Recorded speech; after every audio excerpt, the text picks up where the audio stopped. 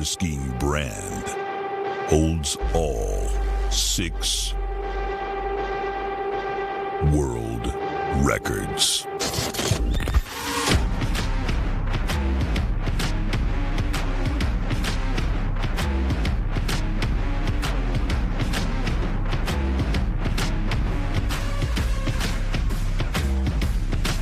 Masterline, made in the USA.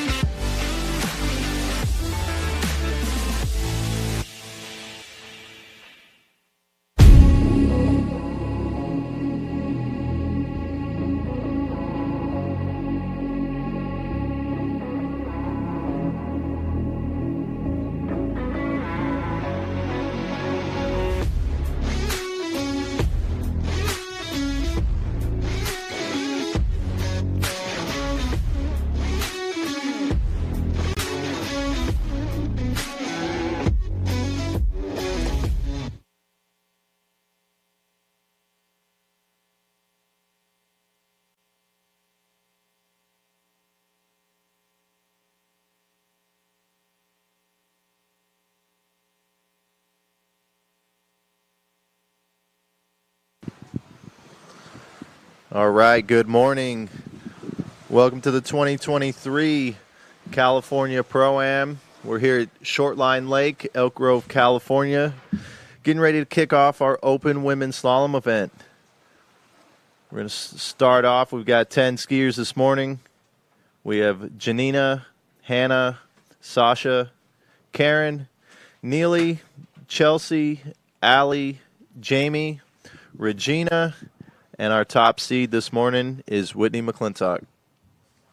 Reenie.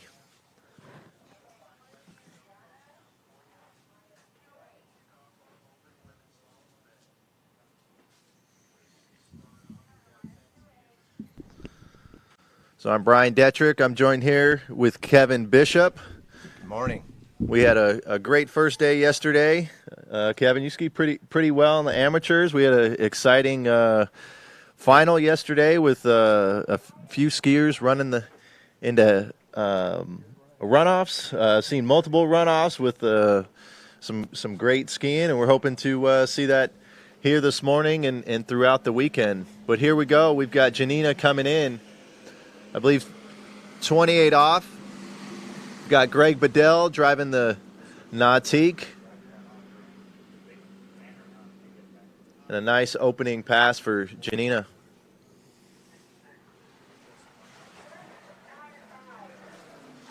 So we're at Shortline Lake, Elk Grove, California, where Brian grew up skiing, where Greg and I have skied many times. That boat's gone up and down this lake many times.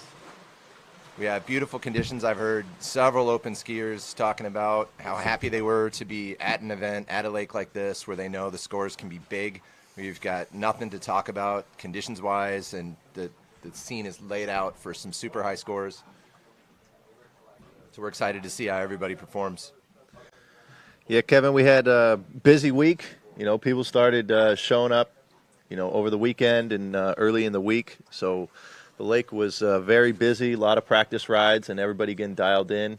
And like you said, a lot of great feedback from the skiers, and looking forward to what everybody is going to be able to produce today. Not only slalom, but also we've got jump later this afternoon, men and women's. So we have a full day of some great skiing ahead.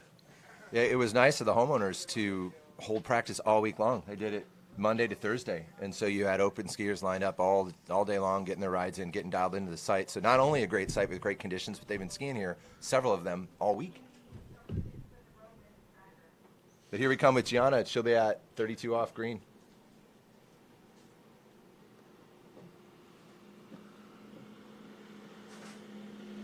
So good looking start here for Janina.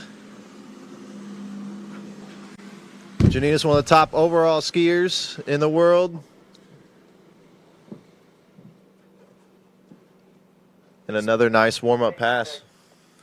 So Brian, last night when we were finishing the amateur finals, which by the way was fun to see Jennifer Leachman going deep. She had to ski. She had her 2 qualifying rounds, and then I think she went out 3 more times in the final. But at that time of day, as you know, skiing here, one half of the lake is dark and one half of the lake is light because of the way that the light hits the trees that time of day. But I was just noticing, I've never skied here this early, but we've got it a little bit dark on the far side of the lake this morning.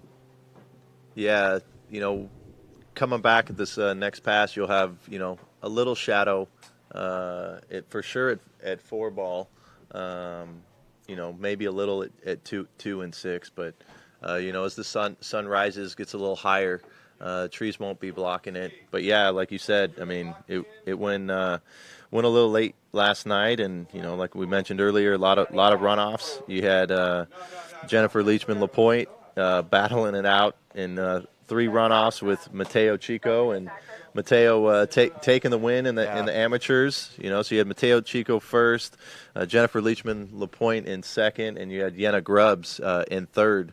So it was exciting amateur event yesterday, and we've got Janina coming back in, 35 off, 12-meter line.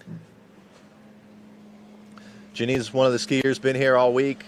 Skied the California ProAm the California Ski Ranch event last weekend, and she's managing this pass well. I know she ran it both rounds last weekend, couple at 38 each round. And making a few adjustments on that pass, but I don't think she ever looked like she was afraid of finishing it. Yeah, as we see in the replay, she was a little slow in back out of 1, so just the timing wasn't right there at the start, but, Janina's comfortable at this pass and, just able to course manage to get through it. Jamie, are you working on the boat camera?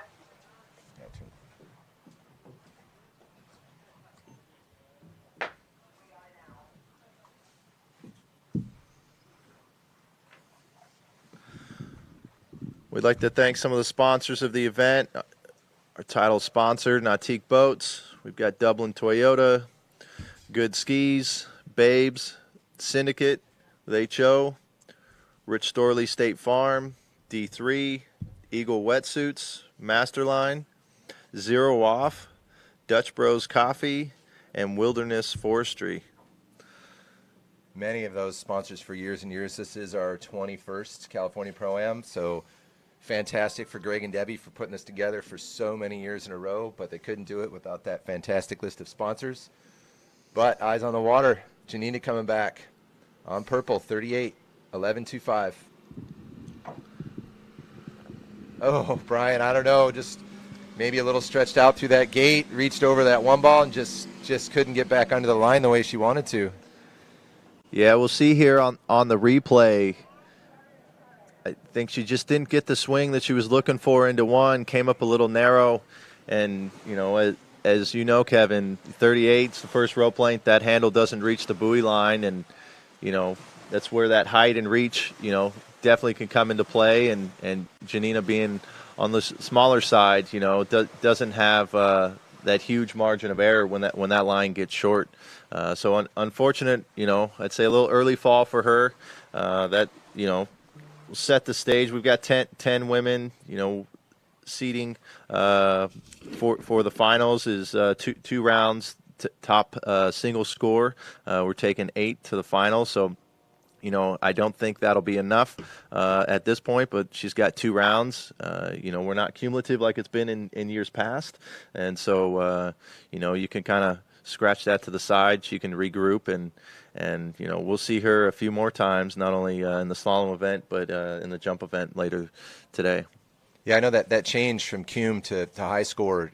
Greg has always been open with the skiers, and how could we tweak the format in a way that would make it better? Let's continuously improve every year. And the cum is hard, right? I mean, you can have one blow up round and one bad round and you're out.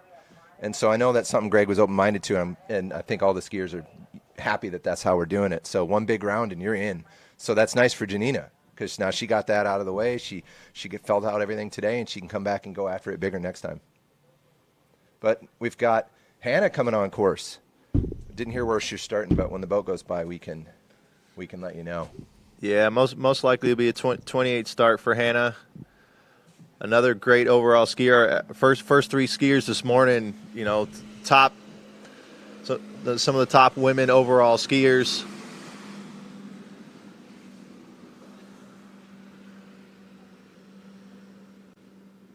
Very solid. No worries. Nice warm-up pass.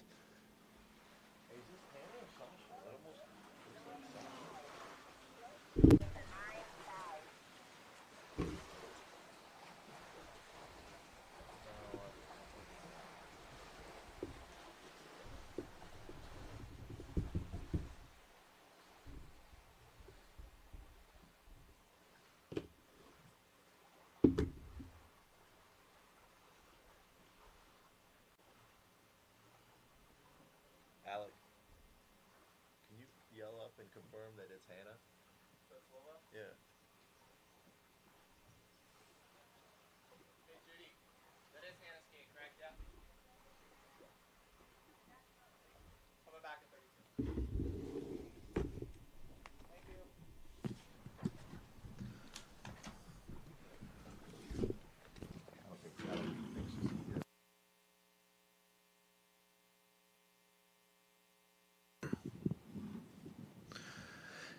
So we've got a confirmed 6 for Hannah, 28 off. So she'll be coming back 32 off, 13-meter line. We're on our second skier this morning. We had Janina Bonneman. Meckler, half at 38, current leader.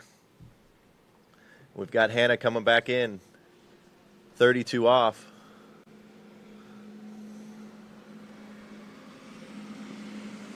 Keeping a nice tight line, Kevin.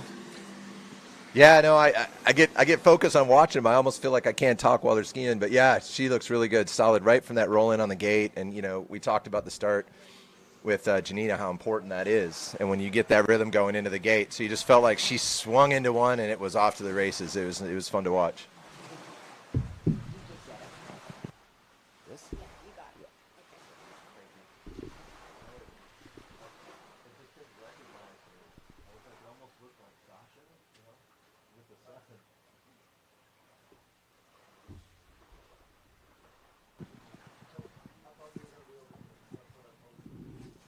Brian, Lake was built 1982. Is that right? Yeah, 1982. Will Bush, Jim Bristow, and families. Had the idea, bought the land, dug the lake, and yeah, it's been over 40 years. We celebrated last year, 40-year anniversary of the lake, and a lot of great skiing through the years. I mean, we've had world records with the La Pointes back in the day. I remember, I think maybe 5 at 38. Wow. So we're talking long time ago, and we actually have I believe both La Pointes, Chris and Bob, are going to be out here, and a lot of history has gone down. And at an event like this, the last couple years, it's great to see the skiers, slalom and jump, coming in a little narrow there at 2. We're at 35 off, 12-meter line for Hannah. That was a nice adjustment, though, right? She was like you say, a little bit narrow there, even coming into 3, stood up, extended, and then by the time she got to 4 and 5, she was right back fairly comfortable. Out the gates on that 35 off, drop at the end of the lake, get focused, and come back at 38. But yeah, so many points over the years at this lake, right? I mean, so many events, so many regionals and pro events, and so many record tournaments and so on and so on. I know I've been able to ski here. I love all the families here. We've got, I don't know, 10 senior judges and multiple Pan Ams and so on. This lake is so qualified. I know Greg and Debbie have commented about it's easy to put on a Pro-Am here because they show up to a lake that's ready to roll, that's dialed, that's got so many talented officials, experienced officials. So it's nice to see everyone here with that, again, that chance to perform. Yeah, and then, not only, homeowners, here at the lake, but even just the surrounding Sacramento region, all the support from the judges and other lake owners, other sponsors and that are local, definitely a team effort to put it on, and Greg and Debbie been great leaders. Over 2 decades, to put on a world-class event like they've done is very impressive. So here comes Hannah, her chance at 11.25. As we said, the first line length where the handle does not make it out to the buoy. Let's see how she gets this going. Pretty good swing into 1. Yeah, nice tight line at 1. A little narrow at 2, but she's in good shape over to 4. Let's see how she can manage that offside, onside. Unfortunately, just got a little deep, just rushed it. I think she was a little later than she thought she was. I think if she would have been a little more patient, especially coming in to that onside, she's a right foot forward, so offside. So just got, a little impatient there. I don't see Hannah slalom much, so not sure kind of where her window is. But I know, she was definitely in that pass and just rushed it there a bit at 5, and still a great score, 4.5 at 38. We'll have to, wait and see after the first round where that, puts her. I'm trying to remember last year, I think we had, some women, some shallow 38s the first round, and then some skiers came out the second round and ran 38. I want to say it was one or two at 38 or 39 was the cut last year. We know we've seen, some of these skiers coming up and skiing really well, I know one that stands out is obviously Allie Nicholson, really kind of breakthrough season, running 39 off for the first time in Greece, and has backed it up a couple more times. She backed it up last weekend, and even pushed out that personal best to 2-ball at 41. Awesome. And I think only a handful, maybe 4 or 5 women, ever had seen the full 2. So. We've got some great skiing. Obviously, after her, we've got Jamie Bull, Regina Jaquist, Whitney McClintock. But right now, this is Sasha. Well, yes, she's at 28 off. She was one of the skiers taking advantage of some practice this week. Got to meet her on the dock. Very comfortable looking 28 off. Feeling out that lake. It's we've got. Temperature's perfect. The lake's probably 85. Air's beautiful. Got hardly any wind.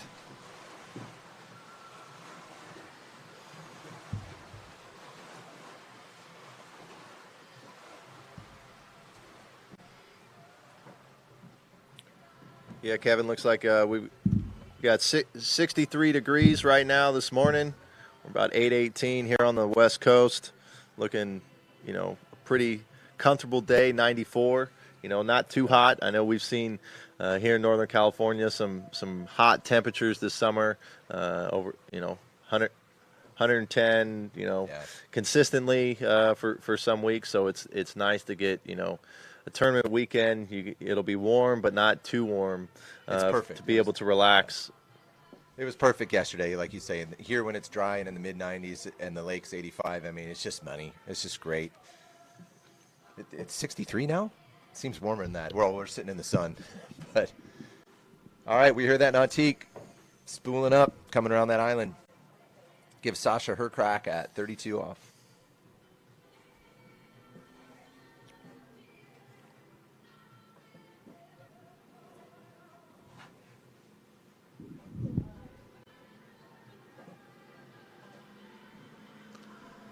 Yes, we got all these first three skiers all on goods. And Sasha, nice handle control into 4, over to 5. Yeah, nice looking pass for her. Comfortable, getting all set up, getting her rhythm dialed in, Greg's getting dialed in the boat, making sure that he's working with every skier. I know he tries so hard, to do everything the best that he can for all of the skiers. Yeah, Good, one of our sponsors for the event. I know, Brian, your personal sponsor. I also ride a Good. I appreciate all the support. Don, I don't know if you're still out there listening, but we're thinking of you today. And I know Chris Roberts is on site today, so look forward to hanging out with him a little bit and making sure all his team skiers are out there getting it done.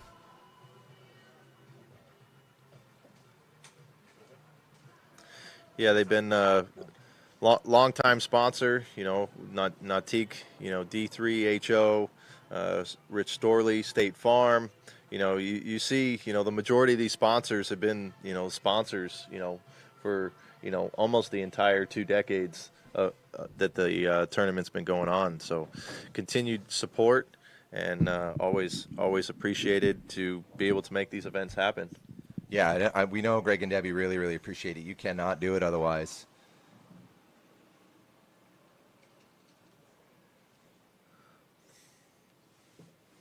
So that Greg's ski nautique coming down the lake. This will be Sasha's opportunity to run 35.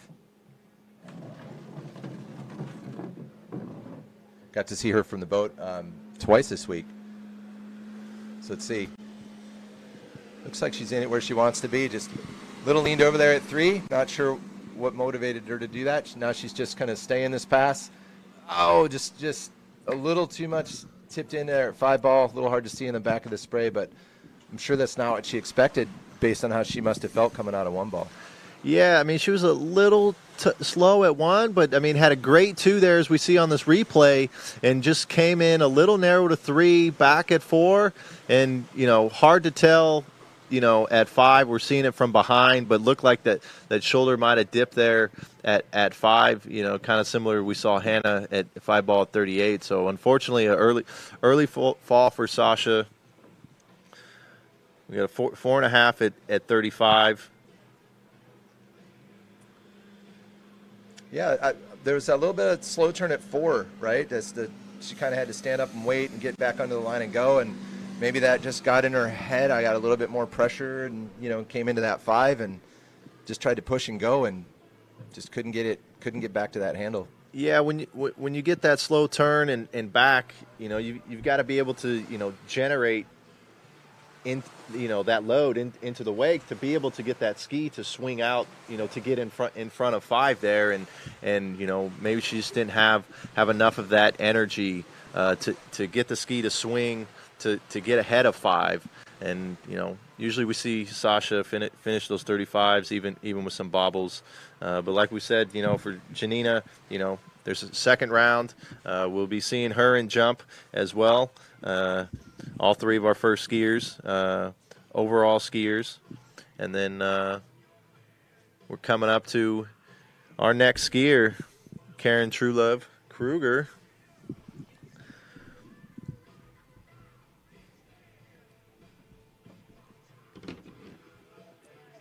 So I know Karen and Freddie, and I see the kids are here. I think the first time the kids have made the trip out, at least since the event's been here at Shortline. So good to see it a family affair.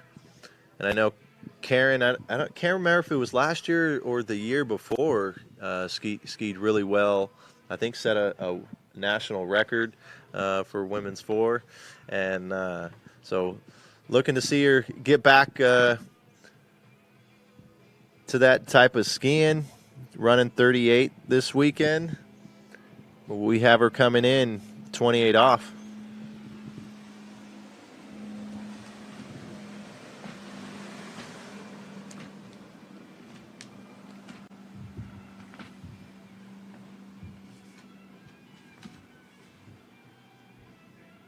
Yeah, Karen's an inspiration, well, obviously so is Freddie and their whole family, but love seeing that ski family persevere, love seeing Karen out here.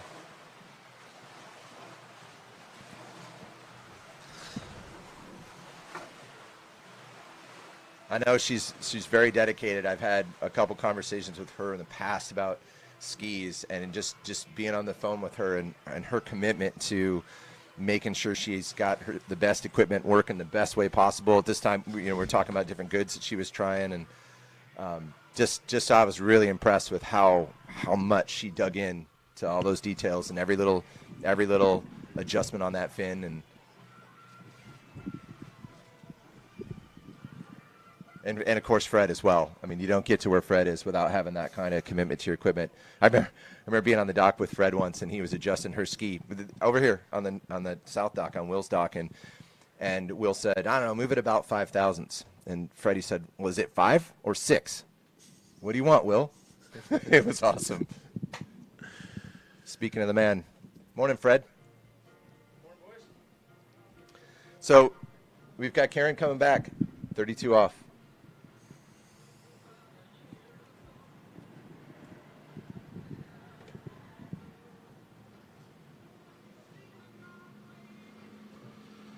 Yeah, nice, calm, no movement, nice swing into 32. Just making this look like very comfortable, very routine.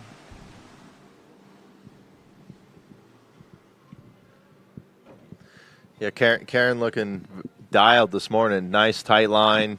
Skis working well. Not seeing, any hitches in the turns. It's a great sign, to see from shore, and I know a great feeling as a skier to have these early passes, feeling good. Usually we see Freddie and Karen come in early. I don't think that happened this year, so I think this is the first ride at the lake this year, and I know a lot of places we usually don't get practice, so Karen being a veteran in the sport, definitely okay with showing up at a site, especially we talk about the caliber of site that we're at here, and you can just trust in your training, your skis set up, and have that confidence going into the event. Yeah, and having skied here before, knowing it's no issue. So we're shortening that line up to 35. Oh, thank you.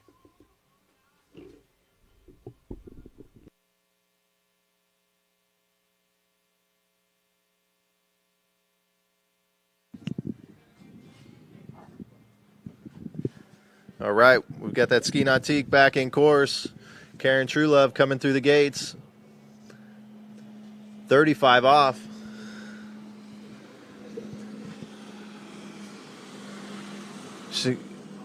Very dialed pass. Not much difference than her 32, Kevin. Yeah, no, look good. Look good. She just seems really solid, really in the moment. So you get those 3 passes, you feel the boat, you feel Greg, everything's feeling good, and then you get to the ones that start to challenge you a little bit more, so should be coming back at 38, 11.25. We've seen her run this pass a lot over the years. Yeah, you talked about not practicing. I know there were several skiers here skiing all week long. Like, I don't know, I'm going to ballpark half the field, and about half of them we didn't see until today. So there's, whether it's their schedule, they don't believe they need to get the ride, they couldn't make it, whichever it is, you've got both going on. But yeah, this is the first we've seen Karen and Fred on site today, but she skied here before. Yeah, and obviously, the stage in life that Freddie and Karen are at, keeping the balance with the kids. The kids are in school, I believe, already, and, their sports schedules and things like that. So, trying to keep a balance to, do everything to support the kids and, still being able to compete, at the highest level in the world, for both of them. It's definitely very impressive to see them, being able to continue to succeed on and off the water. Absolutely. So we got Karen coming back in, 38 off. Our lead's 4.5. Not a very good start. Ski stuck at 1, but big 2. She's over to 3. Back at 3. Can she get over to 4? Yeah, we saw that. Just a little bit of pressure into that one ball caused that ski to stick. It looked like a little bit of chatter there. I know Fred's sitting here with it on video. There, we saw it again there. So I know they'll be sitting down and looking at this and talking about it and figuring out what is it that we can do better the next time to prevent that from happening. Yeah, I mean, we mentioned how good the ski was coming through on the first 3 passes, and so interesting to see that happen there at 1 ball 38. It looked like she had a good gait, good swing into one, and I think she might have just rushed it a bit. Just push on the ski sticks a bit, and just throws off that rhythm, that angle. In that swing that she's able to get into 2 and just put her down course, and it's just she kind of went into that survival mode, tried to attack into 3, but water speed a little fast, and then just on the back of the ski, and unfortunately just getting a little farther and farther down course to there was no room to be able to get to 4. She managed. It was interesting watching her manage it, right? Not after that happened, not panicking, doing the best she can to keep it going, and just like you said, just couldn't get it into 4. But this is back to the format, right? She doesn't have to freak out or be pissed off. She's got another round. So that was her. We said she didn't practice this week, so that was the ride.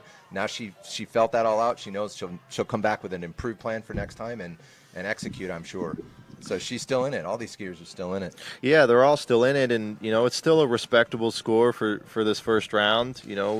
She's got a better score than 2 skiers. So even if everybody else runs more than 3, the rest of this field, she's still sitting, in that 8th spot, and puts the pressure on that mark for Janina and Sasha to chase in that second round.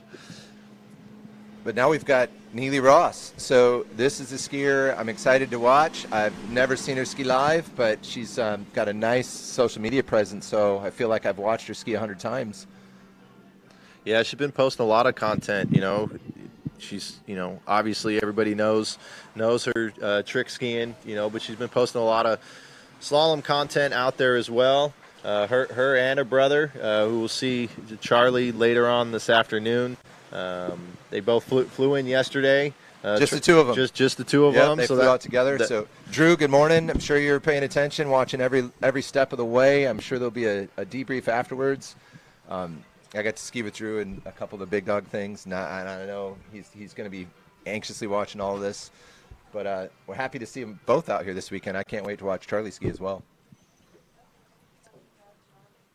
Yeah, I know they spent a few months during the summer in Canada, like they normally do, go up there for a couple months and get some skiing in, probably get away from some of that high humidity in Florida, and get back to the roots, being Canadian. So yeah, beautiful site, right? Saw that on social too. Looks like a really nice place to ski. I'm sure they enjoy that time up there. We've got a lot of Canadians here actually.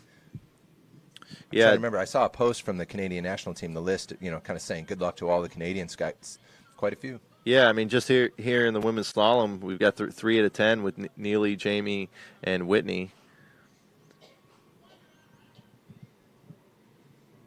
So we've got Neely coming back in, one-handed gait, right foot forward ski. I believe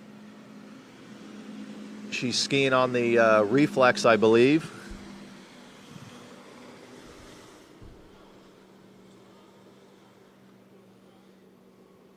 So much control over all of her movements, right? You watch and just, she's been coached a lot. She skis a lot, thinks about it a lot. You just watch her. It's just so solid. Yeah, a lot of that awareness, right? You think of, obviously high-level tricker and, that just that balance and awareness of where you're at on your ski.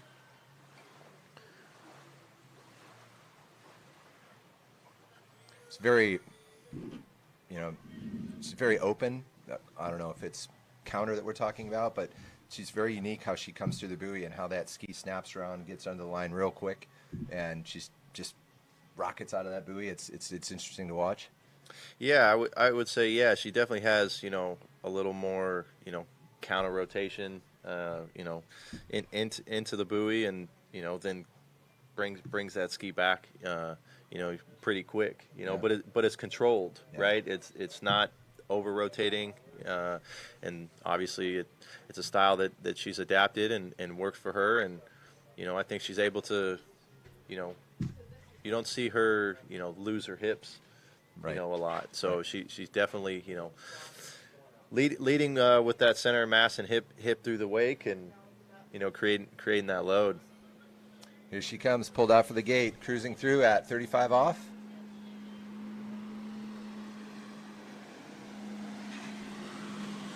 Making a couple of adjustments there early. I'm sorry, that was 38. So what pass did we miss? Okay, so she must have she started at 32. Yeah, so she went out at 32. So apologies on that.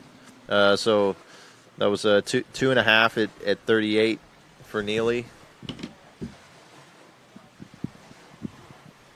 Another skier I don't think that got a ride here. I don't remember seeing her practice. Yeah, no, they showed up to the lake about 3 o'clock or 2 o'clock yesterday. I know they said they had just got in. We're gonna check into the hotel, grab some food, and go to bed from the early flight. I think they said they left Orlando at 6 a.m. yesterday. So 3-hour time difference, and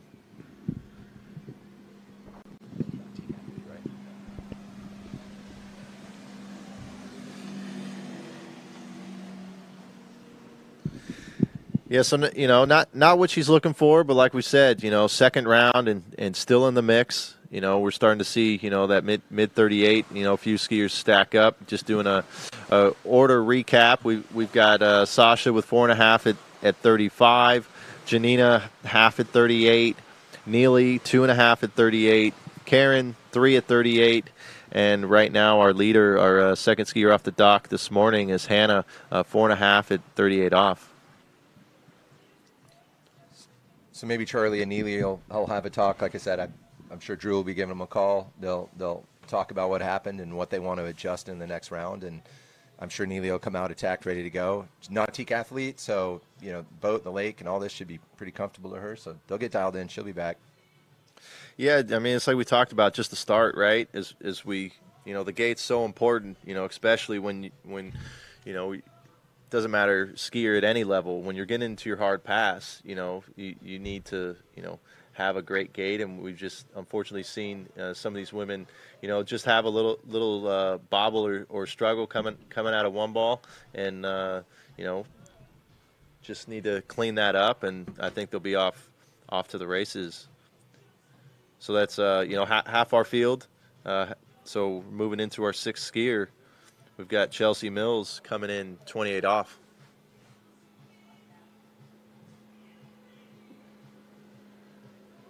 So Chelsea, American, but I know has been spending some time this summer in Canada. I remember going to a big dog in North Carolina, and I'd never met Chelsea, and she ended up skiing in the tournament, and I said, man, who is this? Out there just killing it. And then it wasn't too many years after that, she decided to make a run at showing up at pro events, and she's, while battling some injuries over the last couple of years, she's had some really good finishes. I wish I could tell you how high, but I'm sure I've seen her on the podium at events and had some really big scores. So it's fun to see another skier out here in the mix. Yeah, I mean, she definitely got a late start to competitive water skiing compared to most of this field. So what she's been able to do, like you said, you see her at some events and was putting some decent scores, and then really just ramped up, and came onto the scene and has had for the most part some pretty consistent skiing, running 38. I think even getting down 39. I think she might have run 39. Was it the end of last year? Potentially one of the last 2 years, yeah. And either ran it or was close. I'm trying to remember, but yeah. Definitely deep 39 scores. So a skier that has that potential to do that. Not seen her this year. I know in years past, I think it was an ankle injury she was struggling with. I think it was even here. She was not even sure if she could ski, hobbling around site, and then got out on the water and went and got it done. So we know she's tough. It's got to be tough to battle through that. But here she comes. First pass, 28. Second pass, 32. Another skier that didn't practice this week, but has skied here before.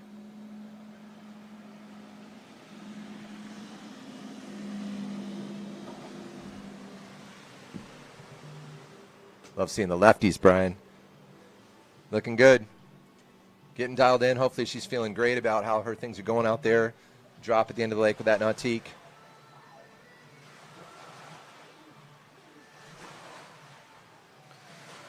Yeah, I mean, that's what's cool, right? You know, we've got lefties, righties, and, you know, everybody, you know, onshore on the webcast, you know, you're able to, you know, relate and pick up little techniques and cues from the different skiers, you know, to see what can help your own skiing out.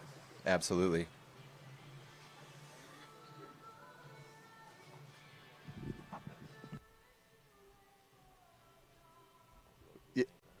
Yeah, I just was just thinking about Nautique and just thinking about how much we appreciate all their support.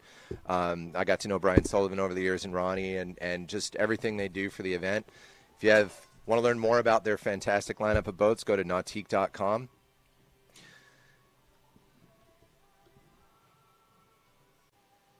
Greg's had a lot of luck over the years, you know, with Nautique. We've got 2 beautiful boats on site today. Thanks, Greg and Kevin Lee, for bringing your boats out here. They're performing excellent all weekend long. We love the ride, love the quality of the boat. And here comes Chelsea. This will be 35.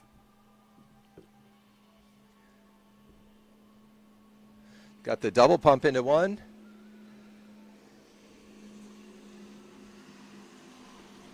She's staying in that rhythm with the boat, being patient, getting a little bit, just a little down course, just a little bit of loose line, but says, I'm not going to panic. I'm going to just stay with this pass. I've got the rhythm I've got. I'm going to take it down the lake. I'm going to get out the gates. I'm going to drop. I'm going to get my head, you know, ready for this 38. I'm going to come in and nail the start. So watching all these pros and where a lot of amateurs would panic and, oh, I'm a little late, the rope's a little loose, I'm going to dive into this buoy, I'm going to try to save it all right here, and then we're in the lake and the boat's going on without us. She just stays in that pass, works with what she's got, been here before, get to the end of the lake and come back again.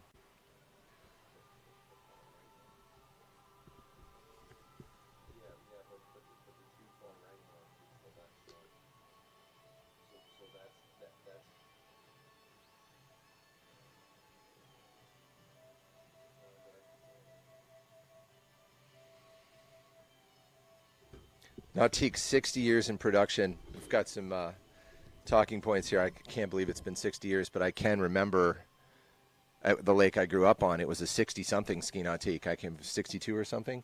Woman still got it. She still gets out and skis behind it. It's an incredible boat, so that just talks to the legacy of this company. 60 years on the water. It's incredible. Improving the boat every year. And the flagship coming down the lake. Chelsea with her opportunity to take the lead. All these girls are thinking, they're just thinking punch through this 38, get your shots at 39 and go from there. See how the lefty gets the gate. She gets a little bit shoulder or elbow down at one, but she's all right. Staying in the pass. Again, not panicking, just working it down the lake, and there she goes. No real stress here, no real drama. Couple of professional adjustments, and she's out the gates at 38 off with the lead, Chelsea Mills.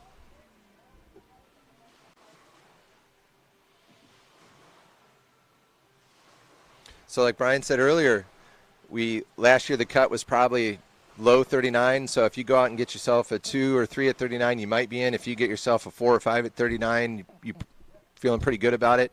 We said Chelsea's done that in the past. We know she can do it. So she's got her opportunity. They'll shorten 10.75, and she'll have a crack.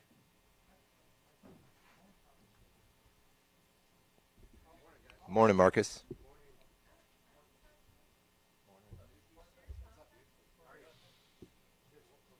So, Brian, I know you had to step away, but Chelsea looked pretty comfortable going through that 38. Maybe a few adjustments, but nothing that caused her to panic, nothing that made it look like she wasn't. All right, I have Charlie Ross here, who is skiing the California ProAm for the very first time. Are you excited about this event? Yeah, really excited. You know, I've been fortunate enough to watch the webcast the last couple of years, and it always looks like such a fun event. And I mean, Short Line's a beautiful lake, so I'm really happy to be here.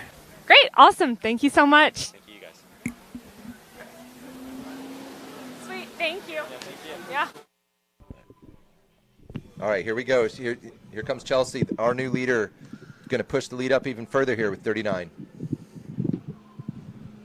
Little narrow there at 1, but over to 2. A decent 2, a little slow with slack. Gets around 3. Can she S-turn? Holds on to the hit. I would say unofficial 3 buoys, 39 off. Big score. Yeah, and like you said, not quite that. We talked about it, and every skier knows that the gate's so important. The gate is half the battle, or most of the battle, and maybe she didn't get off the gate she wanted. She had that little double pump stretched out into 1, and at that point, maybe she's thinking, all right, let's just take it 1 buoy at a time and see how far we get. As a lefty, I can relate. She came into this 3-ball, stretched out a little bit, threw that ski out there, and that onside S-turn's not an easy thing, but she pulled it off nicely, took a little bit of a hit there, and got through those boat guides.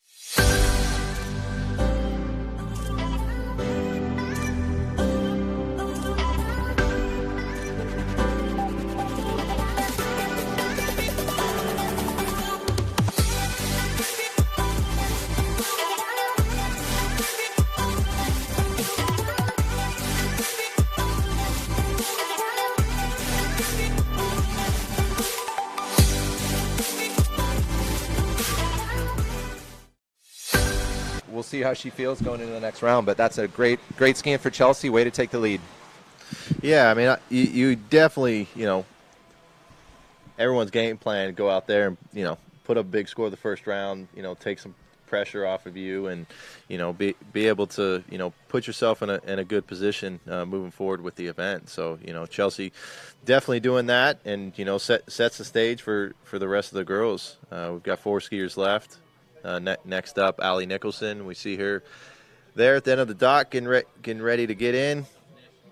We talked a little earlier. Allie's had, been definitely, been very consistent the last couple years, but has pushed it to another level this year, running 39 for the first time and, doing it a handful of times now throughout this summer. Personal best, 2 at 41 last weekend. So excited to see her out here and see what she can put together. She was one, she skied last weekend at the event, and so she's been in NorCal for the last week and definitely been getting rides here all week. Yeah, it's always fun to see any pro skier having a good season, right, and kind of having that up season, and she's having that. So very excited to see her ski, see what she can do out here today. But Brian, take anyone skiing here today, you got to have a good season. You got to be healthy. You got to be liking how things are going on the water, how you execute, whatever your strategy is, whatever you're working on. You have to love your equipment. All that stuff has to be happening, and then you go have those breakthrough seasons. So I haven't asked Allie what it is adding up to her success, but it's fun to see any skier on the upswing like this. So didn't hear where she's starting. I'm assuming 32. Yeah, starting 32. And I know one thing, she's on a different ski. HO's come out with some new skis the last couple of years, and I don't know exactly which one she's on. I think she might be on the Works one. HO a sponsor of the event. And a nice opening pass, 32 off. I know we've seen a couple go 32, majority go 28 so far this morning. And I think Kevin, the rest of the field, we'll see take to the water at 32 off, 13-meter line. Yeah, I know the HO boys are really excited about the things they're working on. I mean, Dave Wiggertner and the whole team with Will Asher, and there's just everybody working hard every year. But, it's a hard thing to take a ski to a next level. And, what I hear is everyone's real excited about what they're feeling with these new skis and what they're working on. And so, like I said, many things have to be working for a skier to have a breakthrough season, and I'm sure her equipment's part of it. Yeah, I mean, the equipment is a huge aspect, right? You've got the technical aspect, you've got the health aspect, and being confident and dialed on your ski is a huge part. No matter going from lake to lake, conditions, whatever's thrown at you, if you're comfortable on your ski and know what you're going to get, we're not going to ski perfect every time. We're going to have some bobbles, and it's how are you going to react and be comfortable coming into that buoy after you had a bobble. And if you have that confidence, in that ski, it's going to be a big difference for your performance. So this is Allie coming back at 35 off.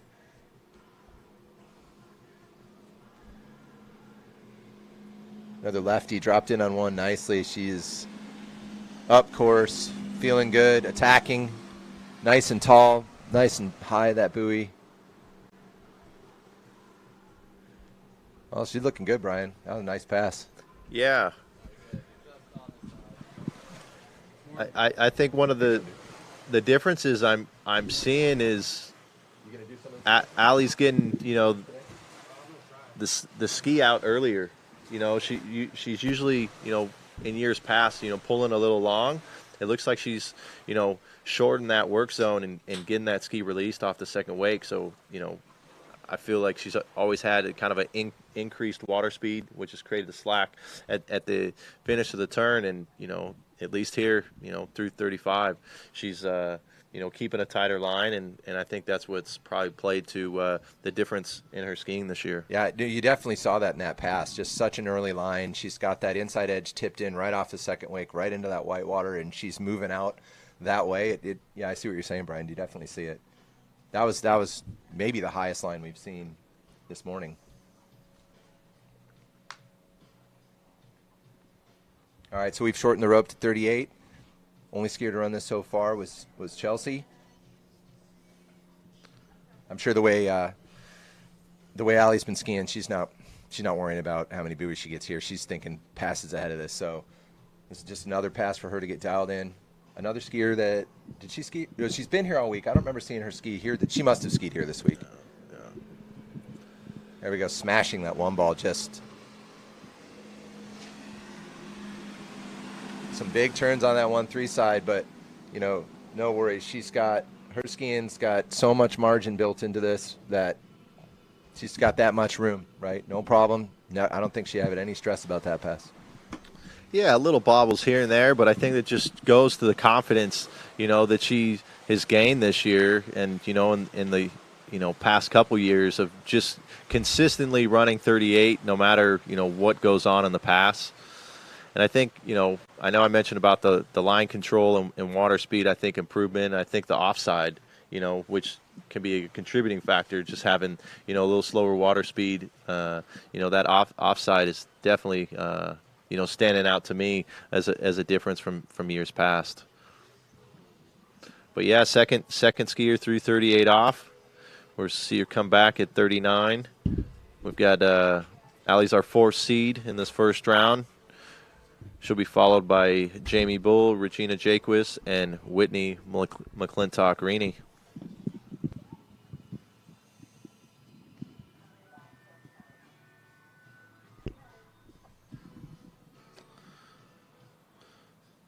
Allie wanted to give a shout out to Zane, her mom and dad, and Michael.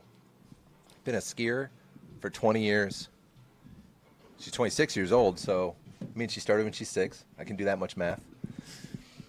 But we're not worried about that. She's coming in with her chance to take the lead. We've got, was it 3?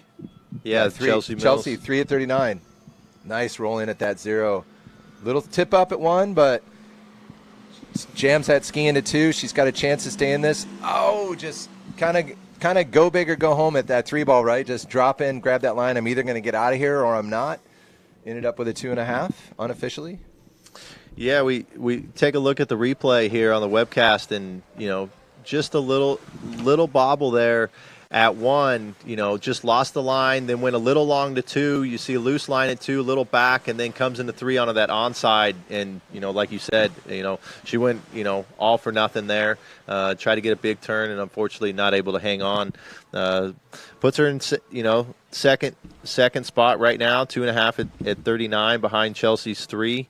And still, like we talk about, a good score. Obviously, the way she's been skiing, definitely, once more. But you're putting yourself in, a good position, headed into the second round. Yeah, so she'll take her notes on what she felt, whatever she liked or didn't like, or whatever she's going to do for that next round, and she'll come back out. She gets another try later.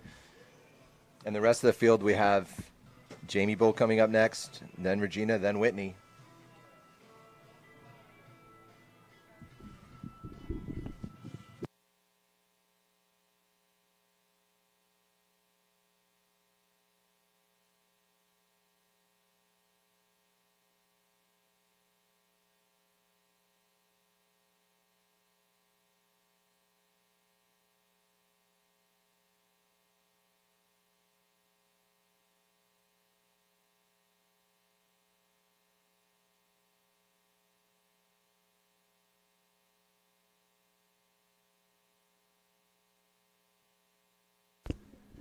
So on the water, Jamie Bull. Jamie, of course, all of us know, has been on a tear for the last several years. Another Team HO athlete. She has had some huge scores, joining the crowd here at the top of the women's skiers list, and a contender at every event she goes to. Excited to watch her ski. Yeah, current world champion from 2021, and obviously everybody's headed back to Jack Travers there outside Orlando, Florida, here in about eight weeks or so. First couple weeks of October. Jamie will be looking to defend her title, and it's definitely, last Worlds was one of the best Worlds. To me, one of the best tournaments we've ever had. The level of competition, across the board, from men and women, all three events, as well as overall, seeing Dorian and Joel going out, both setting the world overall record, and Joel coming out on top. It was incredible from all around. So looking forward to, everyone being back there and seeing if we're going to be able to replicate, performances like that. Sure, they will. I mean, Brian, I know because you've been to many events. You've been to the one in Malaysia. You've been to ones at Jack's, right? And it's everything in between. And when you drop these skiers into lakes like this and lakes like Jack's, you're going to see the scores. That event was incredible. I'm sure the next one will be too. And we'll see Jamie there defending, coming back on course right now at 35. Well, yeah, and it's interesting. We've got 4 women that have been running have run 39 this year. So it's really going to be a battle to see what they're going to be able to do, not only there at Worlds, but here today and the rest of this weekend. And another, smooth pass for Jamie at 35 off. Yeah, it's so awesome to see these ladies pushing their sport, pushing their scores. I don't know, have we ever had 4 women run 39 in a year before? I don't know if that's ever happened before, but I'm not a statistician. But anyway, they are constantly pushing. None of them are going to stop pushing. See Allie now in there, so great to see these skiers coming up and taking their sport to another level. And you remember when Christy ran it, right? It was like crazy, and no one did it for a long time after that. And now we've got 4 that have done it this year. Yeah, I mean, going back, I think there might have been, a year where we had 4. Someone might have ran it once. Obviously Whitney and Regina have been running it for a long time. We had Manon come on. Oh, that's right. There was also Sam Damala's run it. Brooke Baldwin. So I think maybe one of those years that Brooke and Sam ran it. I don't know if it was in the same year, but having Manon, Regina, and Whitney, I think that probably 4 have run it before. I was just thinking again, what is that list, right? Yeah, I think it's 12. I think Allie might be 12. Really, that many? Yeah. Wow. I mean, we're looking just 5 here. If we've got Chelsea, Allie, Jamie, Regina, Whitney. So almost half our field have knocked down 39 at least one time in a tournament.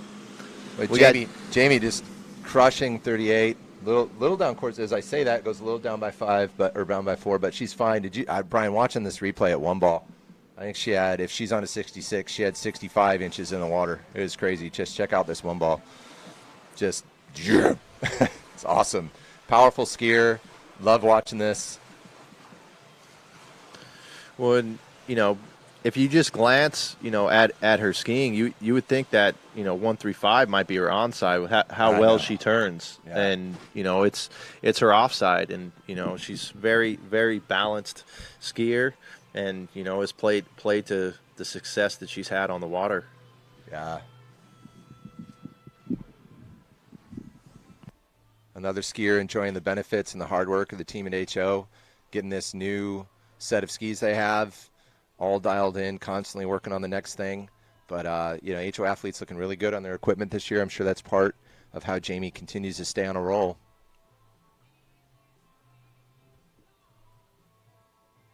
But our third skier to clean the 38 off pass, when you think of, I'm sure when you think of the Whitneys and the Reginas and Jamies, they're all eyes on running this. This is what they came here to do.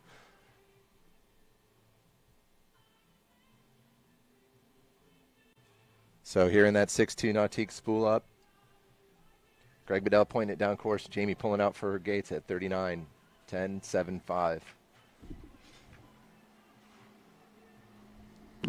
Little slow at one, but no problem. Patient skier comes into 3, sucks up a little slack. Long pull to 4, but she's going to jam that 4. Down course at 5 and takes the 5. Just could not get in front of 5 enough to get that ski back under the line and go. But she says, I'm going to take a 5. I'm going to get out of here. I'm going to go back to the dock. I'm going to come back second round and just finish it. Yeah, we look at the replay. I thought she had a decent one, but she definitely added through the wakes from 1 to 2. So, I don't think the ski came underneath her the way that she wanted, and just had more intensity, I think, into 2, and just set a little different rhythm. I think went hard to 3, like you mentioned, loose line, and then she's just getting a little farther down course, going a little longer, carrying more speed into the buoy, but still, 5 at 39. Obviously, Jamie wants to always run that, but definitely a great score to start the event. Just watching that replay, Brian, we talked about this. You can't get stuck on that edge cutting out. She's going out to 5, and I thought maybe she got stuck and pulled on, but she didn't. She still flipped that ski over. She gave herself a chance. She got in there. I'm sure she was going into 5 and thinking, well, if I get under the line, I'm going, and if not, I'm not. But on that replay, it was pretty cool. I mean, she was under some pressure out of 4 and still turned that ski over, got out to 5, and gave herself a chance. Yeah, I mean, 4, you got that onside, can have a little big load, and, you go a little long down course into 5, and, just you're being pulled into 5, not getting in front of 5 like you want, carrying a little more speed and just making it a little more difficult to turn, especially on that offside. Now we have Regina. Needs no introduction. She's been on site this week. It's been fun to watch her ski, hang out with her on the dock. Obviously, long time, good athlete. Very close with the family. And huge part of the team for so many years.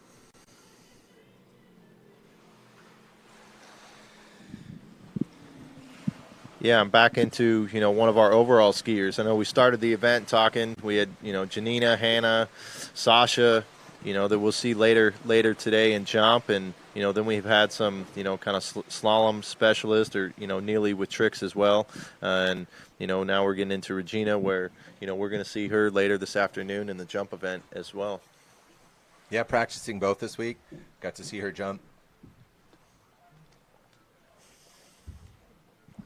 And I mean, looking at the list, I mean, we pretty much, if we're going to look at, we mentioned worlds, right? We're looking at women's overall. We basically have got, kind of the who's of those contenders here. I know we're not doing all 3.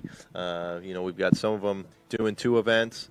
I know we can even throw in, I think, a couple jumpers that aren't slaloming today into that, overall contention. I know Valet, is one that pops into mind. So you've got Valet, Regina, Sasha, Hannah, and Janina. I think those are going to be, some of those top overall contenders. Well, we got Regina. That Nautique's back up into the course. Nice opener, 32 off, coming back in, 35 off.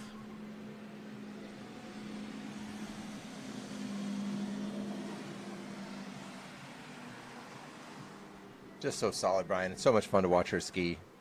She's just refined it so much over the years. And so much so that, I'm trying to remember, is it 10 world championships? Something like that, around 10. Current world record holder, set probably 15 records over the years. Current 4.5. Yeah, I 41? believe 4.5, 41. The current women's overall or women's slalom record. Yeah, from slalom world record to all the overall world records. Definitely, from. I'm not sure if she's won a world championship in every event. I think it might be close. I think she's run one trick like early on in her career. I mean, she started off as a known for her tricks, right. So it's pretty incredible to see her come on, and Trick is, kind of gone to the wayside, with where her slalom and jumps been. Obviously we mentioned 4.5 at 41 is her personal best and world record. I know she's jumped, somewhere around the 182 foot mark or so, and I think, 7, maybe 8,000 off the top of my head in tricks. So, definitely, competitive. In all the events. It's incredible when you're a specialist that has, in slalom alone, has a legendary career and then also keeps it up in those other events. And just, Brian, I don't even know how skiers train for that. I mean, all I can do is take slalom rides, and then they're out there again on jumps and again on tricks. So I just have so much respect for these overall athletes. It's just incredible. Yeah, it's, any given day, she could be at the top of the podium for slalom and jump, right? That's incredible. The women trickers with Neely and Janina and Erica and Anna, really start to pull away, that 10, 11,000 point mark that a lot of these girls are consistently skiing. And, I know that's one thing I was talking about, with some overall skiers that we've got some phenomenal overall skiers in the U.S. But looking at some of them, one we'll see later today. Blaze Grubbs, phenomenal overall skier. For the U.S., our top skier. But if at one event, he doesn't have a stellar one that he's very good at all three. You look at someone like Joel Poland, who we'll see later today in both events. He could go out there and compete, in all three events. He's running 39. I've been seeing scores. He's getting down, midway through 41. And obviously, we don't need any introduction, about his tricks or jumps. Well, we've got Regina, solid 38 as we saw, coming back 39. We've got Allie Nicholson, 2.5, Chelsea Mills, 3. Our leader right now, Jamie Bull, is 5. We know Regina's going to want to get through this pass, as we've seen her consistently do year after year. It's a great-looking start. A little slow out of 3, over to 4, onto the onside. Yeah, but just look at her line. Just how early she is. She has those turns when the line gets short where that ski comes up or she has a little stall, but she knows because she's done it so many times. I just have to wait for everything to come back together, get it done behind the boat, get into the next one. But just watching her here right in front of us, we're sitting basically between 3 and 4 ball. She comes into 4 ball, and I'm looking at where she got out wide and where she turned on the backside of that buoy. It's where some of the other skiers were at 35. It's just incredible how much control she has on that pass. Yeah, looking back at the replay, wasn't a great 3, right? It was okay. Wasn't horrible, but she just, has the experience. Just patient, does the work behind the boat, coming into 4 onto her onside, and, course management, back in the pass, and another successful 39. I just think the lesson for everyone out there practicing, trying to get better at your own skiing, just watch how cool she is on the backside of the buoy. Even if that ski comes up, you don't have to panic, grab the line, and end up in the water. You just wait, let it come together. Watch her wait. It comes together, and she blasts behind the boat, and she's fine. It's incredible. I've always admired that about her. So anyway, new leader, right? Yeah. Through the 39. Several skiers before her planned to do that, but she's done it. And so now she's going to go out, and just imagine she's coming in here at 41. She's thinking, I'm going to put up a number that Whitney's going to have to chase, and that the girls are going to have to chase that whole second round. Here she goes, 41. Yeah, the gate important. It looks nice, tight line at 1, over to 2, turns 2. Oh, wow. So no, she got out to that 2 ball, and I bet she was too. Let's see if I can get that ski under the line, pointed up course in front of 3. Let me see if I can throw my ski around that 3 ball. It just didn't quite come together for her, but she definitely had a chance to get out of that 2. Yeah, one wasn't phenomenal, but still, definitely doable to work with, and how she came in front of 2, especially in her onside. I thought we were going to see her turn and go. I think maybe went a touch long to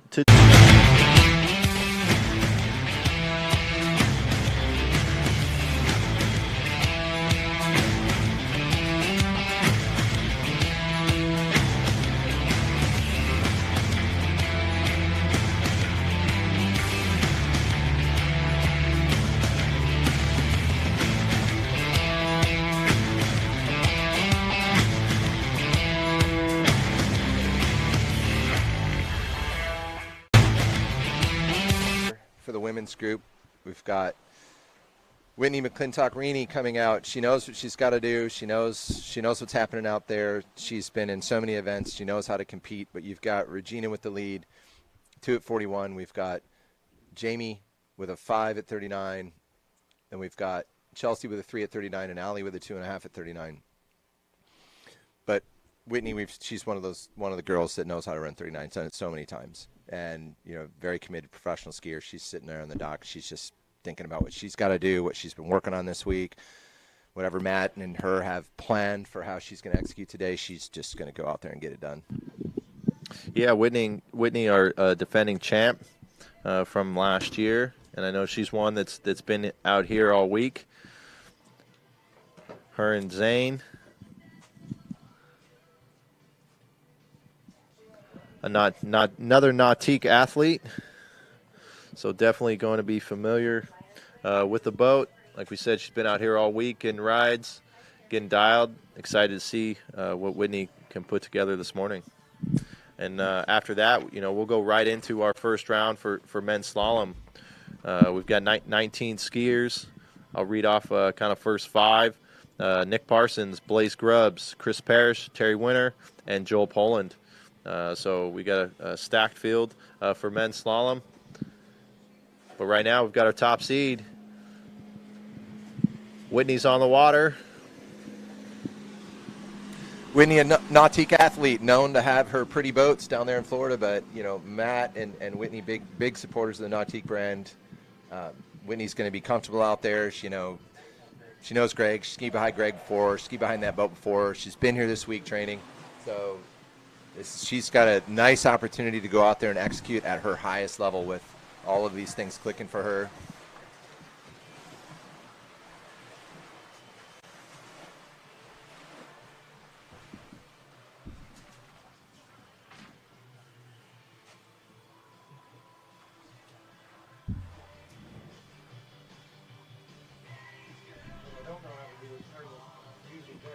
Yeah, that's what I couldn't figure out. That just turned it up.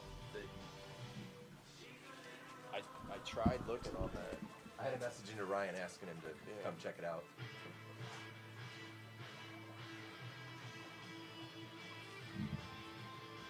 So Whitney this week traveling with Zane.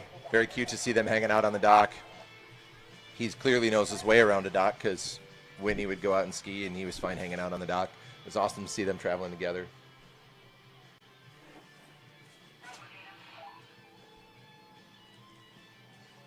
So Whitney just getting warmed up here.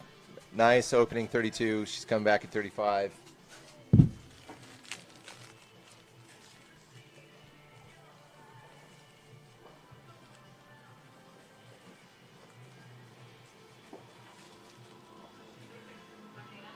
Says that big snappy one ball, not so much here, but it'll get bigger as we go. But I love watching her.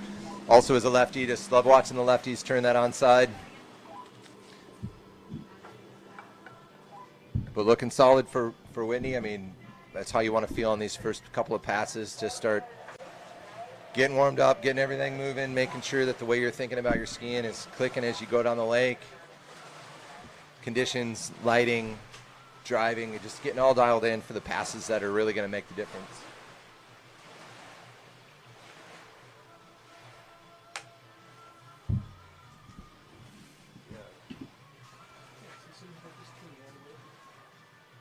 But that's not changing it. Okay, I'm here with Regina Jaquist, who just completed her set for this morning.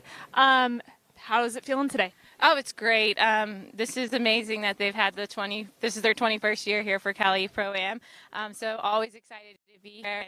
It's a long weekend ahead. We got the second round this afternoon. We have jump, and then tomorrow's the big day with the head-to-head. So today's kind of get the feeling of the lake, the boats, the drivers for the head-to-head. Tomorrow being you may end up with either boat or drivers. Goal 1 and goal 2, figure out how to make tomorrow happen. Great. Well, awesome skiing. Thank you so much. Thank you.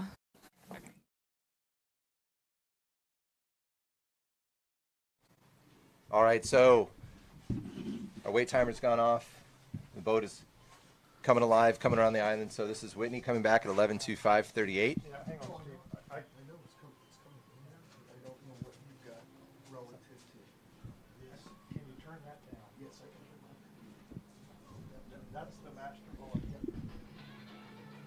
So Whitney with that one-handed gate gets her out in front of one.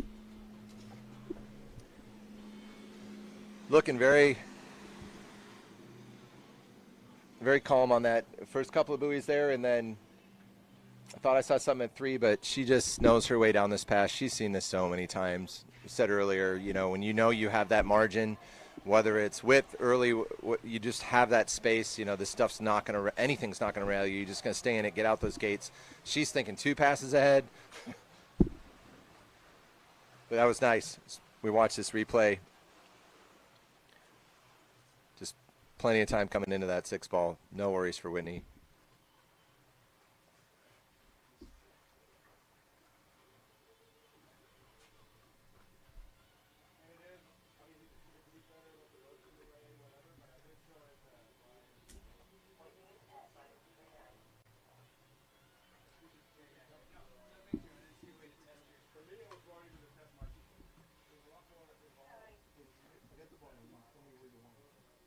We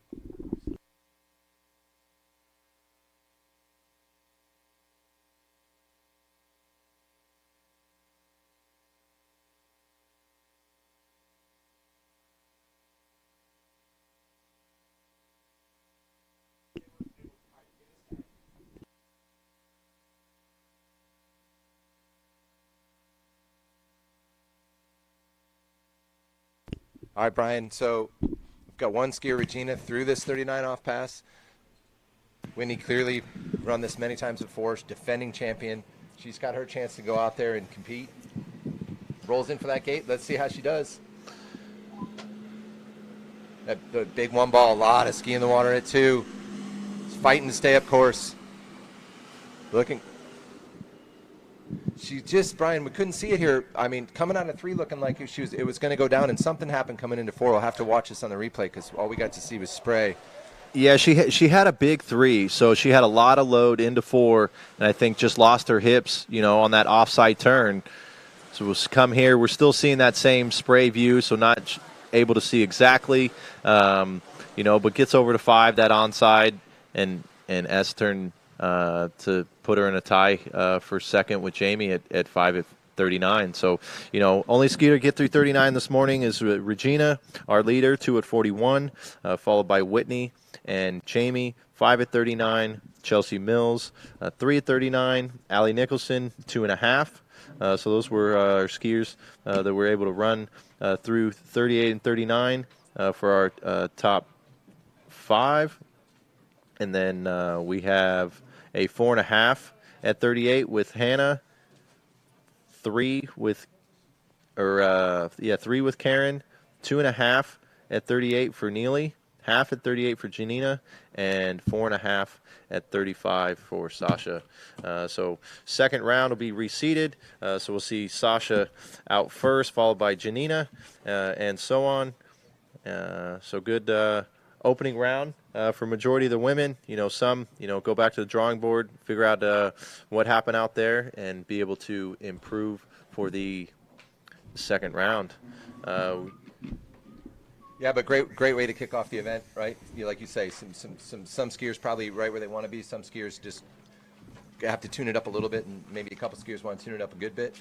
But all the ladies out there performing this morning, like you say, they'll reseed, and they'll have another chance to push the numbers further before they, what are we taking a cut? Is it 8? Yeah, 8. So we've got 2 rounds, 8 advance to the final, top score from either round. And if there's any ties, then it'll go back to, I believe, a backup score. And then if there is a tie with a backup score, I believe it goes to runoff. I think that's a change from last year rather than seeding coming into the event. But that I'll definitely say is unofficial. I do not have the rules in front of me. That's just off the top of my head. Yeah, and like we said earlier, Greg works and Michelle work closely with the field, essentially, to say how can we make it better every year. And so the rules have evolved slightly as we try to make the event you just be better and better every year. And so, Brian and I haven't skied it many times Not sure exactly how that part works, but we'll figure it out by the second round, so we can make sure everybody tuning in understands how we're going to do it today. But like you say, the goal is always to make the event better and better and better with skier feedback to make this just continue to be a great event. Yeah, we just saw a simulation pass, so we're going to get right into our first round for our men's slalom. We've got our second nautique in the water. We've got Will Bush. Only one water skiing brand holds all 6 world records.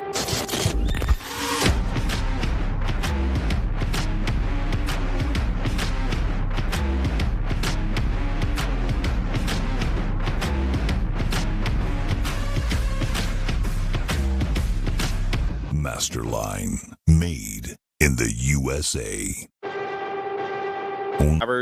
The young Charlie Ross making his debut at this event. Cole McCormick, Corey Vaughn, Rob Hazelwood, Thomas DeGasperi, Dane Meckler, Fred Winter, Nate Smith, and our top seed this morning, Will Asher.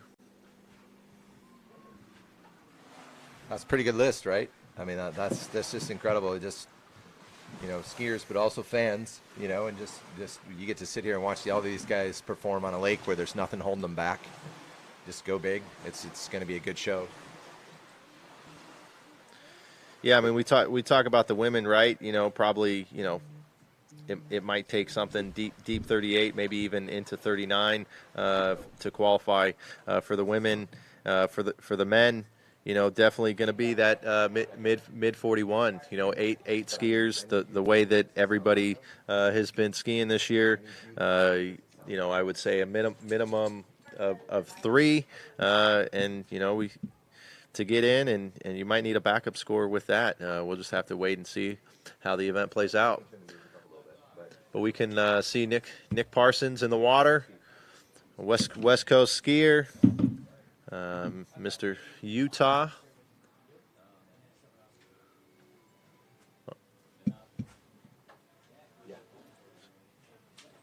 So as mentioned, we've got our second nautique back up on the water, Will Bush behind the wheel. And our first skier, Nick Parsons, coming to the course, 32 off.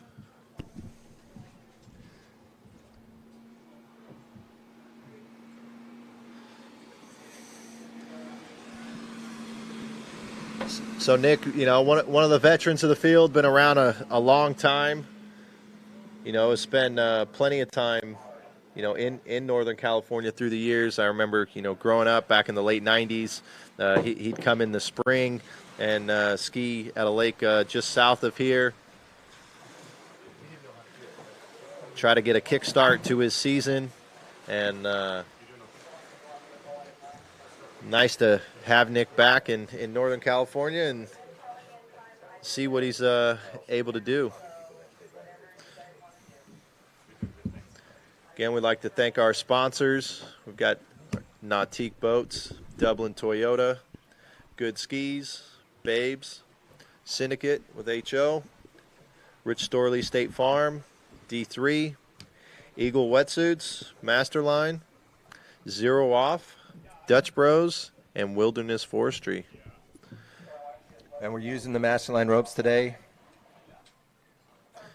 And we talk about little changes, right? We've talked about the format, and I know we're running one rope.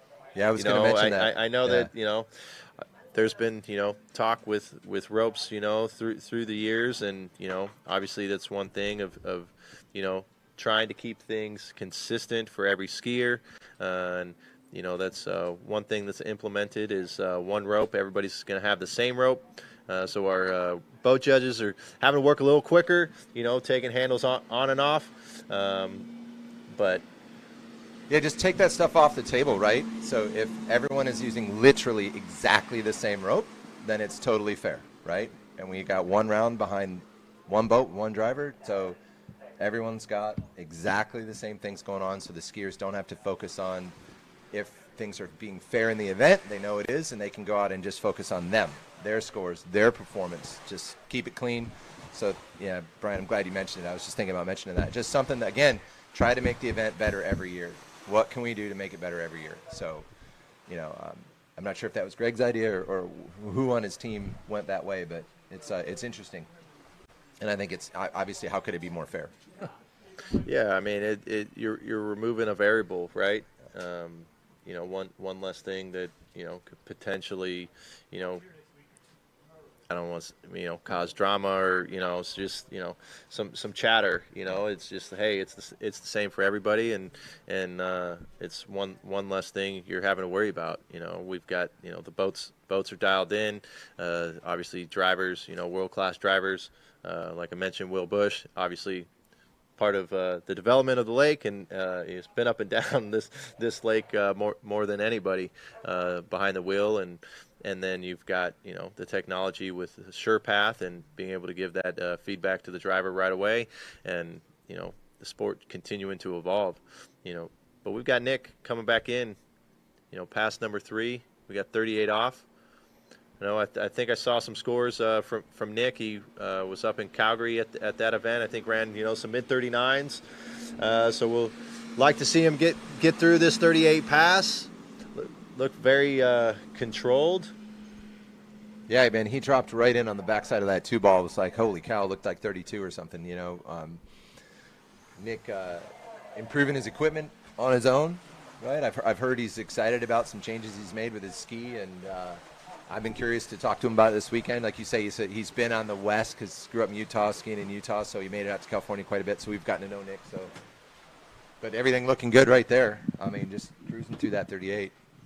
Yeah, good looking pass, and yeah, like you said, I mean, Nick's always testing, trying to innovate, and started designing his own skis, a few years ago, and he's just trying to find the best combination that he believes works for him. So excited to see, he's looking good so far through the first 3 passes, and obviously, as I mentioned, I think definitely going to take, you have to run 39 if you're going to want to put yourself into contention to make the top 8 and be skiing tomorrow. So we'll see what Nick can do here. We've talked about the starts with the women. As the line gets shorter, things don't change here with the men. That gate and start is crucial, especially when we get into 39 and 41. So Nick having his shot at 39, as Brian said, this is going to be a must-run, we believe, to make this cut. And we know Nick's done it. Nick's done it many times. Let's see how he gets in and out of this gate in 1. See what kind of rhythm he can establish. Looks like he's ready to go here. Let's see if he can stay in this pass. Keep this swing going side to side. Gets that ski out in front of 4, gives himself a chance to turn 5, gets back onto the line, and over to 5 out the gate for 6. Nice skiing, Nick. So first skier off the dock in our men's qualifying round, Nick runs 39. I mean, that sets the stage, right? I mean, we got 19 skiers. First skier runs 39. I mean, exactly what you want to see, right? I mean, obviously Nick had a plan. He wants to go out, run 39, and put the pressure on the rest of the field. And, depending on what, he can do here, if he can get, piece of 3, a full 3, I mean, that just changes the whole mindset for everybody, the 18 that are left to come. Yeah, and you know it, Brian, right? The first guy off the dock, there's no better feeling than setting up a number. Maybe you're at Nationals, and for whatever reason, you're the first guy off the dock because you don't have a score or something, and that guy goes out and puts up a score, and everyone after them kind of their mindset changes, right? So you love doing that. So I'm sure Nick needed the score because he wants to compete, but I'm sure part of him knows that that's pretty fun. You go out there, start it. Let's start it off this way. It happened to me yesterday, so I got to go out first, put up a score, make everyone else chase it. So Brian, you've skied so many pro events, and as a spectator, I always wonder, like, how much does that get in everybody's heads on shore, whether scores are high or scores are low? Does that get in the heads of the guys that are coming after them? I mean, I think that's a case-by-case basis, just how everybody handles that, on their own. For me personally, I try not to even know what the scores are. I want to go out there, especially first round, I just want to go focus on myself. So, we see Nick here, a good one. He's over to 2. Can he get around 3? There we go. We talk about 3. Can he S-turn? I don't think he's going to get back to the wake, but 2.5, 41 off, our first skier of the day for men's slalom. Nick Parsons, phenomenal skiing skiing to start the event. Yeah, we were chattering but watching, right? And man, did he get that thing going? And when he got that ski slowed down enough to get back onto the line out of 2, looked like he was going to get his ski outside of 3. Looks like from here he did. We'll have to just make sure the judges agree. And then but was hauling, right? No way to maybe make that S turn and get back before that gate. But we'll let the scores confirm. Yeah, I mean, he had a decent one. He came into 2. That onside, just a little heavy. I think if he would have just been a little more patient, then he would have had a better look there into 3.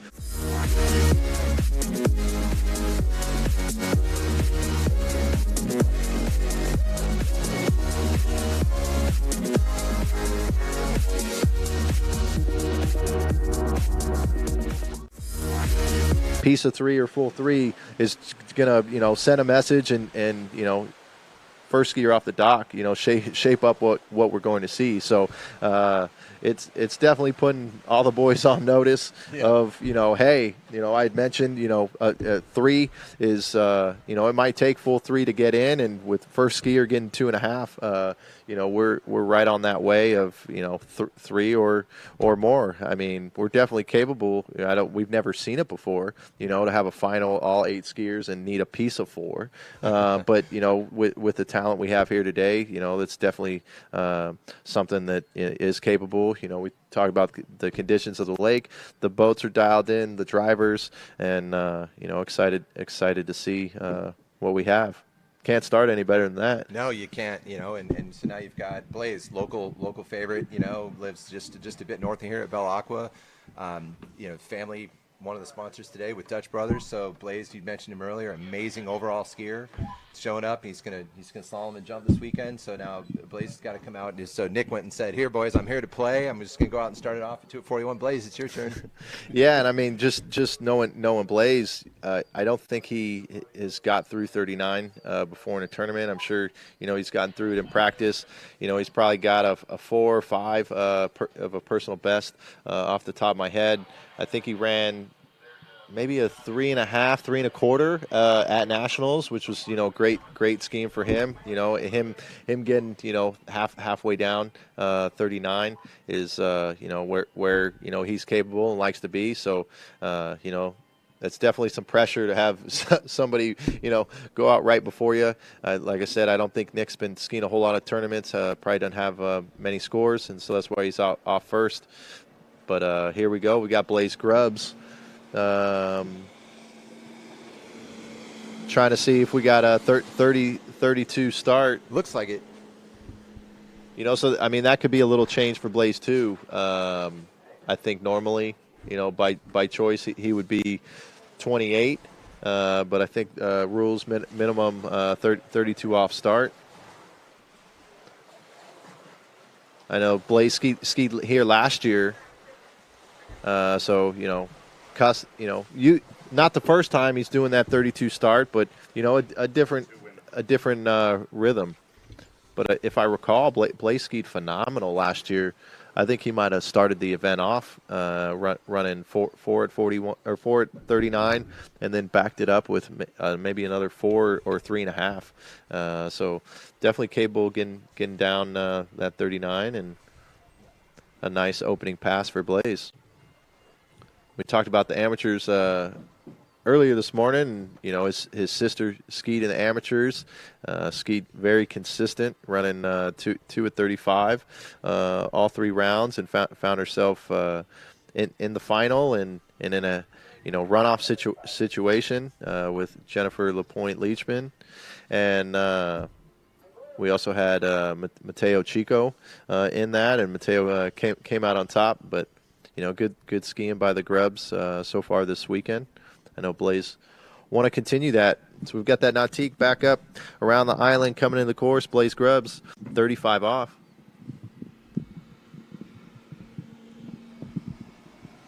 Yeah, Blaze just an amazing athlete and just really nice guy. I got to sit in a tower with him and judge at regionals, and just such a nice person, great to hang out with, positive attitude. From a great family, a whole ski family, does a lot for the sport. They have their own site and put on events, and just it's just a part of that defines that whole family. And like you said, Yanis skied well, Steve skier, his dad, and Blaze is out there representing and just putting it on for the Grubs. Yeah, Steve skied yesterday as well. I know I caught his second round. I think he ran 5.5 at 38, had it going, just a little late into 6 and kind of overturned it, unfortunately. But yeah, they do a lot for the sport, and just like Blaze is doing a lot in life. He's got his pilot license. I think like 15 before he even had his driver's license, and he's been doing a lot of flying. I've been catching some of his YouTube videos in the cockpit with him, and interesting to follow what he's doing. Not only on the water but in the air. Yeah, yesterday Chris Parrish and I think it was Cole were going over to ski with Blaze, and they had to wait for him to get back from a flight. So Blaze called him before he landed and said, "Guys, I'll be ready in 40 minutes." And so then everyone shot over to ski. Yeah, that's awesome. Yeah, the lake was occupied yesterday with the amateur skiing, and I know the Grubs are always generous. They've got a nautique, so I'm sure that's why they're seeking out ski rides over there. But here we go, Blaze back in the course, 38 off.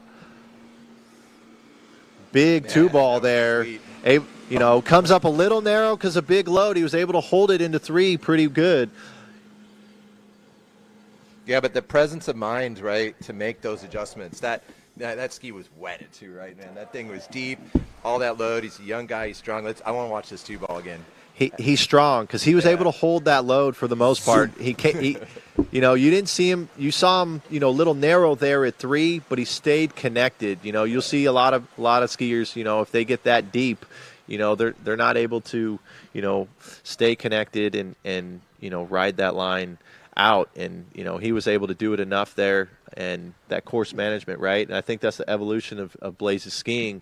A few years ago, you might have seen him panic there at 38. He's getting more comfortable running more 38s and able to, just course manage, know where he's at. And, I think you saw it at 4, right? Big 2, little, narrow at 3, comes over to 4 and just patient, able to just maintain the line, that he's at, not trying to gain, to get back ahead, just taking, what he's been dealt. And years prior, you might have seen him, panic and try to get a big 4 like he had it too. So I think that's the evolution you're seeing with Blaze, and great to see that confidence at 38, which, will lead to the confidence coming in here at 39. Yeah, no, 100%, Brian. When you look at the amateurs, one of the differences, they don't have that experience, and then you might panic. And you watch everyone skiing here today. They've done this before. They know how much room they've got. Right there, that one ball, Blaze knew where he was at, jumped on it there at 2. Got his ski, it looks like around 3, an S turn. Let's see if he gets back. It looked okay to here, but we're going to wait for the judges to tell us what happened. Yeah, looking back at the replay here, I thought he had a pretty good one, over to 2, but just, you see at the finish of 2 there, hips just got behind, wasn't able to move through the turn there, just caused that little delay and not able to get, enough swing over to 3. To get in front of it to be able to make that turn. But 3 at 39, still, for Blaze, that is good skiing, right there. Like I mentioned, I think, his PB might be 4, maybe 5. So he's right in that ballpark. Yeah, Brian, we've skied together, of course, a lot, and we talk about the window, right? We're going into an event. What's your window? And that's right where Blaze is, right? You always, every skier here and every skier everywhere wants more, always. But you're in your range, right? Yeah, I mean we've talked about it. I believe everybody's got a 6 buoy window, and as much as we want to be at the top of that window every single time, that's just not always the case, right? I mean, some, you see more consistent than others, and, it doesn't matter, whether, it's amateur or, the pro skiers, there are going to be some bobbles at times, and, if you're within that 6 buoy window, as, frustrating as it could be to be at the bottom of that 6 buoy window, at the end of the day, that's still, respectable skiing, and you just got to go back to the drawing board, and that's what's nice about the format now. Blaze could go out there and run a PB and give himself an opportunity at 41 next round. But here we have a legend in his own time, right? Chris Parrish, a skier everybody knows. I love watching him ski. I know a lot of people just, if they're looking for somebody they want to watch to, pick away pieces of the style and things you want to replicate, he's a name that comes up for sure. Obviously dominated for so many years. Was a contender for so many years back battling out with Andy and stuff, and awesome to see him here, just competing this weekend. It's fun to see him. Yeah, I mean, he's right up there with, probably the longest on the tour. He competed, so we look at the multiple generations. I mean, Chris was 16, running 39 and battling it out with Andy and Wade. And, then, we see the older skiers, right behind him in age. Right with him, you got Terry Winter, we'll see coming up next. Him and Chris are the same age. And then you've got, kind of right behind them, you've got Will and Thomas, and like you said, Chris been doing it a long time. Former world champion, world record holder, and just the consistency. He was really the first one to start running 41 consistent. Until Nate's come on and obviously changed the game. But excited. I talked with Chris the other day, and he said he's healthy, and I know Chris had some neck surgery a few years ago, so we didn't see him for a short time, but he's back, and he said he's feeling confident with his equipment, body's healthy, and he's looking good out here as he comes around 3 over to 4, 35 off. Yeah, Chris is another one of those guys excited about. Yeah, he's just triple checking my information, but he's another one of the guys that's super excited about the stuff going on with HO, the things that they're working on, and looking good on his equipment out there. Excited about being here, excited about competing. He's still hungry. All of us that have that fire inside us that make us want to be skiers and make us want to get out there and compete, it's still burning for Chris, no doubt about it. Yeah, like we've talked about, the health is a big part, and unfortunately, Chris lost that for a couple years, and I can definitely relate to what I've been going through myself this last 2 years. Definitely frustrating, but it's great to look at somebody like Chris, and he's able to overcome that and come back, and not where he was in his heyday, but he's still getting through 39. I think he ran like 2 at 41 in a runoff at Nationals, I believe, and he's still in contention, and great to see what he can do today.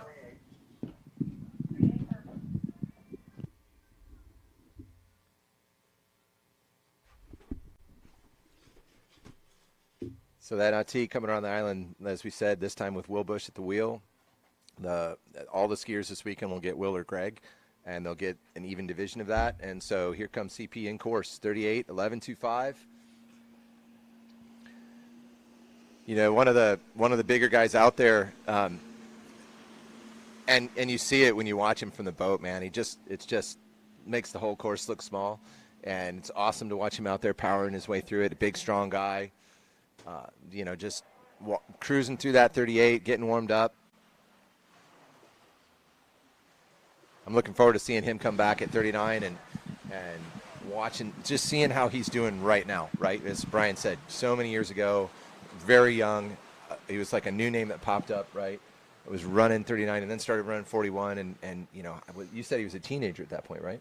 Yeah, when he first started running 39, I think he was 16 years old. Yeah. I remember hearing stories. Marcus and Terry, they're all the same age, and they show up to junior masters, and they're going against Chris, and Chris runs 39. Yeah. And so really put himself from that point forward, being very competitive, in the open ranks shortly after that. And we said it earlier, right? For anyone here today or any of us at any tournament, for you to do your best, you have to have all this stuff going for you. You got to be healthy. You talked about that, right? You got to have equipment that's working for you. We've talked about that. Then you have to do all the things that you have to do with your technique and your mindset and how you're going to attack and how you're going to execute. And And so when Chris puts all that stuff together, he's a force, man. He's going to go out there and get it done. So I'm just excited to see where Chris is at today. We're cheering for him. We want to see him go out there and slay it. So here comes Chris, his chance to take the lead. He's coming in at 39, 11.75. Let's see how the lefty gets through this gate. Slow one, nice and calm. God, tip stays down at 2. He's just staying collected, just one buoy at a time. Here we go, round 5, stay cool, and we're going to go to 6. And that was, Brian, that was pretty clean. That was a very clean 39. Definitely impressed, with Chris on that one, and definitely I think a big difference from the last couple years. I think coming back from that neck injury, he's obviously, you said about putting in the time. Chris is putting in the time.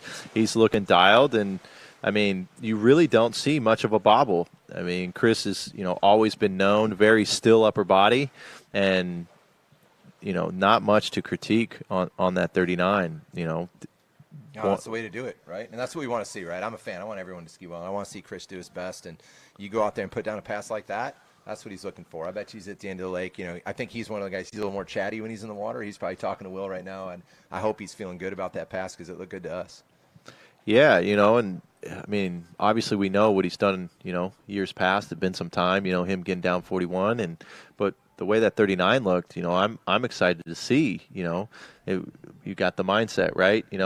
How's he been doing in practice, type deal, and what's his mindset coming into 41? Obviously, confidence with having a great 39 like that, and him being a lefty, expecting a good gate and hook up at 1 and see where we can go to chase the lead. We've got Nick Parsons, first gear off the dock, 2.5 at 41. Chris Parrish coming in, 41 off. A good-looking 1 ball over to 2, over to the offside. Can he turn 2, over to 3?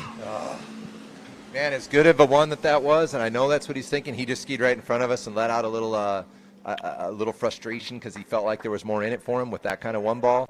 But, Chris, great skiing, man. Come by here in a minute. I want to hear what you thought. But, wow. I mean, that after that 39 and that 1 ball, I can't wait to ask him what he felt going into 2. But, man, nice skiing, Chris. That was looking good. Yeah, I mean, definitely, 1 ball is onside, had a great hookup, came over to 2. Looked like there was like a little, I'll call it a double pump. We'll see here for on the replay, the webcast, the boat video. I think he just did that little double pump there at 2. I'm wondering if he might have been a touch narrow, took it down course, and then wasn't able to get the ski back around him to get the load and to cross course, into 3 to get around it. But still, I mean, great skiing for Chris. We've got 3 skiers in. We've got a 2.5 and 2 at 41.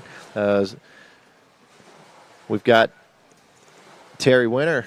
Not local anymore, but, grew up here, Sacramento, in Belle Aqua Lakes in Rio Linda. Still comes back and does a lot of coaching and skiing here in Northern California. Terry's with D3. I believe he's skiing on the new Neo 2. And obviously, we talk about Chris being a technician, still upper body. Terry's right up there. Yeah. Obviously, a big height discrepancy.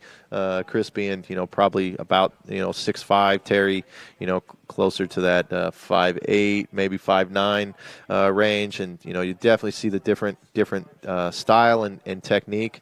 But I know Terry's obviously local fan favorite, but throughout the world, everybody enjoys watching his technique and his style that he has. Yeah, I've loved watching Terry over the years, and he's another. I said it before. Chris is a skier people like to watch. Terry's another one. You want to be a student of the sport. These are guys you have to watch. And I've being in Northern California, got to know Terry like you did. And one of the things I think about with Terry is everyone here is passionate about this sport, but I don't know if anyone has more than Terry. Terry's just the guy bleeds for this. He just wants to ski every day. As soon as the tournament's over, if you say, Terry, you want to take a ride? He'll probably say, yeah, man, hook me up. He just wants to ski. He just wants to be here, and he wants to kill it. So we love watching Terry ski. But we've got Chris over here. I want to get him on the mic here. So, Chris, We were loving that skiing. I want to get you over on the mic, and that 39 looked amazing. Tell us about how you felt there, 39.41. Yeah, thank you very much. Yeah, my 32 through 38, I was just trying to like hit my keys, kind of find my spots, and I felt like I was building as I went. And yeah, my 39 gate and start was really good, and I just stayed with it. I had a little slight bobble at 41 on my turn in. I think that kind of got me at 1, but I want to correct that for next round. Yeah. So that's great, man. Brian and I were sitting here going, man, that was a nice 39. Like, it's good to see you out here and skiing like that. And then that 41, we wondered what you thought, because from here the one ball looked pretty tight. Close. Yeah. So how did it feel going out to 2? No, I for real, I was just telling Cole McCormick, I just felt a little shallow, a little narrow into 1 at 41, and I kind of knew that was from my gate turn in. But I want to fix that, get the space, and maybe get down the line next round. Yeah, awesome, man. So a good starting point, and you know what you need to do, man. We're looking forward to seeing you next time. Thank you so much. Appreciate it. Cool. Thanks, CP. Good skiing, man. Yeah, that 39 looked good. Yeah. Thanks, man. Good to see I you. had one of my best practice sets of the year yesterday. Yeah. Actually, I had my best practice set of the year yesterday. I told myself maybe I shouldn't have done it now. But no, things are going well. So. Yeah. No, Cool. So Chris pumped with his skiing there, and you know, that's a nice place to be, where you feel good about what you just did, and you know there's more in the tank there. You know you can make an adjustment and get her done again. And Chris is all fired up to come ski again. So like we said, every skier here is passionate. You know, Chris loves it, and you know, he's all smiling, his heart's pumping, and I can't wait to see him take his next ride.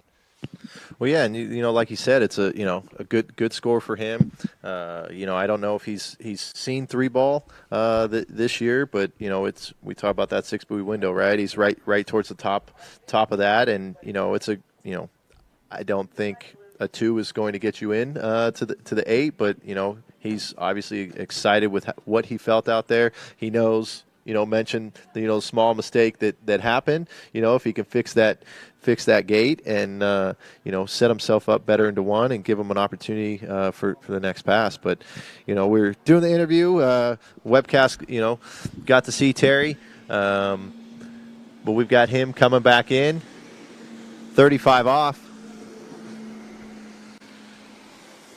Yeah, Terry's just a ski machine, right? You know, it's just you know what you're going to get. He's got everything out there under a high level of control.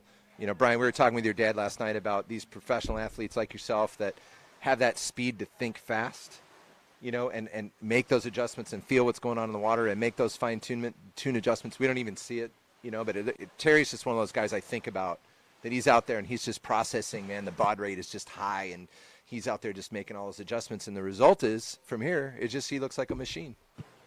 Yeah, and I mean, that's where you can see if somebody, you know, makes a mistake or gets in a situation, it's how do they react from that? You know, it's kind of like that cat-like reflex, right? And how quickly, you know, your brain and body, you know, can process that. And obviously Terry is a phenomenal athlete, and, you know, I know a lot of people don't know, should know, you know, I mean, he's you know, over 200 foot jumper, and, you know, I know, you know, he can trick, you know, probably 5 back in the day, you know, all hands, you know, no toes, but he's a phenomenal athlete, you know, whether it's on the water or off, you know, mountain biking, and, you know, very active lifestyle. He's living in Idaho now, and obviously all the obstacles that he has training in the cold and wind that they see there.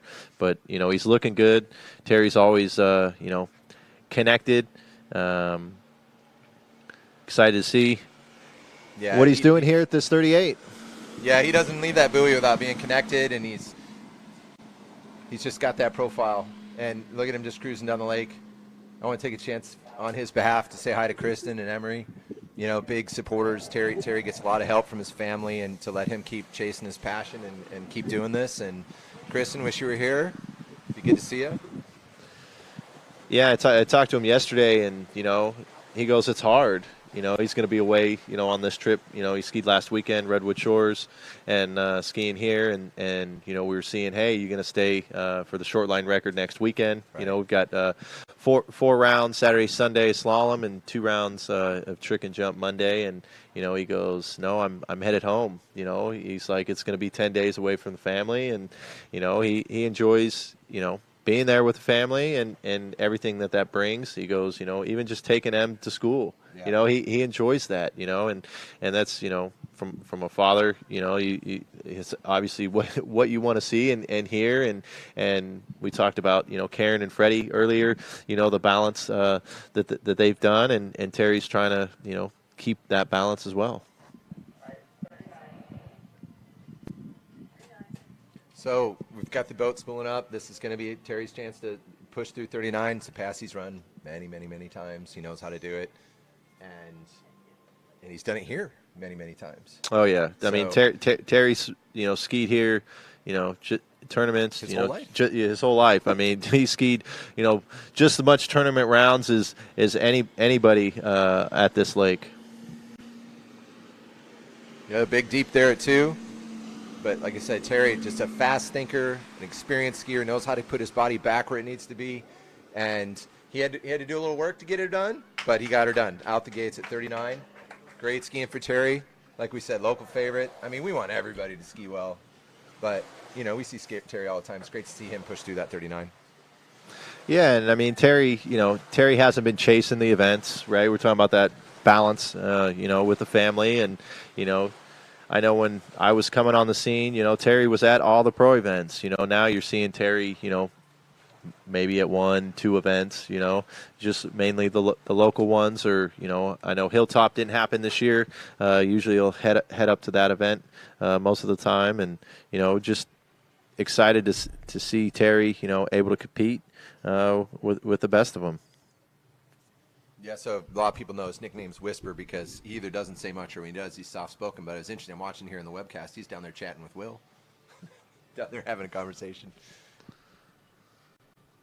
Yeah, and Terry, being with D3 now, obviously working, a lot with Will, on skis and R&D. And, they've obviously talk a lot, about what they're feeling and whatnot. And you'll see, we talk about it. Everybody's different. Myself, I'd like to keep to myself, but there's a lot of people, chat with the driver of what they're feeling or what's going on or some thought that might have popped in their head.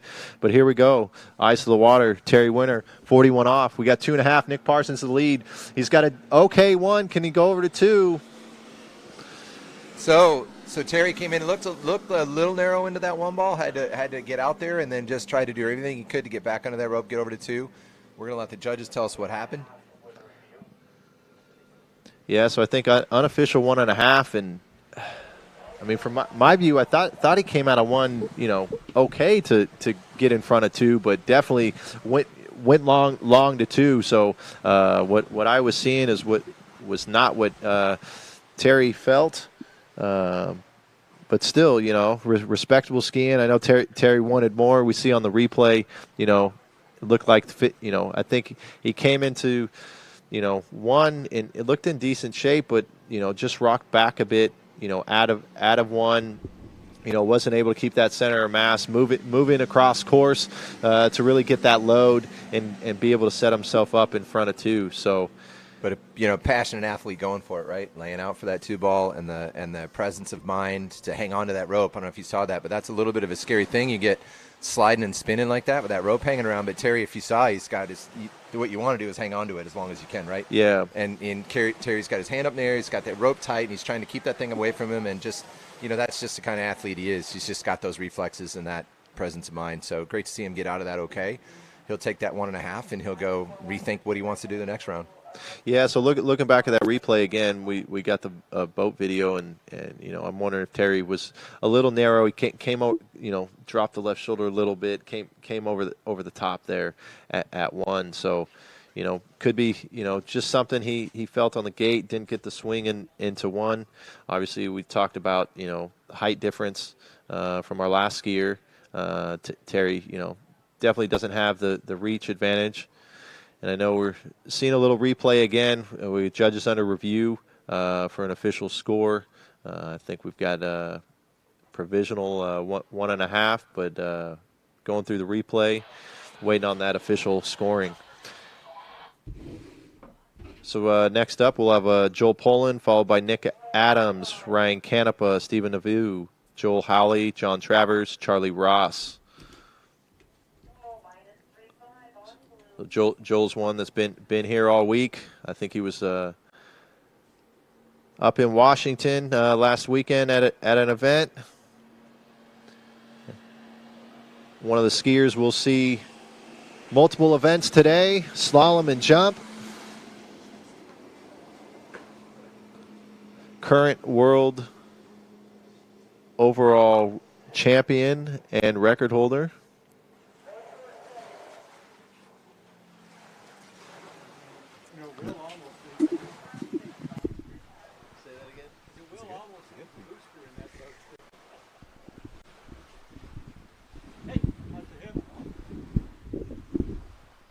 So for everyone tuning in, we're at the California Pro-Am, our 21st year.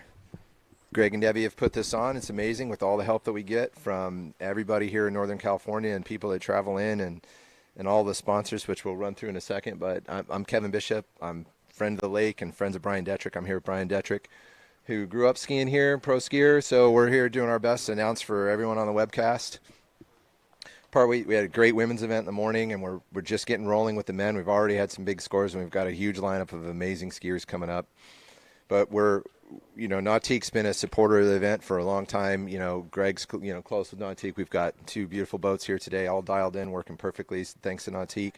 And Greg's got a number of long-term sponsors, including Dublin Toyota out here in Northern California. Of course, Greg's a good athlete. We've got many of them here today. We've got Babes, HO Syndicate Team, Rich Storley, my agent from State Farm.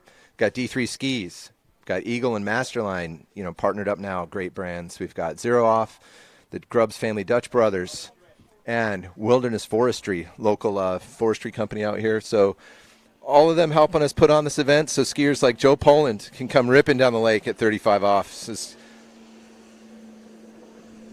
is the first time I've seen Joel ski live, having seen him many times on social media, out there doing fun stuff on his skis, trying to keep the sport interesting. But, forget all that. He's a great skier, man. Look at him crushing this slalom. Oh, thank you. I've just been corrected. So Joel did a 35 start. Yeah, definitely interesting. I do know he's been here all week, and somebody made a comment that he said, he was talking to Greg and I in the boat earlier during his practice ride. Yeah. Yeah, and he was saying, conditions like this, everyone should just have minimum start at 35. So interesting, first round for him to go out 35. I mean, I think we'll see, a lot of skiers go 32, but obviously Joel, known for, trick and jump, obviously a great slalom skier as well, and shows to the confidence he has been having on a slalom ski. I think he skied a Canadian event a couple weeks ago and was running mid 41. So great to see Joel's consistently running 39 and getting down 41. So that confidence is there, and probably led to the decision of 35 start. So we're already third pass, 39 coming in to chase our lead. We've got 3 skiers have already completed this pass, and we see if Joel can be another one. A little loose line out of 2, but back in it. Talk about a skier we all know the reflexes and the athleticism of this guy. It's just enviable. It's just unbelievable. I found it interesting when Joel said that, Brian, about 35. I mean, if you take guys like Nate that, we expect to run 41, and you could imagine Nate saying we could drop 32. And I know I've heard Nate talking about it. I don't know how he personally feels about it, but, you could see somebody like Nate saying, let's drop 32. But when Joel says it, and Joel's a mid 41 guy, right? And he thinks he can drop 32. So interesting comment. He, Greg and we talked about it with Joel in the water, and Greg said, well, we don't want to necessarily go to a mandatory 32 start because we got take a Blaze Grubbs. Yeah. Are you going to make Blaze go out at 35? Give the new guys, give everyone that's coming in a chance if they're not comfortable with that. But then, so Joel, I don't know why he chose to do this, but based on the conversation we had the other day, I'm just going to guess it was, well, I'm going to lead by example. I'm going to show everybody it can be done. I'm just going to go out at 35. Yeah, I mean, everybody's capable, right, for the most part to go 35. Like you mentioned, Blaze, I think, normal tournament, his choice, he's going to start at 28. So, right, Blaze can handle, as we saw, the 32 start. Now 35 start, that's starting to be, a really big change going 2 passes. Not saying it's not something that Blaze can't do, but it's something, if you're aware, you can go and practice that and be prepared to come into the event. Yeah. But 41 already, 4th pass. We've got the lead, 2.5 at 41. Nick Parsons, followed by Chris Parrish with 2. The start is crucial. His onside, a big 1 ball over to 2. He lost the line at 2. Can he get over to 3? S-turn 3, holds on. Our new leader, unofficial 3 at 41. Joel Poland, great skiing. Yeah, that was awesome. I mean, that big one, right? But I don't know. He's just one of the guys I think about with their reflexes. And he does a double TikTok into the dock there. By the way, I saw him do it on his jumpers. He did TikTok on his jumpers. Just the fun stuff he does. But I mean, great skiing. For Joel, he comes out here. We said 3 might make it in, right? So here's Joel coming in here, getting into the event, putting out a score, taking the lead. It's awesome. Yeah, I mean, we've got 14 skiers left, and we've got a 3, a 2.5, and a 2, already in our first 5 skiers. So the stage has been set, and, that's what Joel wants to do, right? Go out and get that 3. I just don't think that's safe, right? It's like, hey, that's how you want to start. But we're going to have to see what the rest of this field does. And I think, like we saw last year, there were some good scores, and it came to backup scores. So, yeah, we talked about it with the women, Brian, right? We're at Shortline Lake in Elk Grove, California. We've got beautiful conditions. This lake is dialed. It's been refined since 1982. Everything's perfect. We had a lot of guys and girls showing up saying, oh, we can't wait to go out and nail some scores like this, like we talked about at Worlds at Jack's. When you go to places like this, the scores will be big. So a lot of places, 3 probably does make a cut. But as you're saying and potentially predicting, it may not here. But, Joel's going to go out and put up a good number, and he's going to see where he lands. And by the end of the afternoon, we'll know what the cut actually is. Who we got, Brian? We got an Aussie, one of 2 of our Aussies we've got in the field today. We've got Nick Adams, HO skier.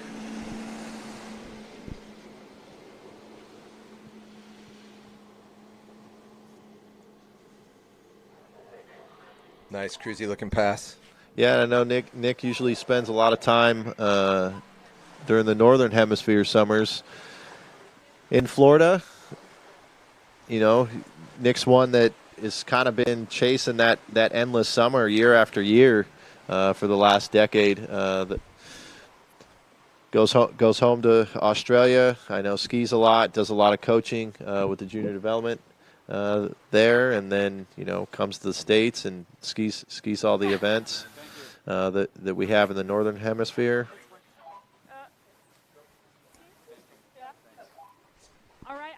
Legend, Chris Parrish right now. Great skiing today. How's training Just looking been? at his bio, Brian, it looks like anything he's besides water just a skiing little right older now? than you. Yeah, 35. I've actually partnered with a company called Real Frequency, and what we were just it's talking really, about, really if you exciting. look Got at some the stuff range. going on there. And, actually, my skiing's been great. I've had one of my best practice rides of the week so far. I had a great 39, and I still think there's a little bit more left in the tank.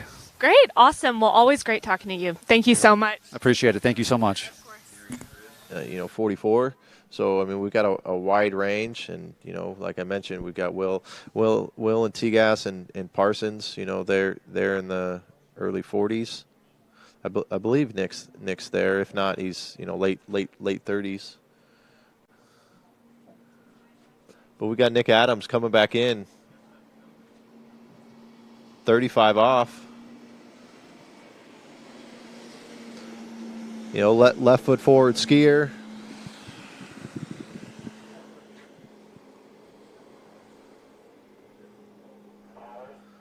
Smooth pass for him, Kevin. Yeah, no, looks good. I love watching all these guys get warmed up and just be a student of the sport. See what you can learn from everybody. But Nick looks good. Looks like he's getting comfortable here, which is almost no reason not to be. You've got Will Bush driving, chosen driver for Nautique at the Masters. He's driving here today. He and Greg Bedell will be dividing the driving responsibilities. So you've got that beautiful ski Nautique. You've got great driving. You've got beautiful conditions. You've got beautiful weather on a lake that has set world records. You've got some of the best officials, most experienced officials in the world putting on the event. So you show up somewhere like this, and there's just nothing to focus on but yourself and how you execute.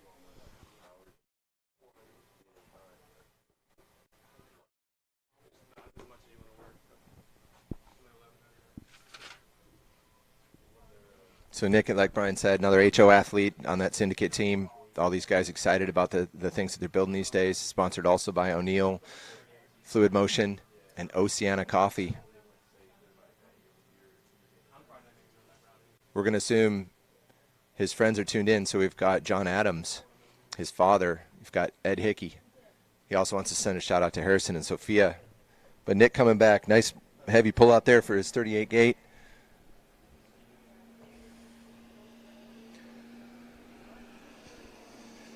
So looking very calm and collected. Just walking down this lake, feeling that rhythm of the boat. Everything's just a little shorter, a little bit more whip. And just very calm. 38 pass for Nick. Looked great.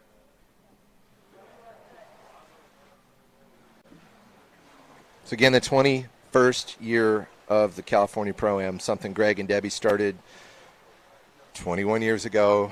Did it for a long time at their house, moved around different places. Belle Aqua, we did it for a few years, and now we're at Shortline Lake, Elk Grove, California, teaming up with a wonderful group of homeowners, like I just said, experienced officials to put this on. But 21 years of California Pro-Am, and they're not showing any signs of stopping.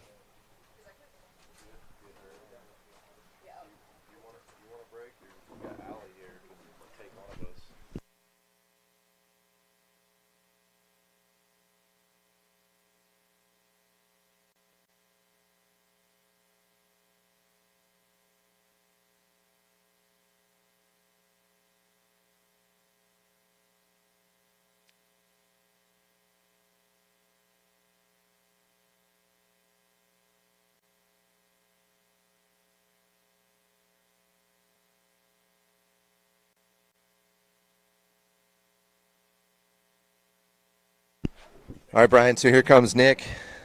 He's got his chance at 39. We said this is a must-run pass. Pretty much everyone for the rest of the field expects to run it. That's what they're aiming. That's their window, like we talked about. So here comes Nick with his chance to get going at this 39. Not a bad start. A little back out of 1 and 2. He's a little slow. In trouble here at 3 over to 4. Oh, we heard him thump that 4 ball. So, yeah, Brian, maybe that 1 wasn't as comfortable as I thought it looked. And then, like you say, by the time he got to 2, he was having to do some work.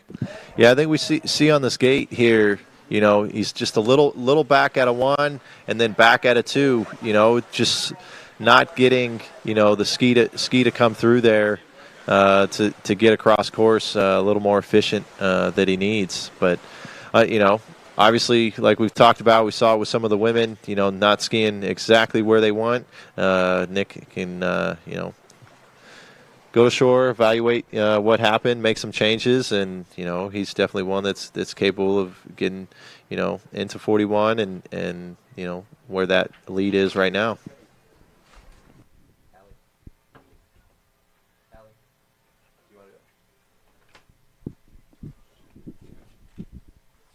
All right, Brian, I'm going to hand this over to none other than Allie to help you do some announcing. Allie, here you go. Thank you.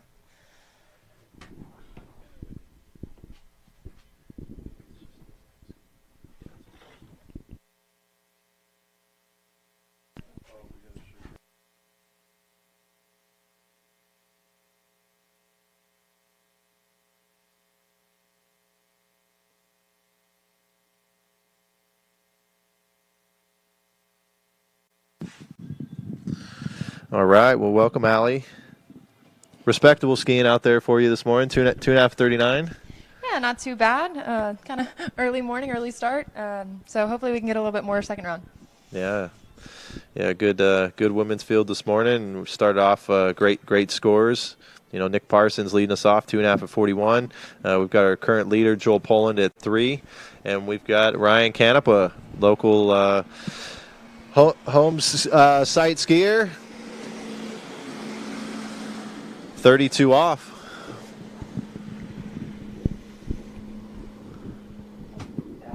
Nice looking pass for Ryan. Ryan's been skiing really well this year.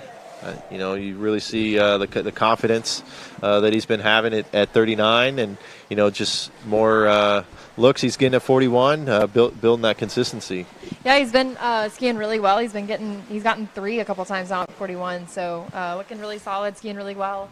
Having a pretty good summer for him.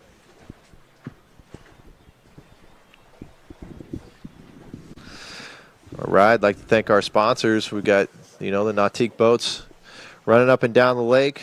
We've got Will Bush driving this first round of men's slalom.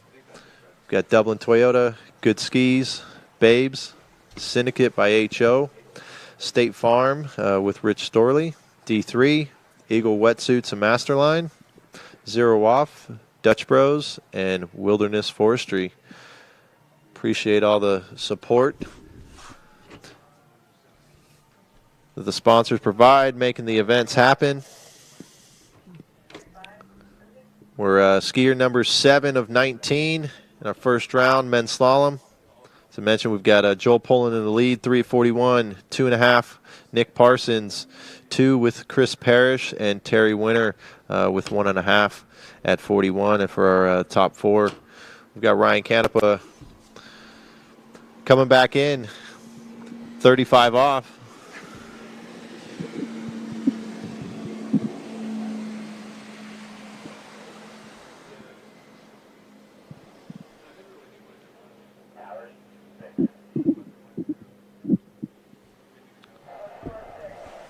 Another good-looking pass for Ryan. Anything you see, Allie? No, I think he looks good. Just kind of trying to find his rhythm a little bit this morning. I think it's always a little weird skiing in your backyard for a tournament. So, just filling it out, trying to treat it like any other day. I think he looks like he's getting a really good start to his set here. Yeah, he's obviously familiar with the boat. They've got a Nautique themselves. He skis a lot behind, and obviously with Will being at the lake as well, we see Will in tournaments quite frequently, so familiar on all aspects.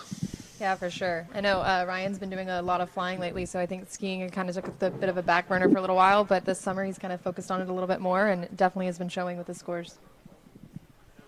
Yeah, we got a handful of skiers in this men's field have been spending a lot of time in the cockpit with the locals, Blaze and Ryan. Then we'll have Nate coming up later.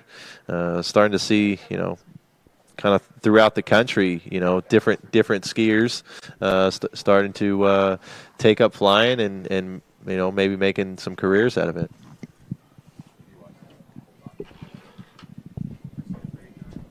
All right, here we go. Ryan Canepa, 38 off.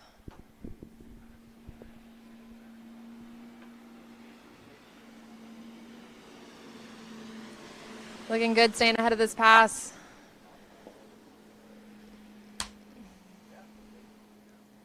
Another nice pass there for Ryan.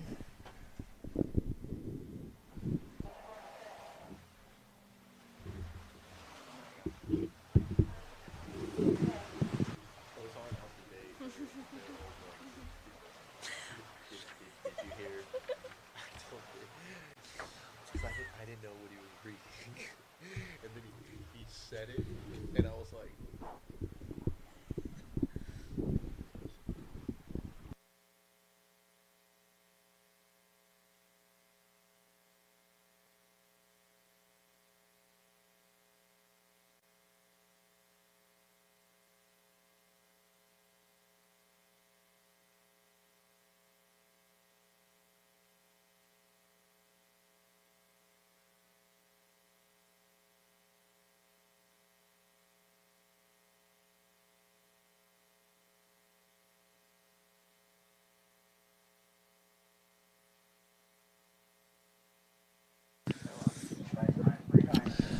All right, here we go. Ryan's going to come back in now for 39. Must run pass right now. Their current lead is 3 at 41, Joel Poland, followed by Nick Parsons with 2.5. Yeah, so Allie, we were talking earlier at the start of the event. You for sure, 3 at 41, and it's probably going to be a minimum score, and might need a backup. And starting off the big one ball. Little deep there out of 1. Gonna have to stay on top of it here. Kind of down course here at 3. Can he stay with it out of 5? Oh. Wow.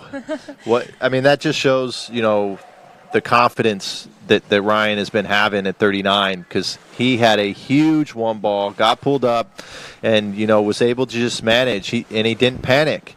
He just took the line that he had, wasn't the preferred line after that one ball, and was able to get through. Definitely impressive skiing with the start that he had. Yeah, definitely a lot more out of one ball than I think he was looking for there. Took quite a hit at the end of the pass, too. Threw the fist, looked happy. Just happy to get through that one, I think.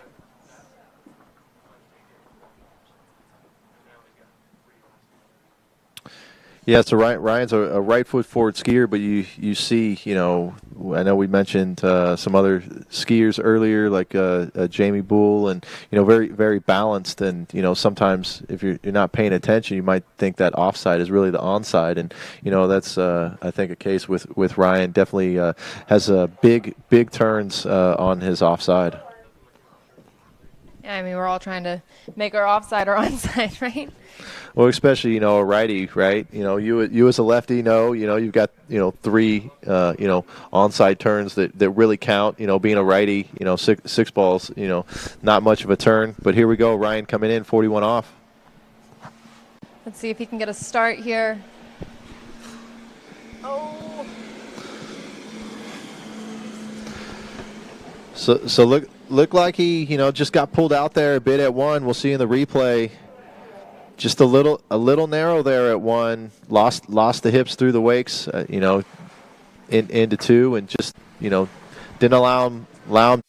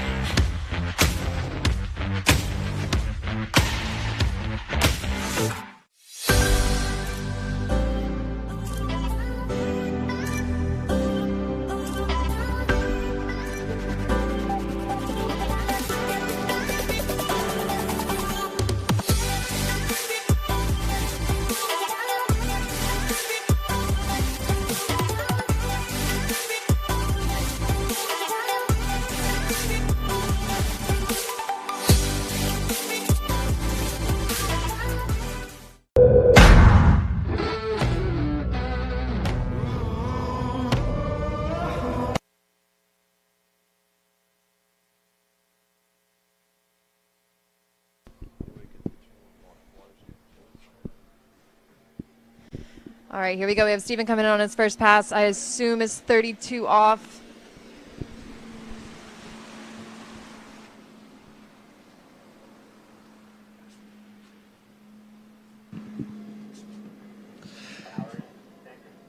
Yeah, nice warm-up pass for Steven. We got a confirmation with Ryan, two at 41. So put him in a tie for third right now with Chris Parrish.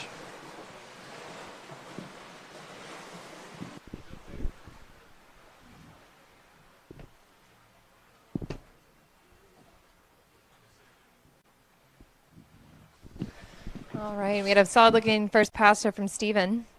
Confirmed he did start at 32, so he'll be coming back in here in just a second at 35.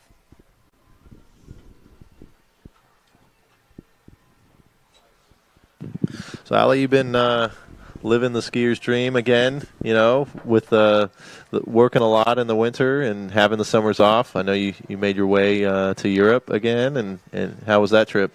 Yeah, it's been amazing. I spent a full month over there in Europe and just kind of living the ski bum life, making the best of it.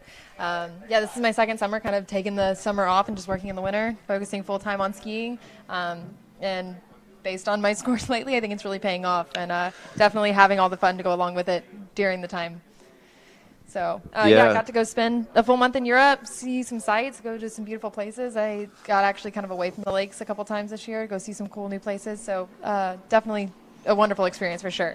Yeah, that's always great when we're able to get away, from the lake and do some traveling and see the, countries or cities that we're going to. Sometimes, that doesn't always happen, but, when you're over, in an area for, that duration, you're able to have that flexibility and take advantage of those days off. Yeah, and I mean, so I was out here all week in California and kind of took advantage of having those days off. I got to go to Lake Tahoe one day and went to Yosemite for 2 days, and absolutely amazing. Never been to either one of those places, so got to kind of go be a tourist, see some of the really cool places. I was amazed at how many locals here have told me, "Oh yeah, I've never even been to Yosemite." And I was like, "It's amazing. You live here and you haven't gone?" Absolutely amazing time, beautiful sights, everything. It was hard to narrow down what we wanted to see because everything was just so pretty. Yeah, those two locations, there's so much to see and so much to do, and definitely a great time to go. It'll be a little cooler, in those areas, especially Tahoe. Mm-hmm. Probably was 70s. Might have got to 80s. Yeah, unfortunately, the day we went we had the storm kind of rolling through, so it was a little gray, overcast, windy. Not the best day to go, but yeah, but two great choices. Glad you enjoyed that, and we saw Steven get through 35, and that Nautique is back up around the island. We'll be headed back into the course for 38 off.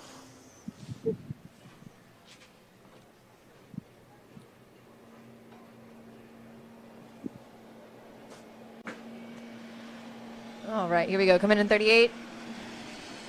Good looking start here. Steven's so tall, it's not even fair. Plenty of space here at every buoy.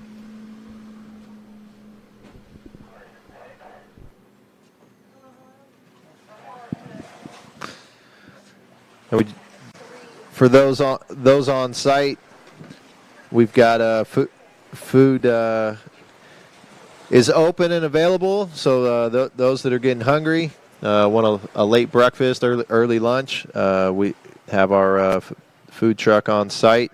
Looks like we've got some tacos and quesadillas. So I believe looks like they're set up, about halfway to the starting dock, somewhere around the gate area, gates and 55s. So head on down if you're looking for food any part of the day.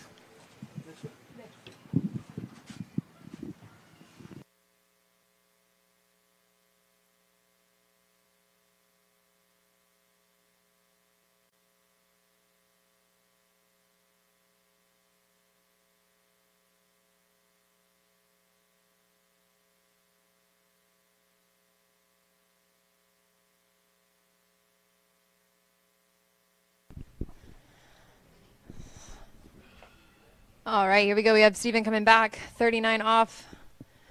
Must run if he wants to challenge our leader.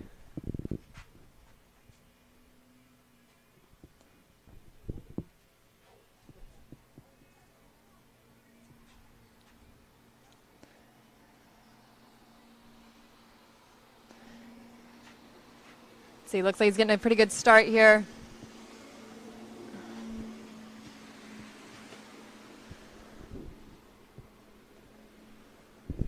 And taking down that pass with ease. Yeah, I had a little bobble there at 3. I thought he was a little back on the ski, but Steven, able to manage it. We see it in the replay here for the webcast. Had a great start, good 1, good 2, maybe just lost the line just a touch at 3, and that's what caused him to go back. But, didn't phase him at all, and smooth 4, 5, and 6 to finish the pass. So what's that, our sixth? 6:39? 6:39 completed today. Or 7th if we include the women. Oh. Sixth for the guys. Obviously, for those just tuning in, we had our open women's slalom round 1 earlier. We had Regina Jaquist, only one to get through 39, 2 at 41. Jamie and Whitney, 5 at 39. Chelsea, 3 at 39. And Allie at 2.5 to round out our top 5. All right, Stephen Navu coming back in behind that Nautique. 41 off, chasing our leader, Joel Poland, 3. Stephen left foot forward, so expect a good 1 ball here. And that looks like he got it, Allie. Yeah, a little back there at 2, but can he get outside 3? Looks like it to me. Can he get back? Yes. All right, so he's going to tie our lead with Joel Poland with a score, looked like to me, for 3. We'll get confirmation from the judges. Yeah, it looked like he had a pretty good start, but, little slow out of 2, and obviously, if anybody's going to have a reach to get outside the buoy out of anybody, it's going to be Steven. I think he's about, all right, I'm here with Joel Poland, the robot. 6'5", 6'6". Have so much fun on the water. You obviously have has a long reach as well. How does that play into your practice? Yeah, I mean, most of the time I'm kind of just filming what I'm normally doing. Like, I don't do too much for the actual social media. I just kind of play around and hopefully someone's filming. So just I have fun out there. Great. Awesome. That's all it's about.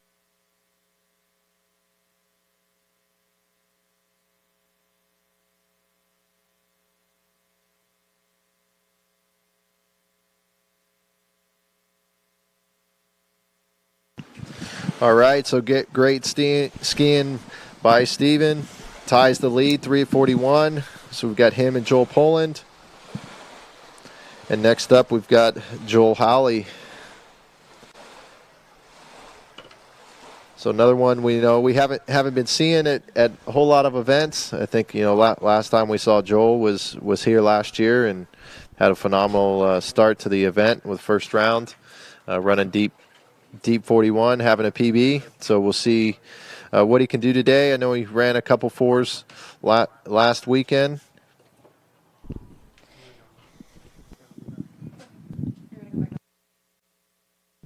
Yeah, so Joel skied the tournament last weekend at Redwood and ran 4 back-to-back rounds. So we'll see if he can do that again today, take the lead.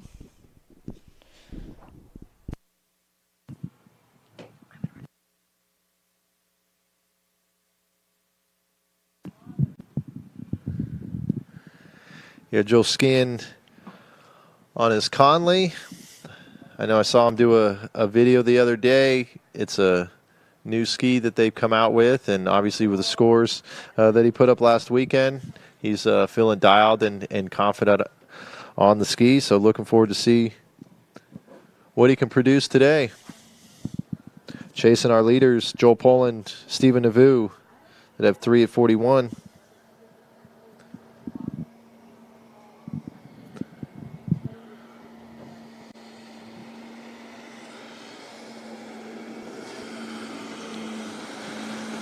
Joel Howley looks like 32 off start.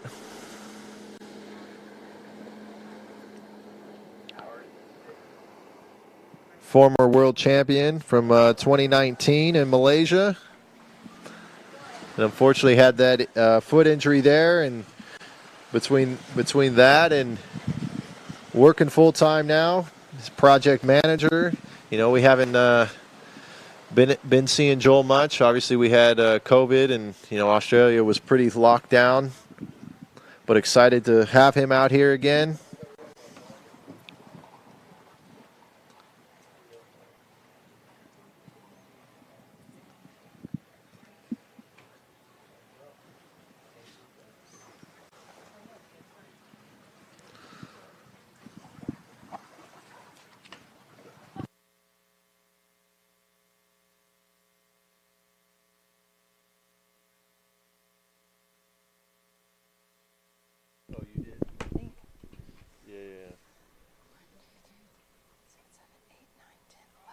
I'm still missing someone. It's Jamie.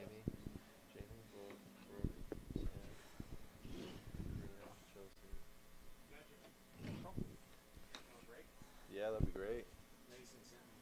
Perfect.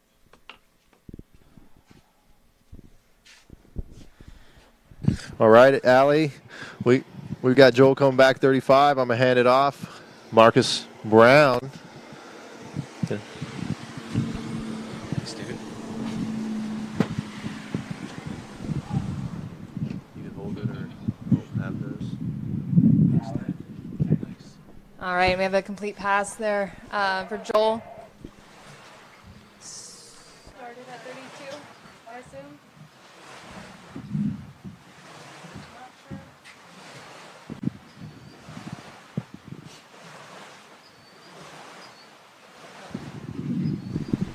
How do you know it's Joe Howley? By the boot, right? By the boot. Yeah, by the boot. Exactly. From a mile away. Mile away, you can see it. Yellow boot. I wonder if he has the drills like sprinkled out down the bank. He's got 'em or stashed. Does he have somebody ready in a cart to come get him? He's got a pit crew. I don't know where they are, but they're somewhere. They're in the eucalyptus trees. They come out of the woodworks. They do. When he ends up in the water. They do. Do you have your own pit crew? Kind of. It's me, myself, and I. Sometimes Asher, you know? I didn't see Asher, so you must have left him somewhere else. Yeah, he's in Louisiana right now with Zane. A little too much traveling this You summer. trust your kid with Zane? Your brother? Yeah, barely. Wow. I request updates to make sure he's still alive. Hourly updates?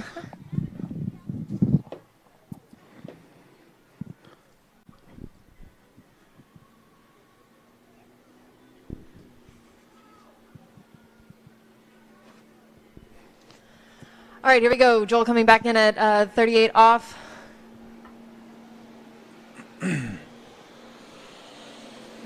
Ski's turning pretty good.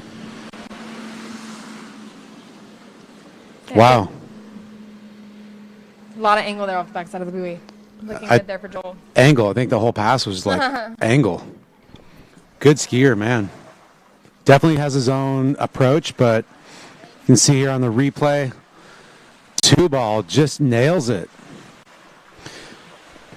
You know, sometimes as skiers, it's about not getting as much angle as you can out of the ball, but somehow for Joel, it doesn't always punish him. Like, he can manage that. Experience, talent. I don't know. Above. All the above.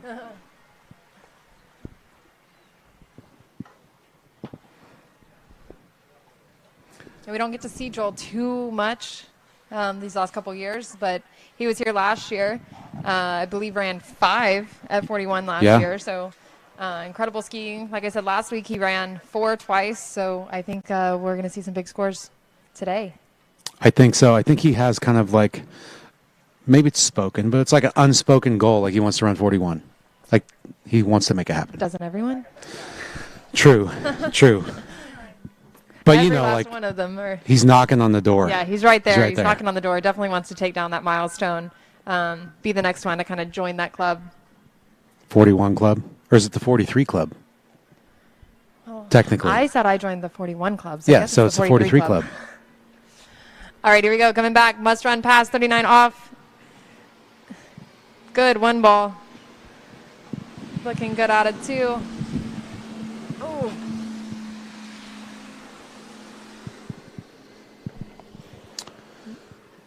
And round 6 out the gates, not a problem there for Joel. I mean, that was a really early pass for the most part, but I wouldn't say it was like easy. But then again, if he would have gone easier, he wouldn't have ran it as early. Yeah. I think this 3 ball is kind of tripping people up. It is. Seems like Yeah. a lot of people are kind of getting caught there. You think it's the grass? It looks like a golf course over there. Is it just too It's pretty? too pretty. You come into it, you're looking at the grass instead of 3. I don't know quite what it is. It seems like we're seeing a lot of people kind of get a little. Did you out feel back stuff? Or something. Did you feel stuff at 3 ball? I fell there. Okay. So I guess We'll that's a blame it. yes. It was the grass. Yeah. I think you just didn't have the start, and you were like, "All right, I'm gonna get back into the 3." Yeah, and it was like kinda kind of like all or nothing. Just, yeah, too fast. Yeah. That's all right. That pays off sometimes. Sometimes it does not.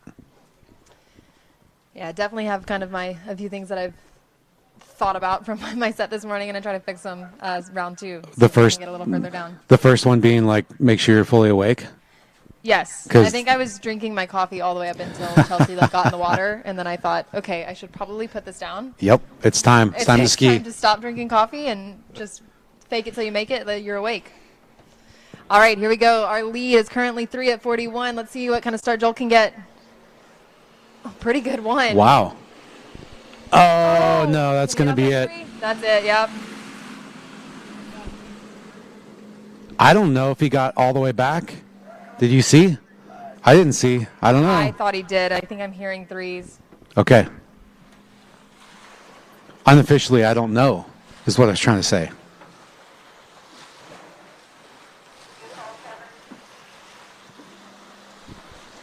Waiting for confirmation here from the judges.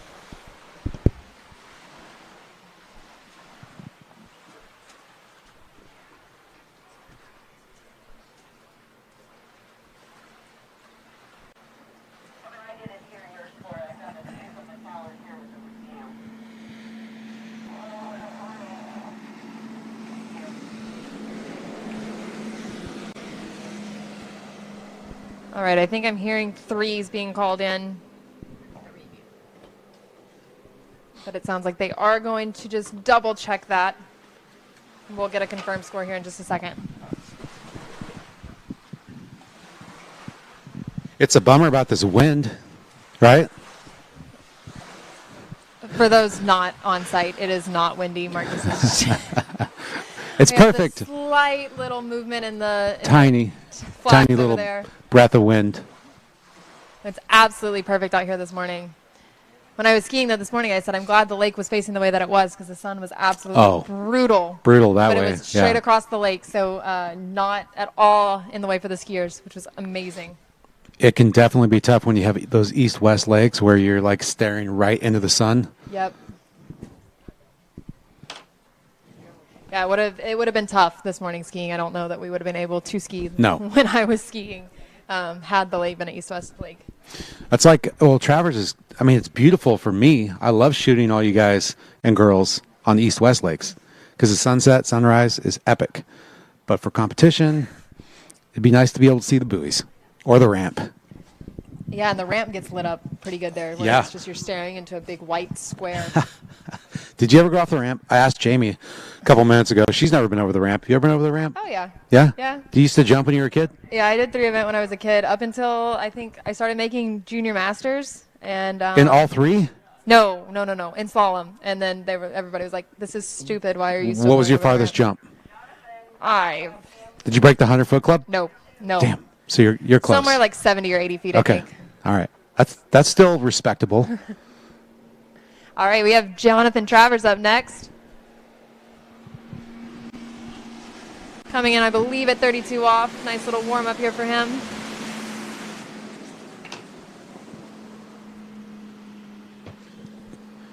Was there ever a final score for Joel? Official? 3?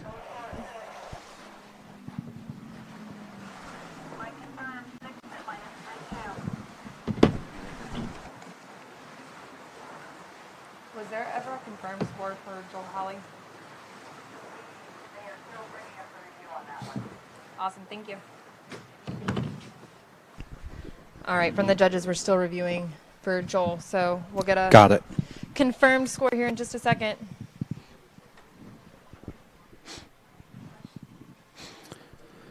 So you've been out here for like a week now, California. Yeah. How's it been treating you? It's been great. It's been great. Yeah, I was talking with Brian a little earlier about all the fun things that I did this week. Weather's been awesome. It's really, I mean, it gets warm here. It gets hot. But it's not quite like baking in Florida. Yep. And the evenings cool down, which is really, I wish we had that in Florida. If we could get some kind of reprieve at night, a little bit of cooler weather. But midnight at home, it's still like 80, 85. Yeah. Yeah, it's still hot. Really, really hot. Other than the mosquitoes here have eaten me alive. Yeah, we get those sometimes. We don't have a whole lot of screened-in porches in California like you do in Florida. Well, Well, we have him for a reason Tennessee. there, too. True. All right, JT, 35 off. I think he's just kind of still waking up. Doesn't look that hard. Now, making it look nice and easy here. Another little warm-up pass for John. That looks like fun. Looks like fun when he does it.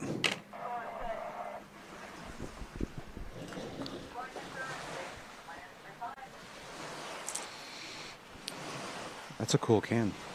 I mean, it is.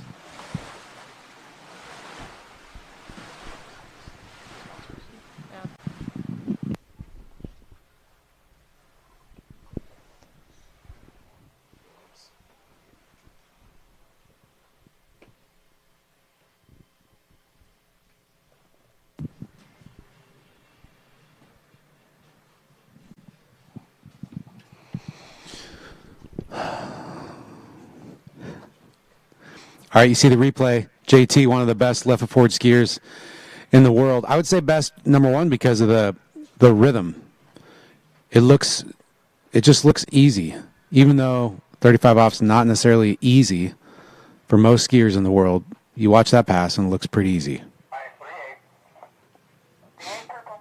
But he has transitioned over the last decade from double boots to a rear toe loop, which I think is a good move. But I think it's quite hard. I think John has tried just about every boot combination that they make, trying to find it all. I think he's finally found something that he's kind of settled on, stuck with this for a while now. Coming in 38 off. Making nice, easy work of this one. I know he's been dealing with a little, congestion. Oh, man. That was a big 5. But he's been dealing with some, he, traveled, and he's like a dad now, and is his kid brought something home, so he's, dealing with a little bit of sickness. Yeah, I think Alex just recently started going to school. Yeah. Preschool or pre-kindergarten or whatever they call it. Yeah. It's crazy. Anyway, so he's dealing with a little bit of, he not has to bring it up. Quite the struggle this summer. With, I know in Europe he was battling every ailment possible over there. Just the traveling, it's hard. It takes a toll on the body. I think that's the easiest time to your immune system takes the hit. Yep. But I'm not making an excuse.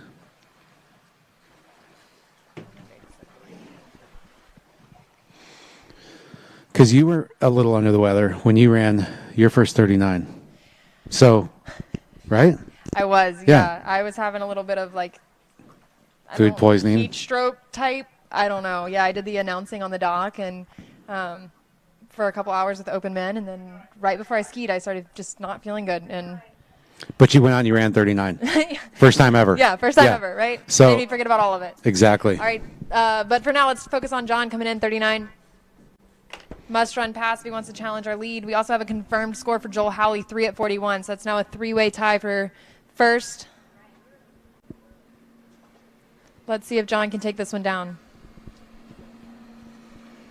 Great one ball. Looking pretty good.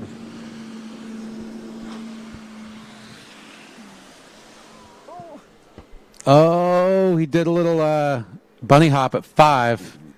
He did a little rope swirl at 6. He's just having fun out there. He loves doing that. He loves doing that. We see the rope twirl probably the most from John. I think he stole that from somebody else.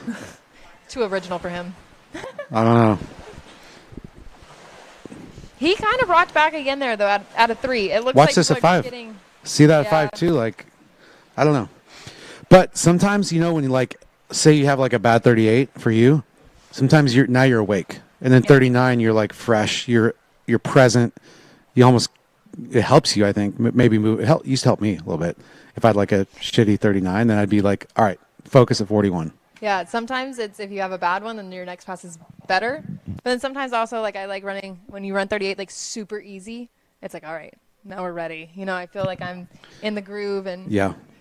So you can come at it from both ways. Both ways, yeah.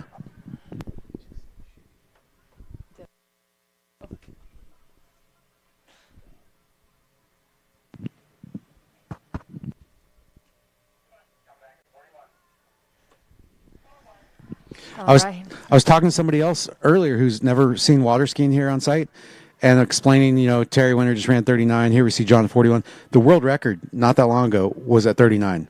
So, just think about that for a sec. As he comes in 41 off. One of the few guys who's run it ever in a tournament. All right, let's see if he can get a good start. Maybe get outside 3. Pretty good 1. Can he turn 2? He did. He did get outside 3, and he's going to S-turn. We just have a big old stack up at 3. That's been kind of the trend. I mean, it seems like these days, if you're not getting to 3, you're not even in the hunt. Yep. So we're going to get a big stack up here at 3. And I think it's like Hangman. If the first round you don't get to 3, they delete your last name. And then if you don't get to 3 after that, they keep deleting letters out of your first name. Pretty soon you don't have a name. You don't have a seat at the table if you don't get to 3 at 41. We should play that game. Hangman with slalom skiers. Well, some are going to last a little longer than others with the long names. True. John will be pretty happy with that, I believe. Good score for him. That puts him in the hunt right now. We have a 4-way tie with Joel Poland, Joel Howley, Stephen Navu, and John. John's going to be mad. He's asked me if I could take a couple pictures of him. I just remembered. I just remembered just now. Sorry, John. Next round.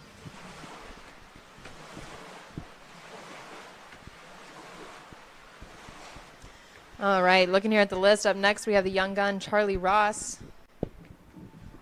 Super young.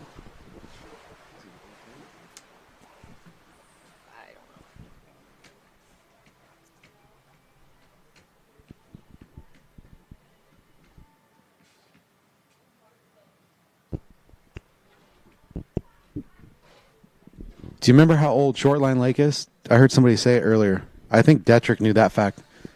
What was it, 40-something years old? Come on, Allie. I feel like aren't you it's paying something attention? like that, but I don't Okay, know. I'm going to guess. I think Shortline was dug in 1981, I'm going to say. So that would make it 42 years old. I have been told this fact this week. I just don't remember. Am I close? What? 42? 41. All right, so it's dug in 82, filled in 82. That's crazy. This place has been here for a long time. It's a staple in California skiing. It's cool to see the California ProAm here. Best skiers in the world. Charlie Ross, youngest skier, I think, on the dock. Men and women.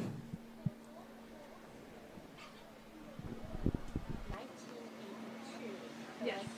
Yep. 82. They got it.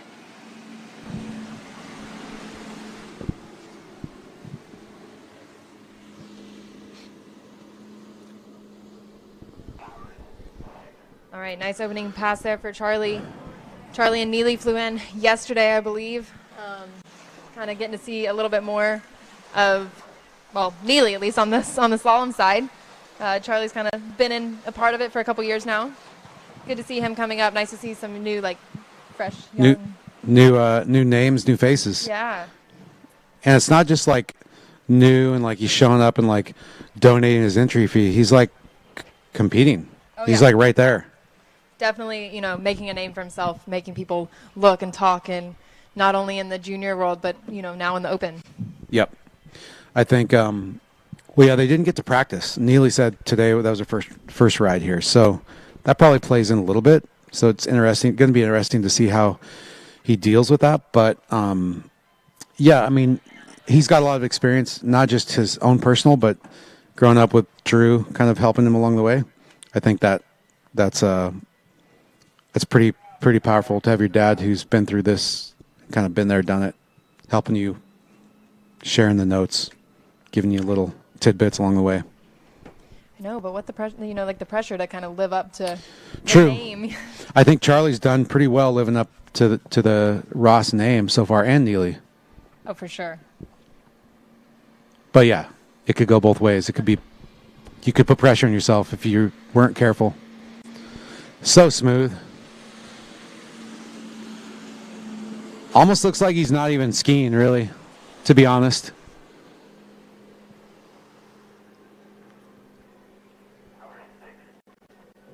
That was pretty clean.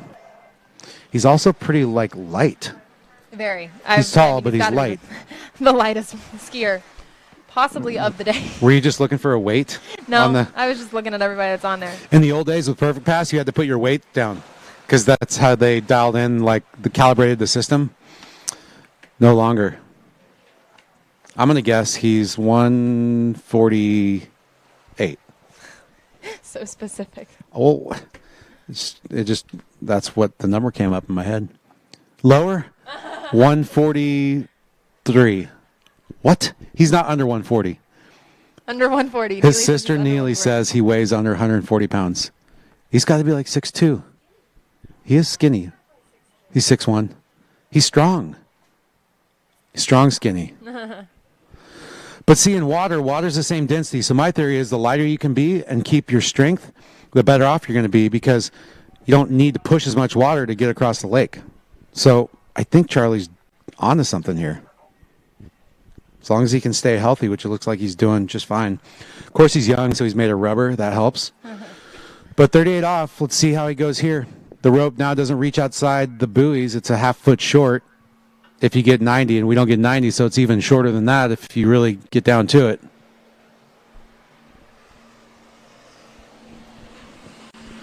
Looking pretty good. Yeah, making nice, easy work here. There we go. So it kind of looked like 32 or 35 off again. Didn't really look like they shortened it. Yeah, making super easy work of it. I'm not really sure if they shortened the rope yet. I know. Just some back-to-backs. No big deal. You watch the replay. He kind of makes the same moves he does at 32 and 35. He doesn't really change his game plan, it looks like, too much. And as a result, you see the space he had before six ball. It's why he's skiing with the best in the world, because he is one of the best. Right.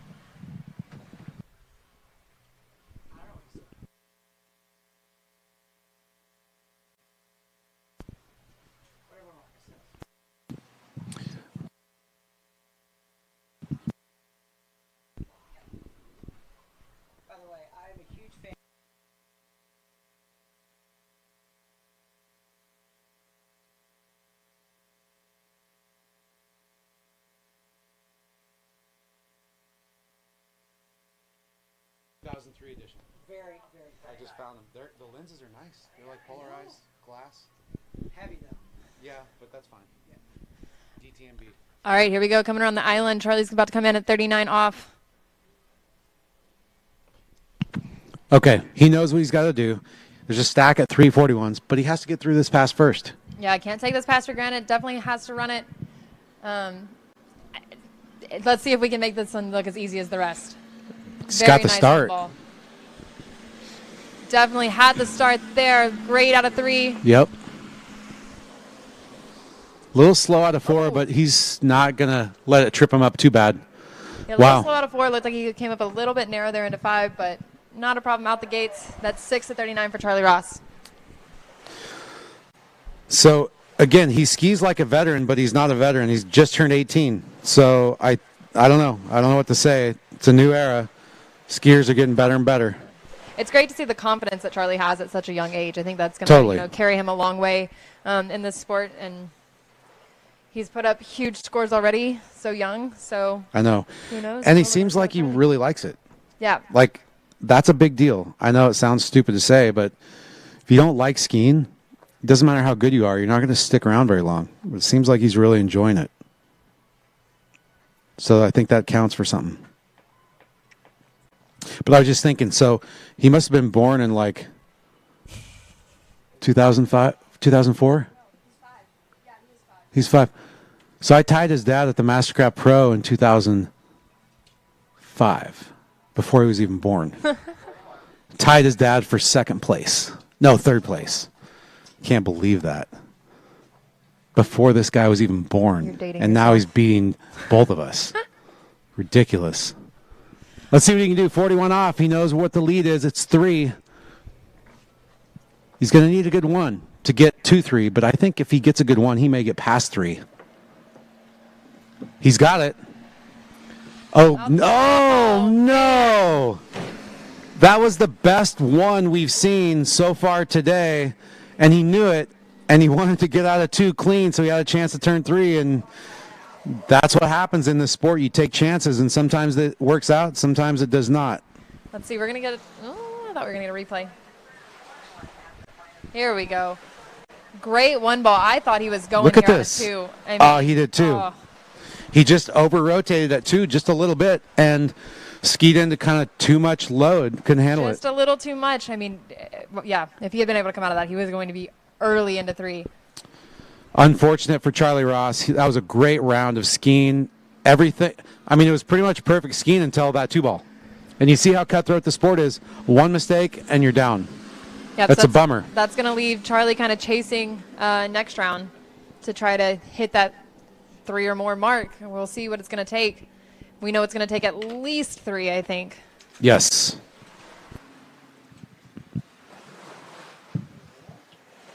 That's still really good skiing, though, by Charlie Ross. He looks like a veteran, but I think he's old enough to buy smokes now, so it's not really a veteran age, but he skis like one.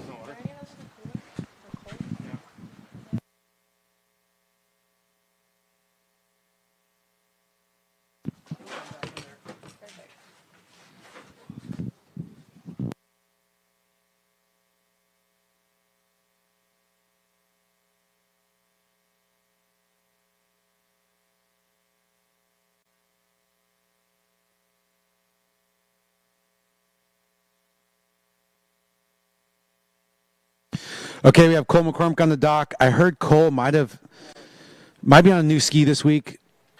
Had an unfortunate mishap, but the thing about being a pro and somebody with experience is you just kind of figure it out and ski through it. So it's going to be fun to watch him ski. By the way, before we get into Cole, just a quick shout out to the sponsors for the event. Nautique Boats, Dublin Toyota, Good Skis, Babes, Boat Products, Syndicate, State Farm, Mr. Rich Storley, D3, Eagle Wetsuits, Masterline Ropes, Zero Off Speed Control, Dutch Bros, and Wilderness Forestry, Inc.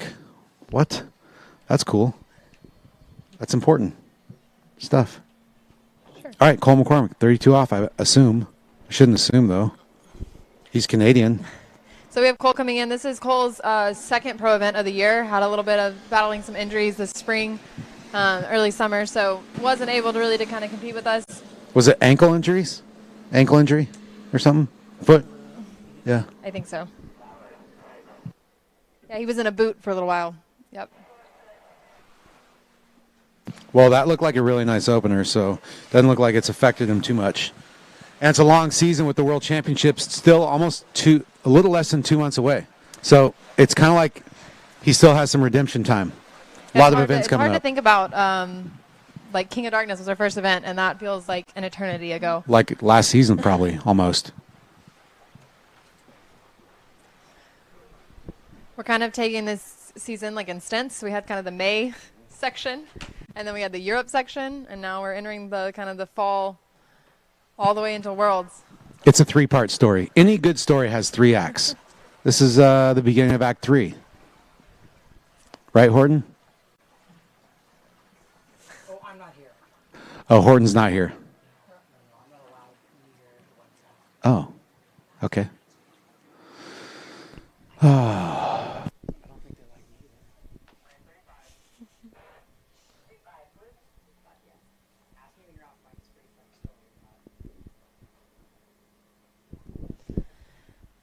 right, Cole McCormick coming around the island, coming back for second pass. Should be 35 off.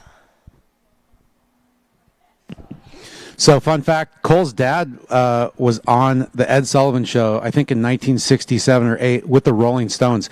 And Cole's dad's one of the only guys, and the Muppets, one of the only guys to ever have a gold medal in the Olympics in water skiing. Yeah, Tricky Ricky. Still just making it look easy. 135 is one of the best 135s out there. Onside. And Cole's just a nice guy. Fun to talk to. Dude, no, when I was doing that water ski doc or trying to do it, I learned all about that stuff. That article I wrote.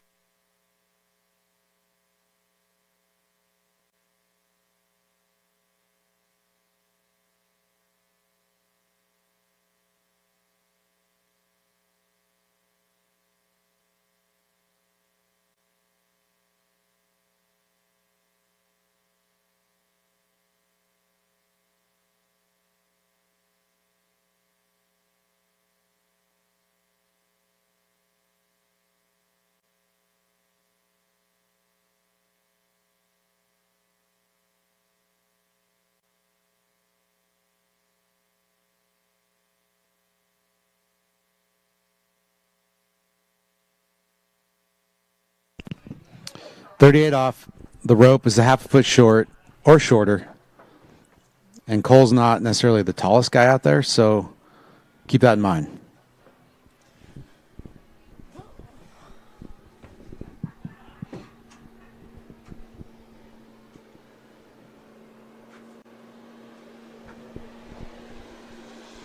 Looking pretty good.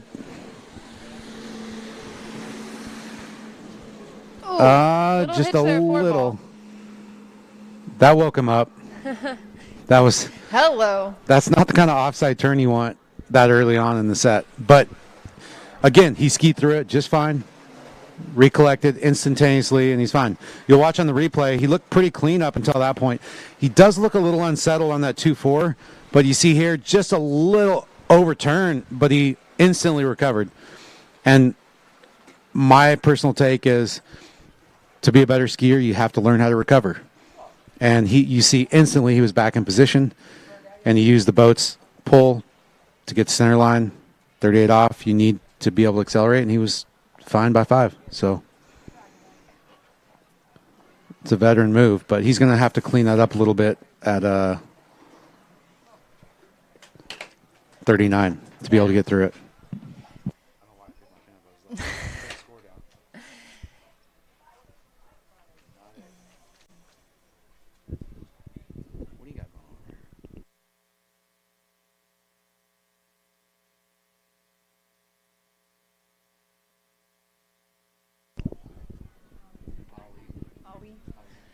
All right, here we go. Cole McCormick coming around the island. Going to be coming back in at 39. Oh, there it is.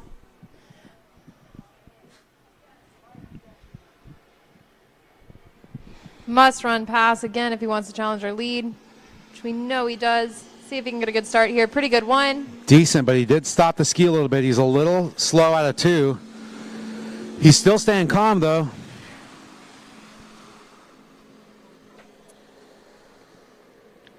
Not a bad pass, honestly, considering what he's been through, and this is only his second event of the year. It's not bad. All the way across the country. Yeah, I think Cole's been over here for a couple days, kind of getting acclimated to the West Coast time zone and whatnot. So we've got a big stack up at 3. We've got a 1, 2.5. We got a couple 2s. But if you're in Cole's shoes, I don't know what he's really thinking about, but he probably wants more than 3. He definitely wants to get past that little pile-up thingy, the dog Definitely. pile. I mean, you always want to kind of be able to set yourself apart from that, not be in that stack up, not be chasing a backup score next round. So we'll see if he can get out of 3. Maybe be the first one to get over to 4.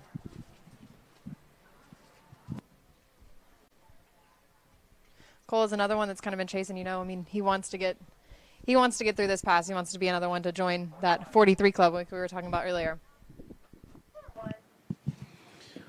Okay, so he's up. He's coming around the island. I'm going to say if he gets a decent one, and if he can turn 2, get out of 2 decently clean, he has probably the best chance of getting a piece of 4. But he's going to need a decent one, and he's going to need to get out of 2. We've seen 2-4s looking a little bit off, in my opinion. So let's see what happens here at the gate. Okay, 1. He's going to need a big 2. He got a 2. Let's see if he can get a piece. Oh, he tried to turn it. And he knows that was a 50-50 chance. But he went for it. You cannot blame a skier for going for it and trying to separate themselves from the pack. You see it on the replay. Decent 2. He was late and fast, but I've seen him turn that and get to the next ball. So, I mean, we said it before he came into the pass. He was trying to set himself apart there, trying to turn it, trying to get over to 4. He had a more than a decent chance of getting there, I think. Just a little bit too much there out of 3. Ends up with 2.5, putting him, I believe, in after all those ties. I mean, it's a tie for second, but really that puts him down kind of like the 5th spot or something. So Cole was the 8th seed. Theoretically, if he goes out and takes first right now, he can breathe a little bit better going into the second round. So that's what he was aiming for, and I think, I respect that a lot because he could have just laid up and tied and kind of tried to, leave it up to the second round, and he was trying to set it out there. Yeah, we see a lot of the skiers. I mean, they get outside 3, and some of them even come in pretty good shape, but they are worried about getting the full 3, and They're worried about that. play it safe. Yeah, Yep. you know, it's a risk that you have to take. Cole took the risk. Unfortunately, came out with a 2.5, but yeah, really good skiing there for Cole.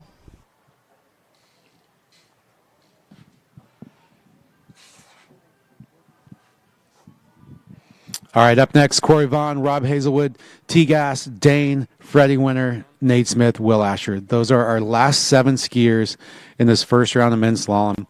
Taking the top 8 from one of the 2 rounds into the finals tomorrow. So right now we have a big old dog pile at 3 at 10.25. So these last 7 know if they get a piece of 4 that they can breathe a little easier going into round 2.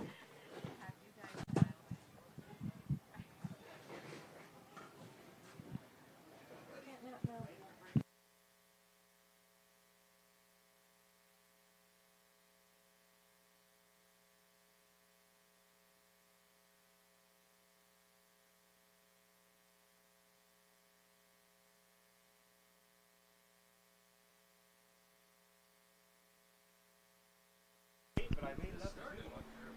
Yeah, I was a little slow on the 8, but 1 was really heavy. All right, we have Corey Vaughn here. First pass, 32 off. Corey's got the whole fam out here in California for the weekend. That's got to be fun. It's got Amelia. She skied well. I think she ran 2.5 or 3.5 at 32 yesterday, which is pretty good for her. I mean, that's pretty good for any woman. But we got Seth, and it's a family affair. He's out here enjoying the ride, trying to enjoy the ride. I mean, skiing can be nerve-wracking. I'm sure he's feeling the nerves, but he's also enjoying sharing it with his family and not just being on a solo mission. It's kind of nice to see the family aspect still coming. I know for me growing up, it was always a family sport. And yeah, kind of nice to see Corey bringing his family around and keeping it going in the family. This is a family sport. I was talking to Jennifer LaPointe. She's telling me that Taylor's getting back into skiing again, and it's cool to hear stories. If you grow up in the sport, it's easier, I think, to have that be a part of the fabric of your being and to want to always kind of find a way to get back into it, even if you drift away for a while. So. Yeah, we got to see Taylor at a couple of the European events. It was really nice, kind of see That's her awesome. back on scene after, I think she took 6 7 years years, off or yeah. something. Yeah, exactly. Long time, and then kind of coming back and. So good to see her Corey's back trying in to, some events. Corey's trying to bring his boy up in the sport and give him those memories and those experiences that he had when he was growing up. 35 off. Corey Vaughn. We've seen some big scores from Corey this summer. I know over in Europe we saw him get, I believe, a 3 a couple times. So he's going to need to do that today if he wants to, put his name in the pot for the finals. Didn't he get a 3.5 or 3.25? One round over there, somewhere. That's what he wants right now, I guess. Yeah, I mean, a piece of 4 right now would be absolutely Yeah. huge, just to kind of separate yourself from those other people.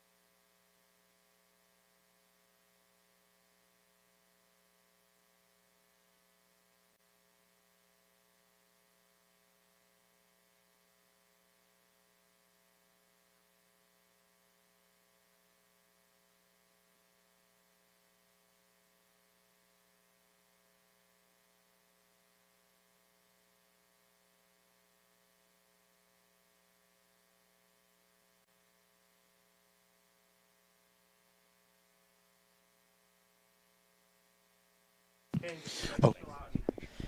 All right, here we go. Coming back in at 38.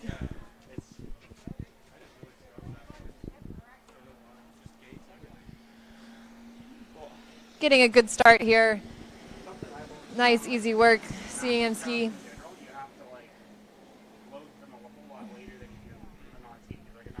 Another great pass there for Corey Vaughn.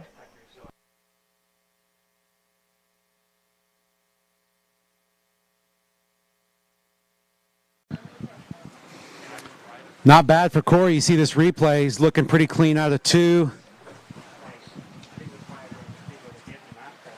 A little back out of 4, but again, so Corey's been doing this for a while, and it's not really going to affect him. He knows what's up. He knows how to deal with it.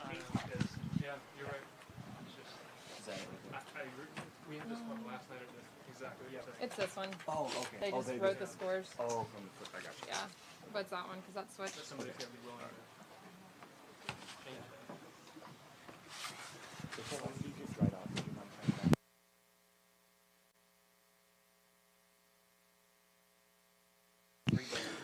All right, Corey's coming up, 39.5 off. He knows what's up. He knows he doesn't want to. He's got to get through this pass to have a chance to tie or take the lead. So first things first, 39. Probably going to be focusing on, breathing, getting a good start, and just seeing what he can do from there.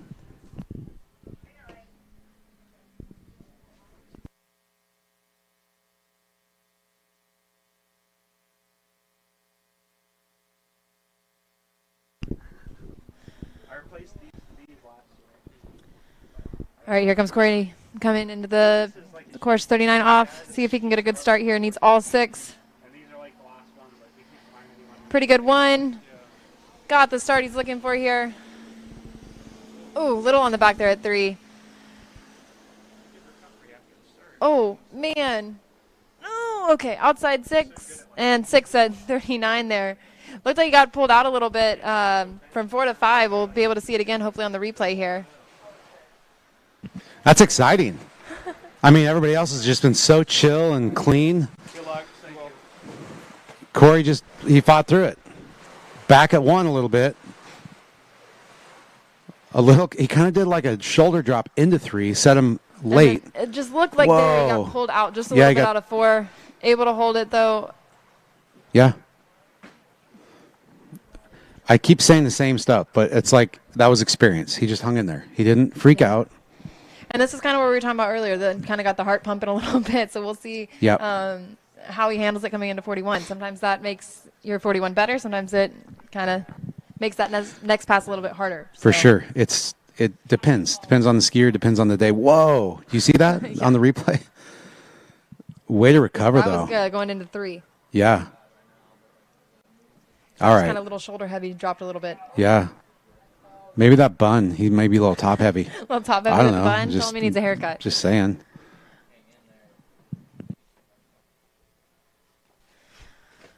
All right, here we go. Our lead is currently 3. Pile up here at 3. Corey's going to want to set himself apart, see if he can get outside of any piece of 4. See if he can get a good start here. A little slow out of 1, it looked like. Can he get outside 3? Oh, yes. And back. Unofficially, it looks like 3 to me.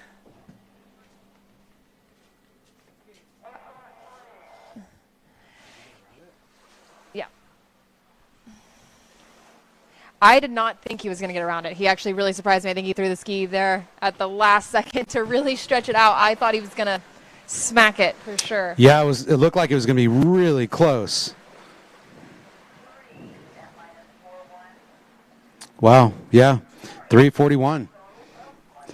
It's good skiing. Sometimes it's hard when you know what you need and you have that score in your head, but really you just want to have like a clean start at 41, but it's really hard because you have that score and that dog pile, but he's stoked. That's a good first round. You see the replay here one more time. Little slow out of 1. Not a little narrow at 2. Angle there at 2, and I mean, yeah. I think he did really good to get outside, and then so fast here. I did not think he was going to be able to pull off this S turn. I know. Able to get back, get the full 3, puts himself in the tie. S turns are surprisingly harder than people think.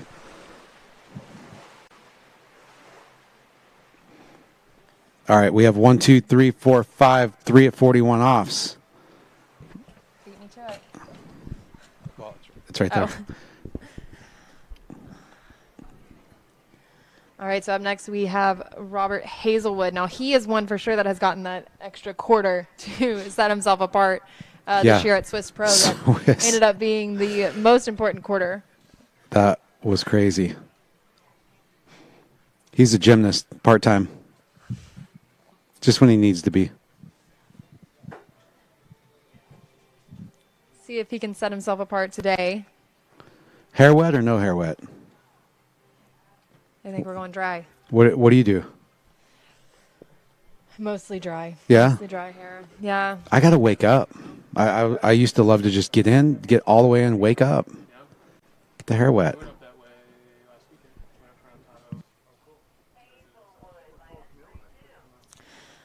Alrighty. Rob Hazelwood coming to the course, 32 off. Thank you. Roberto.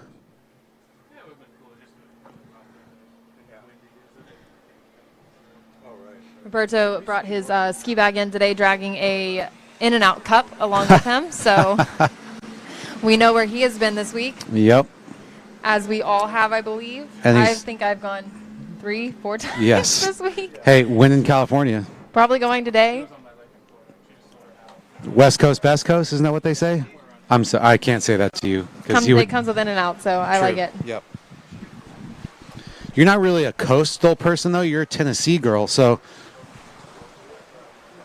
I mean, you're Florida. You live Florida now, but... Yeah. That was a nice opener. Very nice looking pass. For Rob. But, I think he's probably one of the more, upbeat people I know. Just, always happy, always kind of, so much jovial, energy. So much energy. He's like the little Energizer Bunny. He is. Keeps going. Sometimes too much. Sometimes he pushes people a little too much and doesn't know when to stop, but... Yes. Ask John about Europe. He was like, leave me alone.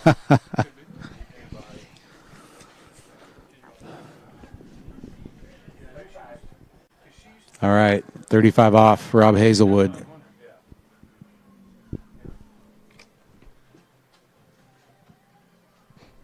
So Rob is our sixth skier from the end. Currently, like we said, we have 5 tied up at 3 at 41 with only 8 going to the finals. So we'll see how the rest of this list shakes out, see where the score is to beat for round 2. Uh-oh. Ooh, that was a weird one ball. Looked like he was chopping wood out of one, but he figured it out.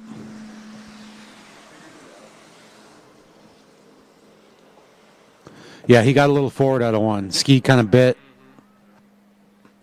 So he found the boundary. That's what you do. Sometimes you got to push it, find where the boundary is for too far forward. Now he knows. Now he may not make that mistake again. Hopefully. Better to get that out of the way, here at 35 than at the shorter line length. So now, like you said, he kind of figured it out, knows where to be. Won't push it quite so far on the shorter lines. So back to Charlie Ross for a sec. My friend sent me a text, said Charlie has the smallest spray by far.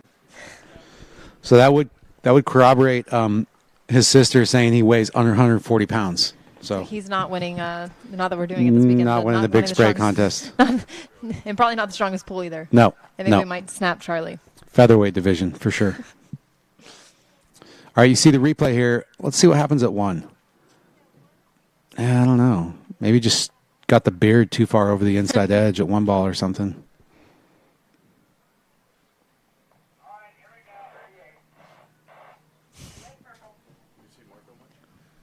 Okay, 38 off, Rob Hazelwood.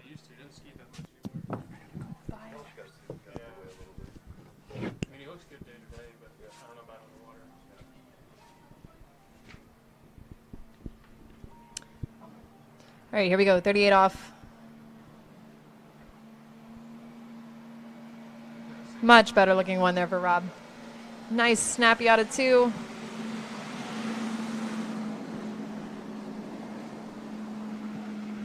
Nice easy work there for Rob Hazelwood, making his way through 38 off. So we'll see him come back here in just a second. 39. Seen some big scores out of Rob this summer. And over in Europe, he got 4. I think was just inside 5 ball in Greece. So that's a big score for him. Big score for him. Yeah, he was on cloud 9 that day. So That's like PB. yes. I mean, he's gotten 4 before, but like that's probably the best 4 he's gotten. Yeah, it was. I mean, he turned it and actually pulled to 5. There's always, that difference of like S turning a buoy versus feeling like you can turn it and possibly get to the next one. So should slalom have like degrees or grades for certain buoys? Like, should we have because we have like half, quarter, full, but like there's 4s, for instance, that are like you're just inside 5, and there's a 4 that you barely squeak around and get an S turn. Yeah, and I don't should know those be treated equal? I'm trying to remember who I had this conversation with that we were talking about. Should a S turn be the same as turning and pulling to the next buoy? Yep. Yeah, probably. He was the one arguing that. You get a bonus point, like a plus 3 plus. Okay, Rob Hazelwood, 39.5 off.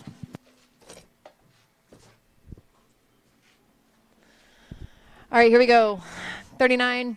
Rob's going to need a good start here. He needs all 6. Good looking 1. Nice 2. A little on the back there at 3. Oh, and out 6 and out the gates. So there we go. Full pass, 39 for Rob Hazelwood. Like they go to 4 and then I can't see them I know. until they come out of 5. I know. Did you hear that? No. I'm gonna call him Thumper. Every buoy. Oh. There was a thump. I did. What's Okay, he I hitting did that know with? It's like kneecap. What is happening out there?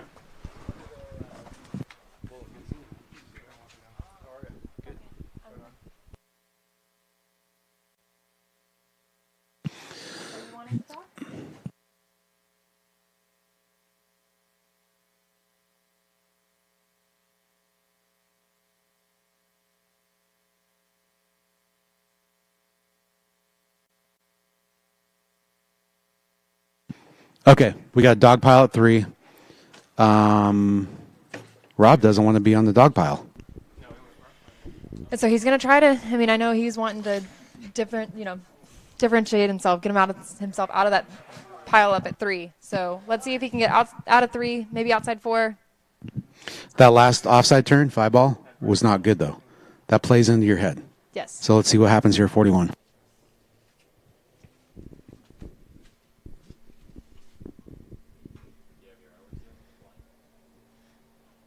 All right, let's see if he can get a good start here. Oh, not a bad one, no. And down around 2, kind of slid out there. Going to be a final score 1.5 at 41 for Rob Hazelwood.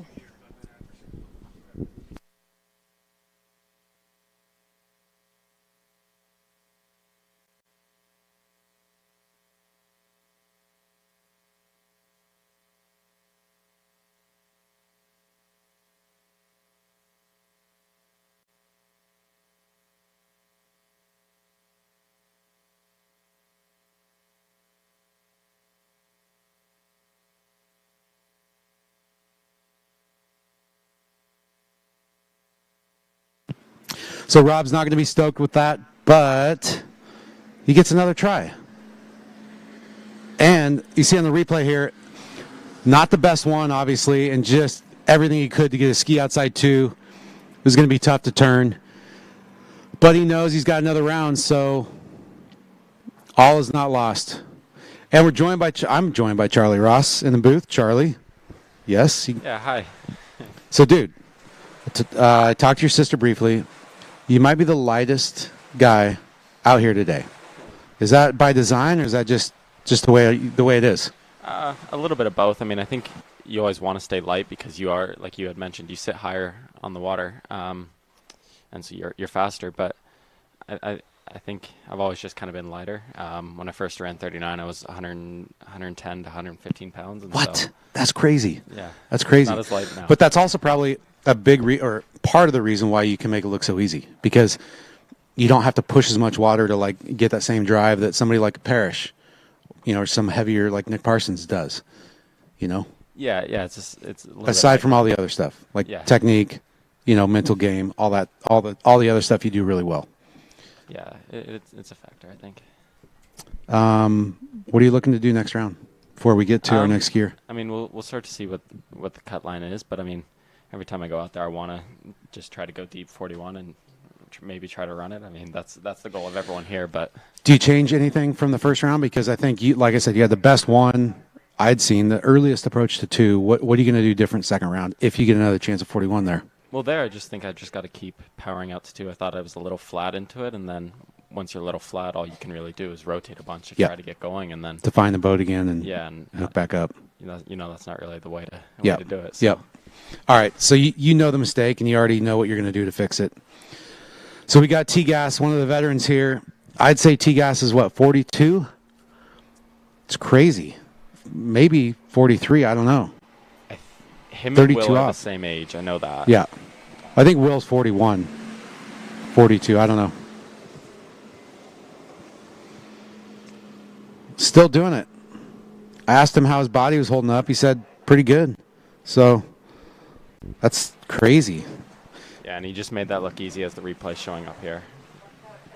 I mean, he's probably, run 10,000, 20,000 of those in his career. know. So. So people over 40 that are skiing today, I'm going to put a check mark. Nick Parsons, I think, is over 40. Chris Parrish, 44. Terry Winter, 44. Yeah. T-Gas, 40-something. Will. That's a lot. Oh, Nate. That's 5 skiers over 40 years old out of 19. It's pretty cool. Yeah. That's a cool sport. How many other sports? You see that in, like, American football or rugby? Like 40-year-olds out there doing it? Oh, Brady, I guess. Yeah. But, yeah, there's a few. Yeah, and maybe, I don't know how old LeBron is, but he's getting up there. But it's pretty rare. Yeah. Yeah.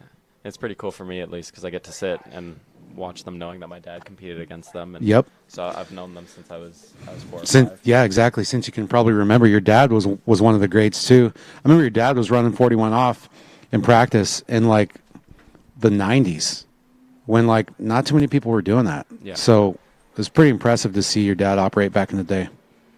All right, 35 off, T-Gas. He's 42 years old. I just got corrected. Looking pretty clean.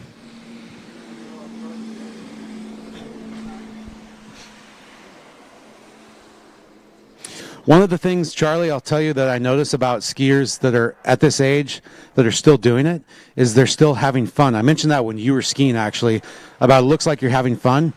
And you look at Nick, he's having fun. He's like helping design skis. You look at Parrish. Parrish is always having fun. Terry is always curious. He's always tweaking. He's always trying to find a new way. T-Gas looks like he's doing it for the right reasons. It's like he's done everything. He's been a world champion.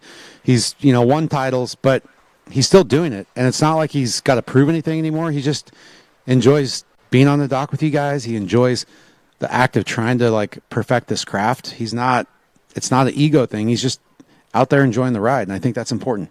Yeah, no, absolutely. I mean, at the end of the day, you have to want to do this. Yep. In order to stay sharp at this level. Yeah, Because it takes dedication. Yeah. Well, and being able to just sort of block out emotions and just focus on it, it's the whole game. And so if you're not enjoying it, you're not going to be able to do that. You're not going to be able to push through those like tough days. Exactly. Yeah, tough rounds. Yep. You have to have some thick skin.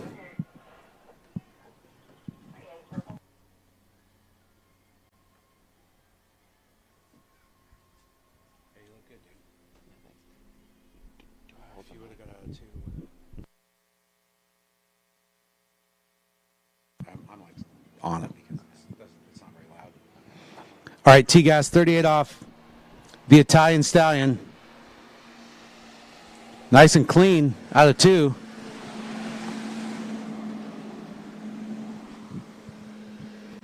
I think technically he's better now than he was like when he won his world championship titles. I mean, that looked really, really clean. That was good skiing from T-Gas. Yeah, he's able to make it seem like he's not doing much work, and he's able to establish such a good rhythm with the boat, it looks like. I think that's the key. You just said it, rhythm. He's dancing with the boat. He's not working against it. He's dancing with the boat, and I think that's important. And he's dancing with the stars. He is dancing with the stars. That guy. Yeah, I mean, he's one of the few skiers of like this more recent era, not from like back in the 80s, 90s, but one of the more recent era skiers who's like gotten outside of the industry and like done something else that's been pretty cool. So, and he's still back here skiing. California Pro-Am.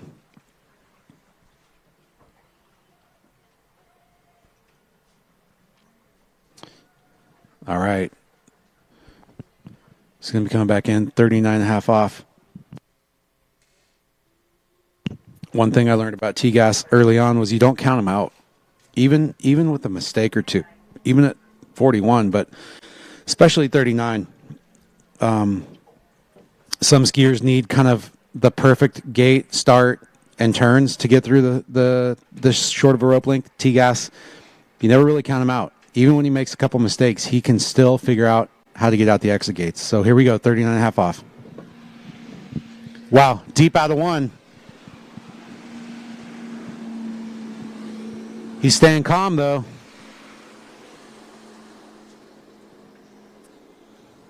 What do you think, dude? I mean, that looked pretty easy. Yeah, a little deep out of one, but he handled it perfect and was able to get a good two out of it. And usually when you have a deep one, it makes a lot of pressure. It carries a lot of pressure into two, and so he handled that as perfect as he could.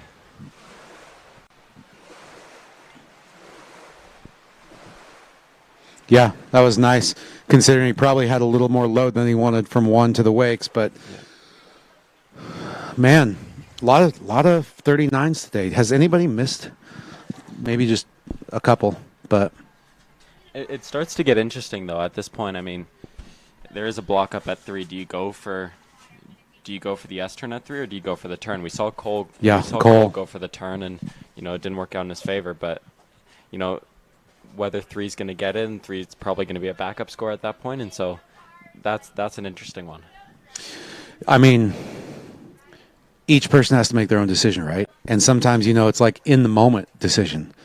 But I'm going to say, I don't know. I think T-Gas is always pretty good for 3, but he's been learning the last couple of years to like get beyond 3. So I'm going to say if he gets a decent 1, I'm going to give him a piece of 4 at least, I think. We'll see what happens. It's all going to count on this gate right here.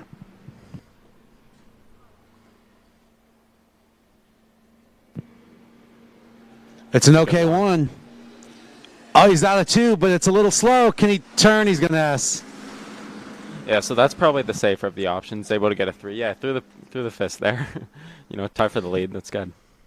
That was it's not a bad start here. Not bad. A little stood up, but you see here the tip comes up really, really high. A little slow out of 2, and it was just not going to happen to get any more than 3. Yeah. Still, though, how many 3s is that as we look here? It was 5. I think that's 6 or 7, I'd say. I think it's 6. Yeah, so that's still a good position to be. A couple skiers in the dock you assume will get more than that, and so it'll be backup scores before that, but I think T-Gas has to be happy with that. Nice skiing for T-Gas. The sixth 41 off, 341 score of the day.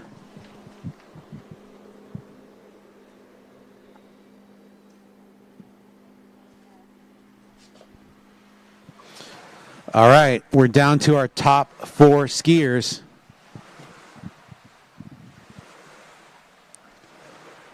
They're all righties except Dane. What do you think? If you could go back and do it again, you're like, how old were you when you first skied slalom? I picked it up a little late, but I mean, with my dad and growing up at the lake, I was probably 3. Okay, so Charlie Ross, you're 3 years old, and you get to go back in time, and you get to tell your dad if you want to be left or right foot forward. What do you tell him? I think there's benefits for being right, but I think it makes the gate seem simpler. But I mean, you look at Whitney and you look at Dane; they seem to have no problem with the left-handed gate, and they seem to always like. Have you ever run a reverse course? What do you mean? Like buoys on the other side, so one ball's on the left, so you have to it's like you're a lefty. Yeah, so I'm a terrible free skier, but I tried it once. Yeah. And it didn't go great. Okay. I find it tough, but dude, you're a terrible free skier. You're like one of the best in the world. Maybe just try like once every 2 weeks or something. Just one set. I don't know. I worked on it a little bit this year. It's a little better. Okay, It's all right. still- I'm gonna have to call Drew, talk to him, have a chat. I think free skiing is so important. All right, Dane Meckler, one of the shorter guys out here, just been skiing incredible the last couple of years. Had that insane 41 off at the World Championships in a runoff a couple of years ago. Super technical skier, super smooth.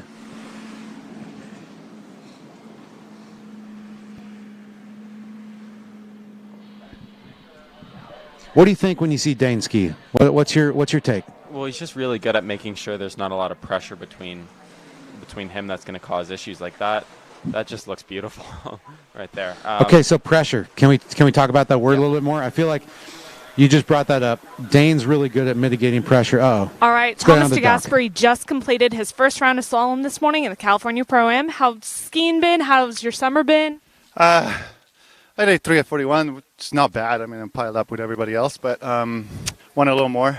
Maybe a little tired. I came from Italy to Orlando one night and then here, so 2 different time zones. But A little bit of jet lag, I presume. yeah, yesterday I was a little tired, but conditions are perfect, so the scores are going to be big, and I'll try to give a little more in the second round.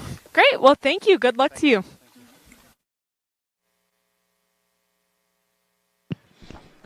All right, so pressure. You talked about Dane doing a good job of like managing or mitigating pressure kind of between him and the boat, or like pressure through his feet. Do you think quite a bit about pressure management when you're skiing, or like as a kind of a conceptual approach? Yeah, I just think when you have a bunch of pressure between the ski, it's going to release off the second wake, and you're not going to be able to carry out as much. And so, like, if you're able to move through in the way that we all like Talk about it and dream about it, the way Yep. we see ourselves in our sleep, there's not as much pressure. Yep. So Yep. That's good. That's a good way to think about it. I like that. 35 off, Dane Meckler.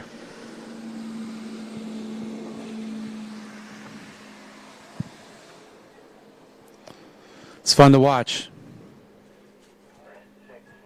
You know, and there's a lot of talk about who's going to be the next one to run 41, and he's been sniffing around it. He's been getting really close, and I know that that's one of his big goals. And I mean, it's just a matter of time before he puts it all Yep. together and does it. He did it. We saw he did it at the Worlds in the runoff, but Yeah, so like technically it doesn't count for people who aren't like so this guy did run 41 off. Dane did run 41 off a little less than 2 years ago at the World Championships in the runoff, but that doesn't technically count.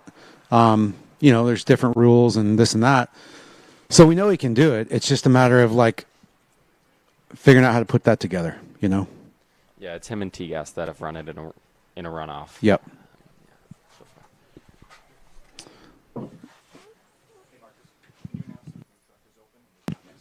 Hey, everybody, the food truck's open. Anybody hungry out there? Raise your hand. Okay, don't raise your hand. I can't see you. But if you are hungry, food truck's open. It's somewhere between the announcing booth and the dock. And you'll probably see it or smell it if you just start walking around. Good quesadillas, good tacos. I recommend it. I'm going to go hit that up here shortly after men's slalom. So get over there before I do, because I'm probably going to eat everything else they have.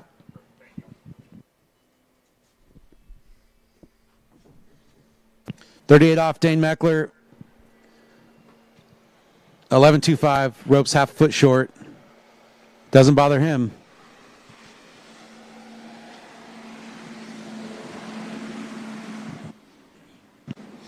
Dang. It was kind of like you, dude. It was like his 38 looked kind of like his 32. That looked just perfect. I mean, if we go back to what we were talking about with pressure there, like that gate 1-2, and really the whole pass, it just looks like he was in control and wasn't really relying on the boat or Yep. the rope there. He was just able to just keep moving. That really, really looked good. Okay, so as we watch this replay, let's talk about pressure. So now we know what the goal is. Let's like not have too much load through our feet through center line and outbound so you can kind of carry out. How do you do that? What are one or two things you think about to help kind of manage that pressure, but still be able to create drive, angle, acceleration, whatever you want to call it, to center line? Well, I don't know if I'm the best at it, but I think just trying to manage rotation, because the more you rotate, Out of the turn? yeah. Okay. Yeah, the more you rotate, the more. Rotate what? Rotate the ski, rotate your hips, your body, your shoulders, your chest, your head?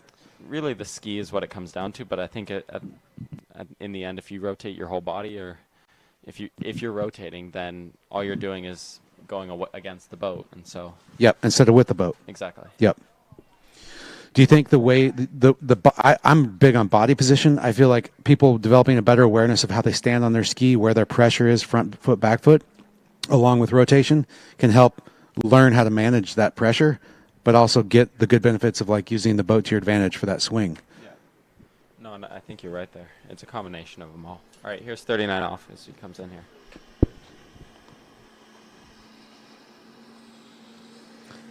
A little back out of one, but he knows how to deal with it.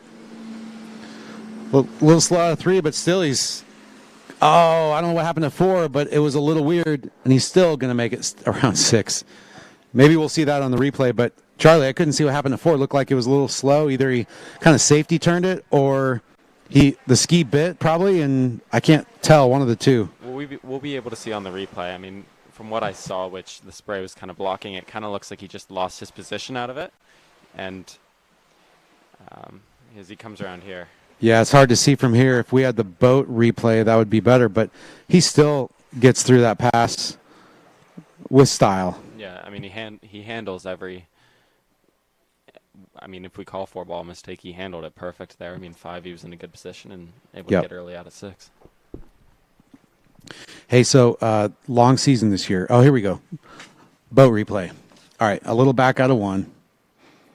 See, he moves his body so well to center line, like right there. Before center line, he's moving dynamically. Oh, yeah, he just fell into loose line. Maybe a little straighter to 4 than he wanted. What was your take on that? Yeah, I don't know. It just seemed like maybe there he just sort of fell back a little bit on the boat. I mean, it happens. Sometimes you just sort of lose rope tension or stuff. But he handles it perfect. And now we're able to watch a 41. And sometimes I heard you and Allie talking about it earlier that if you make a mistake on a 39, sometimes it wakes you up and you're able to really engage here. So we'll see what he's able to do. If he gets a start, we could see a new leader. A little long through the gate. I don't know if that's going to work. Damn. I felt like he pulled just a little too long, and I feel like the longer you pull, to your point, Charlie, you get a little bit more pressure through your feet before you actually start the transition. And I think that might have got him narrow at 1, and you see him not have the turn he wanted. He probably won't be the happiest with that, but still, I mean, that was still really good skiing. Like the 38, we'll go back to it. Like that was one of the easiest 38s, if not the easiest 38 that we've seen all day. So he still has to take away some positives, and he'll be able to refocus. And I don't really have any doubt for round 2 he'll be able to take care of the leftover business. Yeah, that's cool thing about this event is there's 2. Back in the old days, sometimes we'd have events where it's just like do or die first round. But this event's cool and it's also harder because everybody has 2 chances. So the scores are usually a little higher to get in. But for me, it's an interesting study in individuals because like skiing isn't just about scores. Skiing is about self-transformation and figuring out how you operate and how you move through challenges as an individual. And everybody's different. And so to get to see all of you guys have a score, you had a 1.5, maybe the best start at 41, and to see like how you adjust and adapt going into the second round, that's always cool. I think the fans, spectators enjoy that part of the sport as well when we have 2-round tournaments like this, and it's going to be fun to watch you all in the second round. Yeah, no, I 100% agree there. I think the second round, not only does it increase the scores like you were saying, and I think it makes the product more entertaining. And yeah, for sure. And I think, yeah, you get to really see those adjustments. Yeah, you're right. Yep. That's what skiing's about. It's not about just going out and like being the best, in my opinion. It's about like, yeah, how do you adapt? How do you adjust on the fly? And that's what this sport's all about. Speaking of that, we got one of the best who's ever done it, Freddie Winter, coming out. I'm imagining 32 off.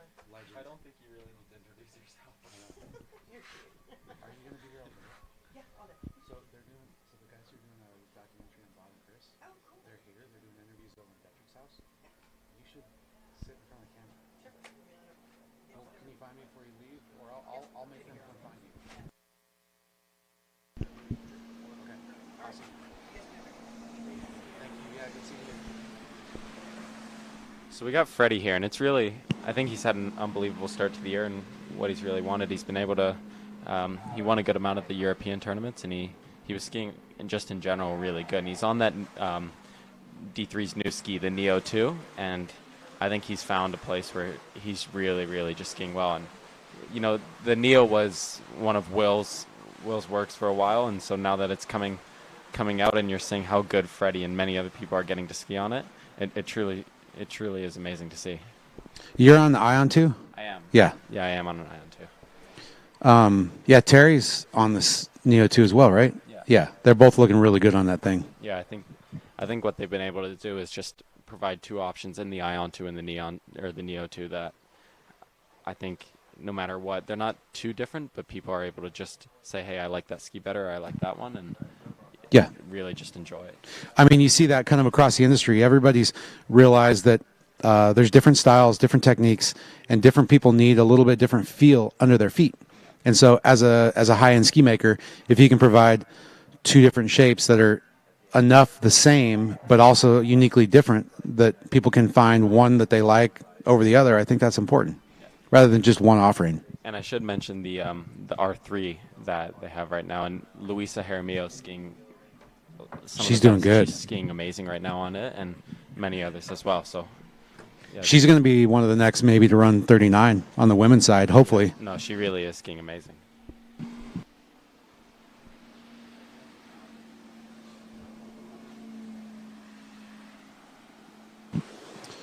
Making it look easy. That was 35 off, but it didn't look like it. But back to your point about like mass, if we talk about physics of skiing, mass versus how much load you need to put on the rope and load you need to feel through your feet to get the same drive to the wakes, to create the same space and swing before that next ball. A guy like Freddie who weighs, I don't know, 40 or 50 pounds more than you, he's going to need to be able to create more load on the rope, more load through his feet to get the same kind of acceleration that you do. Yeah. So then that comes with its own, like, problems, if you will. Like, he's got to figure out how to manage that load, that unload, if you will, through transition and outbound better than everybody else. Yeah, and, you know, if you see Freddie on shore, you'll look at him and you're like, yeah, you definitely can create all the load. He's a really strong guy, and he is really light as well. He's really skinny right now, and so I think that's sort of why he's skiing really good. How much do you think he weighs? I don't know. I'm not the best at guessing that stuff. I wasn't the best at guessing your weight. I gave you more weight. I said 148. Your sister kept giving me the thumbs down. All right, 38 off. He knows what's up. He's got like a couple more passes before he gets to the real deal, but he still has to get through these. These are warm-ups. These are tune-ups. Find the rhythm, find the feeling.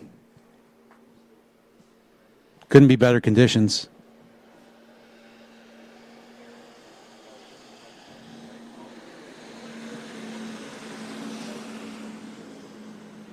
All right.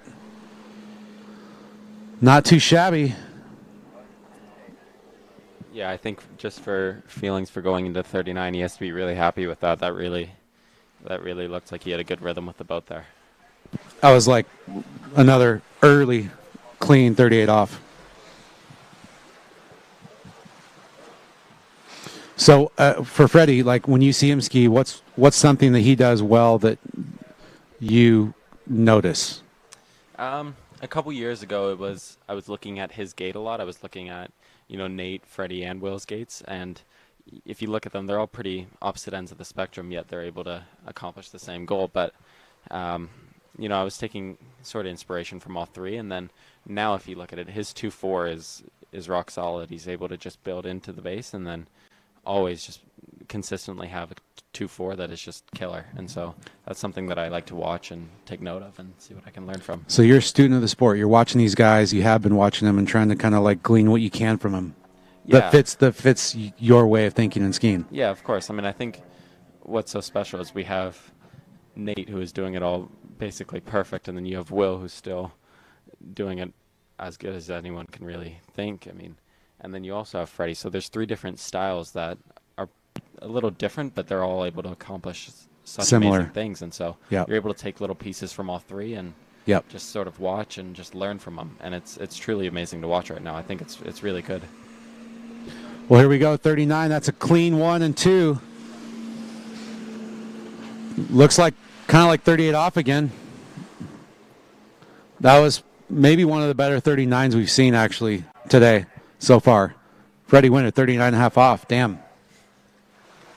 Yeah, and you go back to just that 2-4, what we were talking about. How you you little pieces. said build into the base. Tell me what that means to you. Well, it's something that I'm playing around with. I still really don't know. But the more you build, it seems like the more swing you get to create. But it's something that I'm playing around with. You have to find the right spot, because sometimes, like even today a little bit, I felt like I could have managed better off the second wake. Into the 1-3 and to the 2-4, but yep. It's something that you see that he's able to really do well, and he's mastered into 2-4, and he's just able to have so much control, and the turns show it. I mean, he's consistent on that side, and really on 1-5 as well. So back to what you said about your own 41 today, I noticed one thing he does in the 2-4. He always kind of is against the rope, and he knows where the boat is at all times. He kind of like skis or swings all the way out to apex into 2-4, even if he's a little late. Mm-hmm. And so he can kind of always make that move back in without falling away from the boat or falling into a big hole. Yeah, which is exactly. which helps, especially at this pass right here, 41 off. Yeah. So we'll see what he's able to do. Last year, he came in second at this event. Nate ran 5, and Freddie went for the turn and ran 4.5. But I mean, I think that just shows that. I mean, those are high scores, and he's been running 41 a bunch, and so. Here we go. There's a dog pile of 3. He's got a chance to go beyond. He makes a turn. Here we go. New leader 4. Oh, he buries that ear. Turns 5. What the hell? Wow. That was crazy. Yeah, that was great skiing, dude. I think his earplug fell out of 4-ball, but he took the lead. Freddie Winter. There are not many people that can hold that load 4 to 5 and then watch this 4-ball. Oh man. But again, back to recovery. He is one of the best at recovering, and that's what it takes to be the best skiers in the world. Yeah.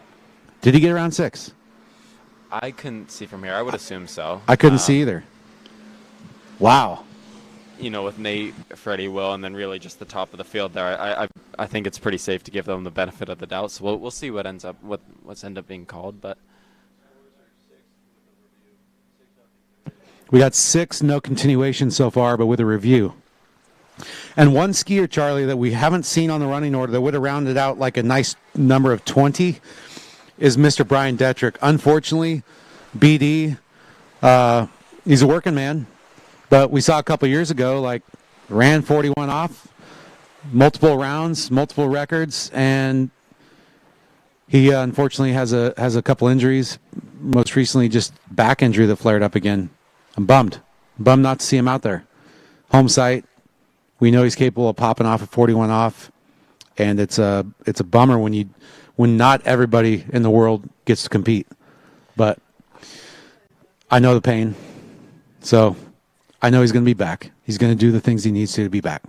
I think me and Brian met for the first time. It was at Mastercraft Pro, and so I was able to, get to see him at Swiss, and really leading up to the Worlds in October there, and like it was really, and also at the Masters qualifiers at Corey's, just really fun to just watch him and learn, and he's one of the best in the world, and so now he's, dealing with a bit of an injury right now.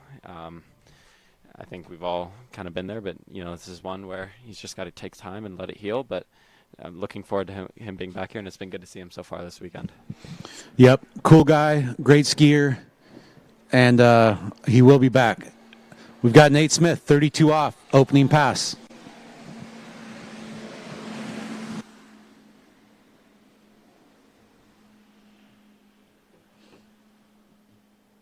I just got word that the taco truck has the best El Pastor ever. Just FYI. Oh, that was 35 off. Sorry, guys. Didn't look like 35. It looked like 15 off. It speaks to the skier when no one can really know what rope length they're starting at. Because they make it look that easy. Dang, that's great skiing.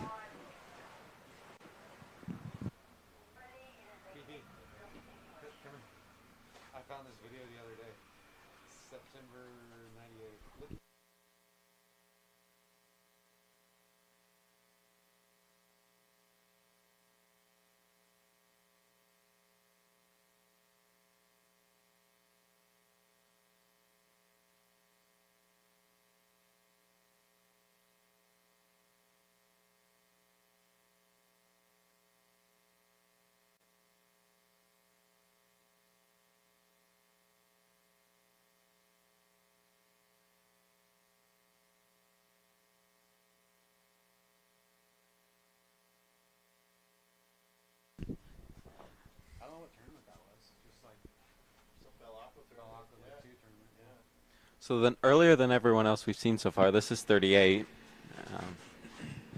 Yeah, second pass, 38 off, just not wasting any time.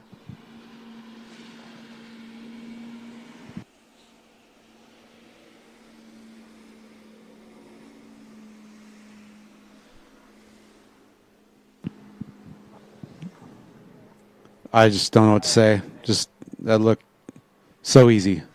So easy.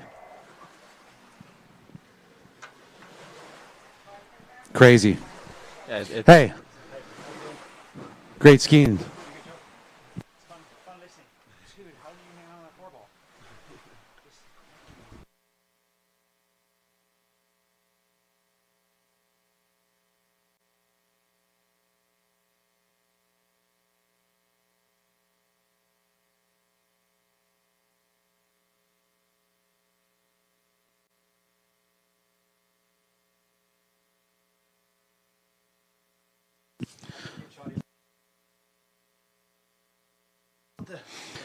Hey, so we got replay here. 38 off.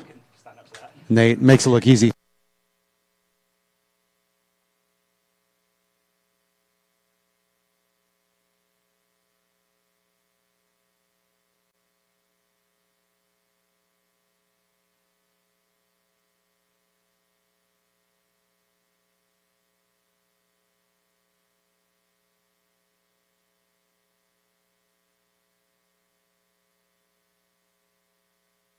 Europe was, I couldn't have expected any more, but there's been a lot of beer since Europe.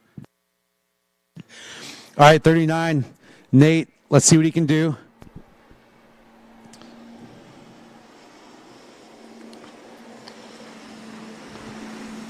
Not looking too shabby. 39 and a half off. I don't really know what to say. That looked pretty clean. I'm really happy someone told us that he started at 35 because we still wouldn't have known. Yeah, I would not have known that was 39 if we wouldn't have known he started 35. Watch the replay. Looks pretty clean here coming into 3.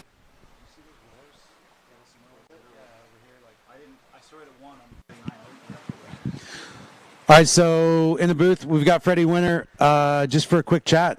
Freddie, talk to us about this tournament round just now. Yeah, I'm really happy. I mean, I came from England this week. Skiing's really not been going so well. I took a bit of a mental break for a couple of weeks. So after the Europe. You said since Europe, there's been a few beers? There's been a few beers. Yeah, one or two.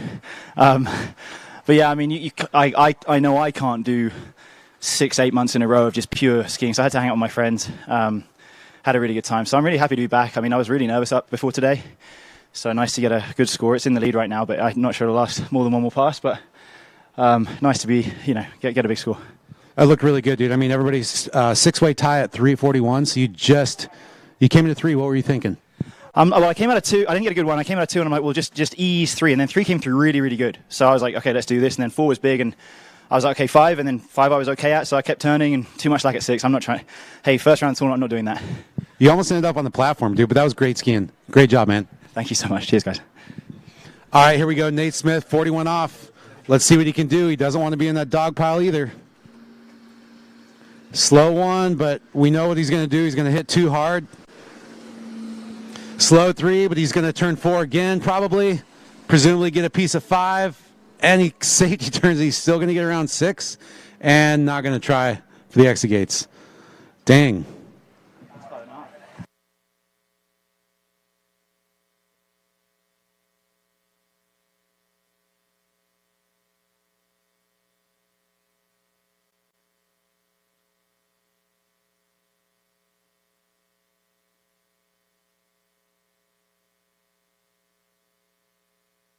He does. I mean, the delay.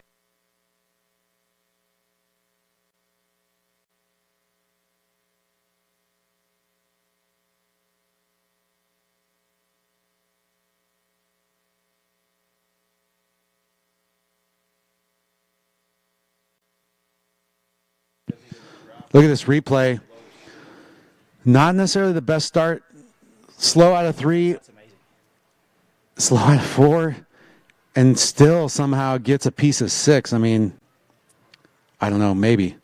But you can see right there, he could have taken a seat in the back of the boat, and he decided better. He wants to keep skiing tomorrow and today. So Still great skiing. Freddie winner retains the lead. 6, no continuation, I believe. I'll go and come back.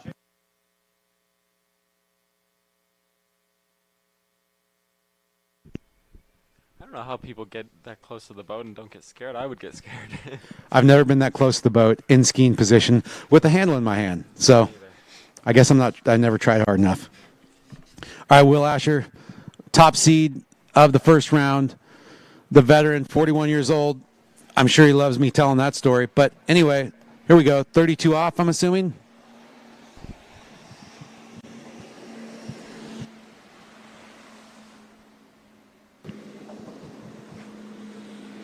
Back to the story about skiing being about enjoying the ride, enjoying the process, enjoying the art of perfecting your craft. Will Asher is one of the guys that's found ways to keep it exciting so that he can stay interested, stay passionate, to your point, Charlie, so he can keep pushing through those crappy days and those crappy sets and keep staying hungry for it, you know? Yeah, I mean, I don't think there's anyone that knows more about skis themselves than Will. And, I mean, he's skiing the best he's ever skied. It's tough to say if he is, because that just speaks to his career, because he's always seemed to maintain just such an amazing. I don't know. It's hard to speak about it, but. Well, dude, you're 18. He's 41. T-Gas is 42. That's like 24 years more of skiing for you. Like, think about that for a sec. At this level, like, that would be insane. That's more years than you are old right now. So, kind of puts it in perspective. Yeah. How long he's been doing it. But to your point, like, I would say he's skiing his best skiing ever now in the last couple of years. Yeah. Yeah. And I have a photo of him and my dad at the 2009 Worlds in Calgary. And we were talking about it in Madrid last year. And so it's been kind of cool that I've, like the first time I met Will, I was too shy to really even talk to him. But now, that's awesome. Now we've been able to hang out. And, that's cool. Yeah, get to know him well. And he's such a nice guy. Yep. Super cool guy. Phenomenal skier. And, yeah, let's watch this 35 off.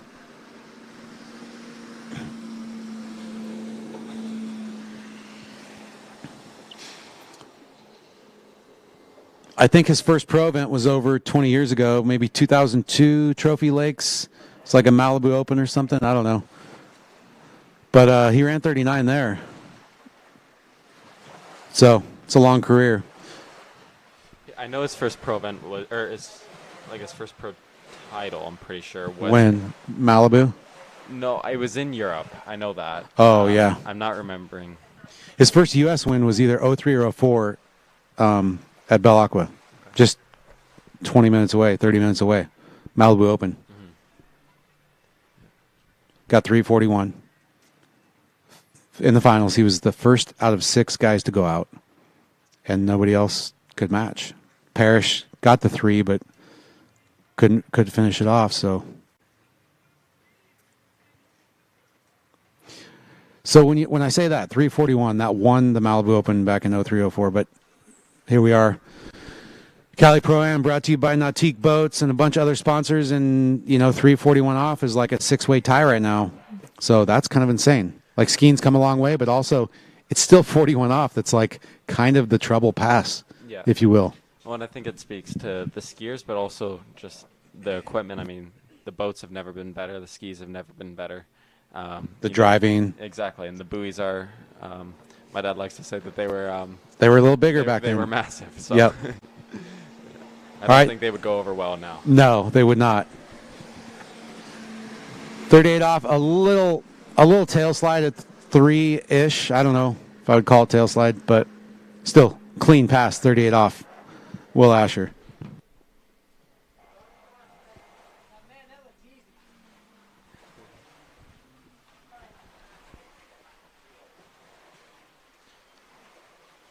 I think what's really cool is you get to see, all 3 righties, Will, Nate, and Freddie, really develop just such a strong onside. And, that's something that I still really want. Like, I'm still like, all right, I need a better onside. And so you see them, and, I mean, Will's known for his 2-4.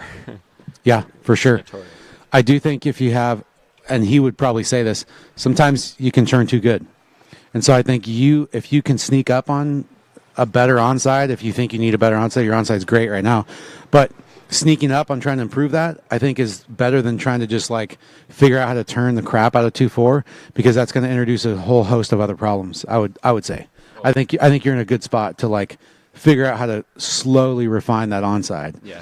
The approach to the onside, and then the moves through the finish of that onside to like do what you think you want to do. To be able to turn 2 or 3 or 4 at 41 when you're late. That's really what you want, is to be able to recover, right? Yeah, exactly. When you need it. Yeah, I mean, we just saw like Nate's 4 there.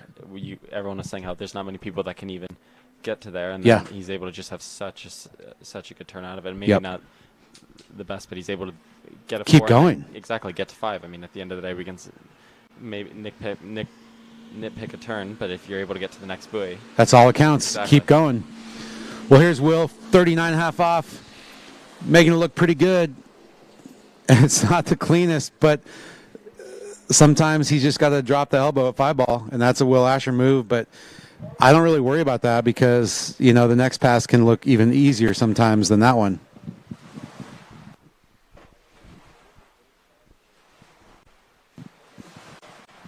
You'll see in the replay, it was actually a pretty damn good start. Clean through 3. I couldn't really see 4, but I don't imagine anything exciting happened. And then you see at 5, he just was a little narrow.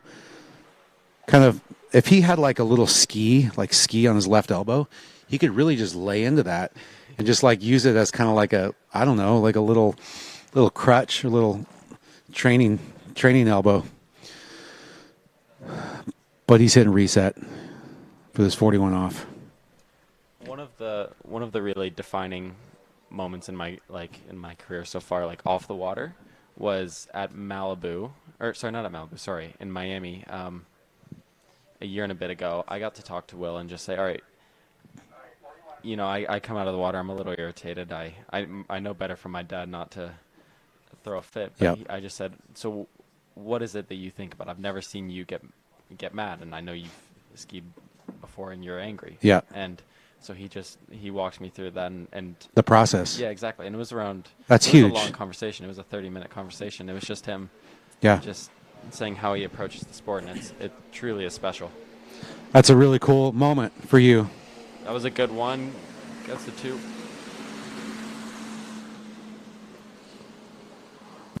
Well, he did his first goal was to not be stuck up at 3.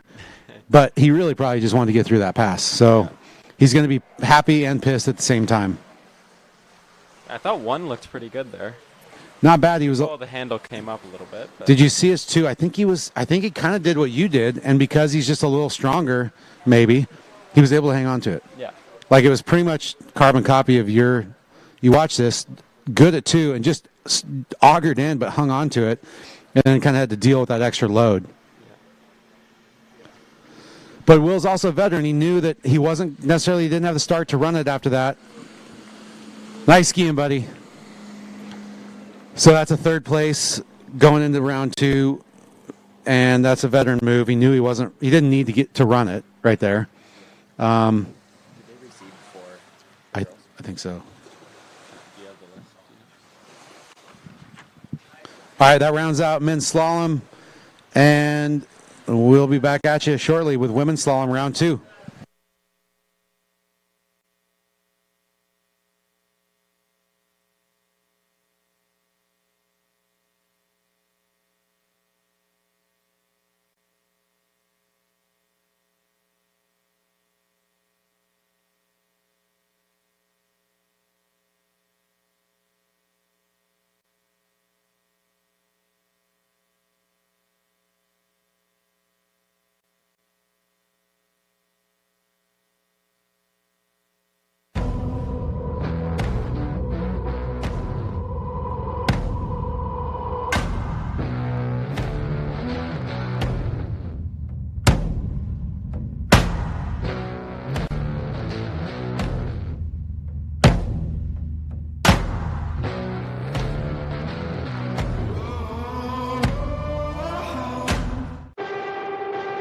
Only one water skiing brand holds all 6 world records.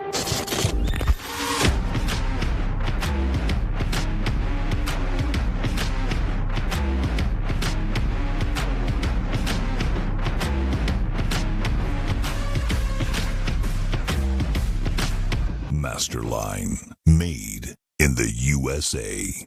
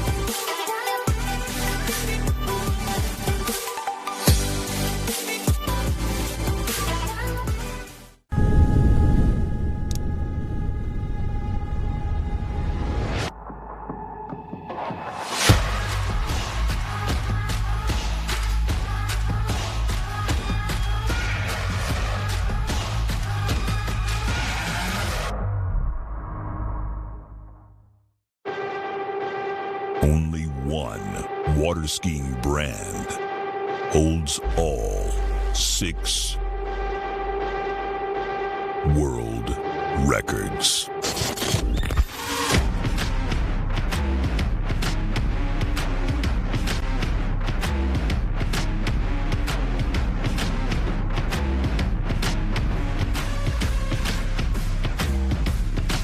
Masterline, made in the USA.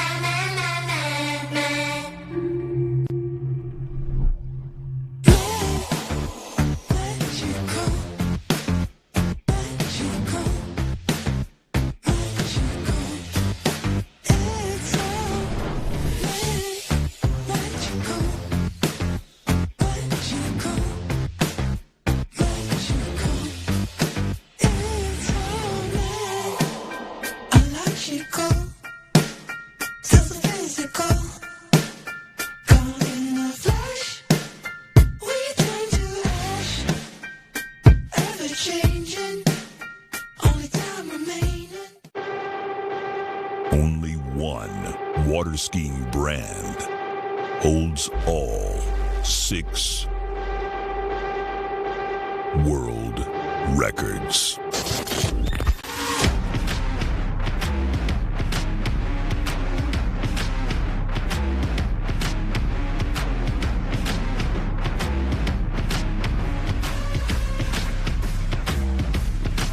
Masterline, made in the USA.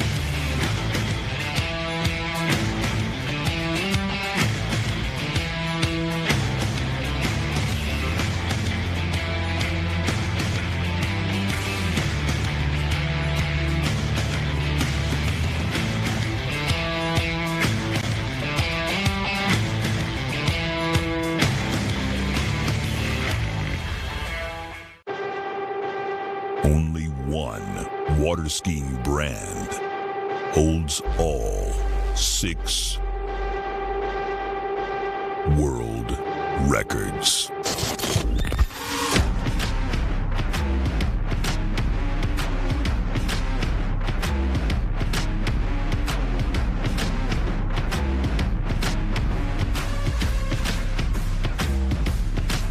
Masterline, made in the USA.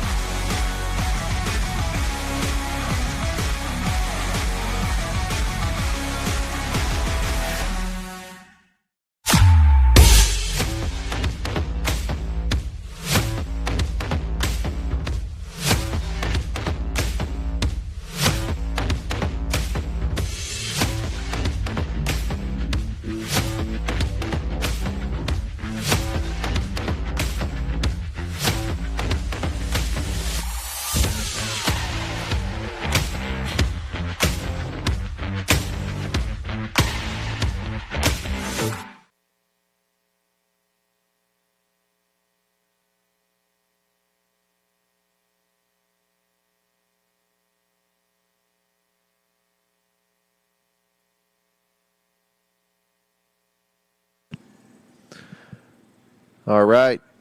Round 2. Women's slalom. We've got Sasha into the course, 28 off, behind that beautiful Nautique. Will Bush still behind the wheel. Sasha ran 4.5 at 35 off. We have 10 women in our event. Right now we're taking top 8. That's putting 2.5 at 38 with Neely Ross is in 8th right now. So that's going to be the score that these women are chasing. We'll also see Sasha later this afternoon in the women's jump event.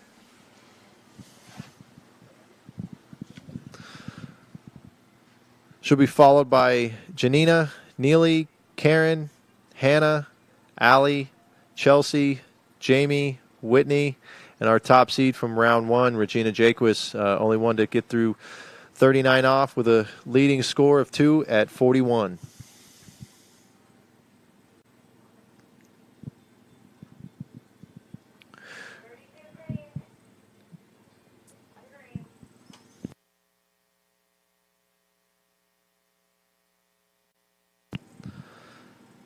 I'd like to thank our sponsors.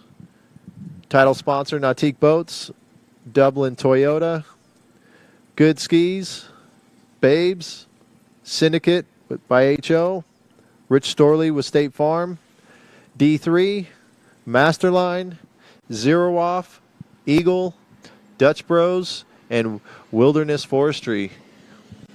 We've got Sasha a little deep there at a 2. We've got 32 off, 13-meter line.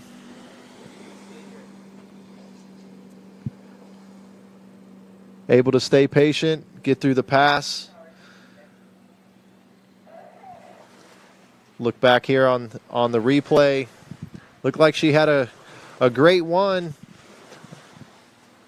Maybe a little too early into 2. Let's see what on this webcast replay. Yeah, looked like great shape into 2. Just dropped the shoulder a little bit, but it's 32 off, past she's run a number of times.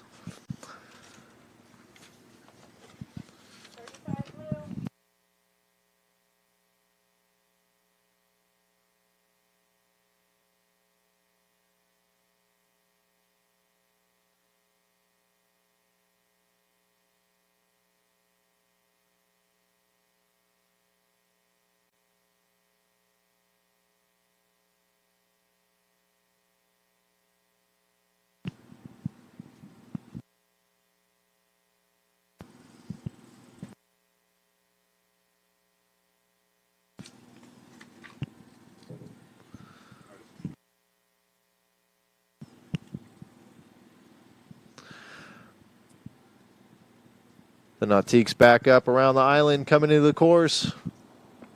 35 off for Sasha. Came up short this morning with 4.5. We'd like to see her get through this pass to be able to have a shot at 38. She's got a good-looking start here. Better shape than this morning. Little bobble. Stood up there at 5, but no problem getting it over to 6 and out the gates.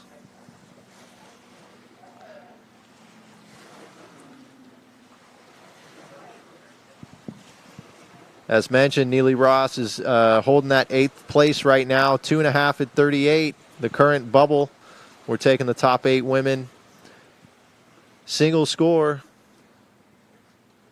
into the next, into the final head-to-head pairing for tomorrow. So Sasha's going to be able to set the pace here, and we've got Neely at 2.5, Karen at 3, Hannah at 4.5. So depending on what she can do here, she can get middle of the pack. If not, run it. Definitely changes things for the next couple skiers to come after her.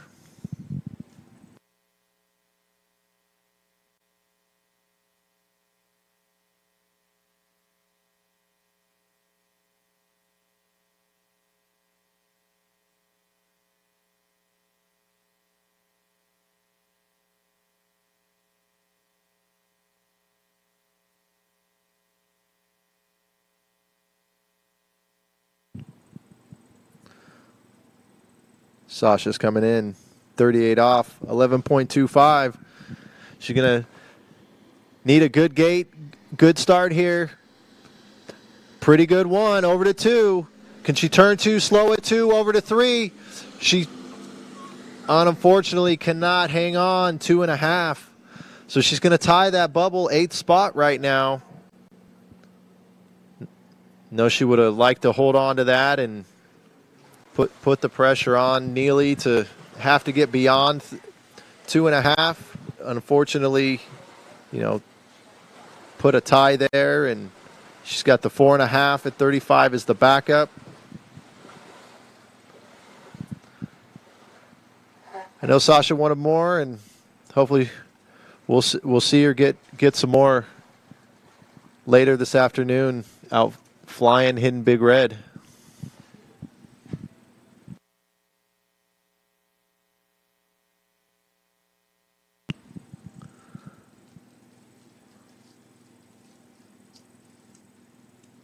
Janina Bonneman-Meckler takes to the water next. She ran a half at 38 this morning. She was our first skier off the dock. So she's going to be in a similar situation just outside of that 8th spot. Got that bubble score, 2.5 at 38.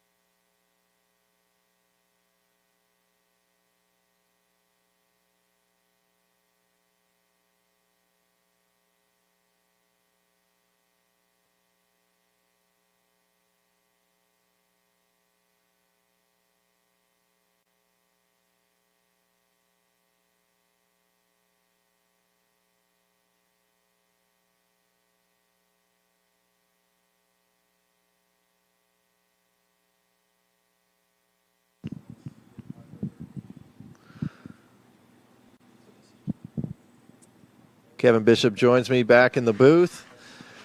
We've got our second skier on the water, Janina. Had a great opening pass, 28 off. Coming back in, 32 off, 13 meters.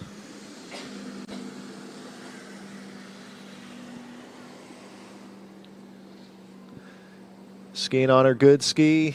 Nice, another warm-up pass, Kevin. Yeah, no, it looks really good. I'm sure, another skier looking to improve on their first round and, get themselves into that final. I saw her down there. She looked pretty serious when she was stretching and warming up, getting to go out there and get after it.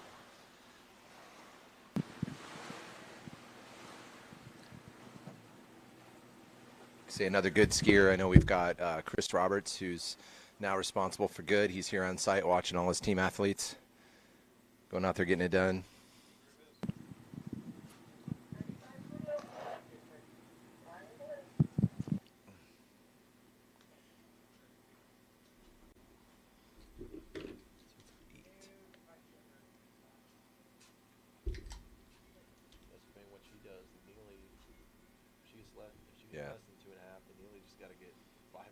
Yeah, we're about to potentially figure out who the 8 are, right? Yeah, but she's got a chance to go out here and make a dent in it and change the layout. So we'll cheer her on and give her a chance to do that.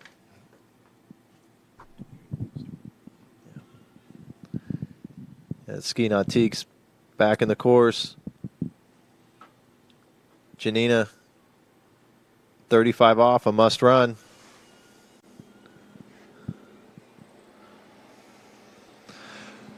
Great start. Comes into 3.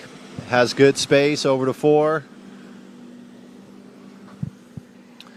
And no problem. A good looking 35 off. Yeah, plenty of room there. I mean, we're sitting right here in front of 3 ball, and she came in, lots of space into that 3. We'll probably see it on the replay. This is essentially the view that we're having. She comes in here, and I just watch that tip down ski rotate. I mean, just waiting on that next buoy. Hopefully that gave her some confidence for the next one, because this is what she knows what she's got to do. I'm sure she's kept track of what she needs to do to get into this group. Yeah, definitely a confidence builder. I think she just didn't quite have the gait she wanted this morning. Came in a little narrow, stretched out, and she had a good looking gait. Good rhythm that entire 35 off.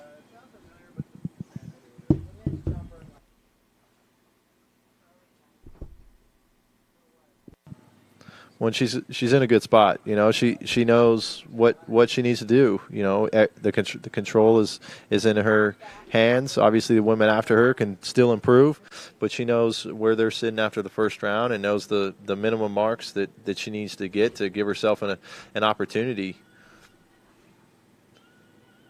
Obviously, if she can run this pass, is going to put her in a good position. If she gets halfway down, then it's going to be a weight game and kind of put a little pressure on the other girls to, perform again. But here we go. Janina, 38 off. A good looking 1 over to 2. Turns 2 over to 3. Big 3, a little separated out to 4, over to 5, slow 5. But and she's very happy. We've got a fist in the air. That's enough to put her in. So she knows she's through. It's fun to see everyone celebrate. She seemed happy with that.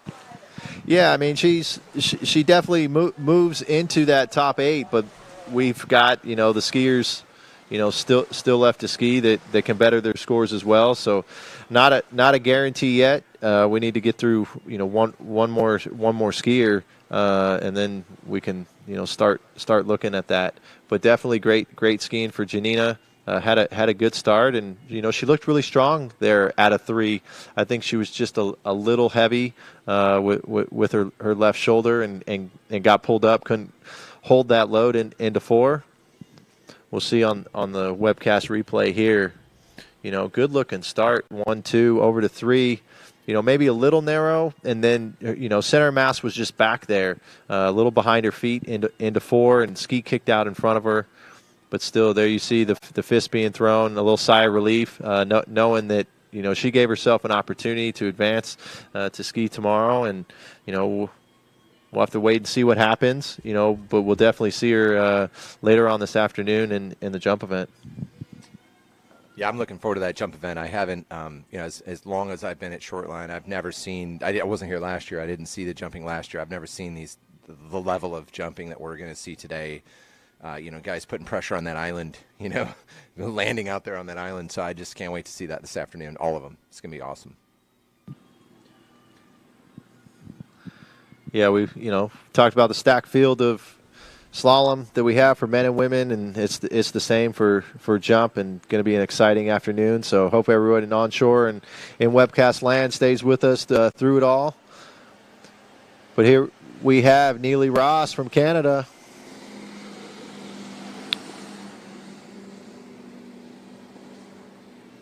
Had a score 2.5 at 38 in the first round.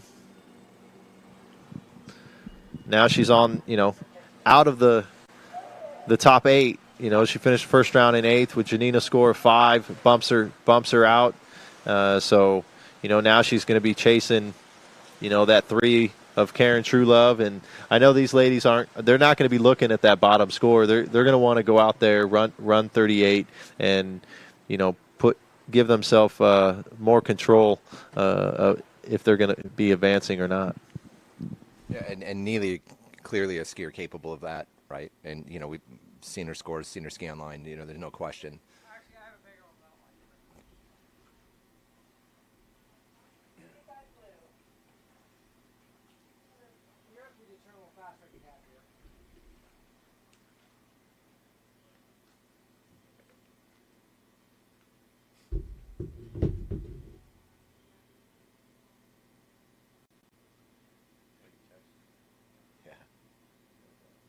That's all right. Yeah, you probably heard me by myself. I did. Yeah.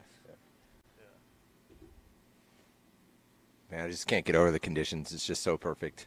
There's really no wind to speak of. No distractions for these skiers, so they can focus on the task at hand.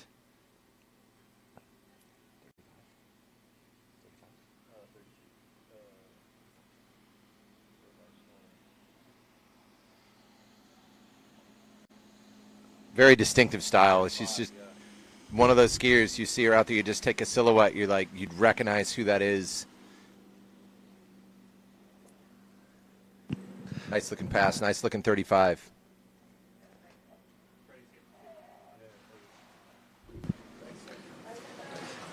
Yeah, Kevin, we talked about when these ladies were skiing early this morning, temperature 63, we're up to 85 now. I know some of the women had made a comment. It was a little early morning, not used to skiing, starting at 8 o'clock, especially for some of them, coming in different time zones and just trying to adjust. And Neely, for example, we arrived on site late yesterday, so still adjusting, getting used to that.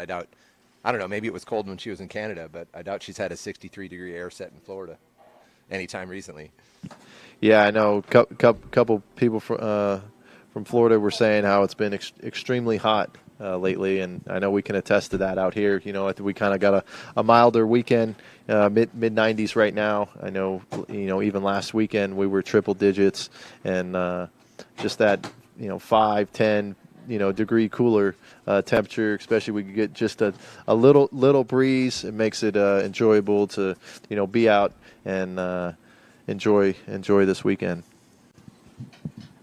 So here she comes, 38. The pass, she needs to do some damage here to just clearly punch herself through, or at least give her that chance. I'm sure the level of skier she is, she's thinking about 6. Yeah, good looking gate for Neely. Onside for 2 ball, little slow over to 3. She turns 3 over to 4. Can she stay connected out to 5? She is. Over to 6 and out the gates. Yeah, nice to see her put that together. She had to do some work there, to stay in that pass. But the level of skiers we have here, just professional. You know how much room you've got. I think it started for me right there at the backside of that 2 ball. Patient there at 3. Gets locked in here, so now she knows she can just let it run a little bit at 5, go to 6, and get out the gate. So great work for her. So full pass. Now she's going to get it, get her chance to take a shot at 39 and move up that seeding list for the finals. Yeah, and that guarantees her spot. So she's into the final, and now that's going to put the pressure on a couple skiers to come after that. And that you mentioned that bobble, kind of a little stood up there at 2, and it was similar to the first round. She was able to manage it a lot better, had more confidence, came into 3, had a better swing into 3 to be able to finish that pass. Yeah, and I think everybody this year will build, right? So she's built on the first round, and I'm sure when she gets her shot in the final, she's going to build on this round, but she's not done. She's still building right now. She'll be coming back at 39 and see where she ends up here on our list here going into the finals tomorrow. Yeah, because, you definitely want to put the score out there, right? You're looking, right now, Regina top seed, you don't want to be in that 8th spot. So we had Neely Ross coming back in, 39.5 off.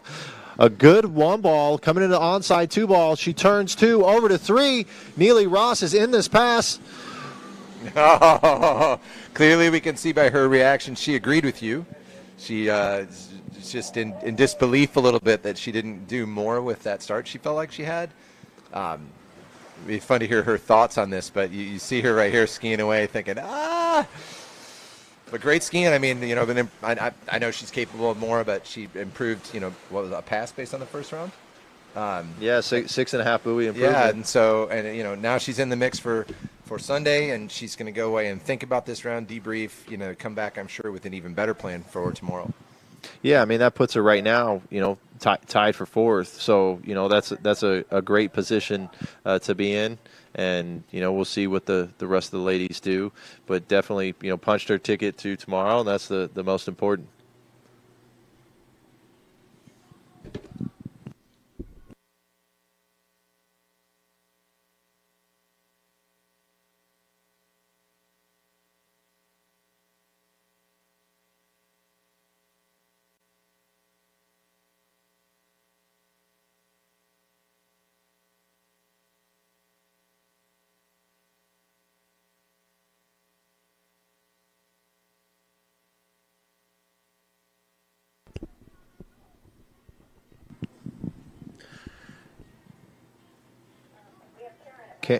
Karen Trulove, our next skier.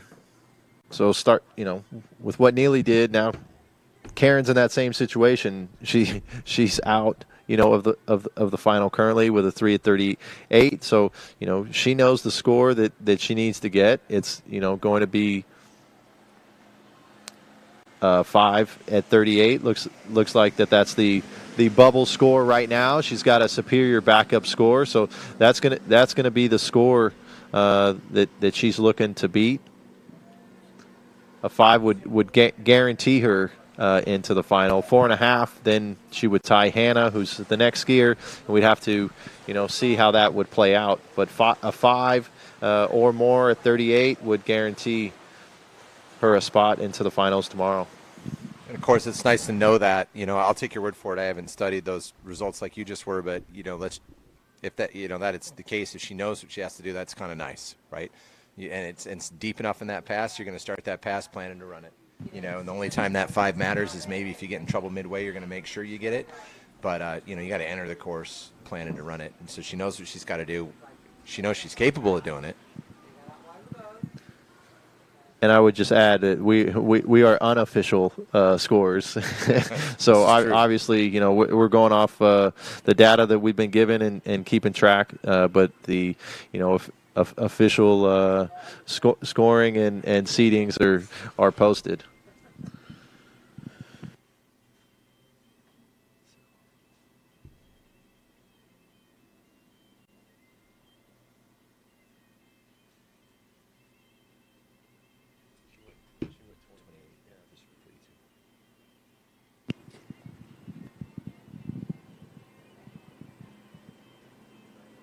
So Karen started 28 off, coming back in 32 off, 13-meter line, nice tight line out of 1 over to 2. Skiing on her good ski.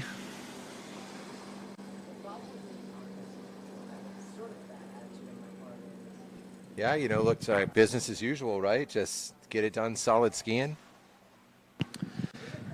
Yeah, this morning she looked really good. First three passes, 28 through 35, looked technically very strong, no bobbles, and it just was that start at 38 where she ski stuck a little bit and just didn't get the start that she was looking for, resulted in the 3:38. So she can, like you mentioned, went back, probably saw webcast or video that Freddie's taken. Go back, look at what happened, because you, in my mind, you just need to look at the 38. Everything else was good. So don't stress too much on the set of something that happened.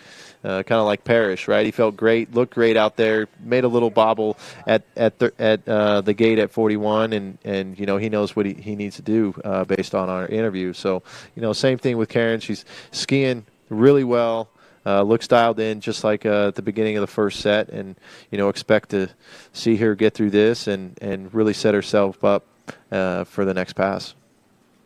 Yeah, no, exactly. So here she comes at 35. Another chance to get everything warmed up, practice anything she's working on that gate.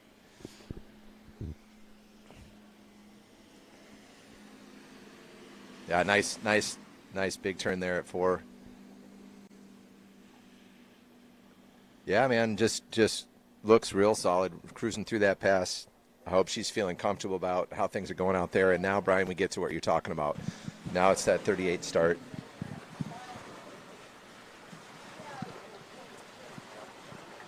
Right there.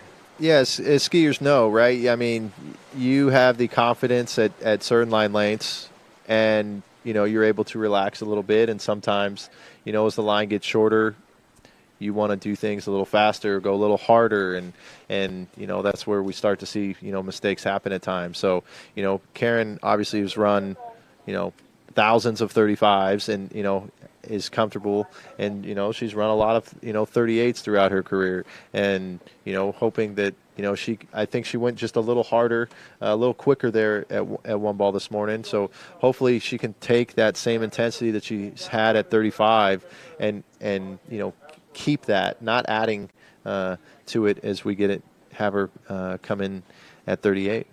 Yeah. And here we go. The line is tight. Coming around the backside of the island. The boat will line up. You look down the lake. The setups are plenty long here. You've got plenty of time to get organized before she makes her first move to get this 38 dance going.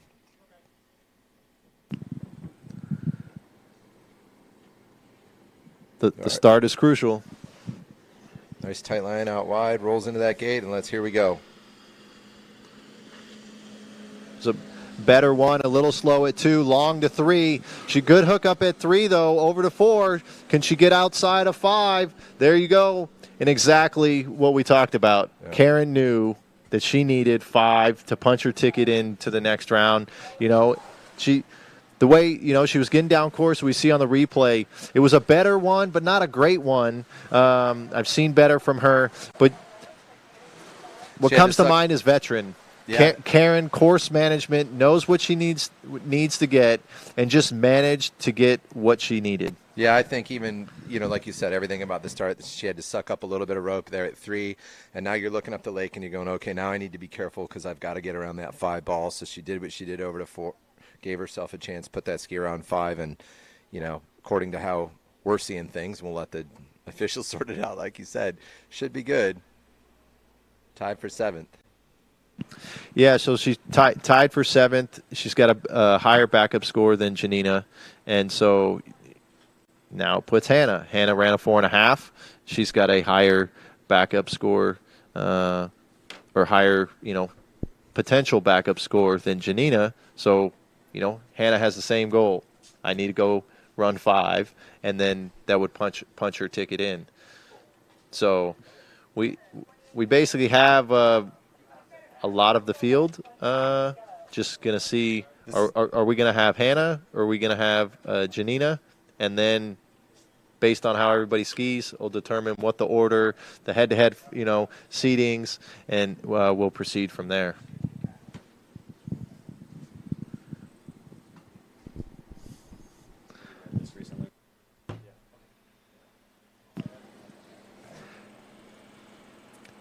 Hannah's into the course, 28 off.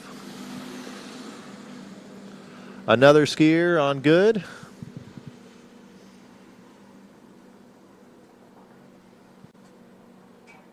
And Kevin, easy to be, kind of Monday morning quarterback, right? You don't know what's going to play out. And, she was skiing really well this morning and, overturned 5, so she was in it to run it, and not saying that she should have stood up, right? You don't know what's going to transpire, and she was in good shape, just rushed 5 a little bit, but gonna now have the pressure on her. Obviously, we know she's capable of getting there and getting through 38.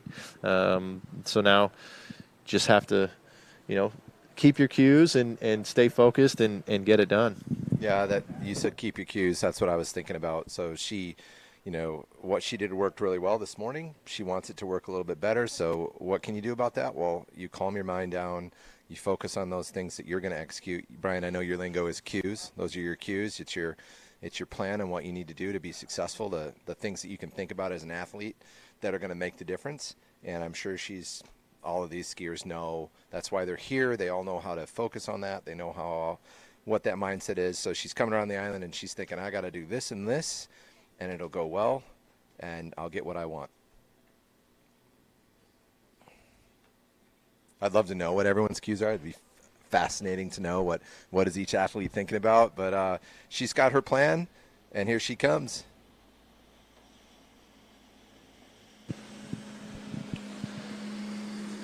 Third 32 off for Hannah.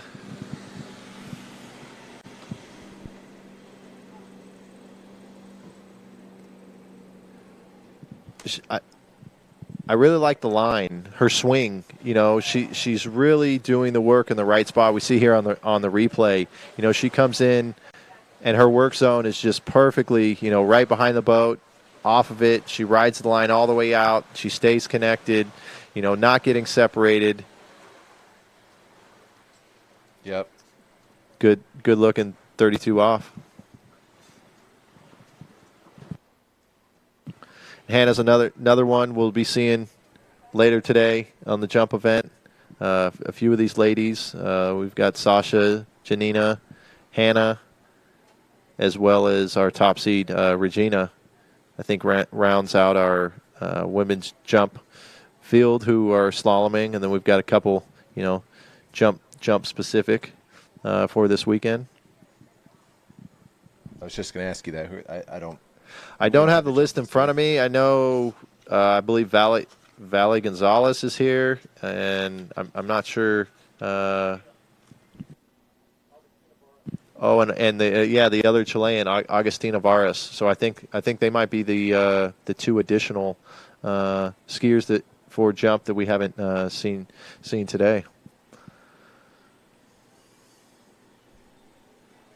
So here comes Hannah. This will be her 35 pass. So another one that, worked out well for her this morning. She's got another pass here to get comfortable with her cues, to, stay up course, waiting on buoys like she was on that one, just standing up tall, and then digs in and drops in right there on that 4-ball. Wow, little surprise there, but I think it goes back to the start. That 1-ball was huge. I don't know if you saw the ski. It'd be interesting, once we get this replay up and take a look at the 1-ball. She got a lot of load, and it looked like, pretty good load at 3 as well. So let's take a look at the instant replay. Big one. She's got a lot of space and time, and it just seems like she gets to a spot and then kind of just loads all at once and just not able to hold that load. I'd like to see her maybe just a little more progressive, through the turn, build into that load. Unfortunate after a great first round. Looks like she's going to be the first one out of the final because all the rest of the girls had run 38, and so unfortunate. But I know that's one good thing of being a multi-eventer. She can put the slalom ski aside and change that mindset and attack it this afternoon for jump. Yeah, it looked like. I mean, I thought it was going pretty well, and you see on that replay, and it didn't seem like you say, maybe a little bit heavier than the passes before. But then you go out that 4-ball, and she just maybe didn't have the line as tight as she thought out there at the buoy, and kind of came inside, maybe looking for it, and just. I'm sure she was a little surprised. I'm sure she didn't expect that to happen, but just didn't get back under the rope to get out of that 4-ball. And, unfortunately her ride ended a little sooner, but, good showing. But here's the field. So, Brian, is this shaking out how we've been describing it? Are we getting this right? I think we are. Yeah, so, I mean, we know our field. That's our top 8, with Karen and Janina tied for 7th. So, right now, that set 7th and 8th is going to be Karen and Janina, and who they will ski against, as the 1 and 2 seeds will be determined. Obviously, right now you have Regina at 1 and a tie with Jamie and Whitney for 2nd. So we're going to have to see how this second half of the second round shapes up. So now you take a skier like Allie, who's coming up. So she's in. She knows she's in. So now she's skiing for seeding and a score. So she's got nothing to do but go big, right? She's going to go out there and get after it, and we'll see where she ends up. And Allie, another one, 32 off. I think most of the girls remaining will be 32 start. And we talked earlier, and had her announcing a bit. She. Has been traveling a lot, going to all the events, is on a new ski. She's a syndicate skier, and, things have really, come together for the last couple of years, and especially this year, joining the 41 off club, and, then even the exclusive 2-ball at 41 off last weekend at Redwood Shores. So, she's been skiing well, and, it's within our 6 buoy window, right? That 2.5, but it's seems to be at the maybe bottom of that window of where she's been skiing lately. I think she has a nice opportunity to improve her seed, right? So it looks like she gets above that 3, anything above a 3, now she's going to be 4th seed, right? And then if she can run 39, which she would love to do. Now she's challenging for the top seed. So she can improve it nicely by just getting a little bit deeper into her window. So she's got a nice opportunity for her. I would hope she's as comfortable as you can be in one of these moments to go out there and take advantage of what you have in front of you. Yeah, like you said, I mean, it's there's no lose, right? You're into the final. It's just, getting dialed. They're skiing behind the second Nautique. Right, they skied behind the first one this morning, so they're just getting the feel. Obviously, she's been here all week and skied the lake and skied at least a couple of, at least one of the boats, and so she can go out there and ski, work on her cues and figure out how to get down 39 this set. Yeah, I mean that looked like a nice pass. I was just kind of admiring how tight the line was out of 1 and then kind of all the way down the lake. I'm kind of looking forward to watch this replay if we get that queued up. But, she's in the zone, man. Here we go. Let's see. I just love the way she came out of this 1-ball with that rope. Just zing, boom. Right into that, like you say, right on the line into that work zone and got it done. Yeah, it just looks real good.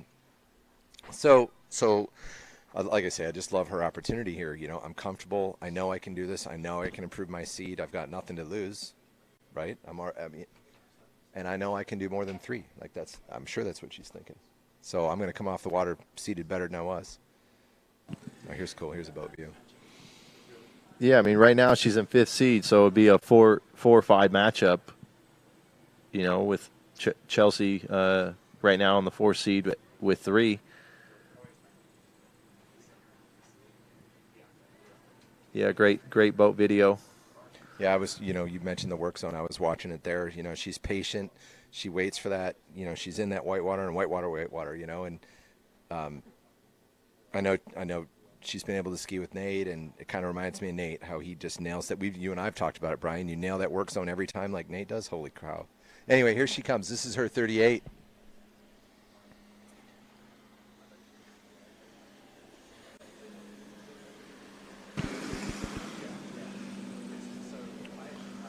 I don't know, Brian, the skier in me sometimes finds it hard to talk while they're skiing, but I don't know that. Did you think there was anything to worry about it too? Did that look a little sketchy? Yeah, no, definitely two caught my eye. You know, we'll see here on the replay, you know, a little back at one, but just quick, right? You know, she was able to manage it. That ski came through, but kind of similar, you know, what we talked about with Hannah. You know, it seemed like she was just attacking all at once out of the buoy, and you know, me personally, I'd like to see, you know, a little smoother, you know, there and not get the load so heavy so quick. You know, you're able to build into the back and create that load as you get into the wake. You're going to be able to manage it off the second wake.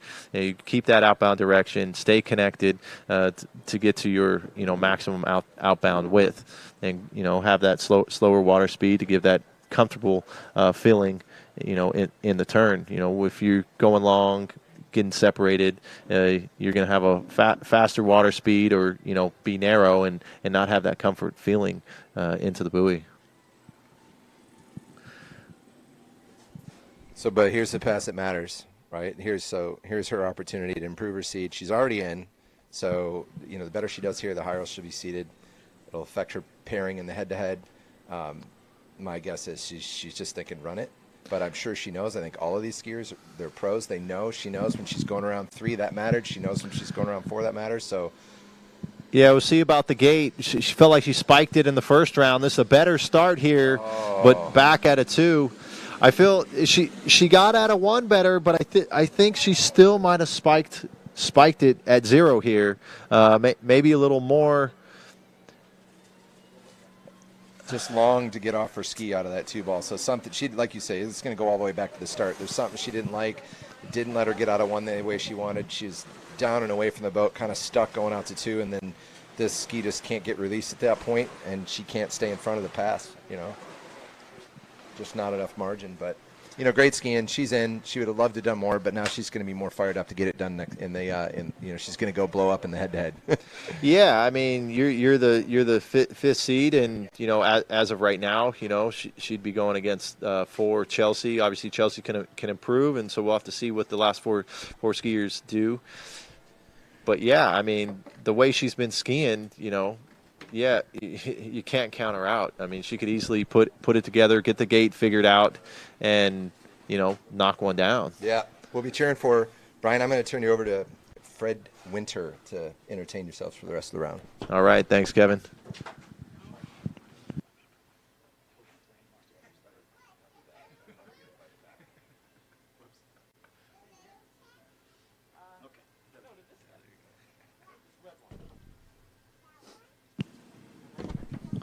Freddie, welcome.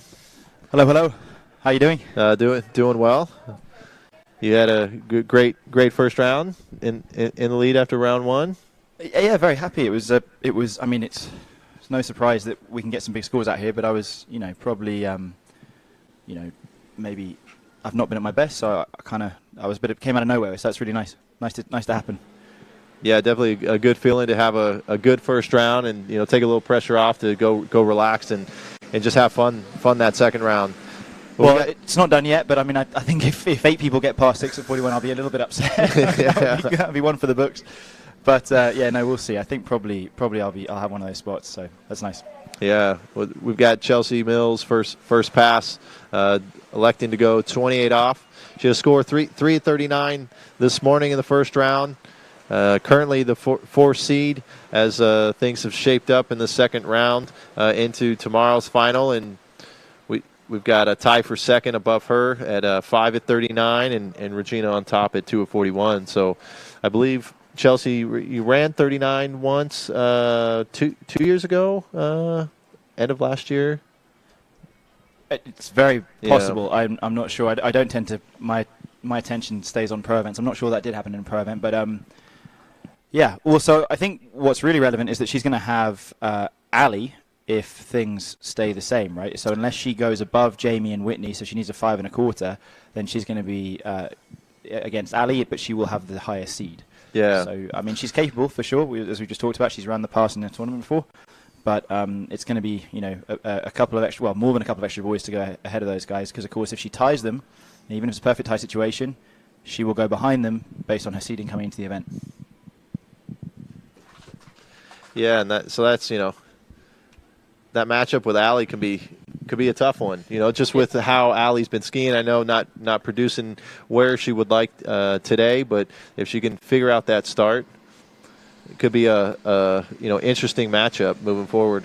Yeah, I mean, Ali's, I think probably definitely the most improved professional water skier in the world this year. I mean, she's run, I think now 3:39s in about her last 3 or 4 events.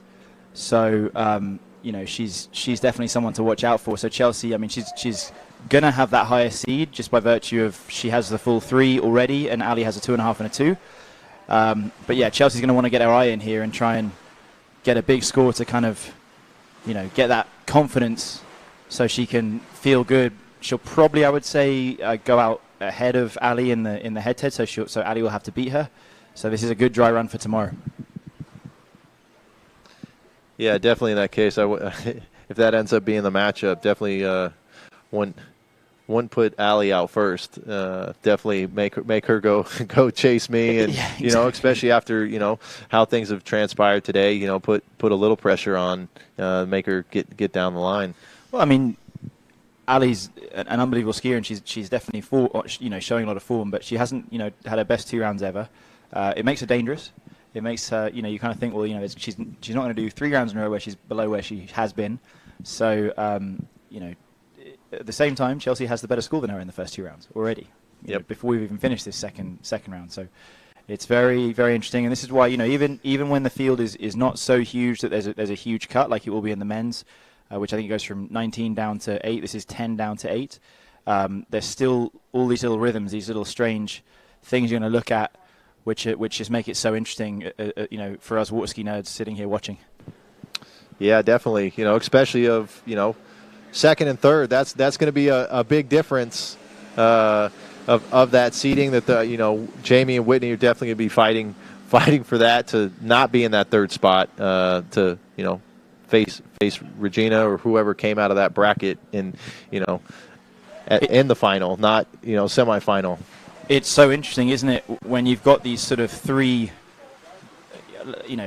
slalom gods, between basically, I mean, not all of them, but basically every tournament in the last 2 or 3 years since Jamie really started coming along at the start of 2021 has been won by Regina, Whitney, and Jamie. Ali's had a few in there.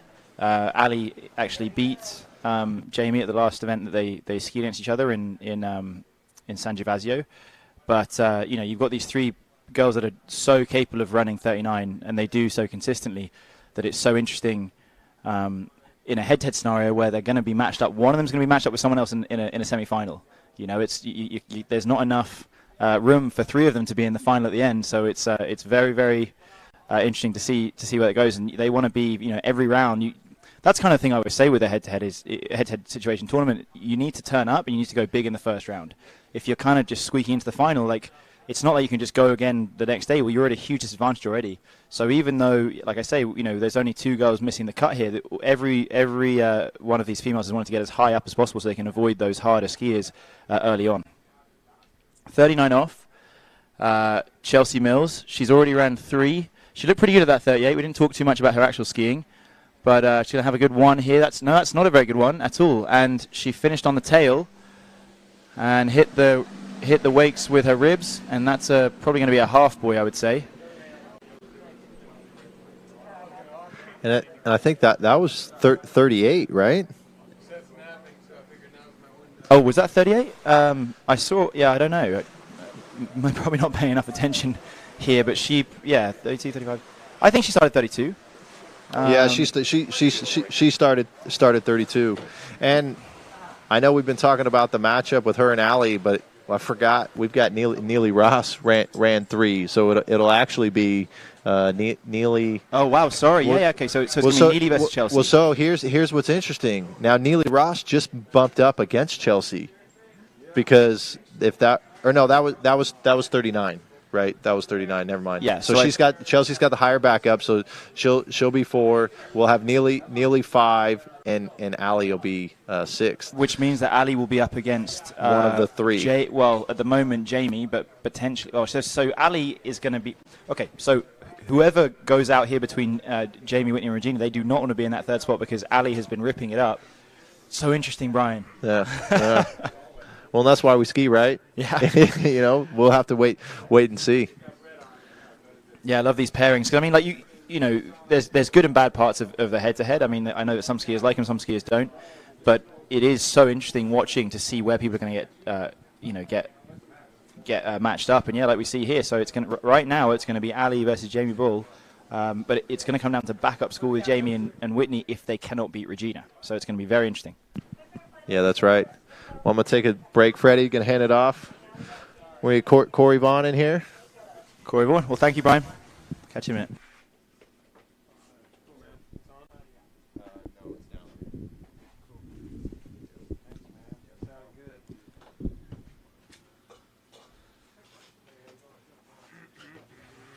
Well, Corey, I've been here for like 5 minutes, so we've already made some big mistakes and made some assumptions that have not actually been true. So we'll try and fix that up. Well, we don't have Tony, so we can't have perfection every week. Very, very easy first pass. You can't really do any better than that. I mean, and that's what we're going to expect of the next 3 skiers.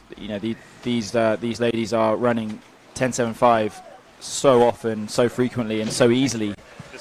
I will say, not to be offensive to anyone else present, but I mean, I think that maybe Jamie's 39 off pass in the first round in Greece was maybe one of the better ones I've ever seen. It was really, really easy, really, really smooth, and just minimal effort. Power in the correct places, never looked like it was there was any sort of degree of worry. So she's really on it. She's got on that new ski, that O2 HO Syndicate Works, whatever the name is. And she's crushing. It's good to see.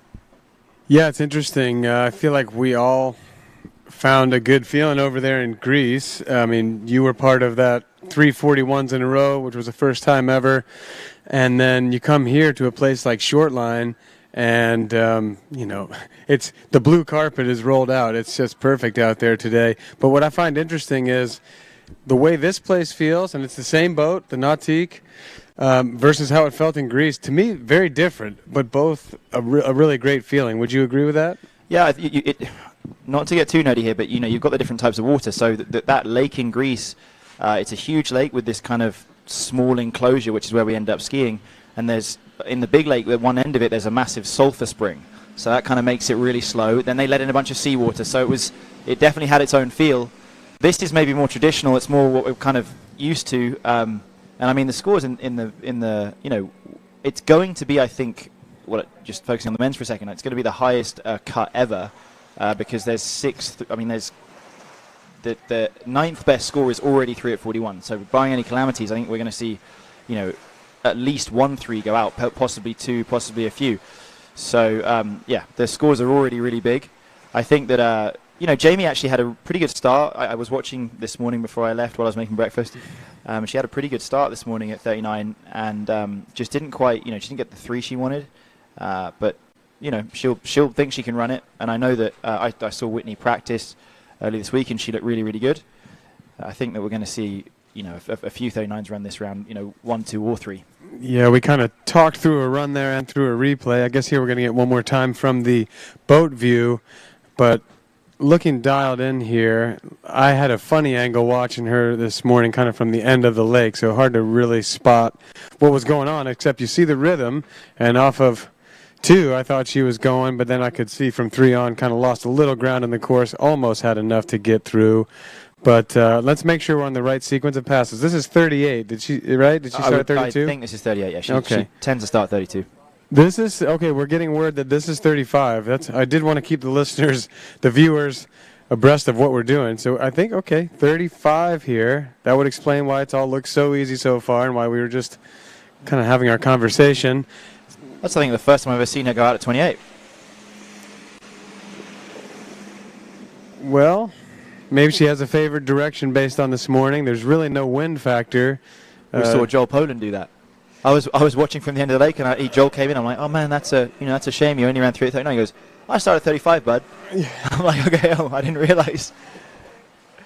Yeah. I said to him, why? He goes, well, who likes 32 anyway? That's why we all love Joel. I mean, he's a wild card. He crushed it. Went out there, did not leave a whole lot of question about the 39 or the 3 at 41. Just solid. Well, it's funny, isn't it? I mean, I was watching him, run this kind of pretty average 38. I'm like, oh, Joel's not skiing that well. And then it turns out it was actually 39. Yeah, when you're one pass down at that point, yeah. I think he was actually the first.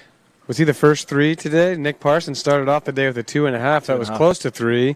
Yeah, no, he was the first 3, and then they just kept coming. And you ran that 3 as well? Had a 3 also. Yeah. Yeah. It's going to be a good second round. It's going to be intense. Yep. Yeah, it's crazy to have a 3 in the pocket and not at all feel secure. Good to know that it's a backup score, but that's a crazy thought. All right, so now we're getting a little bit more serious, although we fully expect Jamie to run 38 here. But this is where we'll see if she can start dialing in everything to have the type of start and rhythm that she wants at 39. We can pay a little closer attention to her gate shot here in number 1. Yeah, and that's what we're used to seeing Jamie get as far as a start. I feel like she trains on this nautique a lot at Travers, and she really kind of has the gate, I feel like, pretty well mastered. Merges with the boat really nicely, great speed at one ball, also good width. What do you think, Corey? I always find that it's 38 where things start to get really kind of short line, and you can see here that just the level of intensity required to run that pass, as much as it was as easy as you could really imagine, she really, she had to work just that little bit harder. That pull's coming from a little bit more across her body instead of in front of her. She's got, that intensity comes a bit quicker as she's finishing that turn. Do you see that as well? Yeah, I think you're right. I mean, I think that's where you really get the opportunity to make sure that you're hitting your keys for the passes that you're about to attempt, the 39, 41, the 32, 35, or 28, 32, 35. I think really you're just trying to make sure you have your feels, you got some sense of rhythm going so that these harder passes, you can actually attack. Because if you're not on attack mode, if you're not ready to go out there and run a gate like that, 38 will start to eat you up. You're right. You have that intensity at short line, but Jamie kind of starting out ahead of the curve there and being able to match the boat pound for pound. Can she do the same thing here at 39 is the question. And I just wonder why. I'd love to know why she's taking it from this end. She must be her favorite end because she started at an unusual line length. Let's see what she does. She needs to get past 5 to beat Whitney outright. And it's a good one. It's a really good one, actually. 2's really good. 3 was her nemesis earlier, and she's turned that really well, and I think she's going to run this. It's big 4. She's a little taily at 4, but will she turn 5? And she's late, and she's run 5. Yeah, I think that was 4, I think, that kind of messed her up a little bit. I think the start was good, Corey. What do you think? Yeah, and maybe my eyes even go to 3. Like, I like that commitment there on 1. I thought it was a little slower out of 3 where she might have sealed the deal more right there. You saw just a little hesitation. I think that set up the bigger hesitation at 4. And she just came in. She had no arc in front of 5 there. You can see she was going kind of straight at it. She could have tried to turn it, but yeah, no. 5. She's such a good 1-3-5 turning skier for a righty that I feel like 3 is really her big chance to kind of seal it up right there, and I think she left it a little open and wasn't able to close it back down at 4. You're dead right. I mean, that's kind of her. That's why she does so well. I mean, her 1-3-5 is spectacular. She just gets that angle. She gets rotated. Everything. If you watch her finish turn, everything is facing across course. She doesn't kind of leave anything open. She doesn't leave her hips behind. She's got that right hip all the way through, so she can drive over into 2 and 4. And then maybe 2-4. It's not. I think we're going to go to the dock quickly.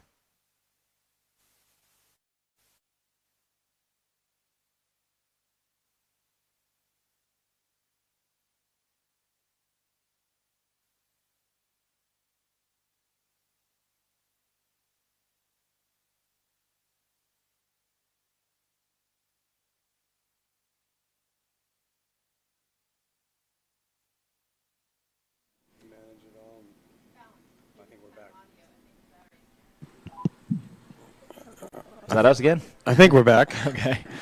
But yeah, like a few years ago, when Jamie started running 39, I was there at Hilltop when she did it in 2020. And there was a couple times she got that, great 1, 2, 3, and then 4 wasn't so good. And that's the thing that she's really fixed. She's really improved the last couple of years. Is just getting that 2, 4 just more dialed. She manages to finish with the ski facing across the lake instead of facing in the air with the tail in. That's been the huge improvement. That was why in 2021 she was really the skier to beat. She won the World Championship. I think she won the Masters. She kind of won everything. And she's just really improved that side, and you need to be equal on both sides. Everyone's going to have a favoured side, but you need to be really equal if you're going to be a consistently dominant slalom skier. Absolutely. And speaking of dominant, here comes Whitney. She has been off to a strong start this year. I like the way somebody was saying it earlier. We're in like the third chapter of the season. We kind of had the spring, May stuff up through the Masters. That was phase 1. Then we had phase 2 over there in Europe through the middle of the summer, and now it's the big push to Worlds. And Whitney started off the year strong, and she has been tough to beat at every stop. I think we can be pretty confident that Whitney has started at 32 off, so that's a full 6 buoys at 32 under her belt at the opener. Nice and clean. She also had a score of 5 at 39 in the first round. So Jamie was 5 at 39, then 5 at 39 again. Whitney, I know, will be looking to improve upon that. The leading score of the day is Regina Jaquist, 2 at 41.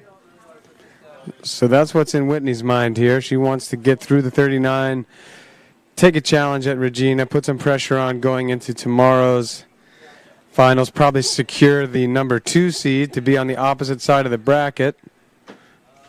Although between Jamie, Whitney, and Regina, that's somebody's going to have a hard draw in there no matter what. Just looking at Whitney's placements this year from the Waterski Pro Tour, she's first at King of Darkness, the very next day, second at Swiss Pro Slalom. She came first at Lake 38, first at Monaco. So, I mean, she came second at the Malibu Open in Lacanau. So she's actually not been below second on the podium this year. She also won Moomba. Yeah, there's something, you can kind of see it in her. I feel like I've been able to see it in her demeanor when she takes to the course in these events, in these finals. Oh, wow. She has it in her eye to go out there and win. I mean, obviously she's been at the top of the game, battling against Regina for, over a decade now. And then Jamie's come into the picture, like you said, had a super dominant 2021, threw a third person into that battle.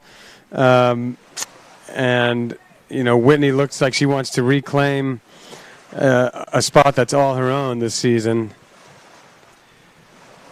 And you look at, Whitney in her slalom career has 29 wins.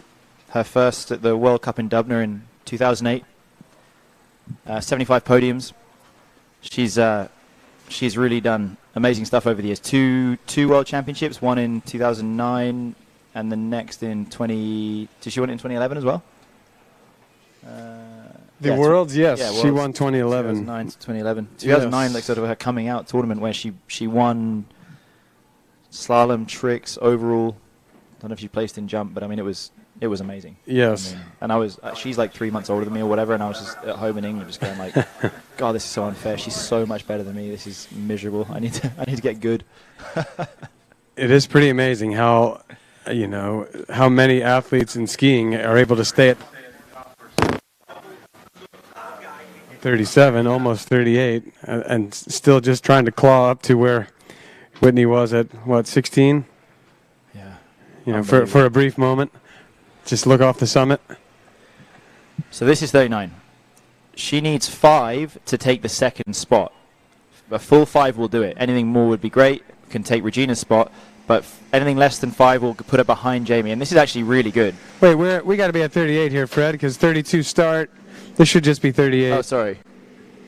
Yeah, yep. No, I'm getting confused because of Jamie. Yes. Jamie's discombobulated me. That did look a bit easy. Yeah, what you said last time. You see that short line intensity. You see all the swing side to side, the heavier hookups, the heavier cross-course load. But Whitney manages the pass very nicely. If she had run 39 that early and up course, we really have something to talk about. But again, that's why we run 38.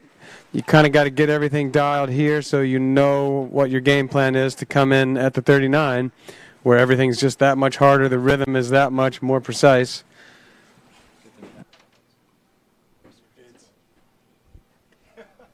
That's why I leave it to Tony to make all those comments usually. So anyway, okay. Obviously, I got that completely wrong, but yeah, it remains true that if Whitney runs 5, she will go through with a perfect tie as second seed based on her higher seeding coming into the event. So 5 has got to be the aim if she wants to avoid that awkward semi-final. You think that's in her mind at all right now? No, she's going to run it, and Yeah. I believe she will actually. I mean, she looked good to run it actually in the first round again. I mean, I was sort of surprised that she didn't, but we'll see here. She's got, like you said, she's got to attack that gate.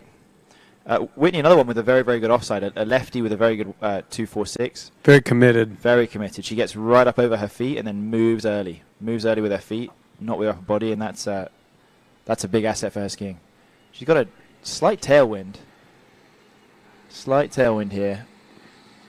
And 1's really, really good. 2's good, and then we'll have to see. 3's going to be the big boy. Yep. Yeah. Ooh, a little bit of a neck snapper there, and she's over to 5, and it's actually very similar to her previous round. So that's interesting. She kind of the same. Like 1 and 2 was really good, and then a little bit of a neck snapper there at 3, and then at 4, hips went behind her, and she just couldn't hold it. Yeah, here it is. The 1, like you said, nice. Got somehow a little. Ooh, outside hip came a little high at 3. I'm not sure. It's hard to tell from our angle. But obviously didn't get the load right off the buoy, didn't get swung to 4. Tried to fight it out, and a good effort. Good effort, but I mean, and of course, not being too critical here, this is just based on the incredibly high standard that Whitney has, but I don't think I've seen her miss 239s in a row this year. In fact, I remember across King of Darkness and the Swiss tournament, I think there was like 5 or 6 rounds in a row, and she ran 39 like every single round. Kind of the same through Europe. She had a bit of a weird time at Botas, but at the Cesena tournament for whatever reason, but then after that, those next three or four events that she went to, 3 events, she was kind of running it every time. Here's another. Oh, that's the 3 right there, where just lost edge, tried to get it all back there. And a good save. I mean, she had to save from going up the shore. The lake's not super wide here. No, and quite shallow at the edges because it's that beautiful, like chamfered, like coming in at the 1 to 12 angle, and you don't want to get too close to that shoreline. No, in fact, earlier I skied over to the shore to greet my family, and I kind of rolled to my back, which I'm very glad I did. My ski never touched, but I did get quite a dirty bib. I had to wash for the next round. Those white bibs, you don't want to get them. No, they're going to pick up dirt pretty easy. Okay, so Regina not feeling any heavy pressure here. She basically gets a round to ski for free. She's going to be your top seed with her 2 at 41. So with that, can we do all of our seedings? Yes, I guess so, because Whitney has left it to Jamie. Jamie's 5 and 5 at 39 is going to bring her as the second seed. That was Whitney just fell on her way to 5 ball there, so that was either a 3.5 or 4. I'm guessing 4, which is going to make Whitney then the third seed. And now I'm going to have to look at somebody else's notes that are not my own. Then we've got Chelsea. We got Chelsea with a 3 at 39, and then against Neely with a 3 at 39. Neely's in 5th, but has a lower backup score. Okay. And it's Ali. Ali with a 2.5 and a 2 at 39, and then below that we got Karen with a 5, and then Karen with a 5 and a 3 backup at 38, and then Janina ran a 5.5. 5 with the half backup, and we got to keep track of our numbers here. We got a 1, a 2, 3, 4, 5, and Neely, sorry. Neely as the 5 seed. Ali in the 6th spot? No. Yeah, Ali's 6th, yeah. Okay. Oh, gotcha.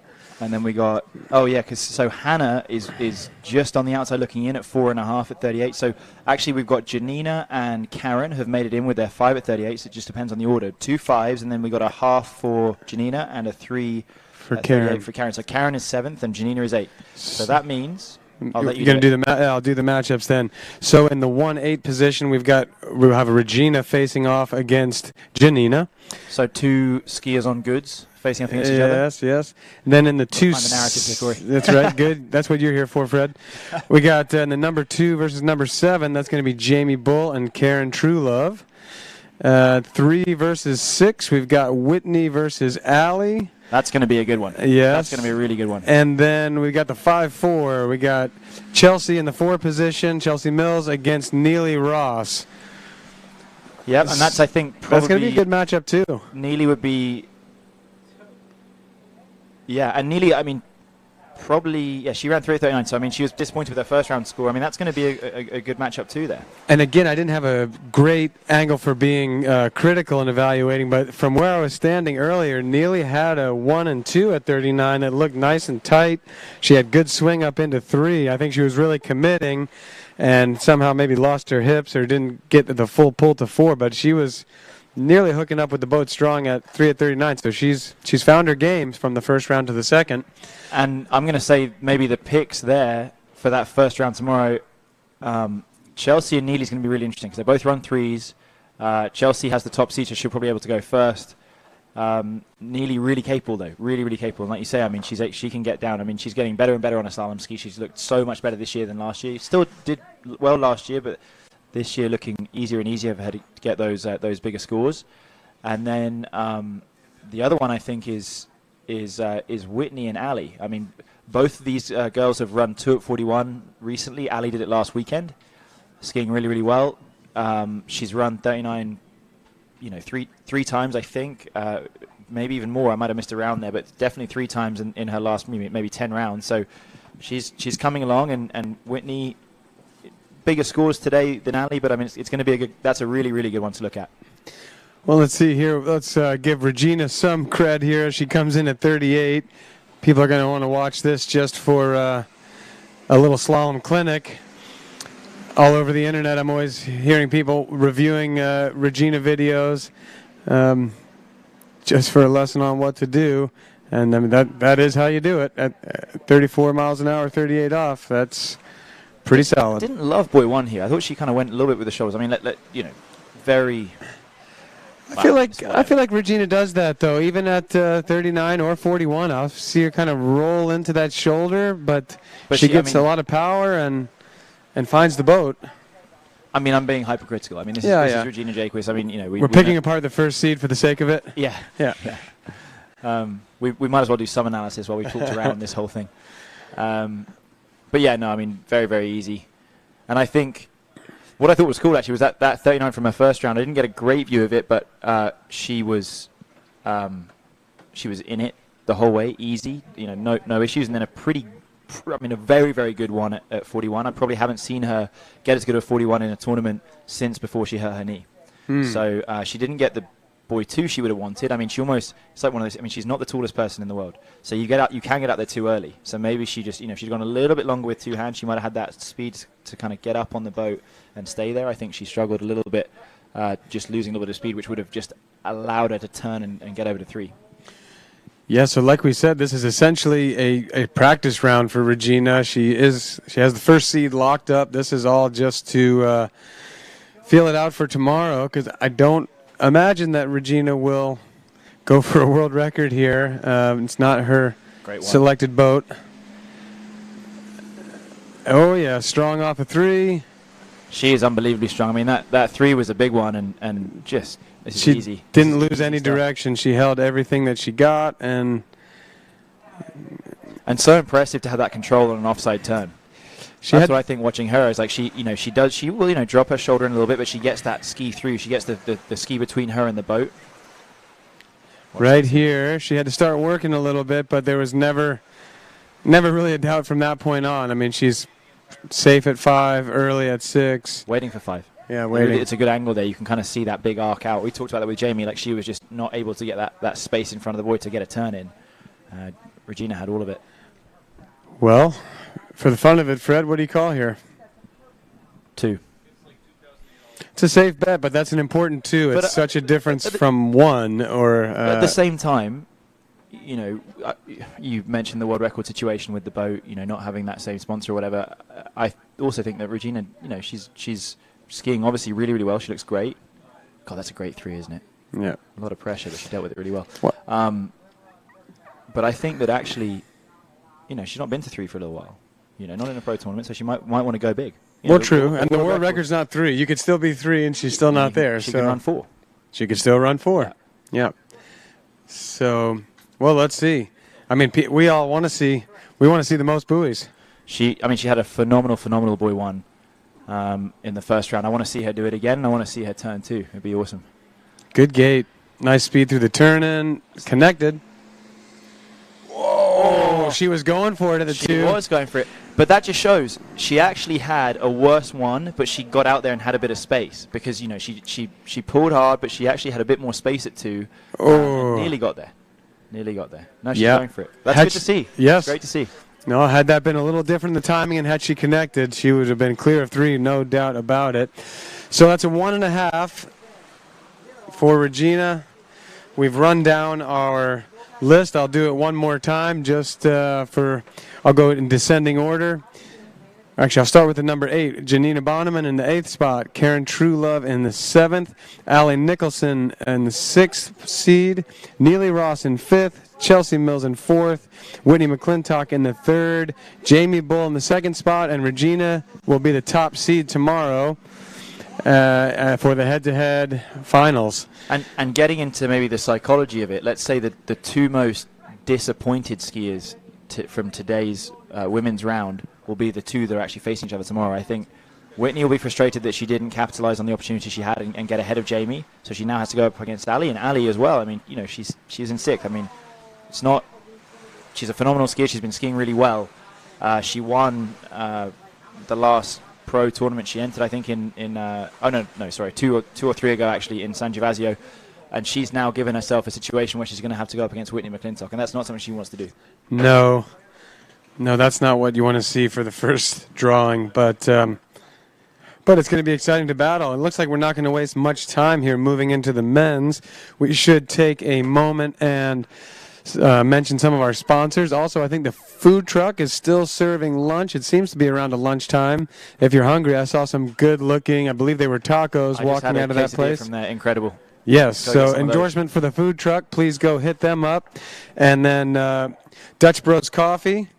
Always love getting some Dutch Bros when I'm out here in California. Fred, you don't know what you're missing not being a coffee guy. I'll have the super sweet, like whatever, with as long as it's got a lot of sugar in it and some chocolate, I'm good. There you go. Wilderness Forestry Inc., Eagle Wetsuits, Masterline, Zero Off, D3 Skis, State Farm with Richard Storley, Good, Babes Boat Products, Syndicate HO Skis, Dublin Toyota, and of course your presenting sponsor, Nautique Boats. And a big thanks to Greg and Debbie and all of their hard-working friends and staff that are putting this on. The officials, of course, too. Drivers, judges, scorers. It takes an army to put on an event like this. So without any further ado, we're right into the men's, and I believe this is Blaze Grubbs. And Blaze, I think we've got some. Well, do we have some scores that I can pull that up on my phone from the first round? I think he ran a couple at 39. Let me find it. 3:39. 3:39. Apparently, that's the score from the sidelines. All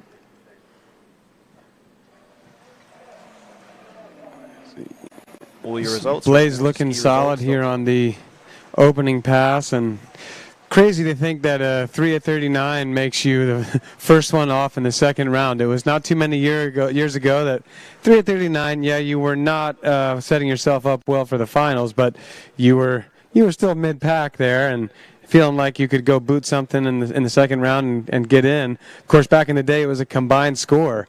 But even with a 3:39, oftentimes if you thought you could whip out a 3:41, you might have a chance. My first ever pro event back in 2009, as a 19-year-old, I ran, it was best score 3 rounds, and I ran 2 3s at 39, and I qualified in 8th spot.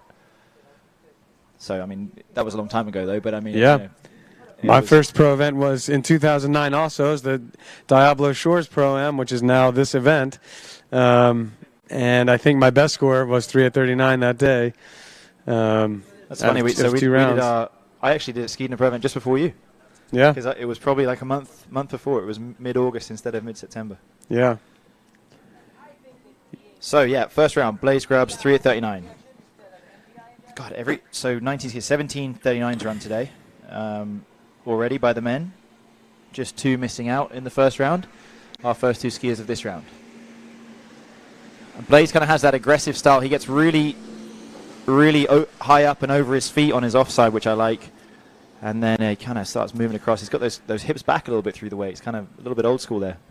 Well, Blaze is he's a big-time 3-eventer, and so he's got more of a 3-eventers build. Not super tall. He's certainly no Stephen Neveu out there, but moves very nimbly on his ski. You're right. I see a little of the West Coast influence in there, but he's a California guy, and I think he's done some skiing with the original West Coasters, Marcus and Terry. But I think that's where you also get that nice and up over your feet type of look as well. Definitely moves with the ski, with the boat nicely. Has a good sense of rhythm and good awareness. And he's also pretty young. I'm not sure I have an age for him, but very young. He's like 18, 19, or maybe 20 at best. But he came second, I think, had a runoff for the Junior World Championships maybe 2 years ago. I think he was 18 then because it was a delayed Junior World Championship, so he might be 20 now. But yeah, I mean, this is a guy who's, I think whoever was commentating earlier, I forget, was saying about how he's just such a good overall skier. And they are, as much as you say that, your body type it's very hard to be very tall and be a good trick skier and jumper, or very small like you might be for those events and be, and be a top level slalomer. But they are interlinked skills, aren't they? You've got, you get those sort of cat-like reflexes from tricks that can help you in slalom. We see people like Adam Sadelmeyer, Joel Poland, taking those skills across. Absolutely. What's a big two? I was a slalom nerd as a kid, and I didn't really take the other events seriously. And I kind of wish that somebody had told me that even if I just wanted to be a slalom skier, spending a little bit more time riding the trick ski would have helped me. I didn't really have access to a ramp, so I may have never made it as a jumper. But I do think for those who have the opportunity to just practice 3-event, even if you have no aspirations of being a overall champion or a contender, if you just want to be a great slalom skier and you can mess around on your trick ski and you can see a ramp every once in a while, I think there's a lot to learn. I think especially trick skiing, right? I mean, like you learn to use your ski. I did at the start of 2021. I mean, I did hours and hours and hours of slippery slalom on a trick ski because I was trying to just figure out how to. I was trying to run like 34 at 34 mile an hour at like 28 off. I didn't get close. I think I managed to get like maybe 31 miles an hour. That's getting good and dangerous right there. 31 miles an hour on a trick ski in the slalom course is there can be some crashes. But yeah, there was definitely crashes. But I mean, it was really interesting because it helped me understand the swing on the boat and when you got to do it. And if you pull too long, you don't get there. And then how to load the front, when to load the tail. Blaze has worked his way to 39 now. This is where he got 3 in the prior round. Let's see if he can take it all the way down the lake to. So Nick Adams has 4. So to move up a spot into 18th, he has to run at more than 4, and then he's going to want to run it. I mean, like if he can start getting into the full. Well, that's actually not a bad one. Come on, Blaze. Keep your head now. That's a good 2. A lot of speed going. Mate, I think you'll.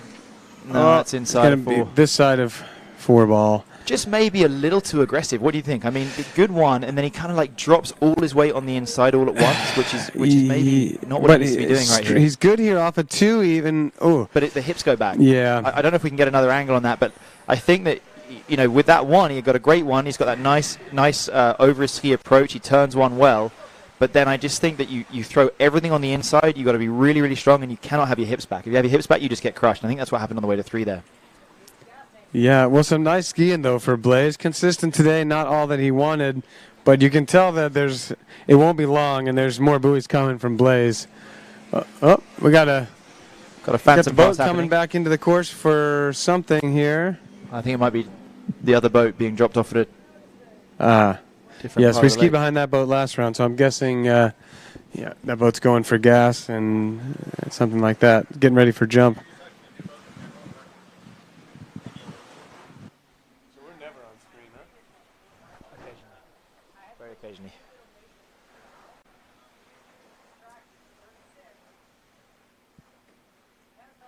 So looking at the list coming up for our viewers, we got Nick Adams next. We got Dane Meckler, who, a guy that you'd probably be surprised to see up so early, but not his best round ever.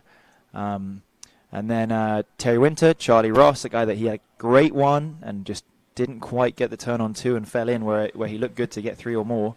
Rob Hazelwood, Chris Parrish ran a 2 earlier. Ryan Canepa ran a good 2 earlier. Nick Parsons 2.5.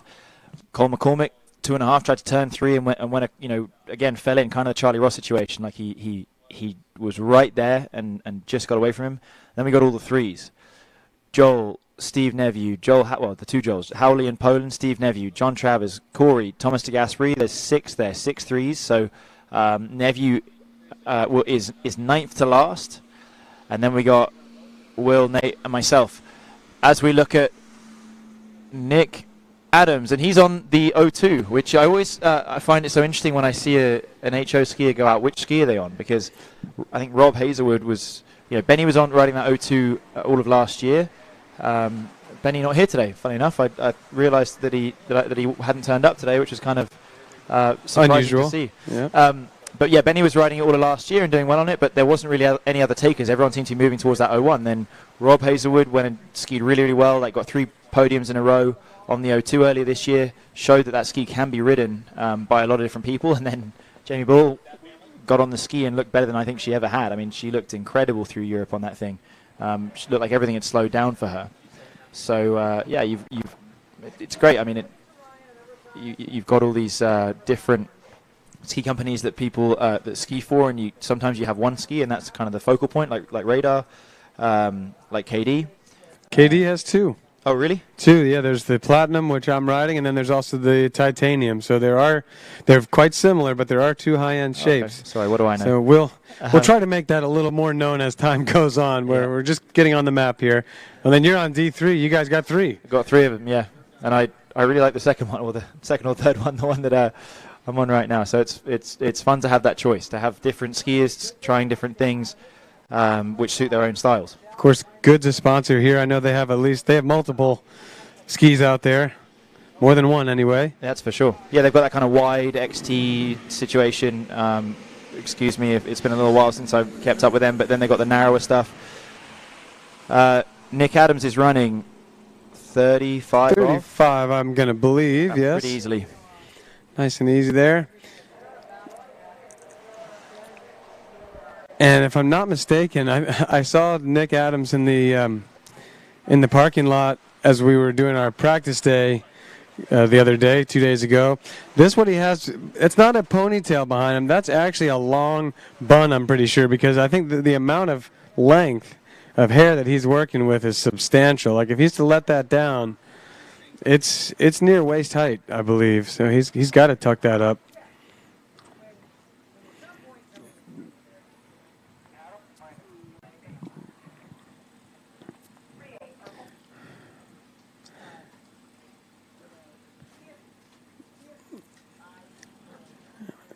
I think just like you said in the women's portion of the event, Fred, 38 here is where we really start to see how well everyone's hitting their mark. You start to see that intensity pick up.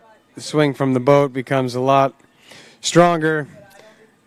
The need to be accurate and rhythmic becomes a lot greater.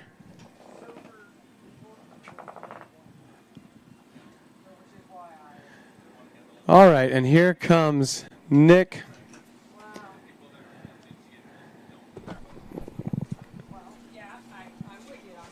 See what kind of gait he gets here.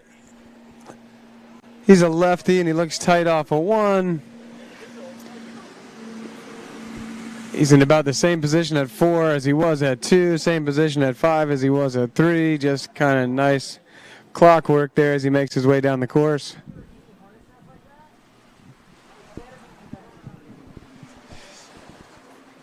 Pretty easy. No dramas, right? I mean, it is a pass you expect him to run, but he did it well. Yeah, I'm wondering if he may just take a little bit more speed through the turn-in on the 39 gate. I think potentially that may give him a bit more swing, a bit more space up into 2, which is going to be his offside turn.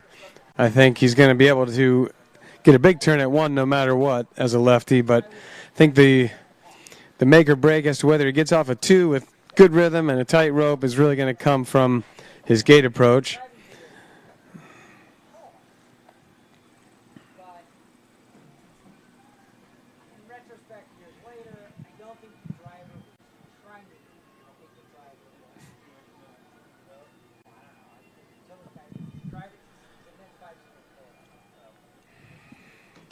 So Nick from Australia, he was down at Moomba. I think he did quite well at Moomba this year.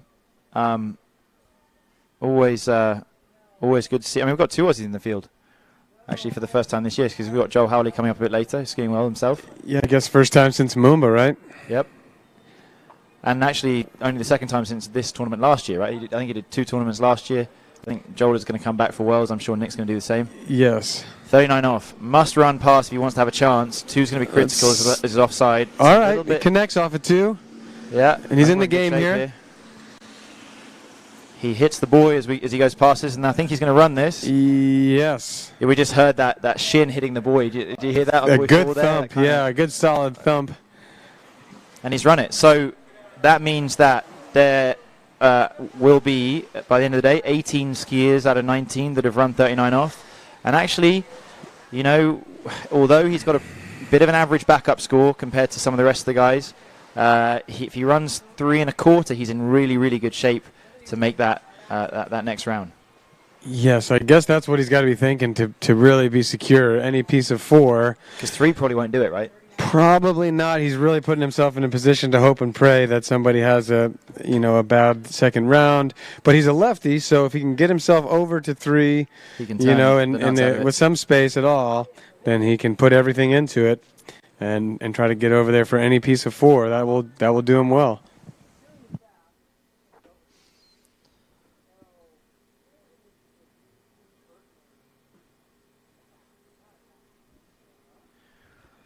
So here we go. Like we said, I mean, if he gets 3, then he's basically counting on 6 people getting less than 4 at 39, which I don't believe will happen, just from the skiing that happened this morning. So he really does need to really go hell for leather here. There's no point getting 1 or 2. He's got to get himself over to 3 and then turn the nuts out of it. Get over to 4, throw himself. I like that gate better. Oh, a little narrow though. Yeah.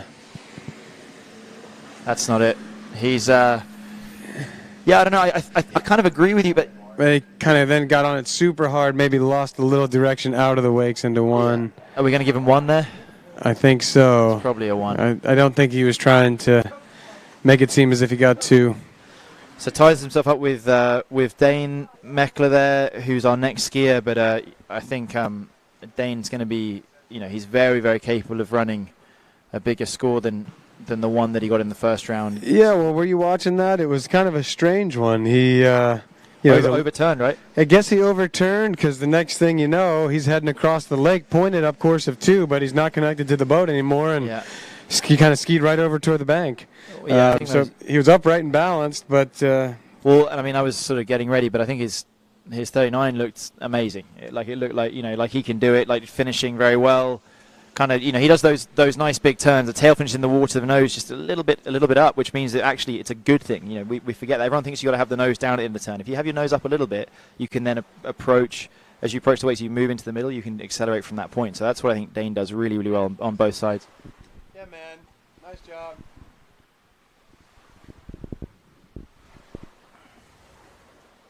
I think Dane had I think he's on a new ski. He's trying something different at the moment. So maybe that's part of the package here. We all got to try different skis and stuff, and maybe just a couple of teething problems there. Well, this puts us in an interesting situation with Dane being out so early here. I mean, everyone following Dane ran 39 in the first round and certainly is capable of 3 or more. And Dane, the way he's been skiing this summer, could come out here third off the dock in the second round, and he's certainly got a very good chance to be someone to push past the 3, which basically he needs to do also to rest easy going into, while he watches the rest of the men's round. Well, and I mean, is there anyone more capable, right? I mean, you've got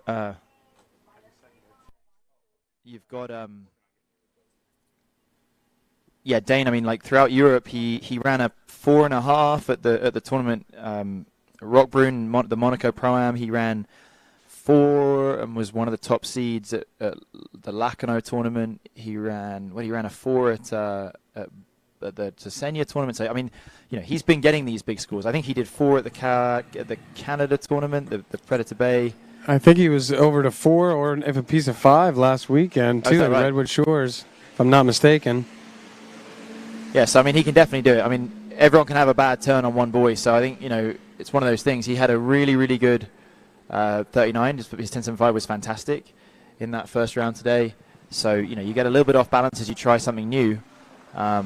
You can be out of it, especially at such a short line length as 10.25. But the thing that he knows is that he's a lefty. He can get that really good turn. His offside turn is tied up hugely in the last couple of years, with where he's gone from being that one like that 2 or maybe 2.5 guy to the guy that's kind of like he's really 3 and 4, and actually, like you said, over to 5.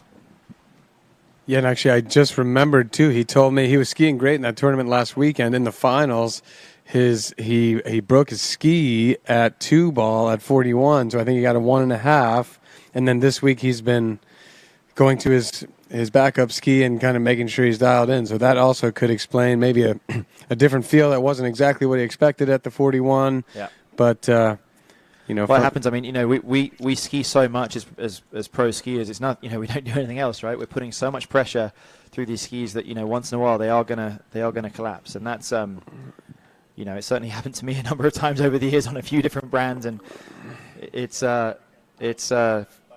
It's tough, and then you gotta get used to new stuff. But at the same time, it's better it happens now than maybe I assume that if he's anything like me, then the World Championships are the most important thing on his radar. So he probably want it to happen last weekend rather than in 6 weeks' time. Absolutely, and here he goes. Everyone tuning in, getting the free clinic at the moment. Dane's another one that I know people all over the place, especially lefties, like to watch. He's got a unique style and kind of an iconic approach to the wakes out of 135, don't you think? Yeah. Like that really strong position. I don't know if we'll get to see it here in a second, but like he comes out of that 135 and just when he's about 5 feet from the wake, he's so stacked. He's got his chest up and it comes right there from the finish. That's really good. Yep. You see that, you flick through the photos that people take on Instagram, whatever, from all the tournaments. You see that quite frequently. Dane just in that kind of chest up, knees forward, hips up position. Well, yeah, speed towards the wakes. At his 135, you never see his left shoulder rotate back. You know what I'm saying? Like as he's coming into the wake, part of the reason that he's so stacked, like you're saying, his hips are up, that alignment's so strong, is those shoulders never over-rotate through the finish of the turn, and then the hips just swing right under the line, the feet swing under, everything is receiving all of the boat's power and making all that good cross-course speed, which is then in great balance to bring up into his 2-4 side turn. Yep. And I'd say the comment that I hear most of people talking about is his handle control. He has a very unique pushes that handle forward, especially on 2-4. Yeah, right? It kind of brings it nice and close as he's really initiating the edge change, and then advances the handle in front of him right there like that. And then here even more so maybe. Lets the boat take it to the side. He knows the line's tight. He knows he can commit. And we should mention we're at 38 here. I always hear people talk about his gait too. He pulls out real nice, and then he gives himself a little bit of space. I think you've got to do that as a lefty. You've got to give yourself a little bit of space to bring those hips through, and I think he's got one of the better lefty gaits. It always ends up in the right spot, of course, but it always looks to me when I have seen Dane, like right here, watching the replay or maybe some videos of Dane, it seems like when he turns in, the handle is high, like above his belly button. When he starts getting load from the boat, But then by the time he's at the wakes, it's kind of everything's in place. I don't know. That just is always something that stood out to me. But I think also he's not the tallest guy in the world, so I think that you can kind of, everyone says that. So that was 39? We are mistaken. Dane has gone out with a 35 start. We're here chit-chatting, saying that 38 looks pretty good. Well, he's pulled one on us. When you can make 39 look that good and we don't blink too much thinking that it was a 38, then I would say that that's an indication that Dane is quite dialed here. It's such a big move because it's such a big move because he needs a big score at 41. Yeah, he's got if anything, a slight tailwind. I mean, nothing much, but I mean, he's not sort of taken, I guess, the practice by taking the 32 and the extra pass. Here it is. Really, really big. So he needs to really get a piece of 4 to cement his place in the final, or at least give himself the best chance. Let's see what he does, Corey. I'll leave it to you. All right, here comes that gate shot. We expect the big one. Nice right there. Looking committed off of 2. Oh, yeah, he's going to turn this 3 ball. Can he connect and go? He's outside of 4. He's going to get the full 4. God, that's big game plan right there. Big game plan, yeah. And watch, that's really amazing. Because if you watch here, watch his approach into 2. He jumps the wakes.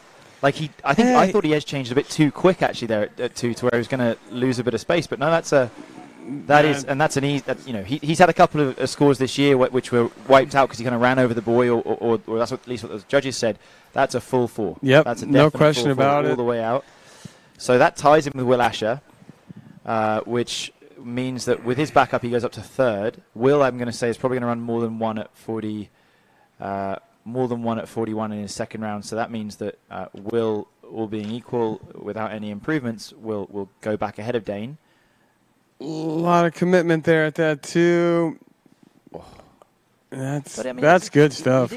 He got a good one, but he didn't turn 2 or 3 particularly well, but he still got outside of 4. Smart skiing. It's the confidence that he knows that he can go to 4. I mean, that's what we saw with the 35 start. He's confident that this is not anything other than another practice round where he just does what he does. So, hey, the other part of that is that Joel Poland, Nephew, they're in 9th and 10th. So that means that there will be at least 2 skiers that go out with a 3. That's never happened before.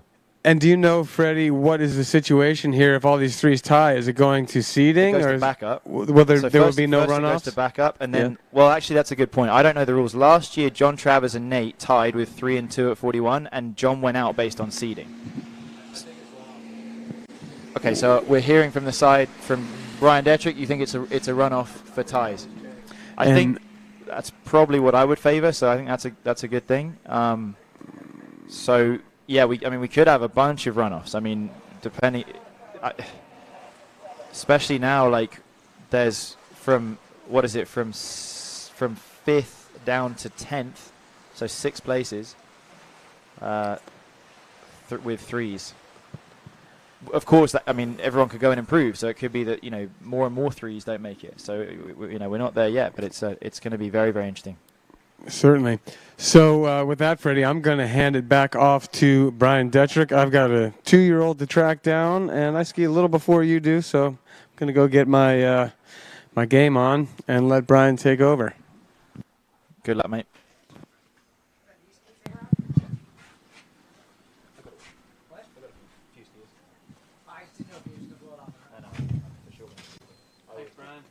No problem.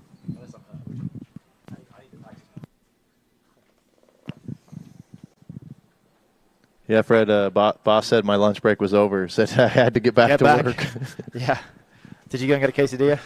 No, they were out of quesadillas. Oh, man, they're so I think good. the food is so good that everybody's getting the hot items. Had some tacos and still really good. And I just looked up official website CaliforniaProAm.com, got the rules, and so if there is a tie for the last spot, there will be a runoff.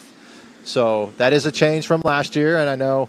We've talked about, Greg and Debbie, definitely for the skiers, and, it's people spoke up, from the situation last year and got a consensus that, hey, the right thing is, you did the exact same scores, both rounds today, and, to go to previous things that have been done, how about we, Well, I think it was Drew Ross actually at Moomba a few years ago in the athletes meeting. He says, because the rule there is that, I mean, and I understand there because they don't have time. They don't have time to do runoffs.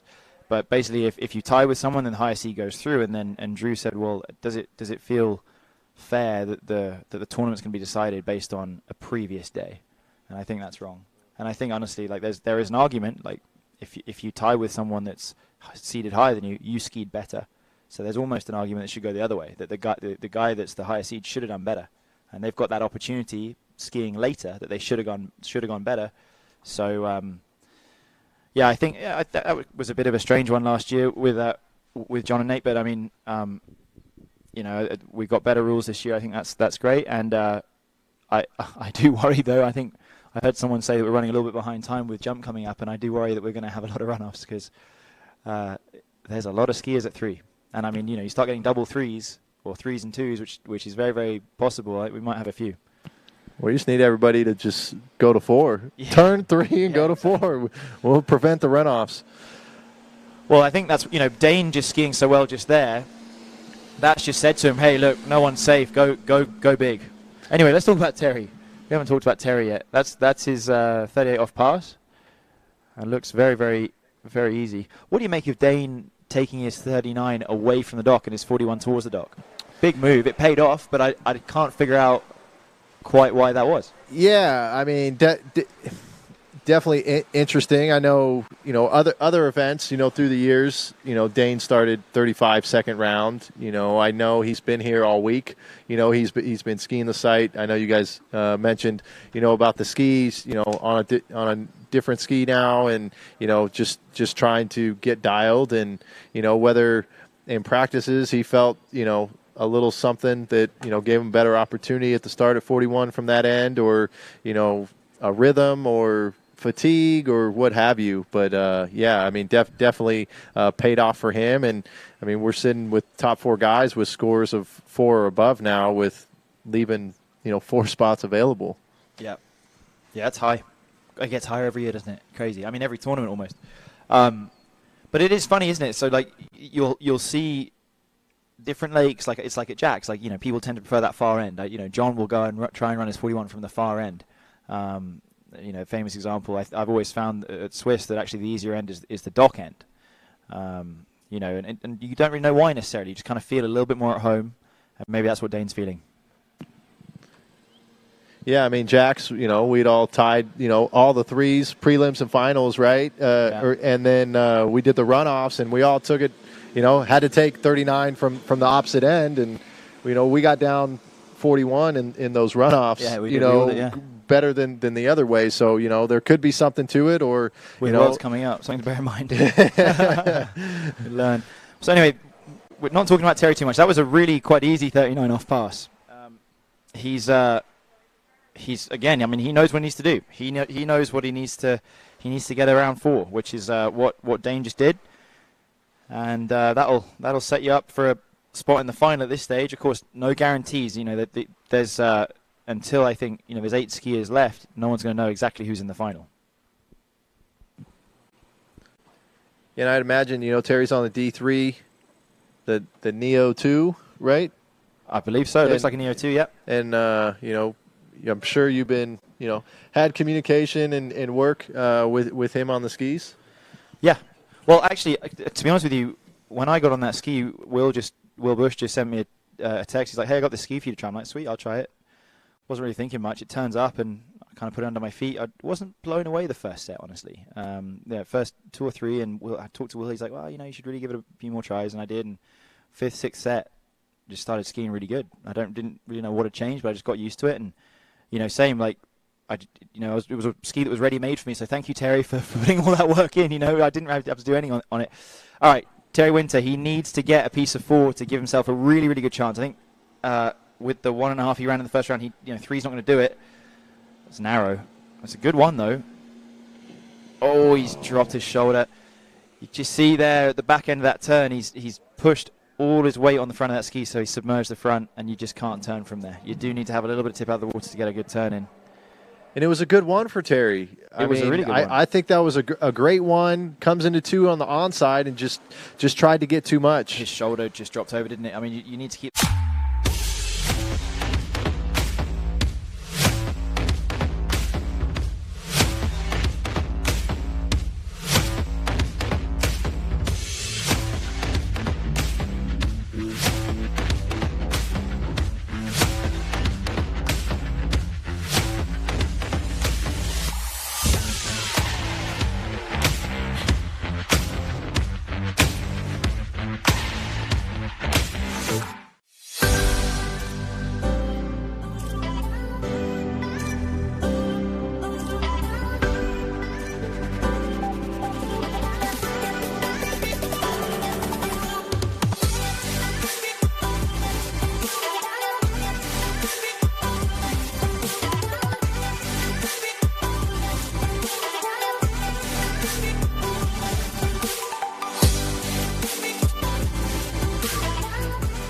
was just such a great moment. So cool to see a guy come of age like that, and here he is. He's been ripping it up ever since. So, you know, he got. Did he come fourth at the Swiss this year? He ran 3 at 41 in the final. I think he came fourth, and it was kind of on countback too because, Rob had the 3 1/4 in the first round. I think after that they tied the whole way through. So, yeah, no, he might have come fifth, but anyway, he's right there. He's right there, and I think pretty unfortunate. I remember the tournament at Botas earlier this year at the Cesena in Madrid. He needed 2 to make the final, and he tried to turn 2 and fell in. I mean, you're like, you really wanted him to make it. It comes with experience, right? Yeah. You know, just he hasn't been, in that situation enough. And, I mean, even we look at that start this morning. I know he said, it could have been better, but, I thought he had a good enough start to get down, came into 2 and just rushed it. And I'm sure, that story, reminds me of what we saw this morning. And, hopefully you get the same start and just, keep that composure and just, build into that 2-ball. And he'll get it. I mean, God, he's 18, 17. I don't know. He's extraordinarily young. And I mean, I don't know what you were like at that age, Brian, but I was an absolute head case. I was a disaster. So I couldn't put 2 boys together in a tournament always when the pressure came on. And here he is. He skis in front of the world's cameras every week. He's got a lot of people watching him. I wouldn't say there's pressure on him so much, but I mean, he's a known name, and the guy just rips it. And for a while it was funny. Like, it seemed to be that he saved his best skiing for the pro tournaments. He would do the record tournament, maybe in the qualifications for Masters or whatever, and he'd do fine. He'd run, mid 39, and then he'd go to the late 38 pro 2 weeks later, and he'd run 2 at 41, and it was super incredibly. You saw that with Jake Abelson too, a bit in tricks. It's like they felt more pressure for the expectation for them to win in their age division. Yep. And then when they were skiing with the pros, they were just putting up ridiculous scores and being very, very competitive. Well, it's funny. I mean, I think the most fun you can have in water skiing is probably as you're coming up. You see those guys ahead of you, the guys that you've looked up to, and you're like, well, if I can beat a couple of them, I'll be really happy. But then there comes a point where you start almost being expected to be right at the top, and then it's almost less fun because you're like, well, damn, there's a lot more pressure, and I'm expecting myself, and then everyone else is expecting me. So, he should enjoy these years where he's he's obviously the most talented young skier in the world, I would say. And Marcus, and him were talking earlier. I mean, we look at Will and T-Gas, Terry, Parsons. They've been on the tour longer than he's been alive. So, that's crazy. And when you're looking at like that, and the talent that, he's competing with and all of that experience that those guys have had well before he was even born, it's just what's going to happen with him, in 3 years, in 5 years, in 10 years, once he gains all of this experience. He's going to rip it up. He's the next guy. There's going to be a changing of the guard at some point. You mentioned Will and Thomas and then Nate. Like these are the 3 guys that have been winning the most tournaments for a very long time. And but Charlie's 18. He's the next guy. And I think there's in that younger generation. I'm looking at Nicky Atkinson and Jamie Palomino and.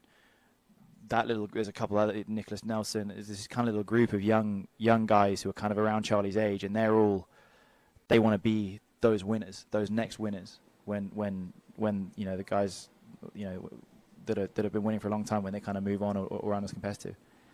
It's really exciting. We got that little group. It's funny how that happens in sport, that you have these little clusters, and those I would say are like the 4 or 5 guys that are really the next generation. Yeah, you even got the young guy from Australia. I'm drawing a blank on his name. Lucas Cornell. He's a really all nice in kid. that mix, and it's exciting to see all those guys battle it out. And obviously, Charlie has had some more success at 41 than them. But I know on the Yara it was exciting. There was like course record. It seemed like when each one of them stepped to the water. Jaime Palomino, he ran. That's not his. Oh, this is 39. Is this 39? Did he go out 35?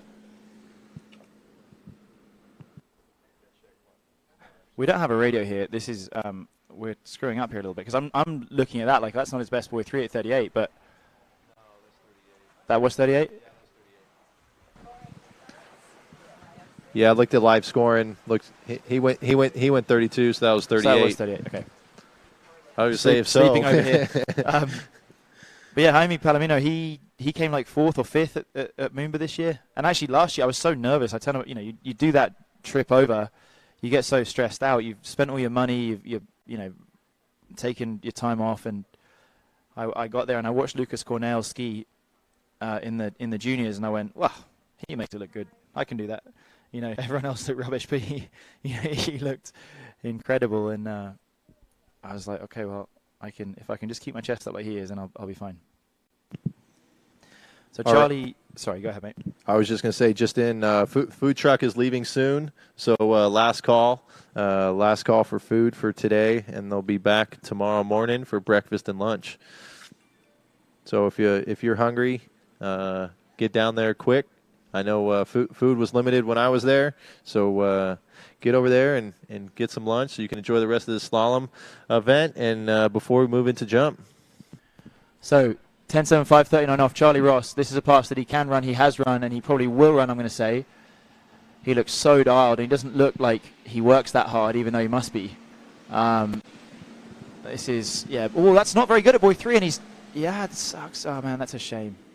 That's a shame. A little bit of a cry of regret there from Charlie, but,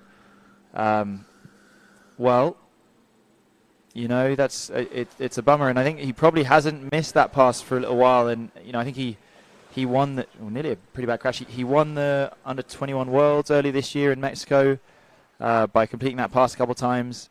He's been really, really on it, but again, it's a shame, but, that, I wouldn't say a lack of experience, but I mean, he doesn't have a big portfolio of experience, and he probably just a bit of a shame for him to not run that pass. But he lives to fight another day. He's still the best young skier in the world, and Charlie will be just fine. After he gets over it. Probably a bit upset today, but obviously, everyone puts in the work, and we want to ski to the best of our ability every time we go out there, and so definitely we all have that frustration. We need to take our 5-10 minutes and only 5? Move on. Well, that's what we like, right? Sometimes it's like days of regret. it could be more. But I mean, looking back at the replay, I don't know what you saw. I mean, I thought 1 and 2 were good. He came into 3 and looked like he just lost the line a bit and tried to sort of high-sided himself. Yeah. Like almost ended up with his shoulders close to the boat in his ski, which is unusual. He's got such a good offside. I think that's something that you see him. He kind of comes up and he kind of gets that ski round very abruptly. It was very unusual. I think that if we've seen him make mistakes before, it's tended to be on his onside. Almost like we were talking about earlier with Jamie Bull, like such a good onside maybe not quite so consistent, but that's something that Jamie's managed to work on so successfully, and Charlie will get there, of course. Anyway, we move on. That's put Charlie Ross out of the finals, unfortunately. Rough for him. Rob Hazelwood is up, and he has been, he started the year off incredibly well. He came 5th or 4th. 5th, I think, at the King of Darkness, just narrowly missed out on that night final. And then he came 3rd at the Swiss Pro the very next day. He then came 3rd at the Lake 38 Pro. Trying to remember how he went through the European tournaments. He ran right in front of me in probably the windiest conditions I've skied in this whole year.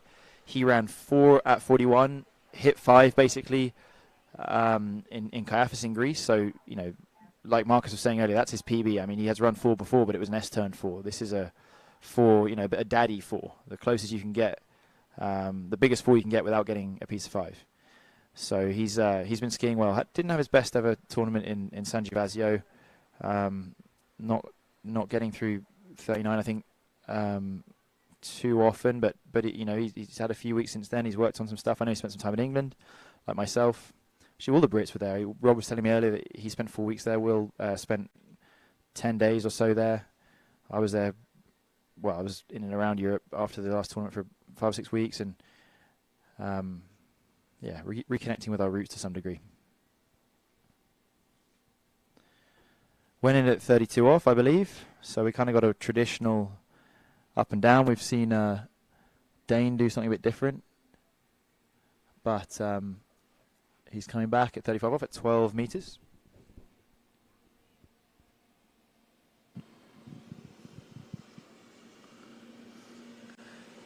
Yeah, nice start for Rob. Another warm-up pass, nice and connected.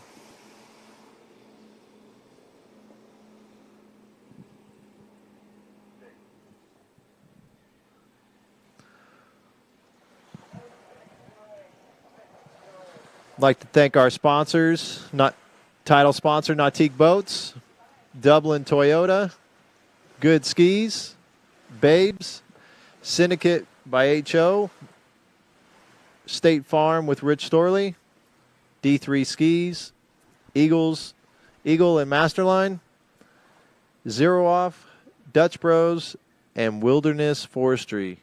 Appreciate all the support for the event to make this happen. The 21st California Waterski Pro-Am. 21st. It's got to be. I mean, obviously you've got the Masters and you got Moonbutt, but beyond that, this will be the third longest running. I think. Well, I mean, the World Championship happens every other year, but not in one place. I mean, okay, we move around a little bit here, but like kind of Sacramento, California area. Yeah, this is the fourth lake. I mean, the first 15 years or so was at Diablo Shores, and then bounced around between Lake 1 and Lake 2 at Belle Aqua, and then have been here at Shortline the last 3 years. The wealth of Great Lakes you have in this area is incredible. It really is. I mean, when I first turned up here in 10 years ago was my first California Pro-Am. Actually, my first pro event outside of the US. I'll get to that in a minute after Rob's completed his 38. It's a good pass, a little handle higher touch there, but he's over to 5 and around 6. No worries. And so, yeah, I came here 10 years ago, my first pro tournament outside of, I did a couple in the UK, which were great, but this is my first proper one in terms of just, getting away from where I skied. I was a foreigner, and it was, I just couldn't believe, it was Belle Aqua Lake 2, and I literally could not believe how beautiful it was. I just thought, this is not how I know. I've been to a lot of lakes around Europe. I skied not in the US, just a little bit, not really very much, and I was just blown away with how perfectly manicured the lakes were, how it was like just beautifully proportioned and gorgeous water, and I was like, wow, this is how it really should be. And I had a good event, and I went home and I saw the lake that I skied up back home, and not to be too negative, but I was like, man, this sucks. It just wasn't the same. It's not like, it's hard to beat. When you can see this, it's hard to go anywhere else. Yeah, I know. Obviously, growing up here, this has been my home lake, and I know some people, said, you need to go ski other places because once you leave here, it's downhill. Oh, it's downhill. And I mean, yeah, we're lucky. We have pro tournaments everywhere. We have pro tournaments on some beautiful lakes. We have some the Masters is a good example. It's on a horrible, dirty, scary river. But it takes all sorts. We enjoy it all. But yeah, I mean, this is in terms of just sort of manicured, beautiful golf coursey look. It's amazing here. Rob must run this pass. 10.75. Oh, he's a little bit deep there. Like a little bit of a fin slide there at 1, but he's coming around 4. I think he'll run it, but it's not the most comfortable he's probably ever been, and he's hooked up at 5 pretty averagely, and he's going to take a hit. Did quite well there, actually, because I thought 5 wasn't very good, but he kind of ended up a little bit late, but he did a good job there at 6 of being able to take. Watch the. You see that the ski just slid a little bit. Yeah, that ski definitely slid. Almost like the tail was gonna blow out there, but luckily, for him, it stayed, and you saw him a little more cautious at 3, and then really cautious at 5. Yeah, he knew what he was doing, but I was impressed there. I thought he was going to take a huge hit, but actually he managed to stop himself, to slow himself down very abruptly, which is what you need to do. Yeah, so Rob ran 1.5 the first round. So, in my mind, you got to turn 3, go to 4. Because if you get 3, the people are going to have backup scores. They'll start standing up 2 like we saw last year. So that's probably the mindset that Rob has sitting down there. He knows he's going to be focused on his gate 1, get a start, and he's got to turn 3 and get a piece of 4 to give him an opportunity to advance to ski tomorrow. It's crazy. I think 1 year ago was John Chavez was the first person to ever run a 3 at 41 and not make a final, and now it's kind of happened a few times. It happened at Monaco this year. There was a couple of skiers, 1 or 2 skiers who didn't make it. So now we're saying you got to turn 3 to guarantee a spot in the final, which wasn't the case a few years ago. So Rob must turn 3 really with this one. That's not it, and that's kind of what we saw at 1 at 39 there, wasn't it? Like that, but 41, a little bit more pressure, pulled a little bit more forward, and yeah, it's a shame for Rob. He'll be disappointed. I mean, just too much pressure on the front. Maybe didn't quite get up on the boat enough, so the boat's pulling him over the front of the ski, and the tail just popped out there. Yeah, and I that's think the end of Rob's tournament, I'm afraid. Yeah, unfortunate. I think, like you said, obviously the load from 39 to 41 a lot more. I think I saw a little shoulder, that he's trying to force that ski to come around, and it just unfortunately did not hold for him. Well, yeah, so that's we're kind of knocking some people off, taking him out of contention, apart from Dane Meckler, of course, who moved himself way up, making it harder for the guys after him. So just going forward, Chris Parrish has a 2, Ryan Canepa has a 2, Parsons has a 2.5, Colin McCormick has a 2.5. That's before the logjam of 6 threes comes up, and it's really going to give us a bit of a show. Because at that point, when you start, when the first round 3 start coming in, they might have to be able to, they might not have to turn 3. They might just be able to get a second 3. We'll see what happens between now and then. But yeah, I mean, I think let's see. Yeah, Neview's 8th from the end. Is that right? So after Nevieu, but he's in 9th based on seeding because of Dane. But yeah, I think Joel Howley, Nevieu sort of area. Without being able to get it exactly right, we're going to know exactly what everyone needs to do, assuming people don't start getting big scores from here. Yeah, I mean, that's where I think it's interesting. We start getting Chris and Ryan, our next 2 skiers, have 2s, capable of getting 3. If you get a 3, now they've got a 3 and a 2 with a backup. So then we saw people standing up 2, last year, and because it's going to seeding, you're not going to stand up 2. You're putting yourself in a runoff. So, I mean, unless you're in horrible shape and there's no way you're going to be able to turn, that's really going to put the pressure. If these guys can get a full 3, to put that pressure on these guys to really have to get a piece of 3 again. Yeah, just exactly. To give an opportunity to advance. Which is like, so if we say that Chris or Ryan run a 3, then that means that let me see if I'm going to get this wrong. You put me on the spot. Well, I put myself on the spot, but yeah, you've got 4 guys that need to run 3 again, or 2 and a quarter, 2.5. And Parsons, of course, if he runs a 3, that's big. It's all very interesting. Chris Parrish, let's say the greatest veteran on the tour. I'm going to say that we've got a few guys that are in their 40s. We've got Will Asher, I think he's now 41. Thomas Gasper is 42. I think Parrish is 43, 44. Parrish and Terry are 44. Oh, Terry's 44 as well. Yeah, okay, they're the same age. And then you've wonder got who's older. Parsons. I would think Terry is older. He's got a January birthday, so pretty hard to beat in the ski year to beat that. And then Parsons is 41 as well. So we've got five guys in their 40s. Yeah. All middle 41 from 1.5 to 4 here in these first 2 rounds. Yeah. Will Asher, had his best ever year last year. That's what I kept saying. It was just unbelievable. I said it to him a couple of times after he beat me in a bloody runoff, like he did like every weekend last year. It seemed. I said to him, "Man, I hate losing to you, but I am pretty impressed with you having your best year at 40." He said to me, he goes, "You can win when I retire." Fair enough. Well, and that's what gives me hope of getting my body right, and I still have years left to still be able to do this at a high level. Well, you look at the sort of the legendary older people in sport. I'm thinking of Lionel Messi, who's mid to late 30s, Cristiano Ronaldo, mid to late 30s. I'm sure LeBron James is pretty old. Not my area, but yeah, he's late 30s. Yeah, you got Jimmy Anderson in cricket, who's 40, and Tom Brady and Zlatan Ibrahimovic. These are people that held on to their 40s, but no one had their best year at 40. There's no one. I mean, and Will Asher did. I mean, it shows this sport, not water skiing, slalom skiing. You're capable of doing it. You look at trick skiing, and there's not a top level trick skier over the age of. I mean, let's say Alexis Zanasek, of course, is still in there. He hasn't been able to ski because of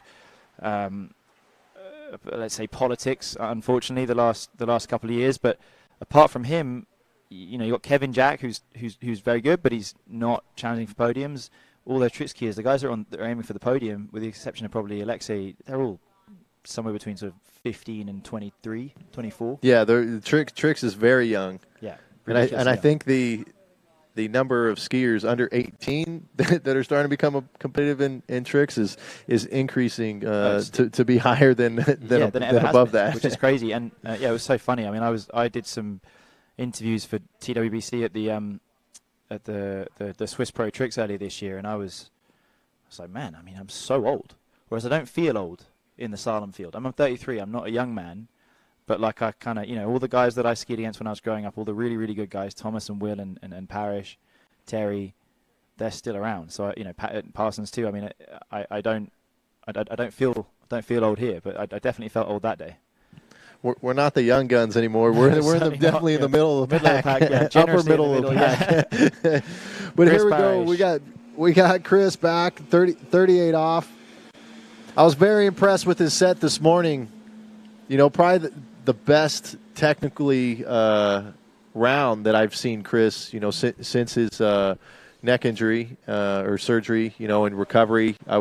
He had a phenomenal set, very dialed. I know he, after interviewing him after, just said he had made a little mistake at the gate, and that's what's, caused him, not to get down, the line at 41. So, hopefully, they look like a pretty good 38. Hopefully you can keep the same rhythm and get down 39 and we see another crack. It'd be great to see the tower, kind of come back and be able to, put one down the line like we used to see him do. And he's been unfortunate last year because, I mean, I'm looking at Hilltop. I think he was first out, 9th at Hilltop. I think he was first out at, or second out at the Miami Pro or whatever. Like he's kind of been right on the edge of those finals, but, probably fallen on the wrong side of the coin for him.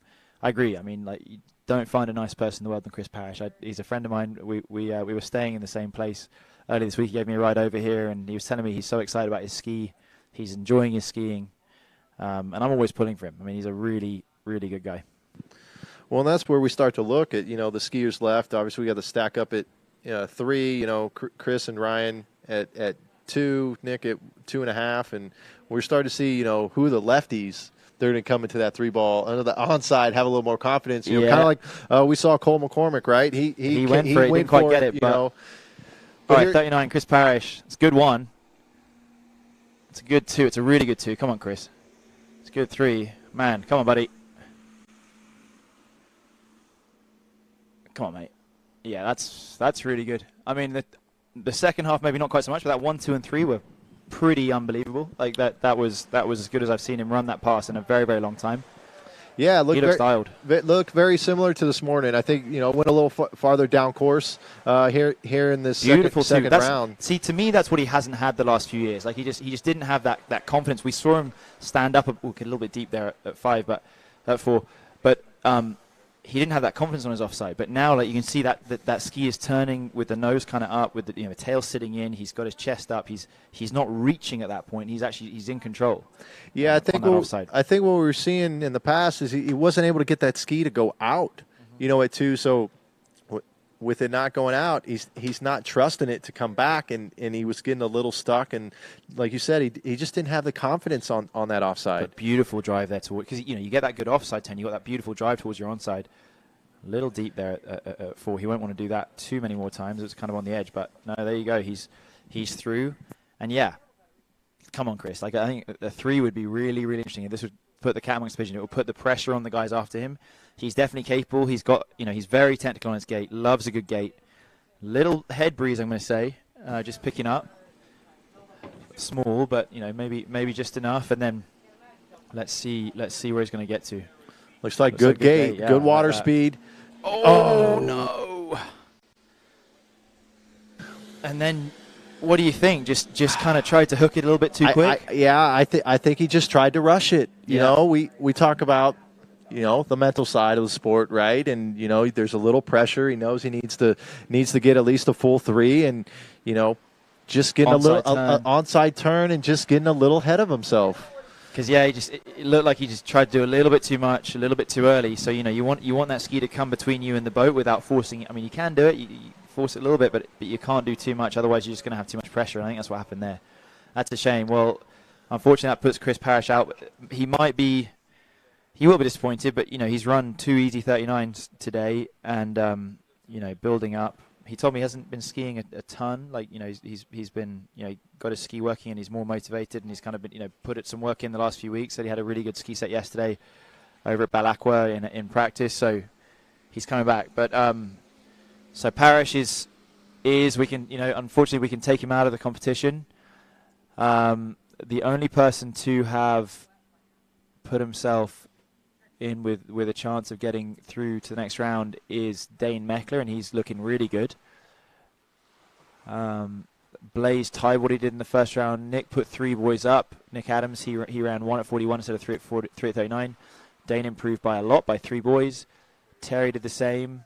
Charlie Ross moved down. He got a 3 or 2.5, whatever it was, at 39, which would be disappointing for him. Rob got 1 boy less. Parrish got 1.5 boys less. So the trend is, well, I mean, with the exception of one, I mean, it's kind of middle, I would say. Like we're seeing kind of some are up and some are down. But the remaining guys, like I'm looking at Ryan Canepa and Nick Parsons, they have to improve. And then the 6 guys after that, they're going to want to at least hold, depending on what everyone else does. Yeah, I think these next 3 guys, right, especially with Cole and Nick, with having 2.5 already. If they go get a full 3, that really puts the pressure on. That puts the pressure on the rest of the field. And even Ryan, just like we said with Chris, he's got a 2 from the first round.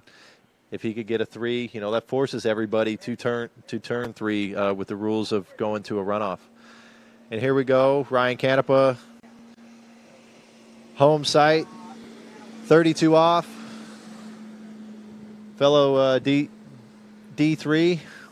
Yeah, I think that's the R2, which is a good ski. I mean, like we mentioned it earlier when I was talking to Corey, D3 does 3 different types of ski, and I've tried them all. I was on that NRG R1 for a little while. I've been on the Ion 2, and now I'm on this Neo 2. So I played the field a little bit. I'm actually very happy where I am. But everything, everyone has a different way of skiing. We're all driving. Our bodies are also different, right? We're all driving a different car. So different skis can suit everyone. So I think it's nice to have that option. But yeah, I've always thought, not knowing Ryan skiing incredibly well, but I've always thought that he just looks so smooth, that the way that he approaches offside, he looks so balanced. He keeps everything up. He's moving over the middle of the ski. He gets that nose turning as much as the tail through the back end of the turn. He looks so balanced. That's what I would say is my pick of his skiing. I think he looks great. Yeah, he's been skiing with a lot more confidence this year. Running 39 more consistently.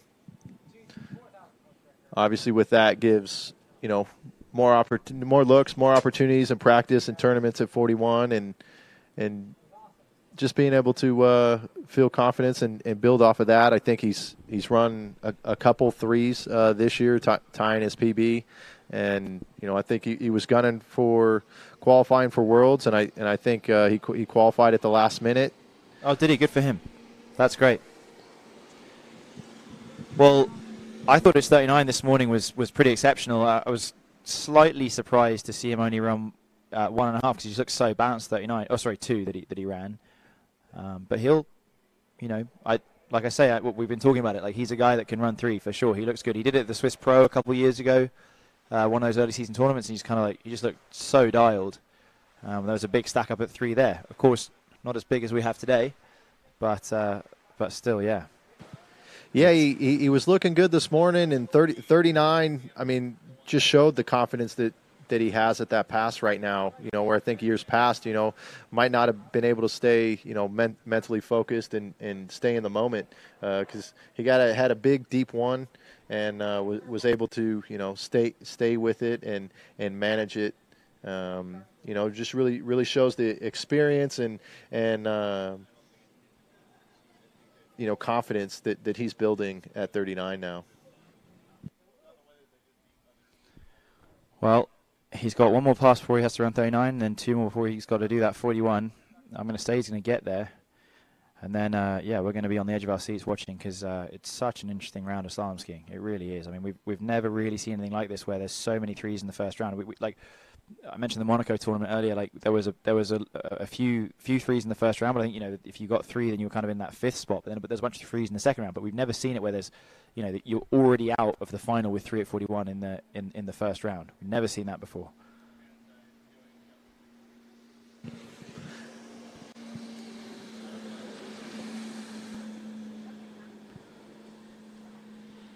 It's looking pretty tidy, isn't it? I didn't hear you. Sorry. Looking pretty tidy. Yeah. No, he's keeping a tight line, a good rhythm. We see on the replay, you know, good start here at 38.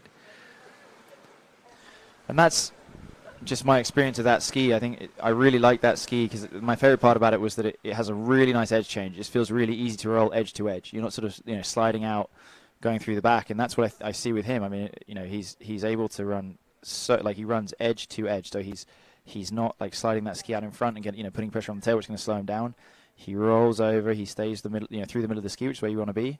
He's able to bring that all the way back around off the backside of the buoy and be balanced towards the wakes, and then do the same thing going the other way.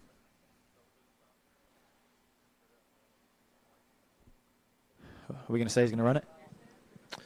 Yeah, I mean the way he's been skiing, he's as familiar with this site than anybody else in the competition. So he's at home. He literally lives here, right? Home lake. Yeah, I mean he lives on site. Oh, really? So you know, this is my home site, but I'm 7 minutes down the road at my house, and no, he is on site. He walks out every morning and sees this glory.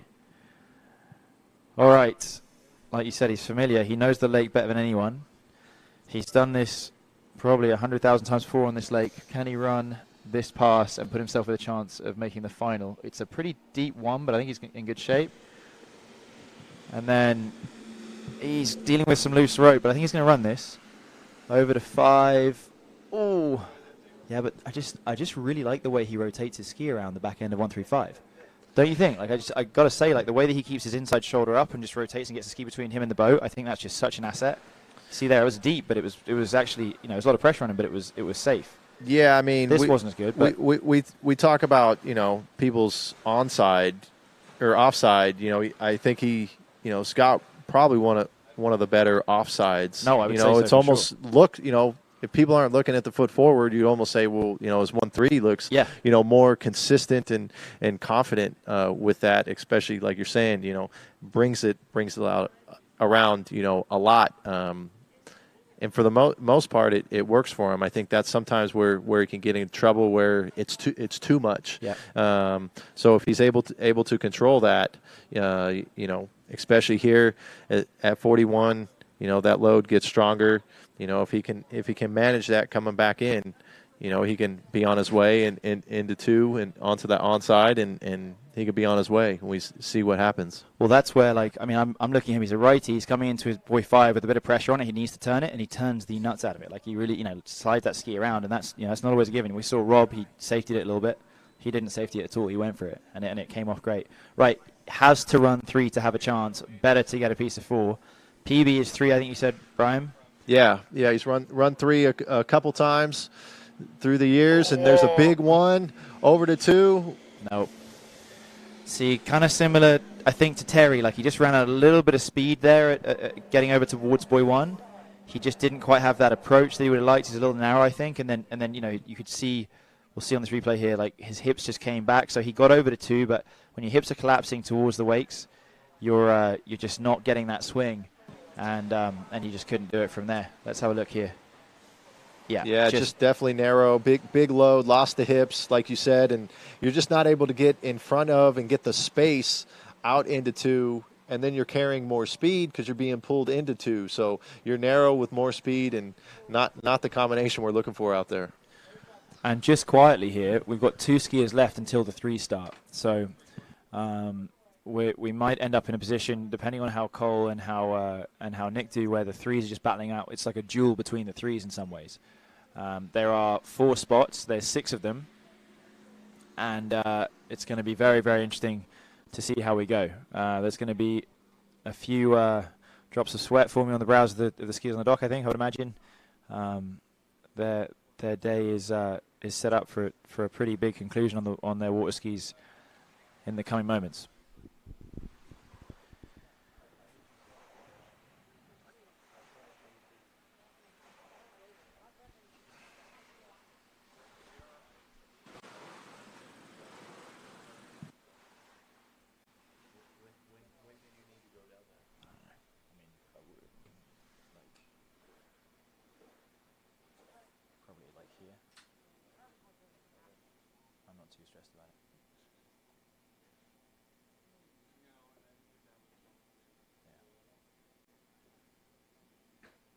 Let's say here. I'll go after Nevi.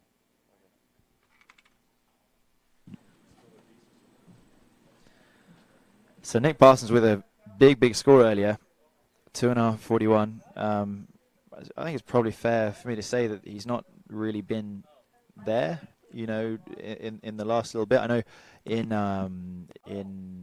2021 at the San Gervasio Pram, I think he came third. He was running those sort of scores, but I'm not sure I've seen him run those same big scores in the tournament since. Haven't seen him too much. He did the European Tour this year. Unfortunately, I was actually sad because I always like hanging out with Nick. He didn't make it to Europe this year, which was his plan, because his passport was out of date. So when he starts going to book all his flights and stuff, his passport was still fine, but he knew that he wasn't going to be able to make it and then come back. So he didn't have a time to renew it. I'm like, come on, Nick, man. Like, it's always fun having a beer with him after the tournaments, but he'll come across next year, I'm sure. And I know it would have hurt him because he loves those European trips. Yeah, funny dude. Everyone at home, if you get a chance to have a chat with Nick Parsons, you have a good time. He's a funny sort of chap. Lots of interesting ways of looking at the world.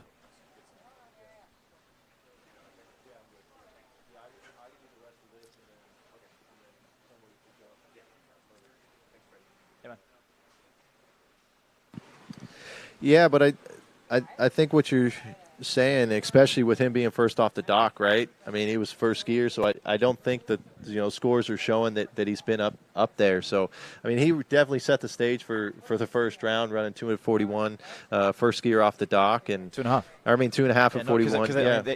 As you know, we all know, like, there's a big difference between 2 and 2.5. You're like, oh, you know, that's every time you can cross the wakes at 41, it's like it's a big deal. And I saw it, and I'm like, bloody hell! I mean, that's going to be some big scores today. Yeah, getting in my car, and I think he should have had that 3. Really? I didn't see it. I think he needs to be practicing some S turns at home. Really? Yeah. I told Terry. A man who's not lacking experience. Yeah, not lacking experience, and I mean, growing up watching Terry, you know, many tournaments here and throughout Northern California, you know, I call him the S turn king, and you know, I told Terry, I said, if that was you, you would have had the 3. Oh yeah. So you know, hopefully, you know, Nick can, you know, not let that mistake hurt him. You know, he can redeem himself here and you know, get a full 3 or beyond and really put the pressure on the rest of these guys to get a piece of 3 again.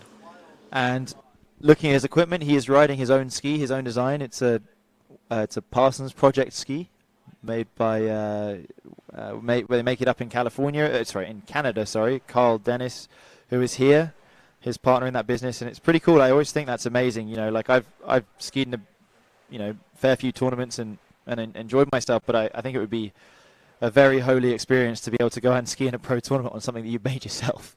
I mean, how cool is that? Yeah, I mean, it just shows the experience, right? I mean, Nick's been with multiple, you know, companies and, you know, in the R&D, and, you know, he's learned a lot, and, you know, had a lot of things that he wanted to do, and, you know, was able to find a partner that, you know, willing to help build and understand, you know, what he's looking for. And, you know, I don't know if anybody else that's built their own skis and then, you know, skied on them. Obviously, you know, skiers that are with, you know, big manufacturing, you know, companies. But yeah, unique to start something from scratch and you know, go with it. Yeah, wild. I mean, like, you know, he's the premier pro skier on his skis. Every time he goes out there, he's showing, you know, what it can do, which is very cool. He goes and gets a big score. He's like, yeah, I'm the boss. I made a great ski.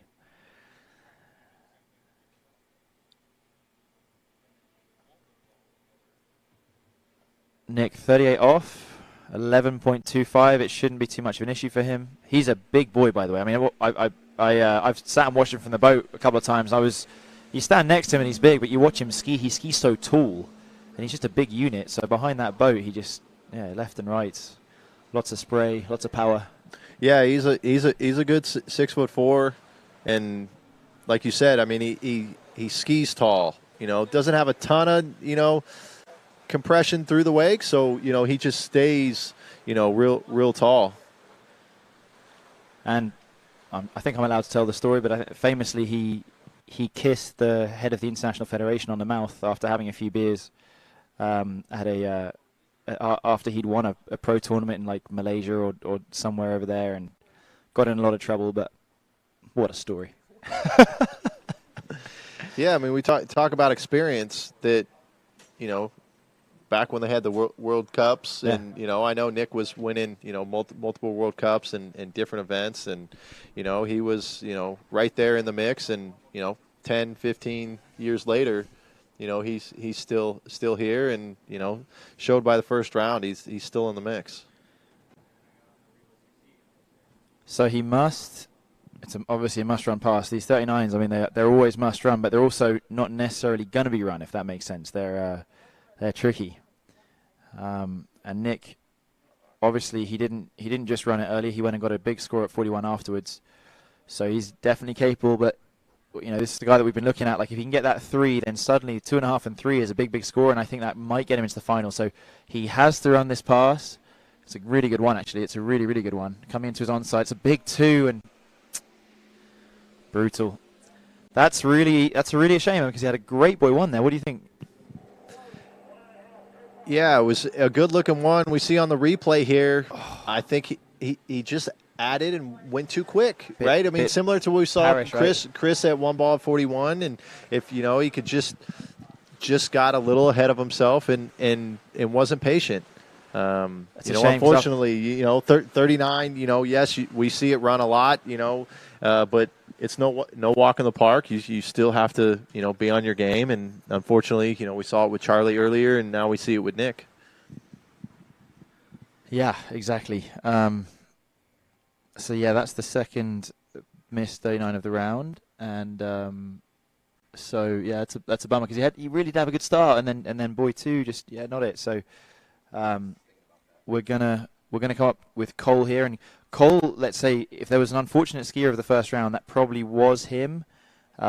He ran a 2.5 where you take the risk. You're an onside skier. Dane Meckler got to 3. If he'd have stood up, he'd have put himself in the mix, but he knew he wanted to turn it and go for 4. Same, Cole did the same. It just didn't come off for him.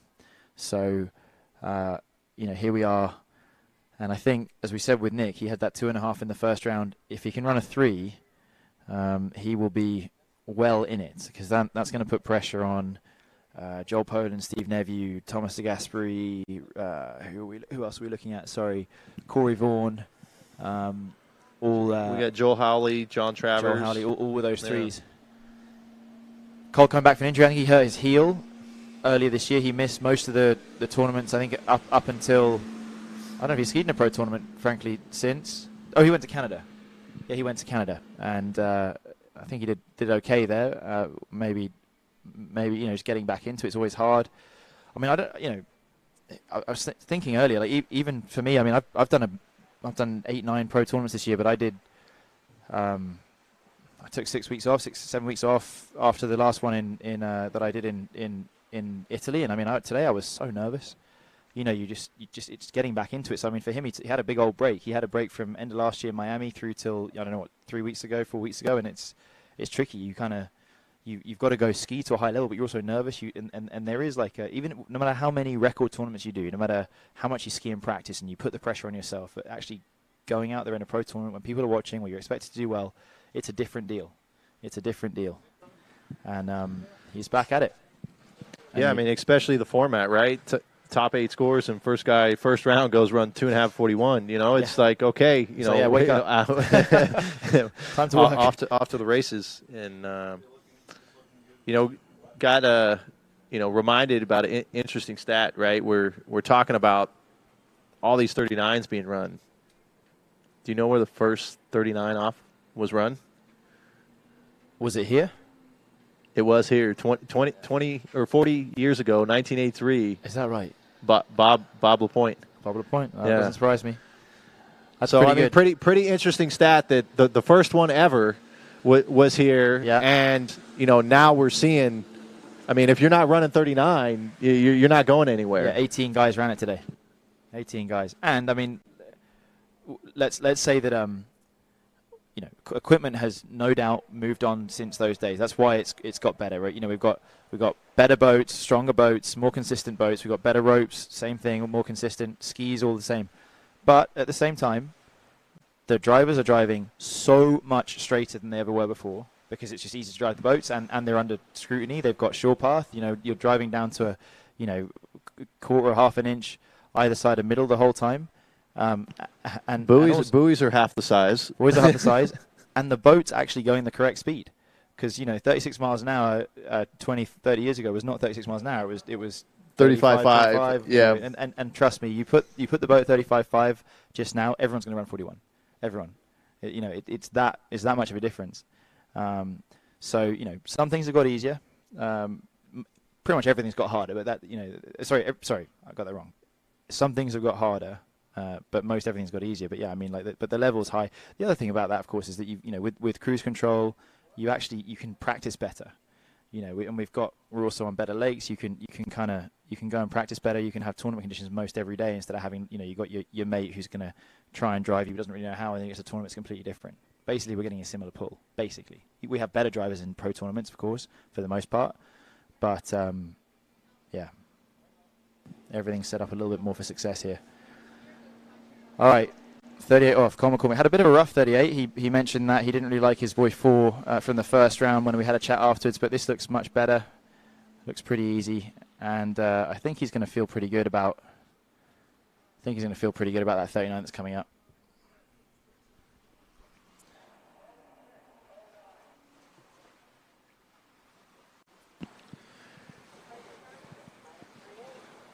And Freddie, we got a couple updates for our onshore crowd.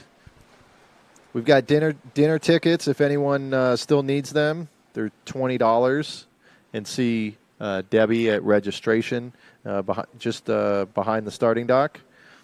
And also we've got California Ski Ranch. It's got their booth, all the ski equipment. Head down, check them out.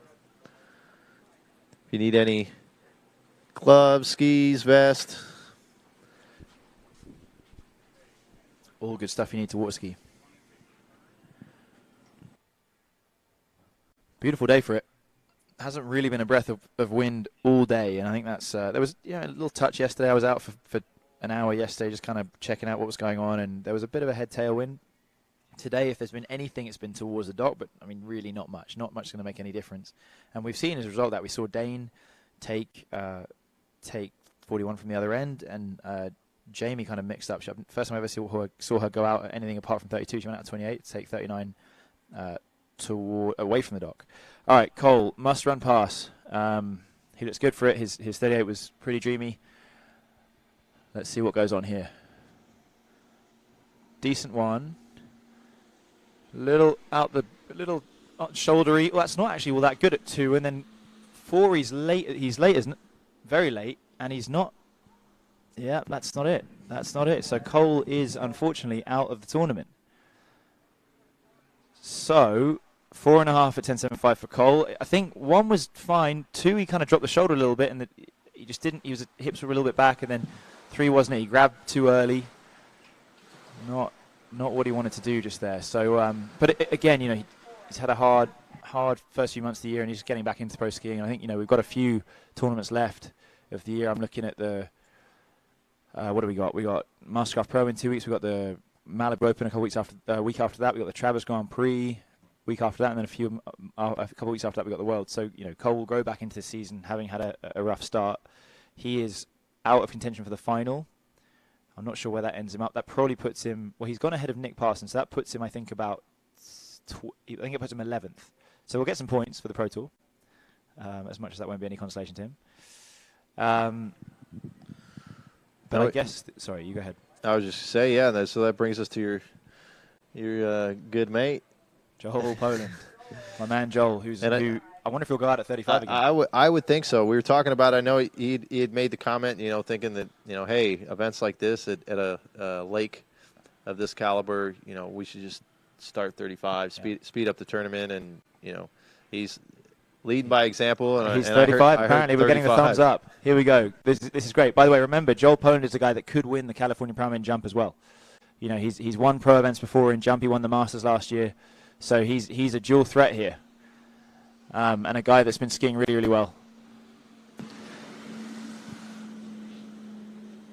And really, I mean, one of the only, kind of triple threats. I know slalom is his. Such a rookie move. I hate that. God, I've been telling him for years he shouldn't do that. It's so lame. 35 start, then, a little hand drag there at 6. But, yeah, I mean, I don't know, I mean, we've had some phenomenal, 3 eventers come before him, but, I think he's the closest of being competitive with now moving into this, middle of 41 with slalom.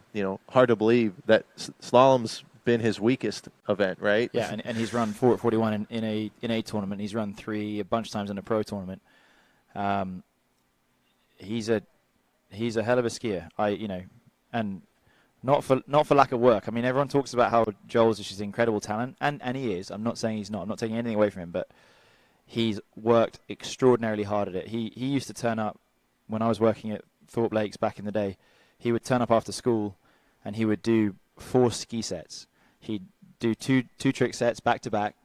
He would ride his jumpers or hit the ramp, and he would slalom, and then he would go on the cable for an hour and a half on a trick ski. It was insane. And I'm just like, dude, you need to calm down. You're going to wear yourself out. Well, here he is, 12 years later, whatever, 13 years later, and he's the best in the world in overall, and probably the second best trick skier in the world, being fair, and he's third best in the world in jump. It's amazing. No slouch at slalom, of course. He was the first guy to run 3 earlier. That's why he's out first, based on his seeding. And he looks strong.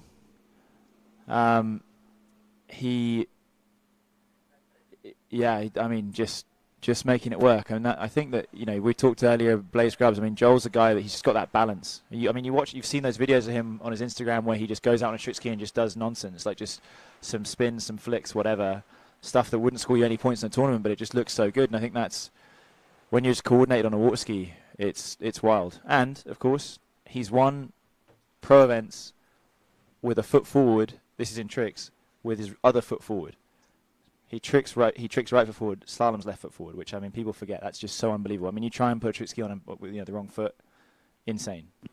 And I wonder if that's helped him over the years. I bet you it has. Well, and just the repetitive use, right? I know people, have injuries, and it's like, well, hey, can't you just go opposite foot forward, for a little bit? And it's like, no, we can't, But you wonder, that obviously, helps keep the, balance.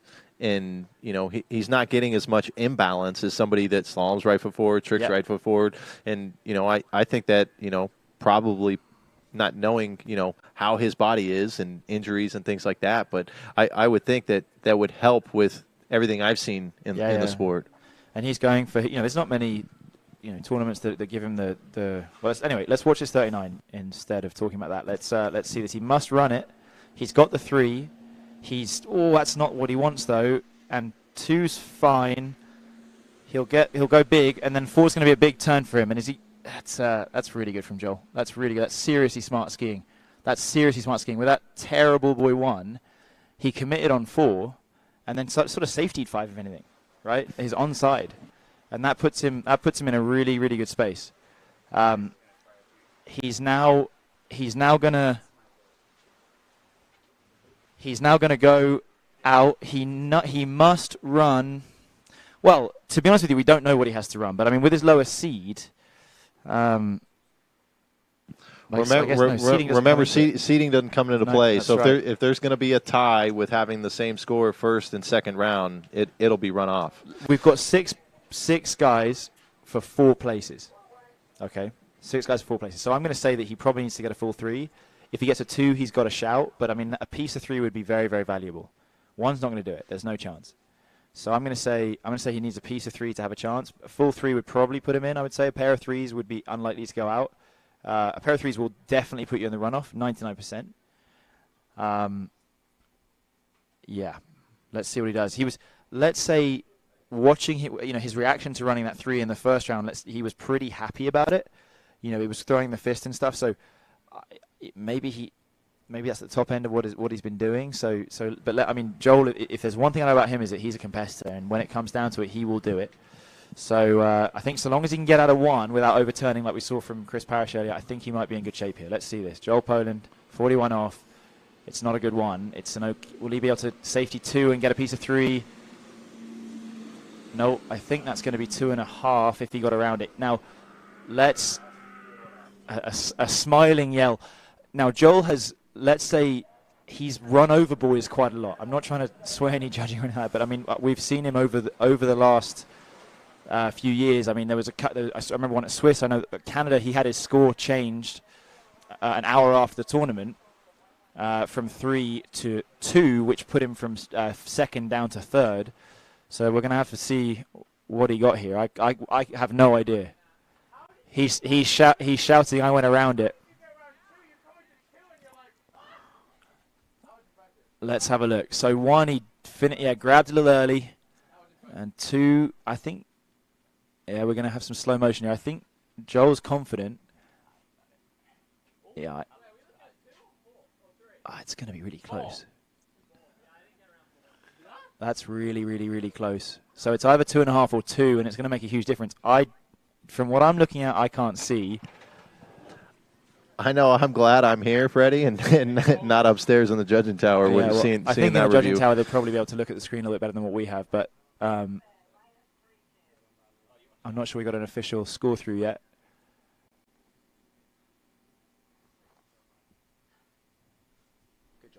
That was smart skiing if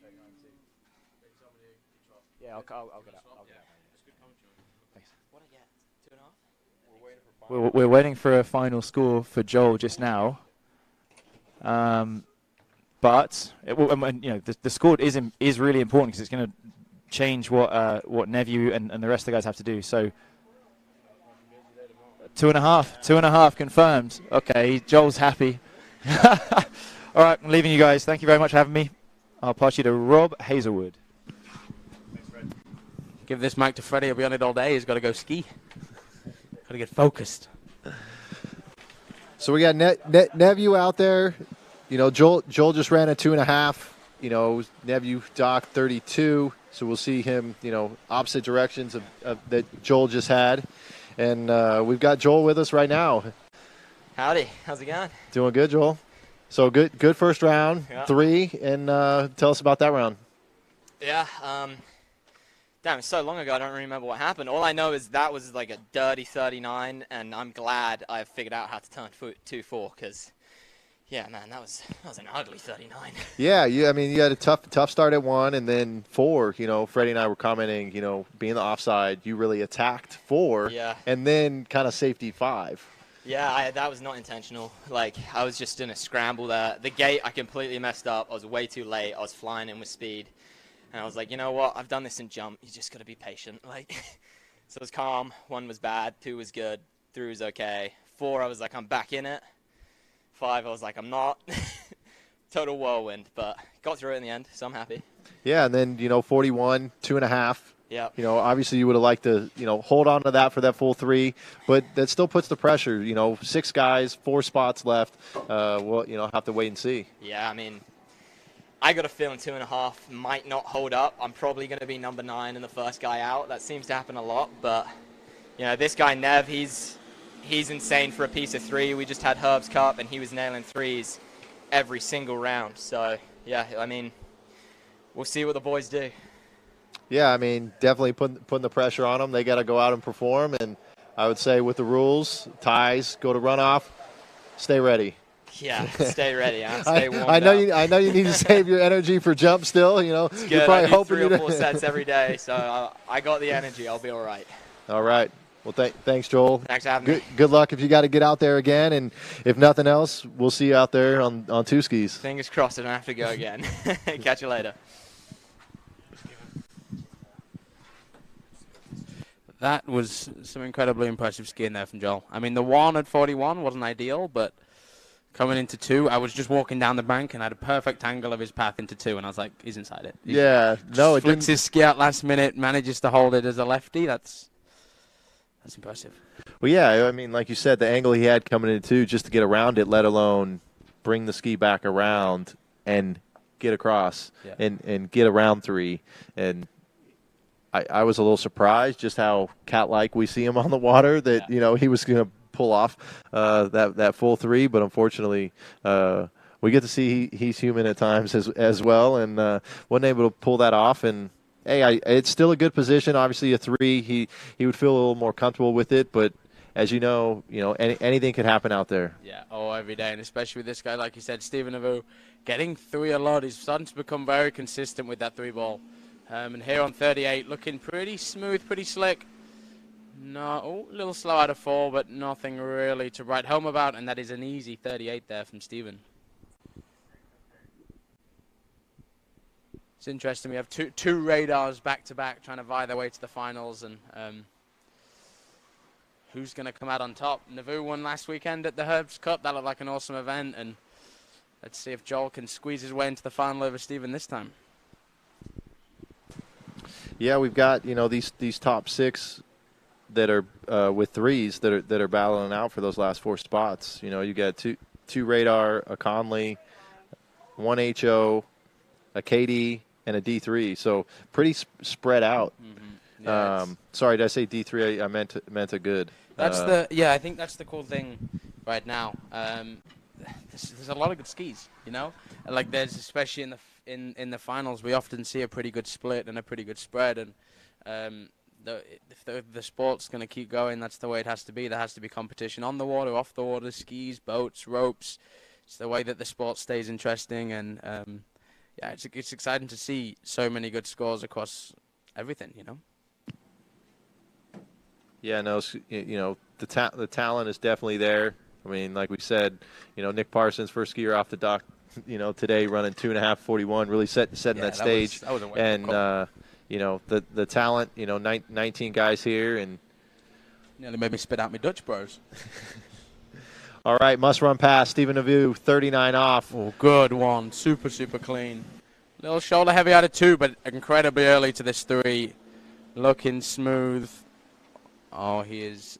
Oh, a little loose line out of 5, but that, I mean, we get a little nitpicky in the booth, but in terms of a final 39, if you come out to those exit gates and there's nothing too deathly going on, it's a good pass, and that was a very nice pass. He's going to be happy with that. Yeah, like you said, I mean, there's some things you can nitpick here and there, but Stephen was in control of the whole pass. There wasn't a question, he's in trouble, or is he going to get through it?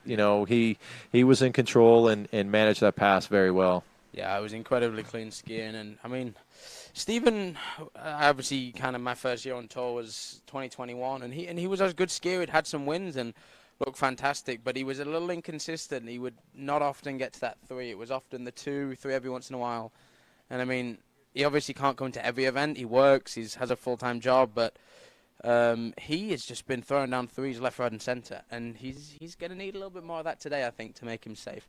How are we going with the maths? You look like there's a lot of writing going on these pieces of paper. Yeah, we got a lot of writing. There's no guarantees yet, is there? No, I mean, no, there's no. You have 10 people with a 3 or better, essentially. So this is where it starts to come down to once Stephen comes through this pass, we will know what everyone else has to do. It's going to be a while till we know who's safe, but let's see what Stephen can do. He's going to want a 3. I believe a 3 is probably going to keep him safe, but he's going to want a 4 to keep himself a guarantee. That looked like kind of a safety one there. Early, though. Good, 2. Not the... Oh! He is going to kick himself for that. What was that? Wow. It almost like he got a little high-hipped there as he was, going to S-turn. I was going to say... And here we go. But he was... That's, to me, is a good 1 ball. And a pretty good 2 for a piece of 3. He gets the 1. But what was the hand? I think he might have been throwing a little fist, thinking that he was happy with the 3. Do you think he was playing? I think he was playing it cool. I think it was like the I was mad. I was like swiping it away, and then all of a sudden the boys are there, and that could be a costly mistake. Oh, that's massive. I mean, that opens the door. Opens the door for the field, right? I mean, and I think the one thing that we're not registering as well, haven't heard anyone speak about it yet, it's a head-to-head tomorrow. These seedings matter. Whether you go against Freddie, Will, Nate, I mean, none of them are really a very pleasant choice. But these kind of backups matter. You don't often want to be in 8th place on a head-to-head. And if he'd have had a 3 and a 3, he probably was going to be sitting a little higher than he is now. And I know on seeding, he's probably going to go in ahead of Joel anyway, but... Well, the thing is, it's not guaranteed that him or Joel are advancing. So I mean, first, not even getting ahead of ourselves with seeding. It's just trying to advance to tomorrow. And yeah, I mean, we just saw a replay again, and I mean we'd have to talk to him, but from my view, it almost looked like it was a hand move. It was definitely a hand move with that right hand, and him being a right foot forward skier, that S turn, is easier on that offside. And wow, yeah, I think we're both a little surprised that he didn't get that full 3. No matter what, we can agree that he messed up. that was a mess up, and he's going to be kicking himself. But I personally think, I don't know, it's baffling to me that a 3 and a 2.5 isn't going to be in a final. I can't, that doesn't compute in my head that that's possible. So I'm like, he has to be in. But you look at some of the names we have next. I mean, Joel Howley, we see on the water there. Jonathan Travers, Corey Vaughn, Thomas de Gasperi. They're all people that are very, very, very capable and have a good proven track record of getting to 3 consistently. So, I mean, we could be seeing a runoff. I think at best we're going to be seeing a runoff, and that's exciting for me. I know maybe not for the organizers because they've got to jump, but yeah. Let's see what happens. But here we have Mr. Joel Howley coming in, 32 off. The man we don't see very often, but whenever we see him, it sure is exciting. The world-famous boot that no one really knows what it is. Well, we know it's a snow ski boot. Is it a snow ski boot? Yeah. He's lost his DeWalt. I think he's now on some... Yeah, I heard the lake drank that. Oh, the lake drank that, what he it was? dropped that in the water and went with a more economic purchase. In fairness, that thing gets carted around left, right, and center. I'm very surprised they last that long with the amount of time it's around water. But yeah, Joel Howley, he's just. I mean, I've been spending a little time on Ball of Spray lately and kind of trying to keep up with what's going on in the ski world. And this guy is just brings some excitement. You never know what he's going to do. I mean, he's done between last year and this year. I think he's done 3 or 4 professional tournaments. Other than Moomba, which is Moomba, but I think he's still podiumed at Moomba, right? So it's still good skiing. But I don't think he's had really less than a 3 consistently. He's ran all of his 39s. He's been deep mid 41 every single time, and I mean, this year already with that California ranch that was last weekend, 4 and a 4, had a 3 in round 1. He brings some excitement. You never quite know what he's going to do.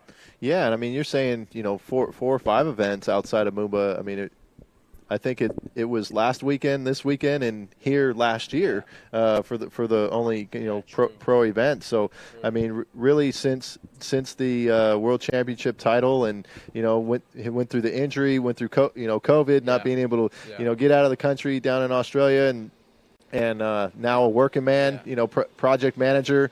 I was wondering if he was going to stay all week again for next week and ski our record tournament that we're having, and he's like, nope, I'm headed out Sunday night and going straight to work when I get home. That's a quick little 2 weekend turnaround back home. I spoke to him earlier. He's coming back for Worlds. So this man's doing a lot of flying, and like you say, full-time job in the middle there somewhere, and ski testing, everything that goes on. I mean, you look at his setup. That isn't a setup that you plonk on and go normal. It takes time to ski the way he does, and the testing that he has to do. And I mean, wow, he does it. It works for him. He gets a lot of stuff done, and he gets a lot of boys ran. So who's to knock him? He gets it done. And I mean, for me, this is probably one of my favorites for the 41 club. I think obviously Dane Meckler's looking incredible. He's looking incredible. Con McCormick has been skiing really well. He had obviously that mishap. But there's a lot of people vying for that 41 off spot to be next, and I mean Joel's probably up there with one of my favorites this weekend. He looks incredible out there. Yeah, I mean, he's been knocking on the door, running. I know he showed up last year to this event, first round, 5 of 41. I think backed it up with a 4. You mentioned the 2 4s last weekend, three here in the first round this morning, and definitely one of those ones looking to be the next one into the 43 club. Yeah, and it's exciting to see, and it's so let's see what he can do here. 38 off should be relatively routine for him. It's interesting. He has a very non-characteristic style with his weight distribution. It could be to do with that boot setup, but looking at him off that second wake here, he has a long way back, shoots his feet in front of him, which theoretically would be, I guess, wrong in the simplest way, but he does a really good job of kind of keeping pressure on that back foot, in my opinion. And even though he is technically back on that ski, he keeps his direction really, really well. Well, I think he's able to get away with it because of that high boot. He's able to keep that pressure because it's coming farther up the leg. You're having that pressure, and he's able to get enough pressure because of it's so high into the front of the ski, even though his center of mass is back, if that makes sense. Like you say, he probably uses the back, like when Reflex years ago made a really stiff trick boot. I loved it for slalom because it gave you something to like lean back on almost. And similar with the Syndicate boot now, it's actually got quite a high back, and I really like that. It gives you a lot of support. And for him, I guess it's like that on steroids. If he can't go back on the ski, if he does, he has that back support, and it probably almost adds a little more angle to the ski, which is an interesting take. I guess I hadn't thought of it like that. Yeah, no, I think because of it, that boot being so high, I think that's where you see him. He's able to roll the ski over and get that angle very quickly. But definitely something, that you had to learn the setup, learn the technique on it. I mean, somebody didn't give him the blueprint, so he put in the time, the work to figure it out, and it's obviously working for him. A little interesting little cross breeze coming up. A ton of trees protecting the lake, but it's going to make that timing on the gate a little different. Beautiful hook up out of 1, light early, very good 2-ball. Very good 3-ball. He's aggressive, but he is on this. Oh, looked a little weird at that 4 from behind, but beautiful 39 from what I could see, and that was a pass that left no doubts, I think. Yeah, great looking 39. I think what Joel does, you talk about him, pushing the ski out in front of him off the second wake might not be ideal, but I think with what his setup, but it's his work zone. He's keeping that work zone, behind the boat. He's not going long. He's getting the ski out from underneath him and making it work. Yeah, he does a great job of, like you say, he does work with that work zone, but he probably gets slightly more aggressive slightly earlier than some people, which is different. But like you say, he manages to keep that work zone late, like out of this 3. It's a lot of angle at the backside of that 3 and 4, but he does well working from whitewash to whitewash, and if it works, it works. I mean, he's just run a beautiful 39, better than mine, I can tell you that. Yeah, and I think it comes around quick. We just saw in that replay, but you see him wait. Yeah. So he waits, make sure that he has the line, and then he's across course. And, with that high boot, I think just really able to get that leverage and roll that ski over. But here's the money pass, 41. We've got Joel and Steven 2.5 as backup scores with the 3. Joel had a 3 in the first round. What can he do? A lefty, onside turn into the offside 2-ball. A good 2 over to 3. A little long. Can he S-turn? And a full 3. You see Joel throw the fist. So unofficial 3 buoys we see on the replay here. A good-looking 1 over to 2. Had a good 2. You see him just go a little long to 3. I think he's just playing it safe. He knew with the first 2 skiers running 2.5, him getting the full 3, that automatically puts him into the final. And now we'll just have to wait and see how the seedings match up. How mad is it? I just still can't get over the fact that a 3 and a 3. 3s used to win. Threes won this thing. I know Will's most probably win here a few years ago. I remember watching from home, and it was 3 all the way through, and he won the whole thing. you know, and now it's been, what, 3 years since then, and you're needing it to just make the final. And I think that's a very well-ran 3 there from Joel. Beautiful one. I'm not really sure where he lost his time, which is, for me, is a little bit of concern. I see it a lot in my skiing when I compare it to obviously the guys that are at the top of the list, but to me, he didn't do that much wrong and ended up quite late to 3. Yeah, I think he was a little slow at 2, Yeah. and being the offside, I think a little cautious, right? A little different than the first round, because he knows a 3 will put him in. Yeah. And so I think Joel's just a little patient, extra patient at 2, and then because of that, we talked about how well he's rolling that ski over to get that angle and get across course quickly. I don't think we saw that there from 2 to 3, and I think that's where off the second wake we saw him just give a little extra oomph, that we normally wouldn't see if he was trying to turn 3, just to make sure that he's getting outside and would be able to secure the full 3 like he did. I wonder if he remembers. I remember last year he got a beautiful 2 in one of the head-to-heads. I can't remember who was against. It might have been Nate. Nate, he was against Nate. And got a beautiful 1. Beautiful 2, lent on that shoulder and ended up nearly flying into us in the commentary tower. So maybe he just remembered that a little bit and was just a little more cautious, sat but further back than usual, and like you say, just guaranteed that 3. But here we have next up Jonathan Travers. I assume this will be a 32 start. He's been skiing well. I was in Florida a few days before I came here, and he was ripping up some boys. And I mean, look at this super easy, smooth start to his 32.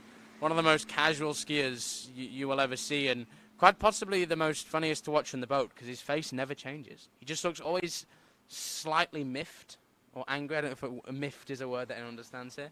Just always slightly angry and just always pretty chill.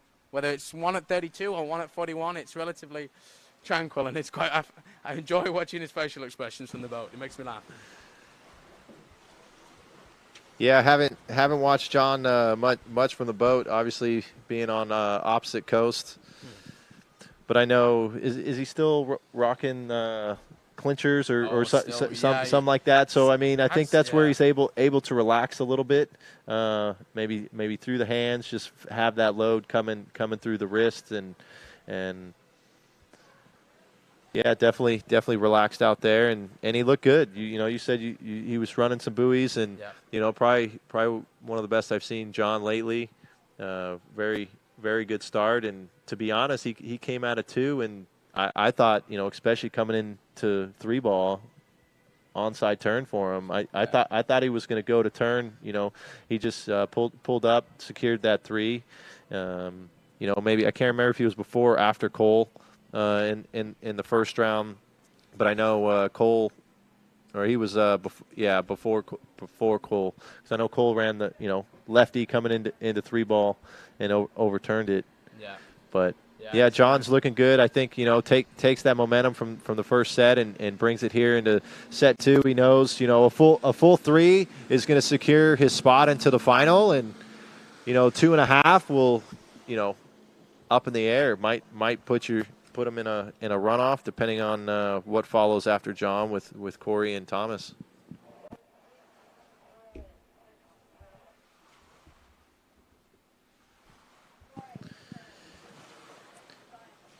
All right, I'd like to thank our sponsors: Nautique Boats, Dublin Toyota, Good Skis, Babes, Syndicate by HO, Rich Storley with State Farm, D3 Skis, Eagle and Masterline, Zero Off, Dutch Bros Coffee, and Wilderness Forestry. Also have California Ski Ranch, Ski Barn on site with equipment.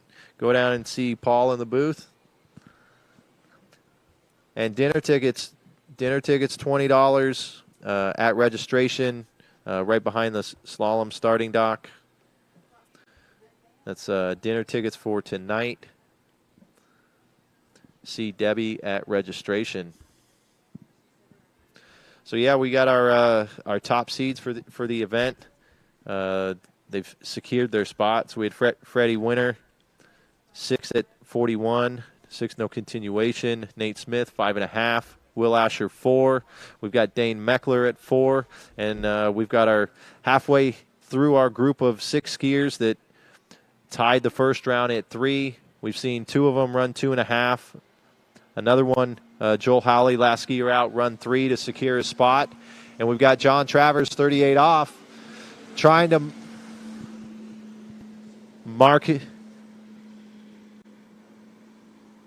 trying to make his way into tomorrow's final. He knows what he needs to do. We just got to wait and see the execution. Rob, looked like a nice 38 off there for John. That looked pretty relaxed there for John. It's great to see. Hopefully he looks comfortable. And he looks comfortable. Hopefully he feels comfortable. He was pretty confident. I was chatting to him earlier a little bit. He said he felt good out there.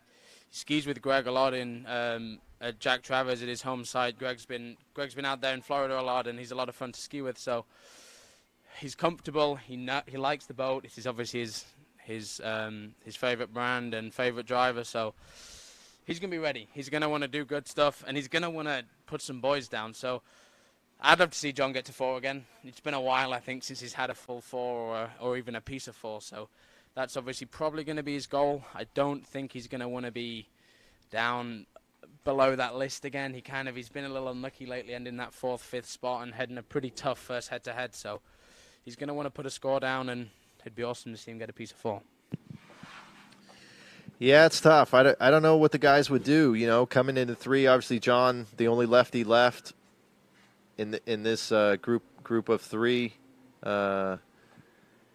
Be interesting. You know, a 3 is a guarantee. You know, do you risk in that 2.5 to go for 4 for better seating, or you play it safe just to make it in to tomorrow's final? Little back there at a 1, 39 off, must run past John Travers. He's in trouble at a 3, over to 4, into the offside turn, long to 5. Can he get a big 5? And no, unfortunately. 4.5, 39 off, John Travers. Not what he was looking for. Just got a little back at a 1 and just set the rhythm. You know, and I don't think he didn't get that center of mass back under his feet the rest of the pass. We saw him back at a 2, you know, slow at 3, and unfortunately wasn't able to hang on that onside 5-ball turn, being down course. So unfortunately, you know, looks like John is. I mean, we got two skiers left, so not over. Still has a very slim chance to get in, but definitely not looking good with Corey Vaughn and Thomas DeGasperi left to ski for this group into 3. He's tough, isn't he, Brian? Yeah, that is 2 more buoys than what quite a lot of other elite skiers would have got. I mean. Yeah, John is he is many things, but he is definitely very tough on the water. That's impressive performance. I mean, it's disappointing to not run it, but geez, that's a big effort to get those extra 2 buoys. Yeah, no, for sure. You know, and we talked earlier. You know, here Joel Howley just got done 3 at 41, securing your spot. You know, two 3s. You know, and that's the goal, right? You know, you ski to you know, for another day, and you've got to respect the game. I mean, making that cut is just so hard at these events, and you know, from past experience, you try and get a few more buoys and you feel pretty bad that night when you haven't made it in, and possibly could have if you backed it off a bit. So yeah, you just got to make the cut. Yeah, so now it's, you know, we've got the bubbles. You know, we got 2 guys at 2.5 and 41 for backups. And then, you know, we got yourself at 3, have guaranteed your spot. And then we've got John at 4.5 at 39 as a backup. So Corey Vaughn on the water, 32 off start, followed by Thomas. That'll be the end of our, you know, group of 3s from the first round. And then we get into our top 3 seeds who have guaranteed their spot into the final with Will Asher, ran a 4.41, Nate Smith, 5.5, and Freddie Winter, 6, no continuation at 41. So how'd it feel out there, Joel? Yeah, it feels absolutely unreal. These are sort of 2 of the best 39s I've ran in quite a while. You slot that 39 and it just feels like 41 is so doable until you turn 1 at 41 and just the whole world narrows up and nothing seems possible anymore. But yeah, geez, it feels good at 39. Yeah, no, both your 39s looked really good. And walk us through the 41. Looked like you had a pretty good one. Yeah, you come into the offside 2 ball. Very much so, yeah. Unlike the first round, I got a good one. At 2, if I sort of had chosen to take more risk, I feel like, a 4 would have been possible. But I mean, when you know outside 3 is in, it's not the right decision to go and slam that 2 ball. So yeah, it was a 2 to get 3, got the 3, and my S-turns aren't the greatest with that big boot. They are a little slow, but we did get back before the yellows and got the full 3, which is nice. Yeah, no, and that's the difference. I think we saw Stephen Navu, come in very similar situation in the 3, and we don't know what happened for sure. It almost looked like a little fist throw was put up before that S turn was completed, and unfortunately, if that was the case, could be a costly mistake, or might find himself as having another opportunity to go back out there, depending on how it shapes up here. But Corey Vaughn through 35. Corey is a very interesting character. His mandate is peace, love, and water skiing, which he very much lives by. Runs a ski school, is full-time skier and coach, and yeah, the man can ski. He's another competitor that's very tough. You'll see Corey sort of make a few mistakes, and it just won't faze him. He just keeps on trucking, and yeah, it'll be very interesting to see where Corey gets to here.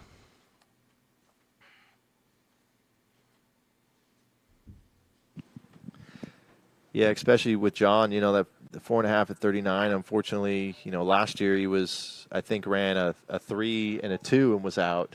And here, he'll have another 3, and he's not out yet, right? I mean, still got 2 skiers that could potentially beat that, or potentially be under that to give him an opportunity to ski again. But those skiers it's very tough, right? I mean, we changed the rules to have it where it wasn't cumulative anymore, but the last 2 years, even without having it cumulative, it's basically come to cumulative to get in. That's right. Yeah. And so we got Corey Vaughn coming in 38 off.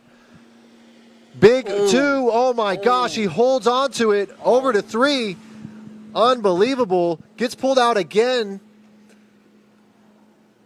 What incredible strength. Oh, my goodness. That is amazing. So at 35 on the replay, I saw it just a bit out of 2. He had got pulled up a little bit into 3, but 35, it wasn't that big of a deal. But we see it again here. He drops the shoulder, gets a huge load there at 2 ball, totally separated. And even at 4, he turns 4, and then he loses his hips again there. The composure there is extraordinary. And I think what's interesting for the people at home to watch is that these elite skiers, you'll see them sacrifice almost anything to maintain the right path. And sitting here watching him come out of 2 ball, that position he was in is clearly horrific. But both us from this perspective and obviously Corey from his perspective knew that he actually was on an okay path. So he didn't panic. He didn't really bother changing anything. He knew his path was enough to get outside that next buoy, and he just attempted to fix it there, and then again didn't fix it. It went wrong again. But he knew that path was okay and just didn't panic and ran the pass out. That's very impressive skiing. Yeah, I mean, we talk about the importance of, carrying the line out, right? He didn't have his hips, but he had the line, right. and he was able to carry the line out as best as possible without having, the hips, with him. So hopefully he can fix that. Like we said, we saw it a little bit at 2 ball at 35, so it'll be interesting how we see 2 ball here at 39 off. A must-run pass, a back at 3, around 4, 5. Can he get around 6? Hold on, and oh, man, that's going to be a judge's call. I think from here, I think he got around 6 and out the gates, but he's definitely working. Yeah, I mean, we've got a big day of skiing ahead tomorrow.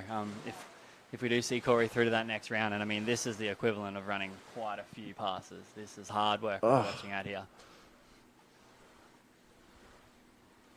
Yeah, I mean, looking back at the replay, from my view, I'm calling 6 if I was in the judges' tower, and like you said, Joel, that takes a lot out of you, right? He will feel that tonight, and he will feel it tomorrow. But at the moment, he won't be feeling anything. He'll want 3 or more. Yeah, and I didn't see his first round 39. I was grabbing some food, but I know I heard the crowd, with some chatter. So I'm wondering if there was some bobbles in that first round too. So that could be two really hard sets. And looking at this replay again, I mean, the patience, definitely impressive to be able to finish that pass, especially with what's on the line. He needed to do that to give himself an opportunity to advance to tomorrow. So here we go. That Nautique's around the island, coming into course, 41 off. Corey Vaughn, 3 will guarantee him into the final. A 2.5, we'll have to wait and see.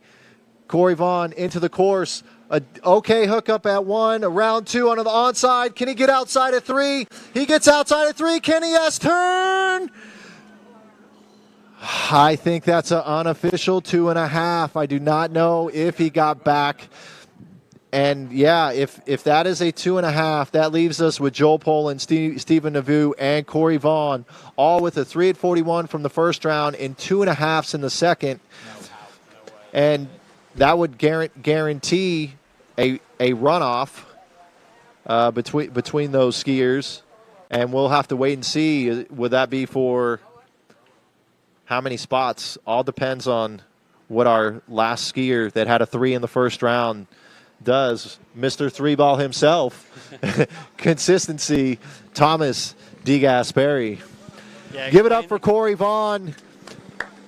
The effort to finish that 38, that 39, and even come out of that 1 ball at 41 to be able to put himself into contention, give himself another opportunity to go out there and fight for a chance at the final.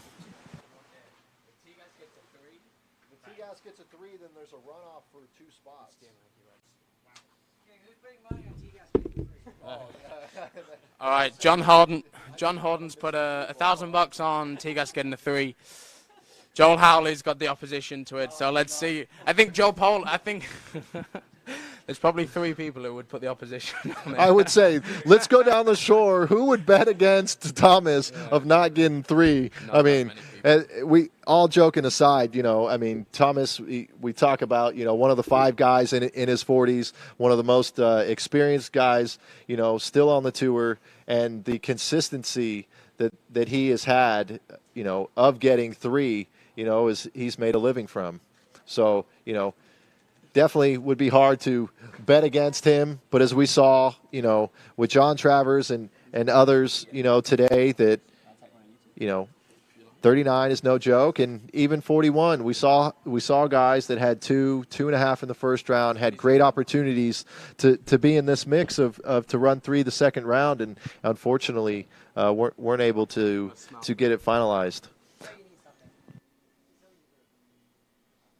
You're one of those who smiles behind the camera when you take it. All right, so here we have the man of the hour, Thomas DeGasperi, the only man that can, I believe, cause or not cause a 3-way runoff for 1 spot. Yeah, if Thomas gets less than 2.5, then there'll be no runoff. If he gets 2.5 or more, there's going to be a runoff. Yeah. So Joel Poland, Stephen Nevu, and Corey Vaughn, stay ready. What I don't quite understand, well, I do understand it, but realistically, S-turns, especially on your onside, are relatively doable. We don't see many 2.5s consistently with just a bit of a dodgy S-turn. We've now had 3. Well, and what's interesting is you have Stephen and Corey are both righties, so it's their offside. So it's an easier S turn. Yeah. Joel had the harder S turn because it was his offside. I think Joel's was less of an S-turn attempt, more of I got the boy and then the ski flipped underneath him. Yeah, I think Joel got a little high hipped and that's where he came over the top. But Stephen Navu, he was fine. He was and Corey was late, but as a righty, they're the kind of situations that you got to be able to make that S-turn. That's technically the easy part, which is easier for me to say sat here with my 1.5 and half. However. You got to practice. I mean, I didn't S-turn it. I went for it. I was head into water for both of them. So I was talking to Terry Winter yesterday, and we brought up about S-turns, and I feel he is one of the S-turn kings of the amount of 3s, and I've seen him the last 15, 20 years, S turning 3-ball, and, I know, he's probably shaking his head like, what, you've got to practice these. Are these guys not practicing it in practice and just standing up? Or, I know Corey, what definitely wasn't in good of shape into 3 compared to Steven, but yeah, I mean, definitely something to work on. I do agree with Terry in practice every single time. You don't need to be killing yourself, but S turns is something that's got to be kind of done.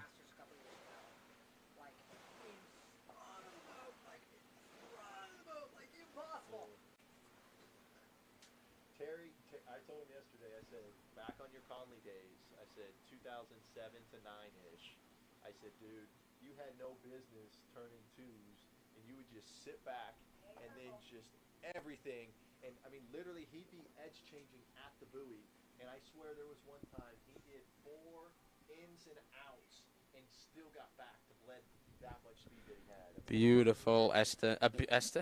Too much Esther conversation. Beautiful 35 there for Thomas, and a little bubble there at 5. But this is just kind of running through the motions. Just trying not to think too much. These early passes you have to kind of throw out your mind. You don't want to feel a bobble at 5 and then be thinking about it on 35 and be thinking about it at 39 or 41. So I don't know how he does it, but I almost like to turn my mind off on these passes and obviously be mindful in your skiing and your techniques and really trying to work on stuff, but kind of letting whatever happens happen and just getting through them. But here we see Tigas, nice gate at 38, beautiful 1-ball, beautiful 2. He's looking on it right now. Very nice 4. And this is a man that is obviously known for his 3s, Mr. 3 himself. However, this year I've probably seen him get across to 4 more times than I hedged against him. I didn't ski in the 3rd round in Greece and was like, Tigas isn't going to get 4, not a chance. There he was, 4-ball before you know it. So, yes, he's very good at 3s, but he's been starting to get a bit of grit in his teeth lately and get across to 4. But I mean, who are you really kidding in this situation? You know that a 3's in and then a 2's a 4-way runoff for 2 spots. No matter how good he's coming out of 2, I think he would probably be S-turning it right now. Yeah, I don't see anybody turning to go to 4, in this situation. And, you talk about kind of mindset, send the pace, right? We're 3 passes in, and, Tom, he knows what he needs, right? You're going out, you're getting the feel, and just making, getting that rhythm to set you up, taking it 1 pass at a time, and when, he's able to get through this 39, get to 41. You know what it takes. It's a 3-buoy course at that point. You're not going, like that first round trying to get down. You're skiing, a 3-buoy course, doing what it takes to get into the final. Yeah, and we'll see how he does. But first of all, he has to get through a 39. Not an easy pass. Very missable. Conditions are, however, absolutely perfect as we would expect. So. Expecting him to get through this, but it's never a guarantee. Nice gate, good speed on his gate, really nice turn in, beautiful 1-ball. This is where the 2 can often tell the tale, and that was an incredibly good 2. He's on this pass, little hard into 4, but he's all good out of 5, and he is through that 39. I would love to add up the amount of 39s that this man's run. Oh yeah, I mean you don't be in the thousands. Surely. We talk about all of the 3s, and even when it's not 3, how many times does he miss 39? It's not very often. I mean, I think I remember, obviously I haven't been at all the events, but been trying to follow from here, time to time, and I would want to say King of Darkness. I know it was getting a little late there. I think he might have missed it. From my recollection, and I just remember being surprised, right? Yeah. Because you may make the comment of the consistency, and you don't see it happen very often. So unfortunately, sometimes those more negative memories can come to mind. Stand out, to stand out of something odd. Yeah. But Thomas has done the work. He knows what he needs to do. 41 off. 3-buoy course here. He knows a 3 will advance him to the final. And he's got the higher seed of the 3, so it would give him that 5th spot.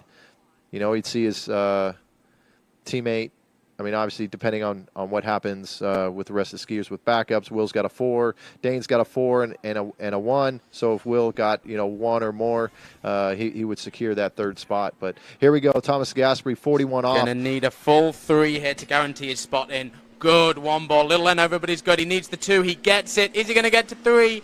Needs the S turn. Plenty have missed them today, and that is Mr. 3 himself. We have John Horton's happy. He's won $1,000. Joel Howley, get your wallet out. I mean, a little squirrely there at 1. Got that shoulder drop, but looked good in the end. Man, that 2 ball. It's a man that knows how to do it. He's done an S-turn before. He's not waving his hand mid-S-turn. He's committed, and that guarantees Stephen Avu, Joel Poland, Corey Vaughn, I believe a 3-way runoff. Yeah, 3-way runoff for 2 spots. For 2 spots? No, 1 spot. For 2. 1, surely 1. Okay, we're getting maths up. I believe that there's 2 people with 3s that are going to be missing out. Unless John missed. Oh, no, because John... No, it is for 1. All right, 1 second.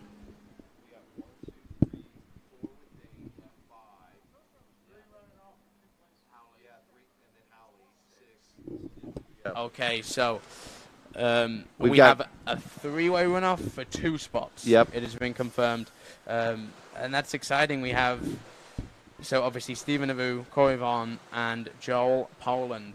Joel will, I know exactly what he'll be saying right now. He's like, damn it, I'm always here. He's always on this bubble, which I find quite funny. But it's a big score to be in, and I think for someone who hasn't made a ton of slalom finals in his history. He often does the big events, the ones that are jump. He doesn't tend to go out to the slalom events only. So he often does them where there's a jump. It's often a good sight. So the scores are massive when he turns up usually. But I believe this could be his 3rd or 4th slalom final if he manages to make it in. So I'm excited to watch this and see how he deals with it. He's been skiing incredibly aggressive, but incredibly well lately. He's just come off a Herb's Cup where he had a head-to-head against Stephen. Unfortunately, he lost, I believe. But he knows how to do it. He knows where to go from here, and I'm excited to watch that one. Yeah, and before we get to that runoff, those guys are able to more exciting get a little breather, which I don't know if it's good or bad, because then that's just more time before they're gonna have to dock 39. And we've got our top 3 seeds from the first round. We've got Will Asher, we see just getting into the water, ran a 4 at 41. Nate Smith 5.5 at 41, and our top seed from the first round, Freddie Winter 6, no continuation at 41. I think what's good is they know what the deal is. They've got 3 skiers to get themselves ready. Often run-offs tend to be in last-minute calls. Do we know? Do we not? Do we know? Oh, the last guy's fallen. We've got to get our stuff on. And I know that they know exactly what they're going to do, and they're going to be getting warmed up again. They're going to be getting in the zone, and they're going to have plenty of time to put themselves in a headspace where they can go out and run that 39 off the dock, hopefully. But here we see Will Asher, 32 off, ripping that work so on, and just a beautiful 32 there. Super chill, super relaxed, and pretty textbook 32. Yeah, smooth 32. You know much about this guy? I know a little bit. Know a fair bit. Cool guy, apparently. Yeah, so obviously being cousins, grew up, watching Will, and I'm sure Tom, and it's not the first time I've sat and watched Will on a webcast. Yeah. I can tell you that for sure. But it's always exciting to watch him ski and just to see him grow. It's like he's grown quicker than I have, and he's managed to keep up with all the kind of young guns that have come through, and he's quite commonly shown himself to be still one of the best out there. And, yeah, I mean, coming off probably arguably, one of his best seasons, sure. at 40, was he 40 last year, 41 this year? As he will tell you. Oh, no, is he 40? I think he's soon his birthday. Oh, it's been, God, bad family. It had to be. It just happened because I think him and like J Mac always had birthdays around another pro event that was always in August. I know it's been soon or beginning past, of beginning but of as August. He would say, it's yeah. the year of his 41th birthday. He's not 41, but he could actually be 41 now. So, but yes, I believe he could be the first person at 41 to run 41, which could be exciting. I thought he'd done it in Greece, but he wasn't 41 yet. So. All right, let's see. 30. Oh, a little up-top action we've got going on. 38 off. He's been skiing confidently. He's been up there in Seattle Hilltop for the last few week or so. And you can see that from the confidence. That was a 38 off, ladies and gentlemen. That was pretty textbook, and it looks like he's kind of got back to that state where his aggression is going in the right direction. Through Europe, he got a little squirrely here and there. He ended up missing a cut, but did some very, very good skiing along the way. But I know he wasn't really happy with his skiing through Europe. And you can see now he's almost lost that little bit of timidness in his skiing. You see from that 5-ball, aggressive early, back on it, and this morning, I think it was a little bit of a stop at 4-ball. He could have kind of had it, but I think he knew that he was in. It's been a few weeks off. It's good to know that you make it in, but now I think we're going to see him commit. And I mean, I don't know about you guys, but it'd be great to see him get through another 41. Yeah, and, looking at live scoring real quick, he scored him 35 the first round or first pass, so he took to the dock at 35, second pass 38, and yeah, you can definitely see from his first round this morning, that he definitely was not timid because, I was wondering just with all those threes being stacked up, and depending on how somebody comes in and how confident they are in their skiing lately, what are they going to do? And, when he came into 3, I had made a comment, I wonder if we're going to see him stand up. And, there was no hesitation. He turned 3, that ski came around. And, yeah, I was a little surprised coming in the onside. I thought he was going to turn 4 and go, but, secured that 4. And, right now he's, in that third seed, trying to hang on to that third seed. As we see 39.5 off. Little loose line there at a 4. And 5, but that's not the most textbook 39 that he's ever going to run, but he gets him set up for that 41. He looked very good up to 3-ball.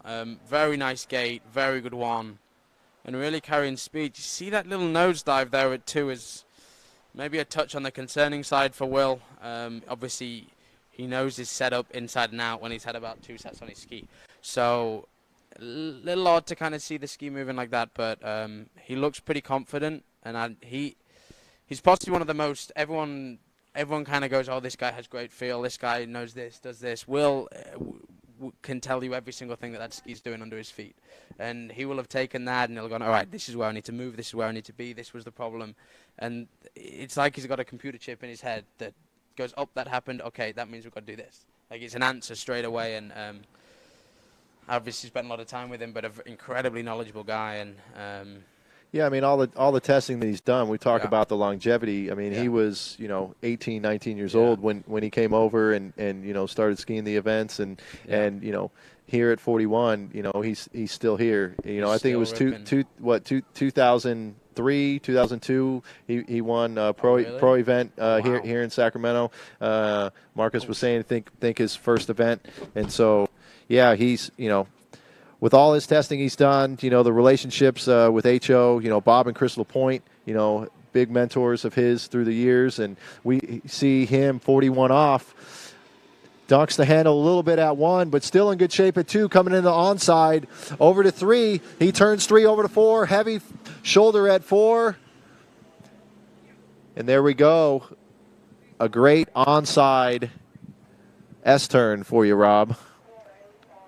A little more difficult than the offside, but we see, little handle dunk there at 1. I thought he was still in good shape at 2, and then just a little loose line there at 3, heavy shoulder at 4, and just decided to stand up there.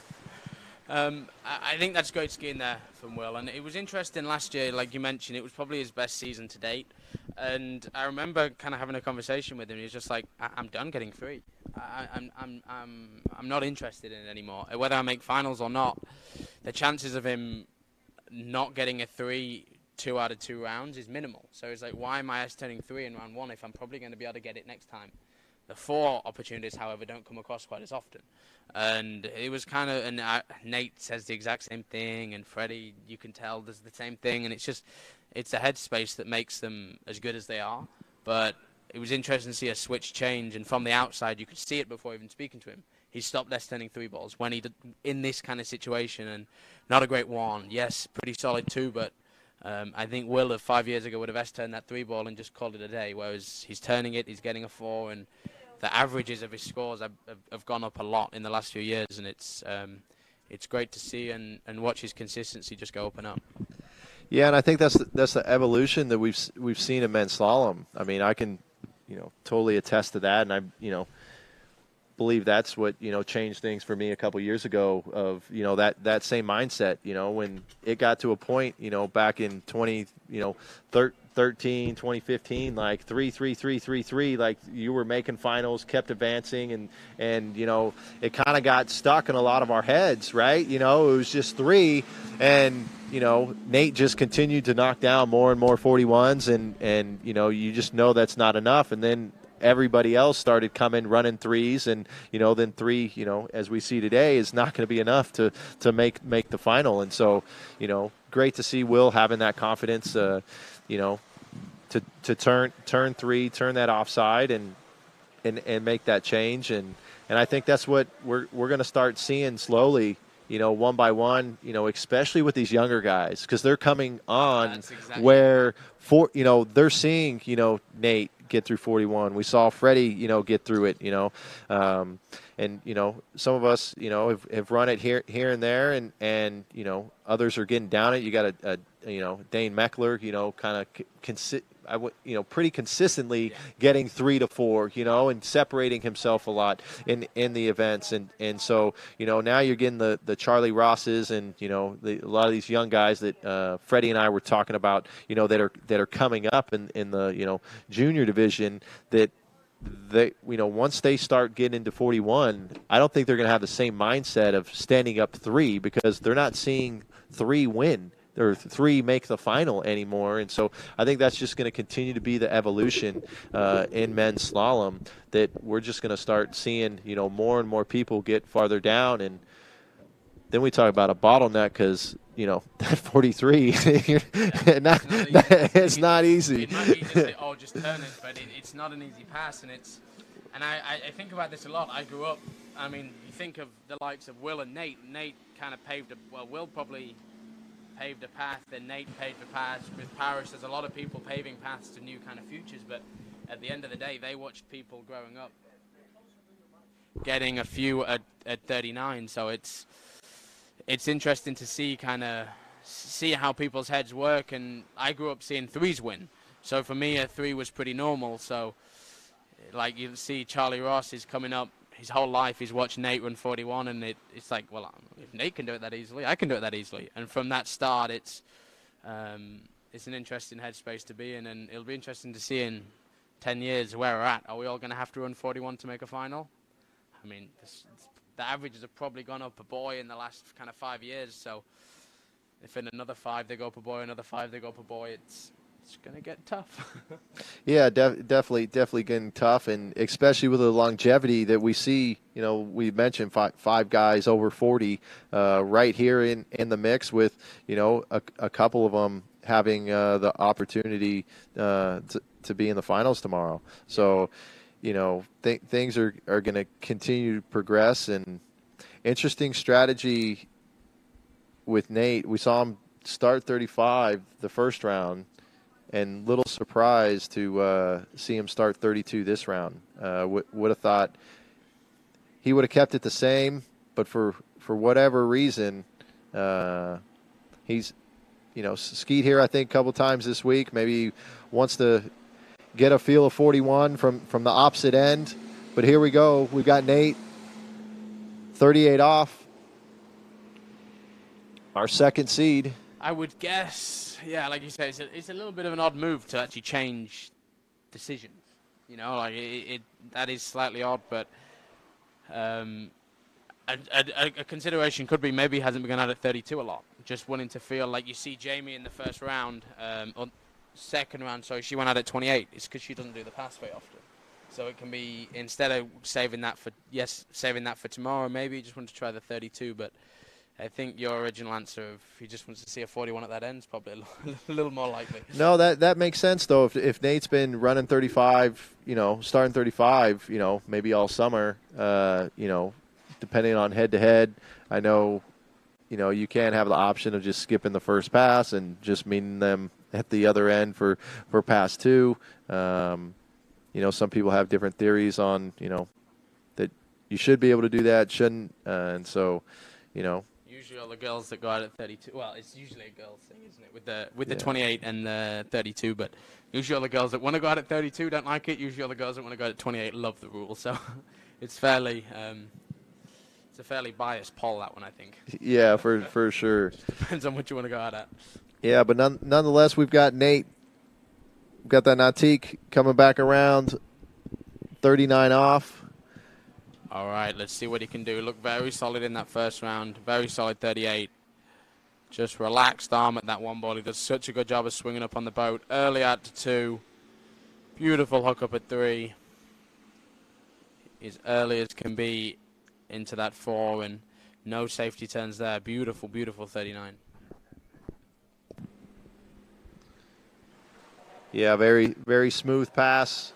I mean, obviously, we've seen Nate run a number of 39s. I mean, I know I think just recently posted, said it in the runoff at Nationals was his 200th 41. So, hard to imagine, probably over maybe 500 Wow. 39s or something like that. That's pretty impressive. Like to thank our sponsors, Nautique. We see those banners right there. D3 Skis, ski that Nate's on. Dublin Toyota. Good Skis, Babes. Syndicate by HO. State Farm with Rich Storley. Eagle Wetsuit. Masterline. Zero Off. Wilderness Forestry. And Dutch Bros Coffee. Also have California Ski Ranch, Ski Barn on site. Head to the booth, pick up your ski equipment. But here we go. Nate's number 2 seed currently, half buoy behind Freddie. I'd imagine Nate's eyeing that top spot. So he's going to want to get through this 41 off, coming in from the north end. All right, let's see what he can put together here. 41, he's going to want to get through it. He's going to want that top spot, like you say. Nice gate, beautiful swing, beautiful one ball. That's the start that he wants. Gets the 2. I get the feeling this is going to be one of those 41s that, well, nope, Allied. Big pull to 5. Oh, and gets stopped up, and he's given Freddie the first place. He's not going to like that. He does not like being sat in second place, so... Well, it's interesting. I mean, weird. a great 1, great 2, he came into 3. I thought he was really good into 3, and then 4, just a little hesitation, and we don't usually see Nate do it, but I see the shoulder drop into 5, which caused him to stay on it just a little long, carrying speed, and just wasn't able to finish. And that, that's a mistake we don't see him make, and what's been able to separate him to be able to, finish so many of those 41. So, uncharacteristic mistake. Obviously, doesn't, change anything as far as him being in the finals or not, but definitely has an effect of first or second seed. And, we know that tomorrow Freddie is going to be our number 1 seed. Yeah, that was some good skiing. Again, 5 is no easy score, but we don't often see him stop up like that at 5. And obviously, like you say, buried the shoulder. He was fast, but it's not a common sight to see him stopping up. And it'll be interesting to see what Freddie does here. Whether he skis, he's obviously guaranteed that top spot with that first round 6 at 41. But knowing Freddie, he's probably just going to go out there and ski and just see what he can do. But technically the probable smart move, I guess he wants to feel the boat out at 41 and see the other direction, I guess. But there's no right answer, so let's see what he does. I assume a 35 start will be happening.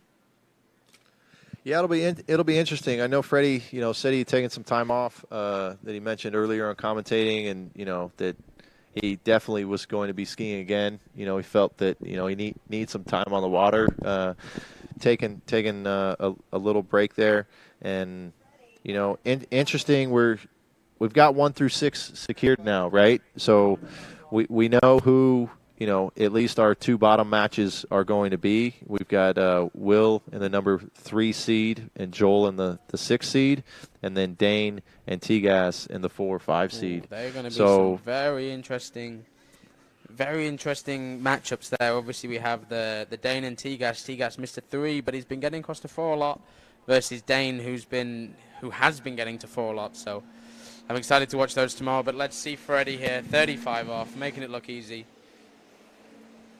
Very smooth start, and I think this was the right call here, doing a 35. He's going to see this 41 from the other direction. He's going to see the 35 as that first pass, and excited to see what he can put out on this round.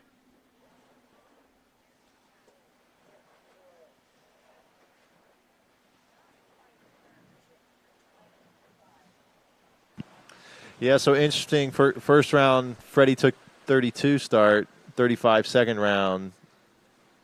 Nate, opposite, 35 first round, 32 second round. Nate's is I can't massively wrap my head around Nate's.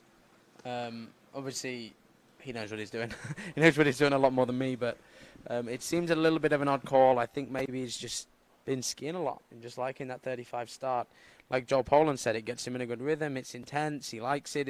And especially for Nate, it's probably an easier pass. He's, in terms of ease, he's almost a pass ahead of all of us.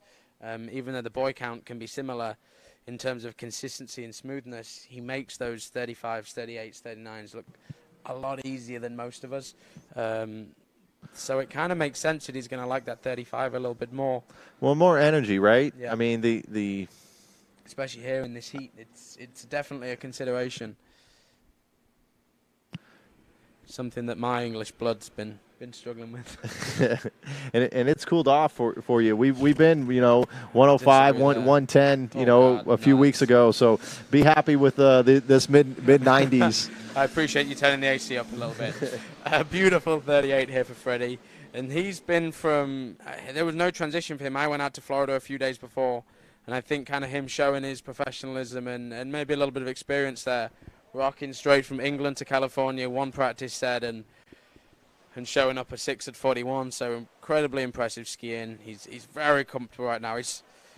I would have no qualms in saying this is the best he's ever skied. Very, very early through these passes, very balanced, a lot of confidence in his setup, and a confident Freddie's a scary Freddie. He can put up some big boys, and he's probably not a great person to be up against in this head-to-head. Yeah, I mean, like you said, I mean, those top 3 guys right now, Freddie, Nate, and Will. I mean, obviously we saw Will get 4 twice, saw Nate 5, 5.5, saw Freddie 6, no continuation the first round. We'll see what he gets the second. I mean, obviously they're on top of their game. Then go down the list. You had Dane with 4 and a 1. I know Dane, had a ski issues on a new ski and trying to get dialed, and looks like he figured it out under pressure. Huge score to run 4 to not only get into the final, but really put him into the middle of that pack and have a higher seed in the first round. And that's a hard thing to do with that. Let's speak about that one sec. Right, we have Freddie Winter coming in, 39 off. Let's see what he can do. He's going to want to give himself some confidence. Not the best one, to be honest. Very, very capable of getting past that, but a little bit weird out of that 1-3. Beautiful hookup out of 4, very early. Nice hookup out of 5. And a very, very good move out there to 6. But I was speaking to Dane earlier, actually, and it's very impressive. He had no backup ski with him. So he had to, by the sounds of it, pull one off a shelf and go rip. So incredibly impressive skiing there from Dane. And to get a 4, I'd love to know the actual number on how many people have a 4 at 41 in history. Because I don't think the number would be as big as you think, especially not in a pro tournament. So it's... Yeah, I mean, what are we at, like There's a lot of very, very good skiers out there that have never had a 4, Yeah. So I obviously think it'd probably be up near the high double digits. Do you think it's made its way across to triple digits? Oh, you think high double digits? Yeah, I think there'd be 60, 70, 80 people running a 41 in history. Oh, no. You don't think? Oh, no. I'd be surprised above 25. No, surely. I don't know. I mean, just remember, I mean, take somebody like Aaron Larkin. Yeah. He was, tour champion, winning events, and up until like that last year was the first time he got 2-3. he had only run 2:22.2. I mean, I look at guys, and I mean, he made a career, consistently, skiing like that. So I definitely don't think it's that high. Someone's I mean, gotta I'm have not a a stat on that. We need to find statistician, someone with stats. but I would be surprised if it was, above 40. Let's see if Freddie can add to that. Beautiful hookup out of 1. He is on this big, heavy 2. He's going to want to turn 3. Gets another bit of slack. Gets his way around 4. Gets a good hookup. Is he going to get it across to 6? Oh, blowing that fin. Hitting the boy. I think he thought he was going to add another 41 to his repertoire there, but that just shows to me even though the boy count doesn't always tell the tale, for a lot of people that was not a 4.5 at 41 pass. Very late out of 4. Manages to get the ski turn, blows that fin, but Yeah, he wasn't up in front of 5, like you said. A little late out of 3. Yeah. He was heavy, long to 4. Which usually you can see Freddie take a little more speed into that onside, and with how strong he is, he's able to hold it a lot of times, and he's able to hold it, but at the same time, it's 41, and not able to get in front of 5 to really have an attempt to turn and get to 6. I love the way that he moves over his feet across to that 1 ball on that gate. Just gets a little stuck forwards at 3, ends up having no place to move, but that one's going to watch. And interested to kind of hear his opinion on that of the 5 ball. Of obviously he was late. Yeah, seeing that replay, he got more ahead than I saw it live.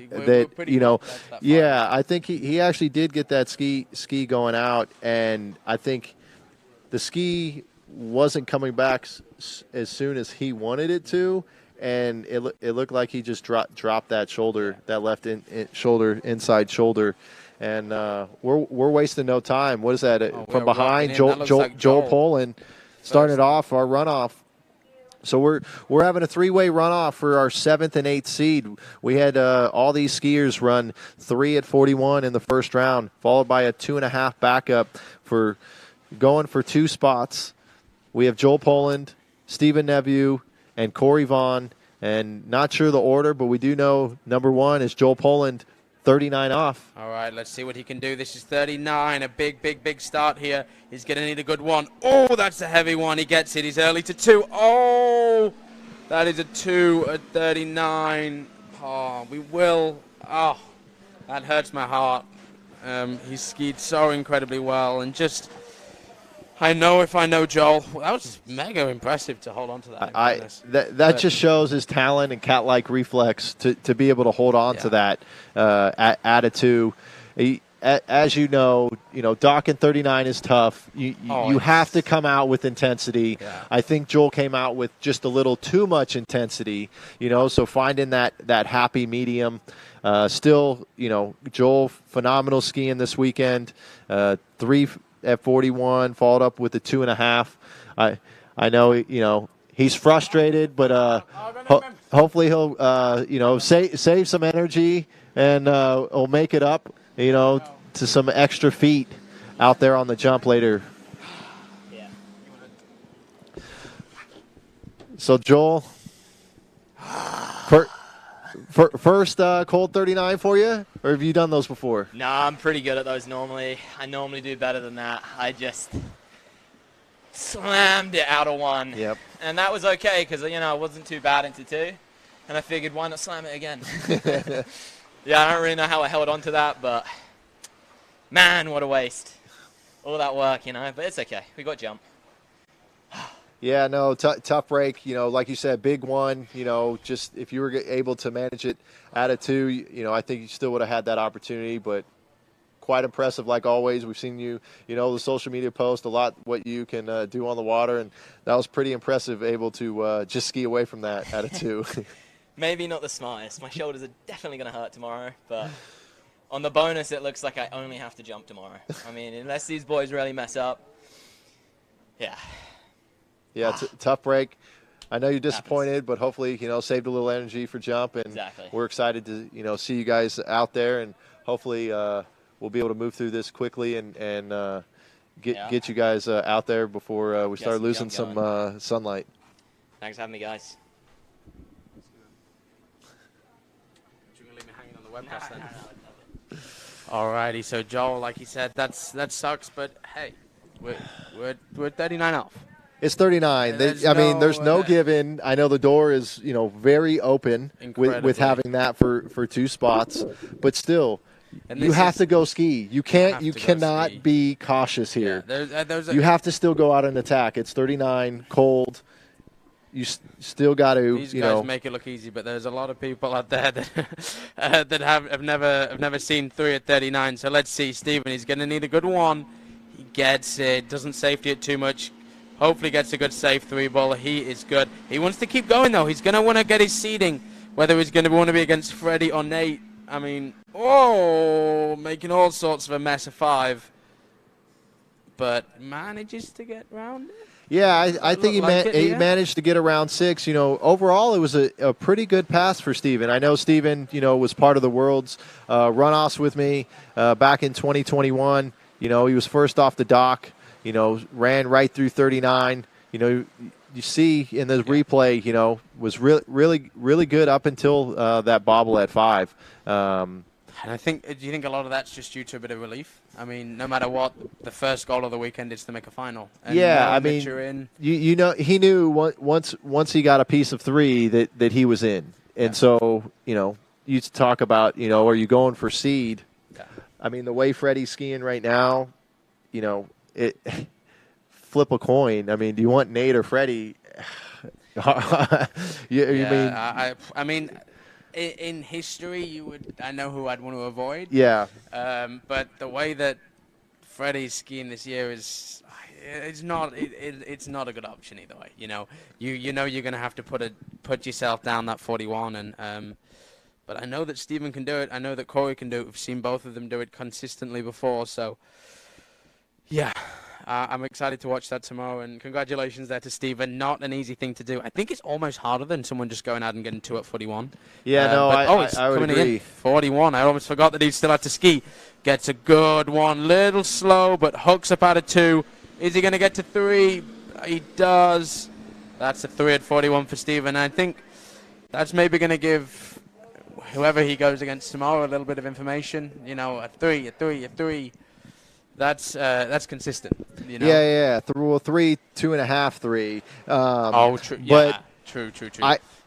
We yes, obviously we we haven't talked to Steven, and we're just making assumptions, and just glad that if it is what we saw with the little fist pump, that it was not a incident that, made it where he was not in the final. So, he's skiing well. I know he'll be bummed that he had to go out there again, but, he'll be happy that he was able to go out and redeem himself. Another 3. I know Joel was talking about, he's been running 3 very consistently lately, and there we go again with another 3. And yeah, it still gives some information to somebody skiing tomorrow, whoever he's paired up against. But we'll see. I mean, we've seen it before. I remember a couple years ago, Nate was top seed, ran 3 going against T-Gas, Mr. 3 ball, and T-Gas got 3 1/4. So it anything could happen, as you know, and I mean, we look at the field, the way these guys are skiing, all the top 8 guys, it's going to be a tough battle no matter where they're matched up at. Let's see here. Corey Vaughn, that is in the replay. We have him coming in here, 39. He needs a 3. He needs a piece of 3 to put himself guaranteed in this final. 39 off cold. Gets a bit of a slow one, but he's okay. Big 2, and we have your finalist set. He's done. He is happy with that. That'll be 2.5 quarter, something in the middle there, as long as he held onto that handle long enough. But very, very good start there. Did what he needed to do, and he has put himself. Yeah, held on.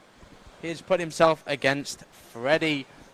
Well, we talk about premature fist pump. I don't think he was at the buoy line yet, and that fist was up. So he liked the swing and confidence he had coming into 3, and that'll round out our men's slalom field. So congratulations to Steven as well as Corey punching their tickets.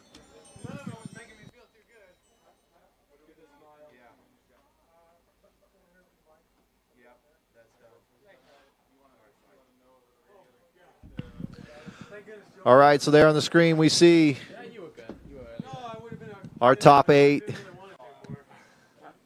for tomorrow. Freddie Winter, Nate Smith, Will Asher, Dane Meckler, Thomas DeGasperi, Joel Halley, Stephen Nabu, Corey Vaughn, and unfortunately our two skiers, running 3 and not getting in, tied for 9th. John Travers, Joe Poland. You got Cole McCormick and Nick Parsons rounding out our top 12 with 2.5 at 41. Phenomenal skiing from our men's skiers today.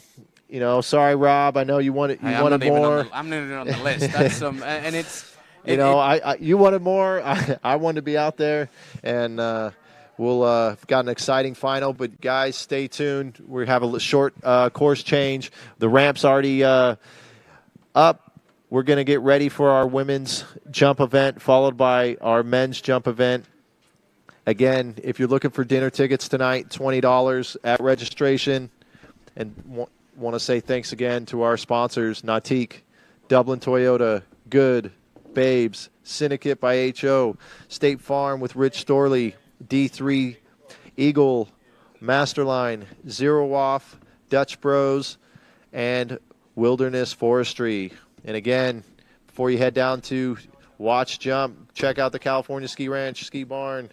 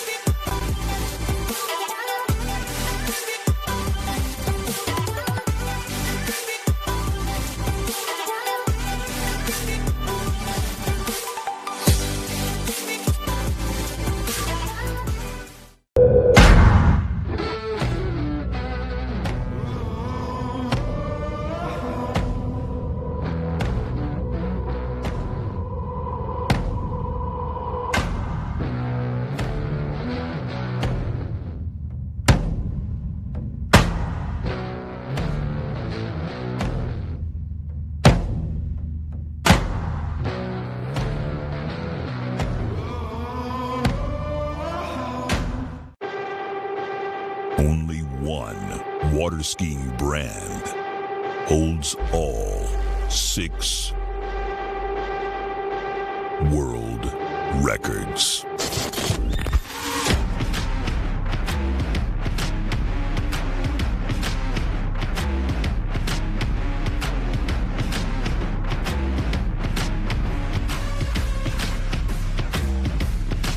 Masterline, made in the USA.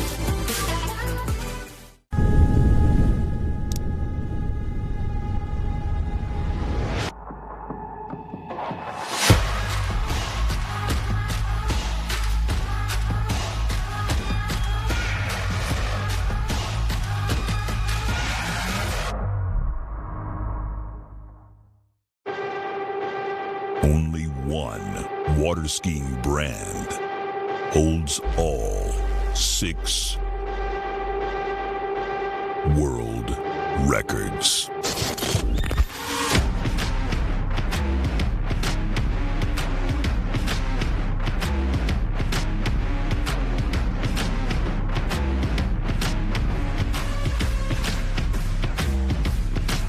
Masterline, made in the USA.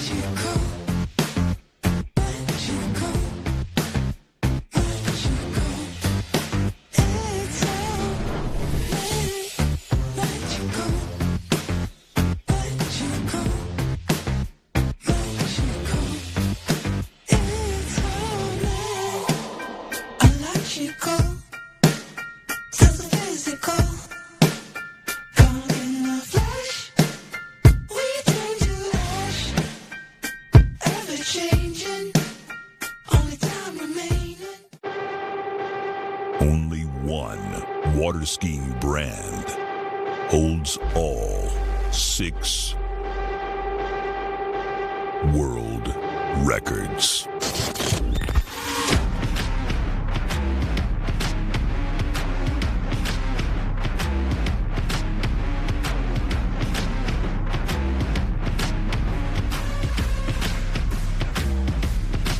Masterline, made in the USA.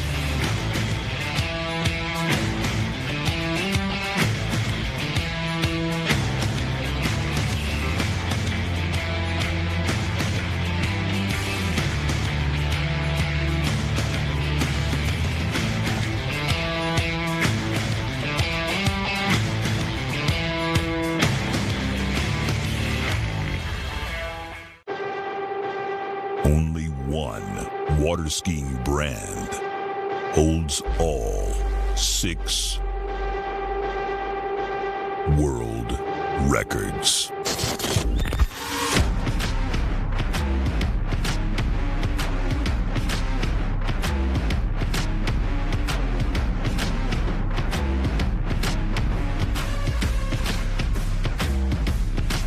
Masterline, made in the USA.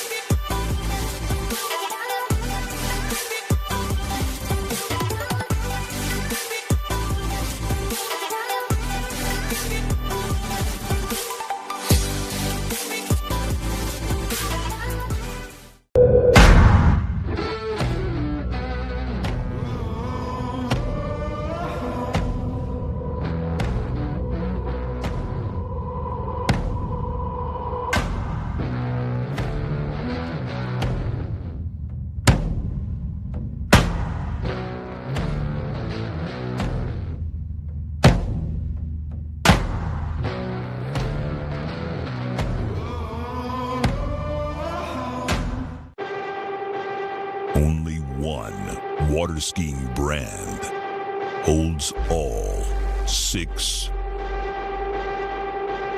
world records.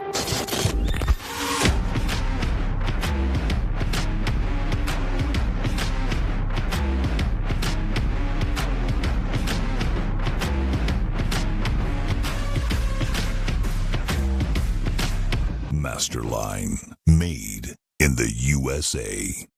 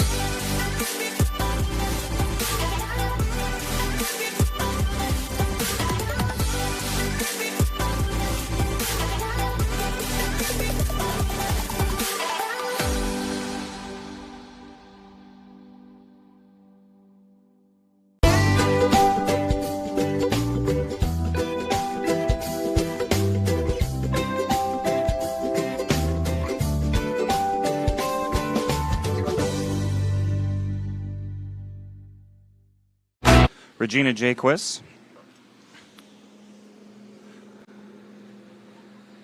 If you're just tuning in, welcome to the 2023 California Pro-Am here at Shortline Lake with our title sponsor, Nautique Boats. We've got 6 open women jumpers for you here for this preliminary round.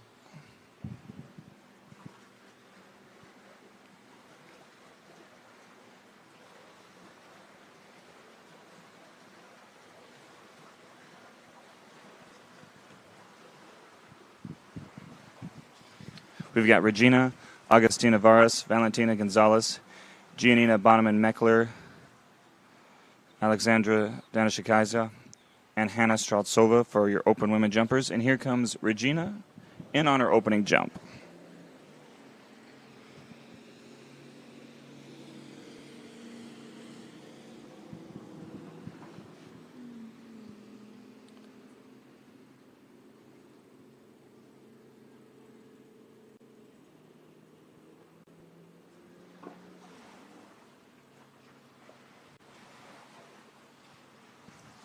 Nice looking opening jump there for Regina.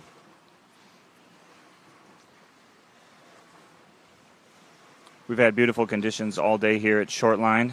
Awesome scores in slalom.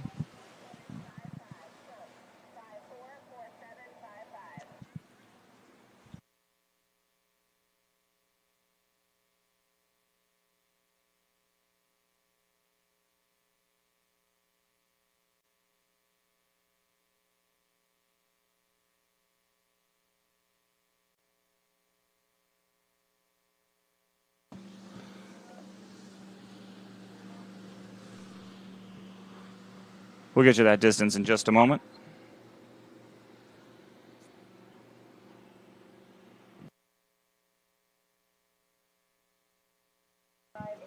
So that was 158 on the opening jump, 158.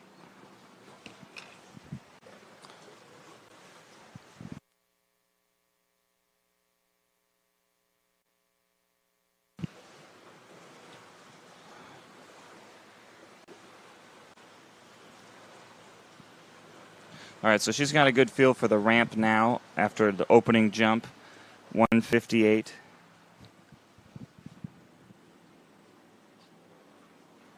And here she's getting ready to cut out for her double weight cut.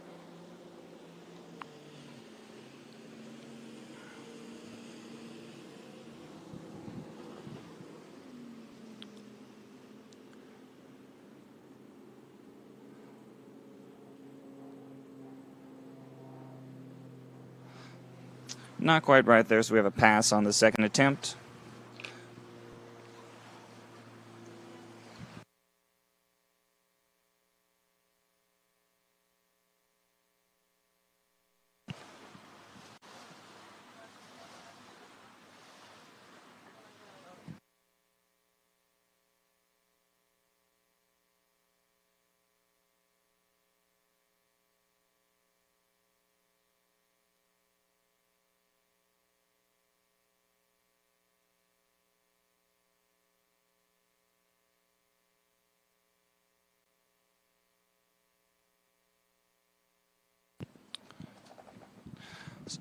So again, I'd like to take a moment to thank our title sponsor, Nautique Boats, for helping us put on this, the 21st California Pro-Am. We've also got Dublin Toyota, Good Skis, Babes Boat Care, HO Skis, State Farm Insurance, D3, Eagle Wetsuits, Masterline, Zero Off, Dutch Bros, and Wilderness Forestry Incorporated. And when it's between skiers, go ahead and see Paul Crawford down there at the California Ski Barn. They've got a lot of great products for sale here today at the Pro-Am and tomorrow, so make sure to check that out. And pretty soon we'll have Regina Jaquist coming in for her third and final jump.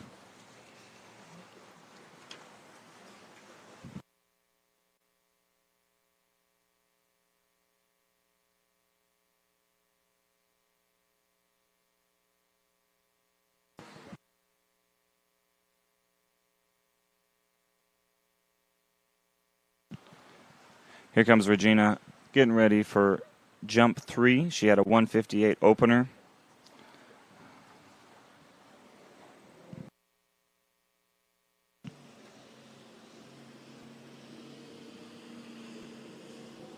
About the same spot at the 6.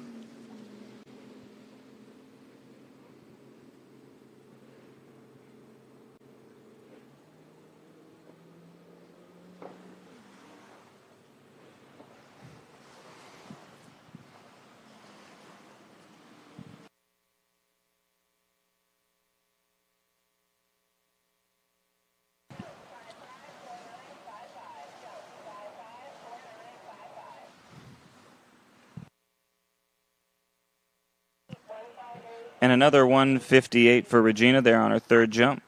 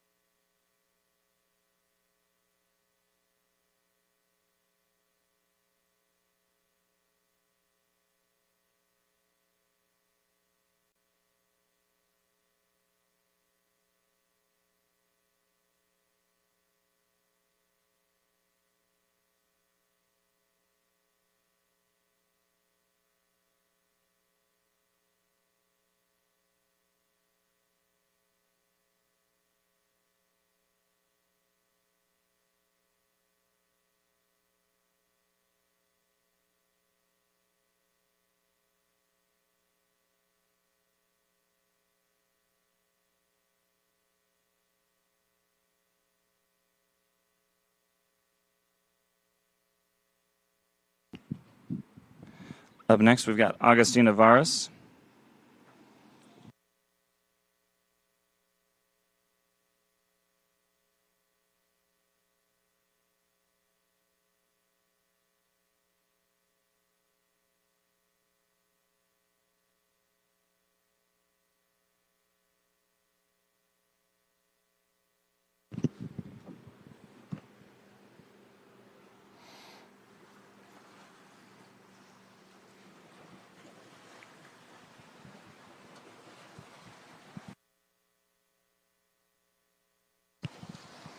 So we had Regina Jaquist, our first open women jumper, go 158 on her first and third. Now we're into our second in this preliminary round for open women with Agustina Varas coming in for her opening jump.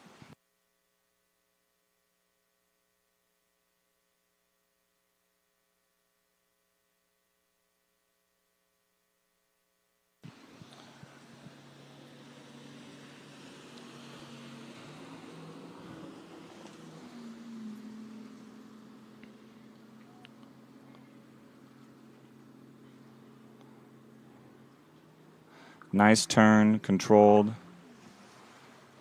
Solid opening jump there for Agustina.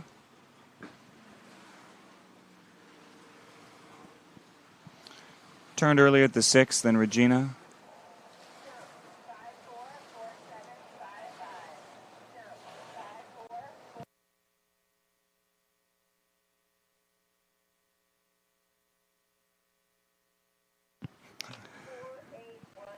$158 for Agustina on that opener. 158.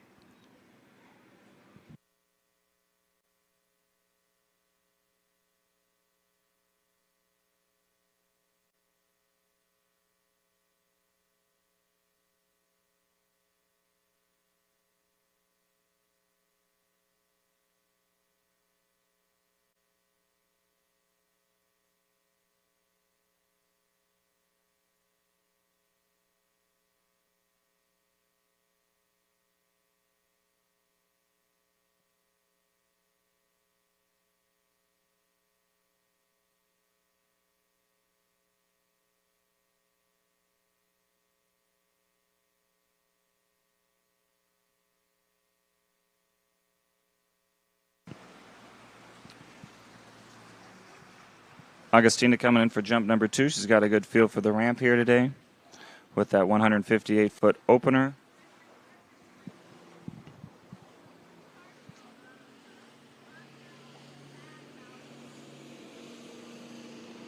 Looks like she brought it down a little bit.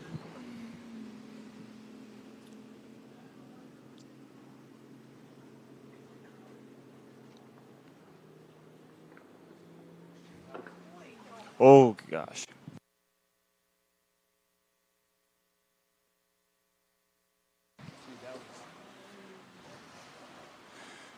She gave a wave. We're hoping she's okay.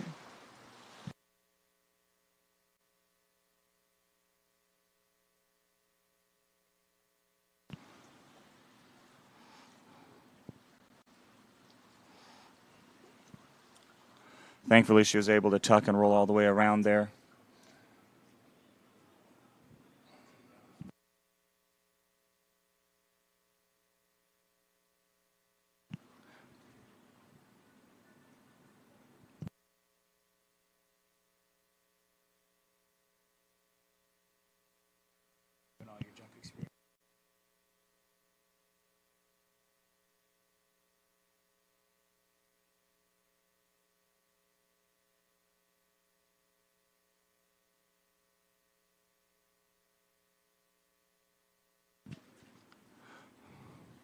All right, it looks like Augustina's okay.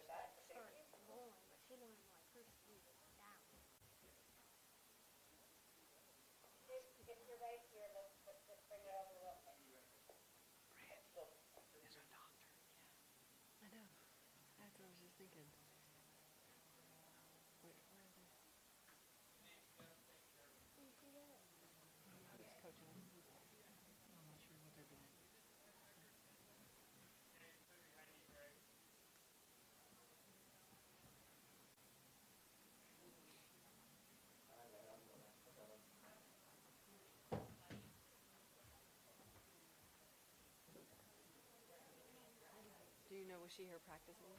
Like, was she practicing?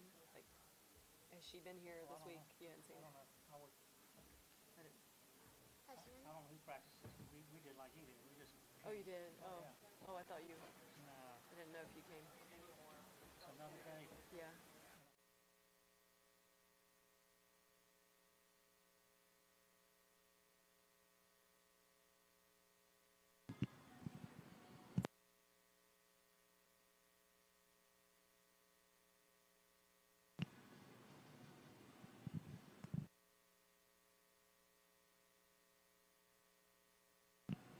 I think we're just going to take a moment to check things out, but we should be back with you shortly.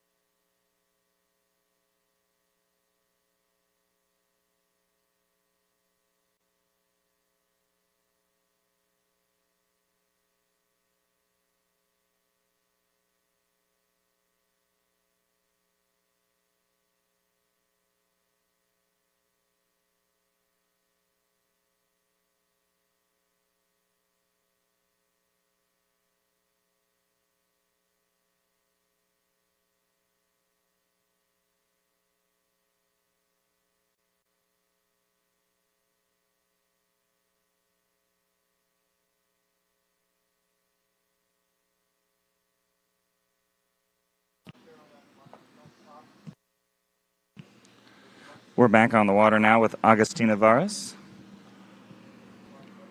All right, looks like she's okay, which we're very thankful for. We had a good team checking her out. She had a 158-foot opener. So in feet, that ties Regina's 158 feet. And Augustine will be coming in on her third jump here in just a few moments.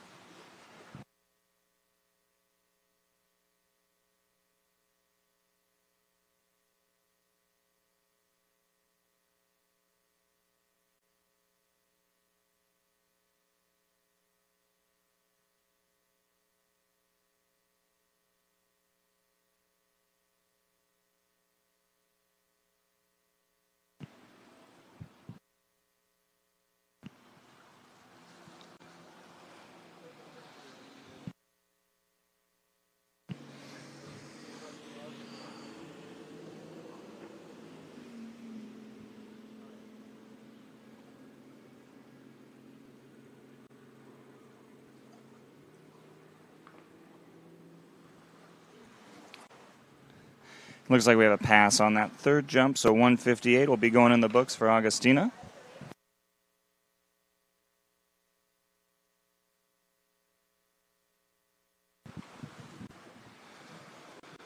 So we have four jumpers remaining: Valentina, Giannina, Sasha, and Hannah.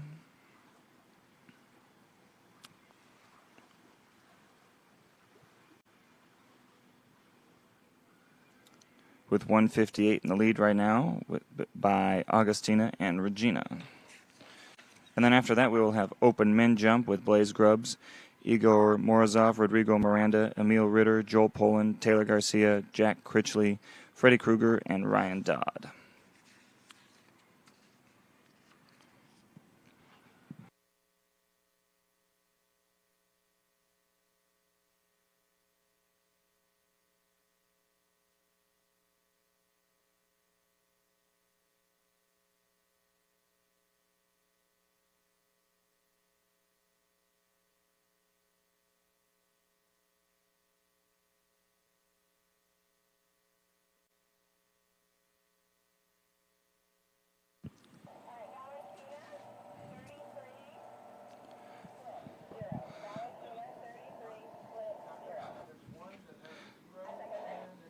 On the water now, Valentina Gonzalez.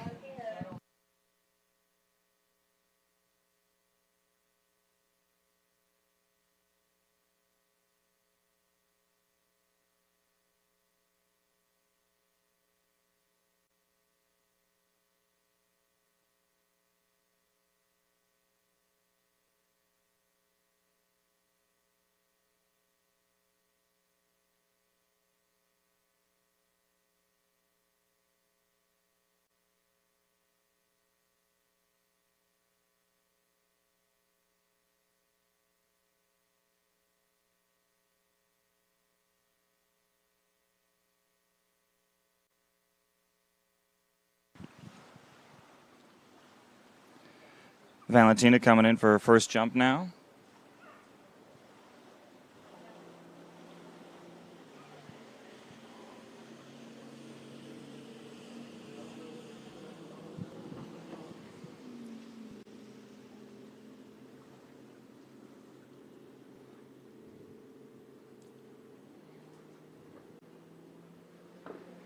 Nice lift off the ramp. Good opening jump there for Valentina.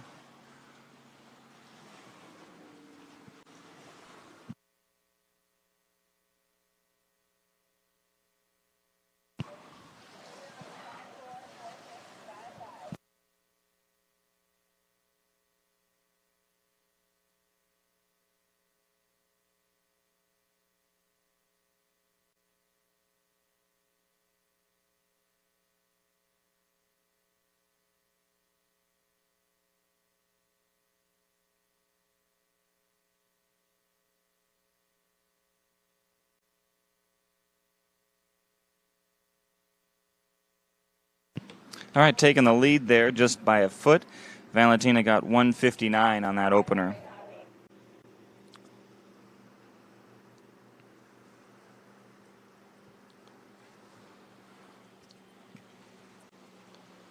So that puts Valentina currently in the lead with a 159, followed by Augustina and Regina each with 158.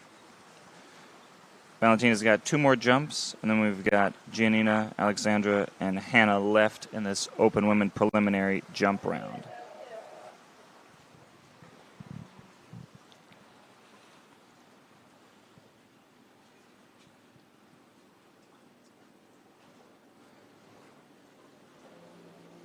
Valentina cutting out now for her second jump.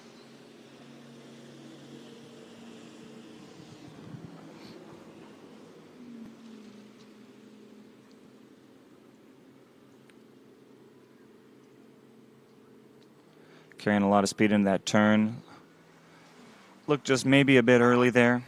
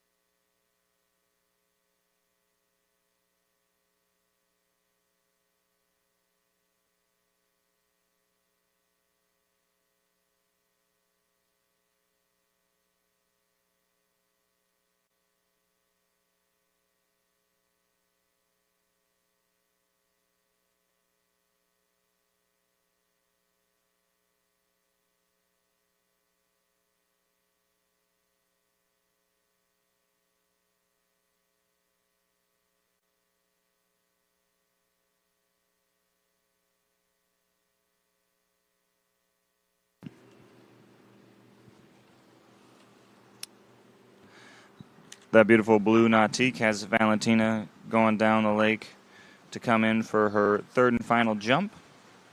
She had a 159 on the first one, a pass on the second. See if she can further her lead here in this open women preliminary round.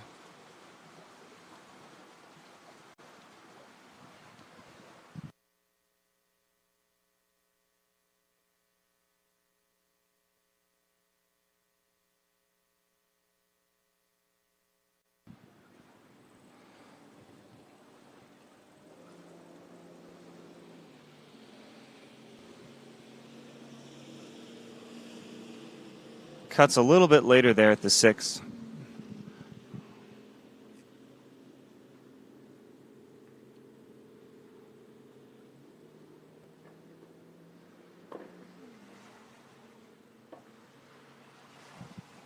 Nice, just looked a little bit on her heels off the ramp, but still a pretty nice jump there for Valentina.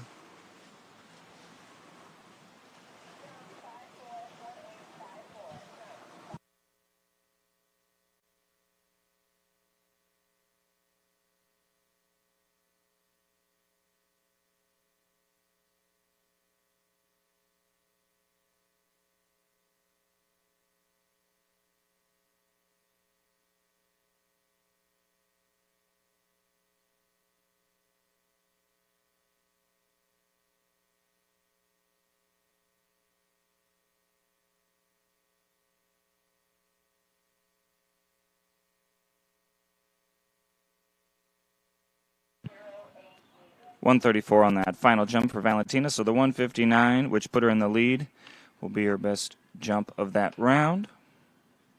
With 3 more to go.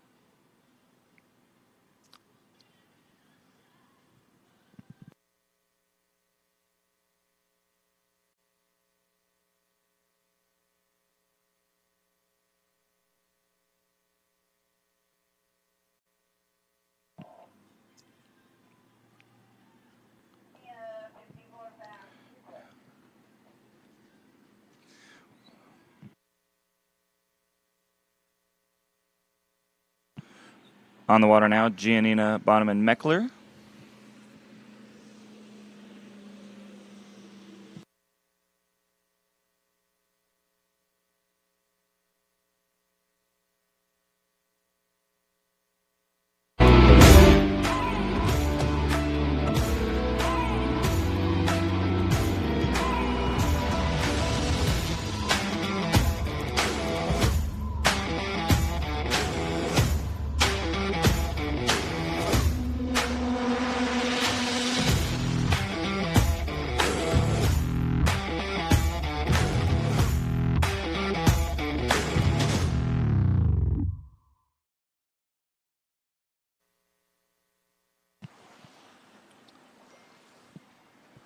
And here comes Giannina.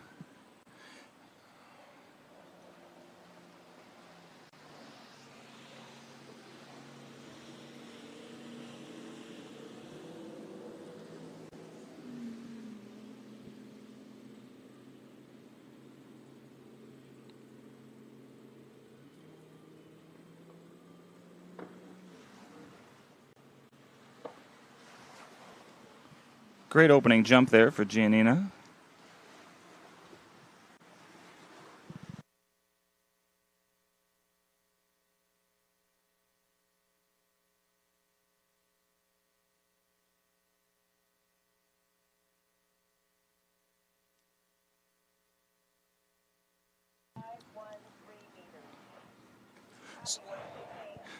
Giannina taking the lead with the 168-foot opening jump there.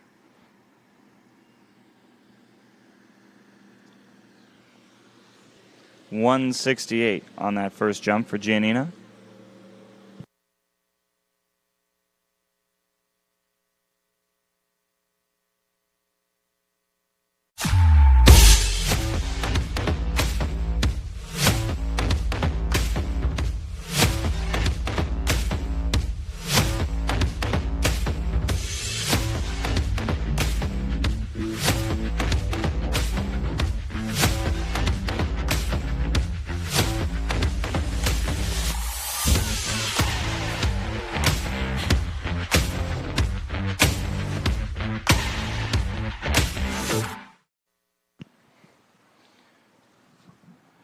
Giannina coming in now for jump number 2 after that 168-foot first jump.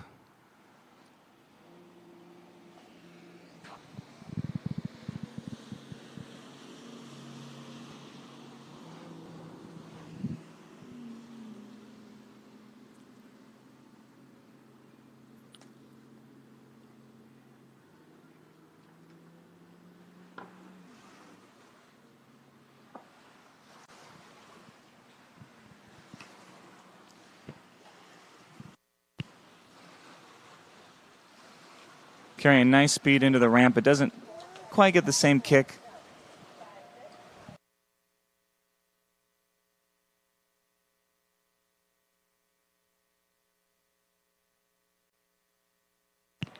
That was a 157 on that second jump, 157.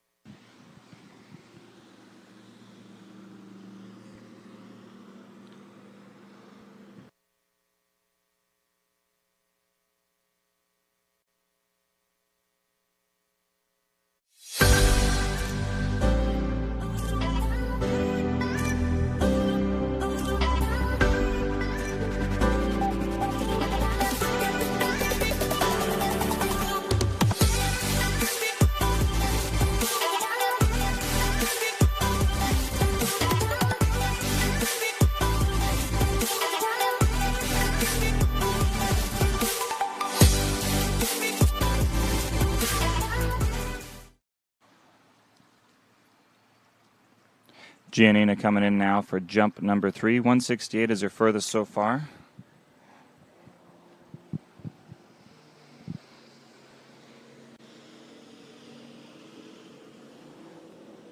Bringing it down a little bit here into this third final jump.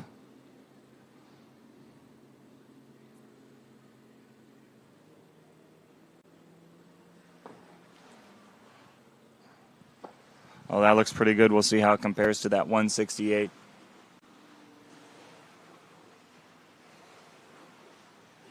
Nice lift off to the top of the ramp.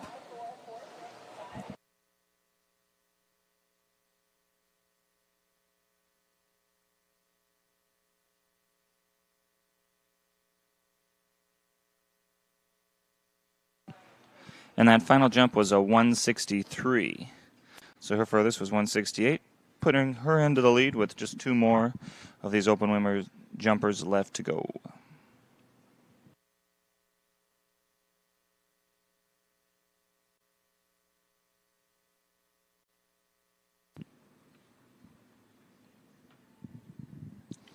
So Giannina with a 168, Valentina with a 159, Regina and Augustina both with 158. And we have Sasha and Hannah left.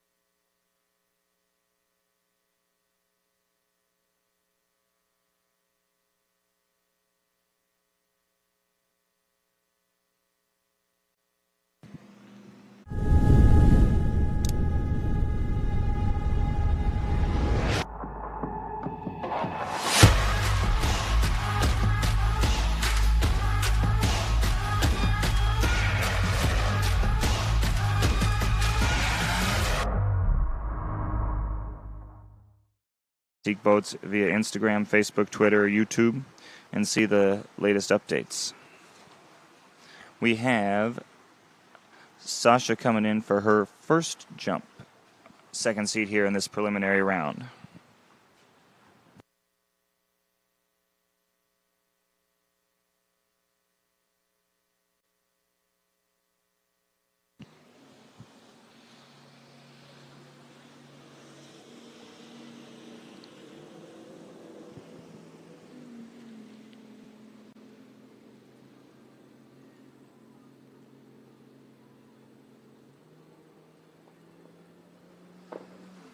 Wow, nice lift off the ramp.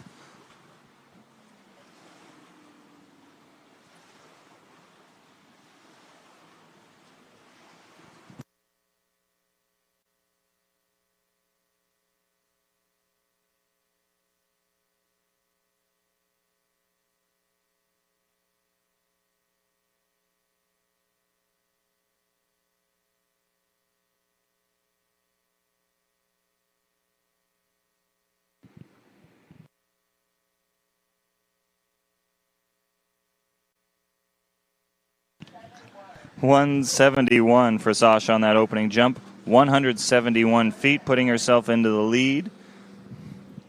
That was a great opening jump.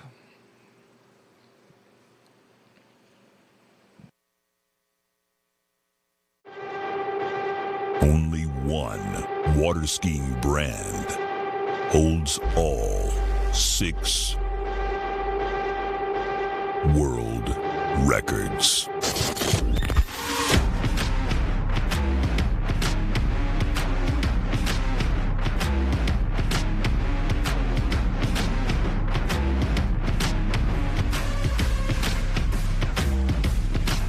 Masterline, made in the USA.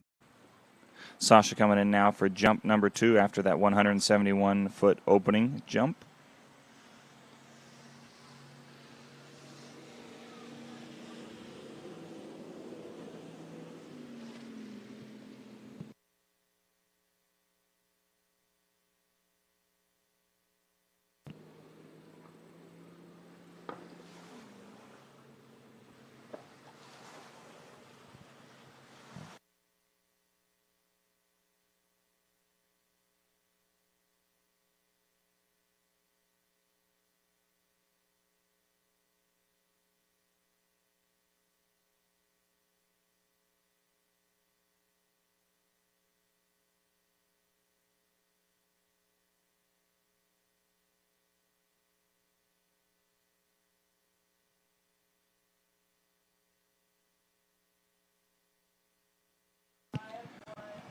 $169 on that second jump, so pretty close.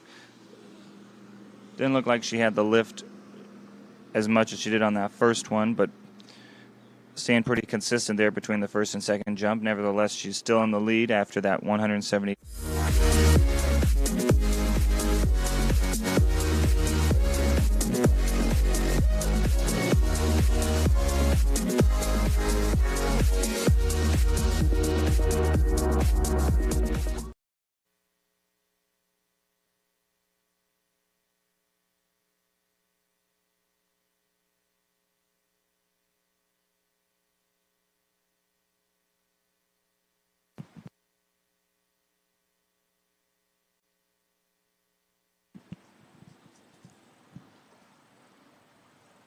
Here are with Sasha coming in for jump number 3.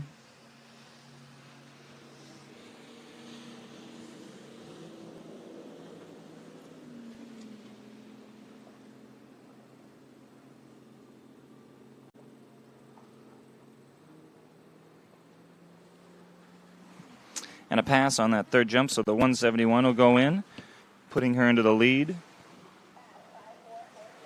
with Hannah Straltsova remaining.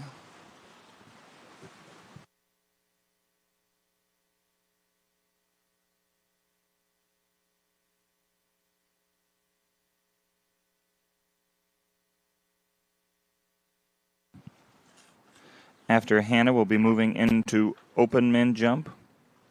The first 3 will be Blaze Grubbs, Igor Morozov, and Rodrigo Miranda.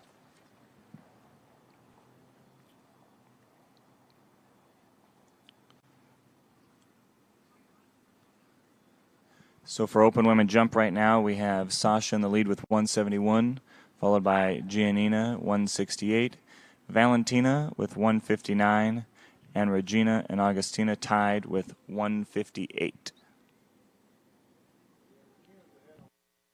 But Regina is ahead on meters. Okay.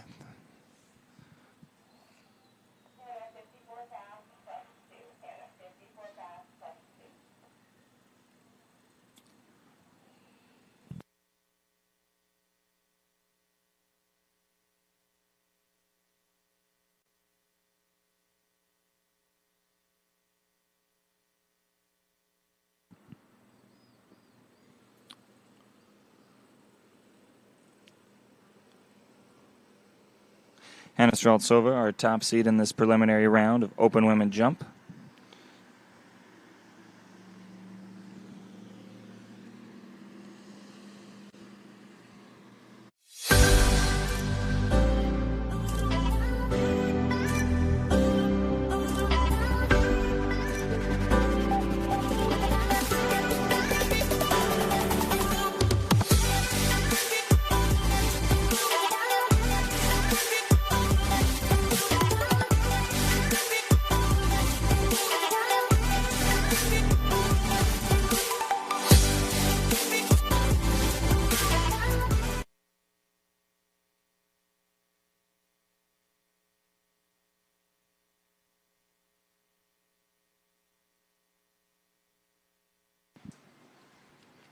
Hannah coming in for her opening jump.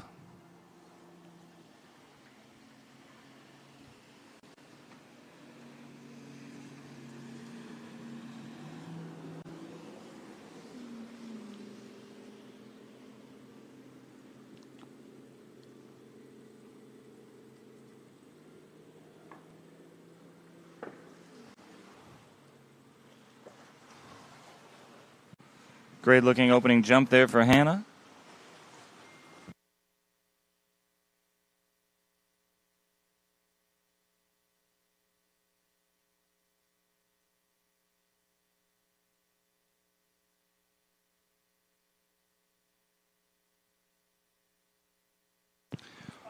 .165 on that opening jump.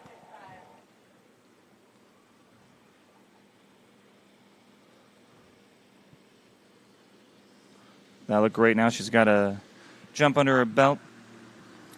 That 165 would currently put her in third place behind Sasha and Giannina. But she's got 2 more jumps remaining.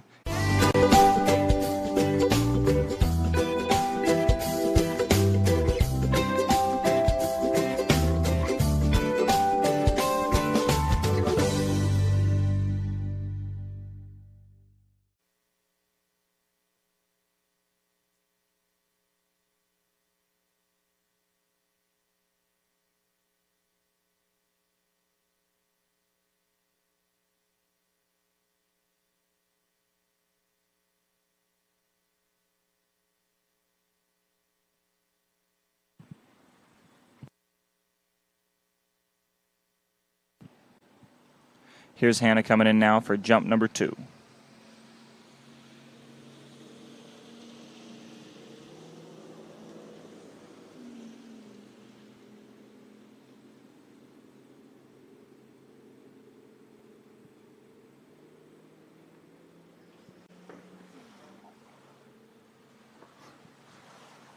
Nice looking jump there for Hannah.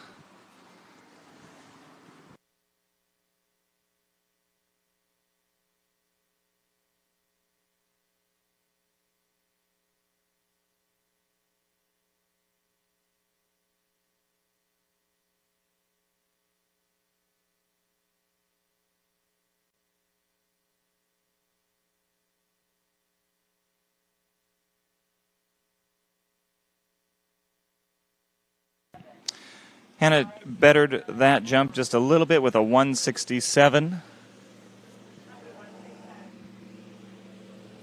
So she's got one more shot if she wants to take the final seed, the top seed for tomorrow, which Sasha is currently holding with that 171. And then Giannina with the 168.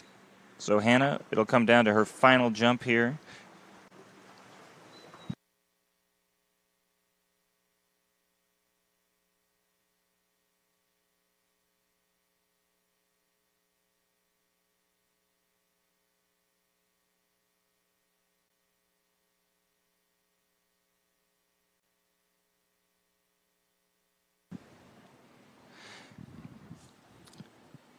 And here comes Hannah, jump number 3.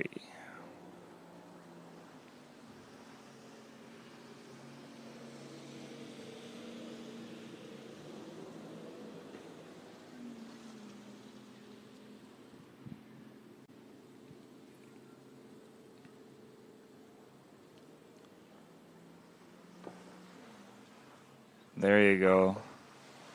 Nice closing jump. We'll see if that's a little bit further.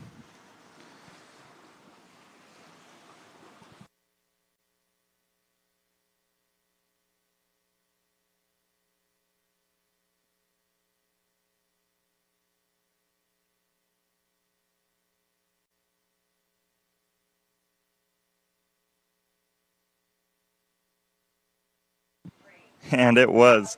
That was 183. Wow. 183 feet for Hannah's last jump, putting her into the top seed position for tomorrow.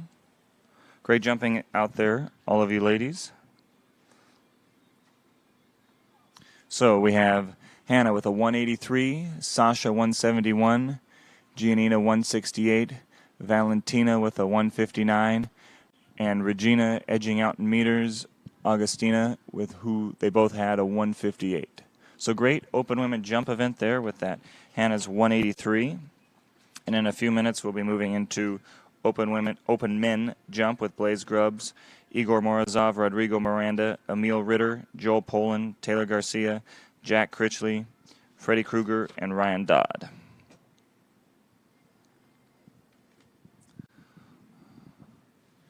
And while we've got a short break, I'd like to thank our sponsors for this 2023 California Pro-Am, the 21st Pro-Am.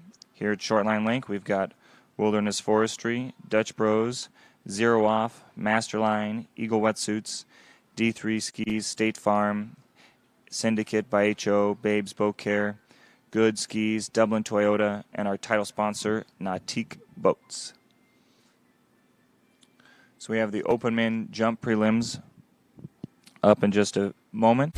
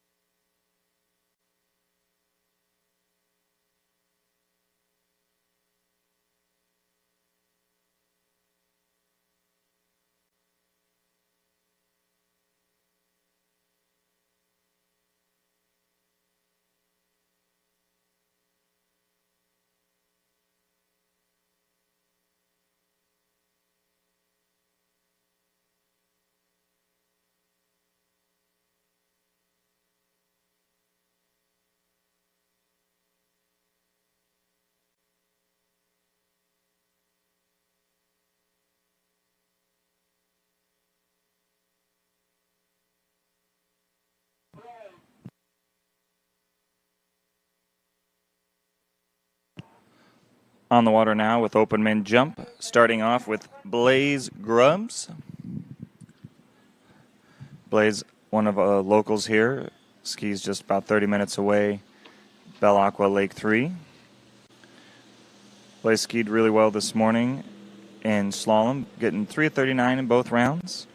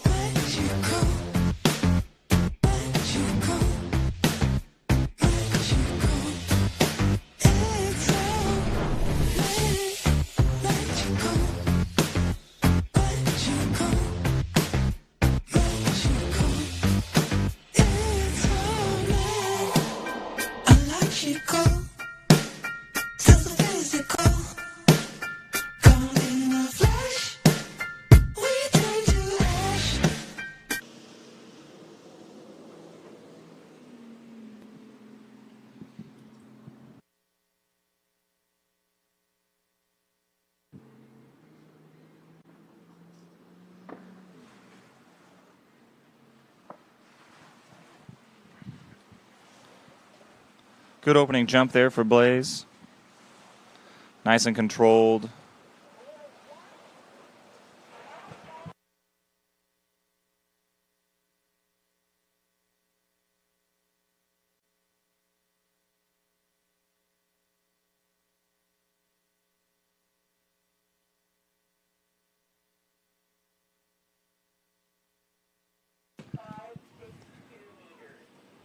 .184 for Blaze on that opening jump. Way to go, Blaze.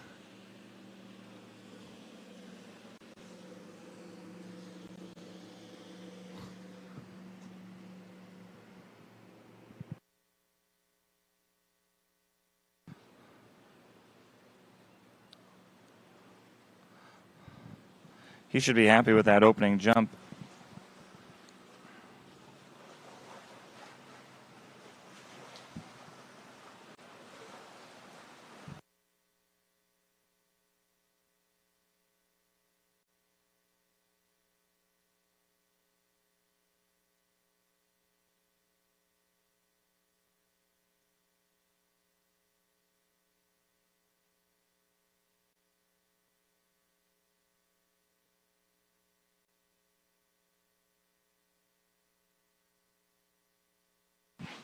Blaze Grubbs coming in now for his second jump after that opening of 184.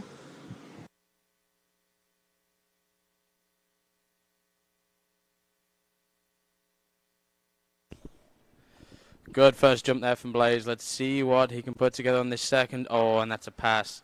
Still early. Looks like that wind's going to maybe come in through those trees a little bit, but good little cut there. Good little first jump. So let's see what he can do in jump number 3. Oh. Gotta get me one of these open.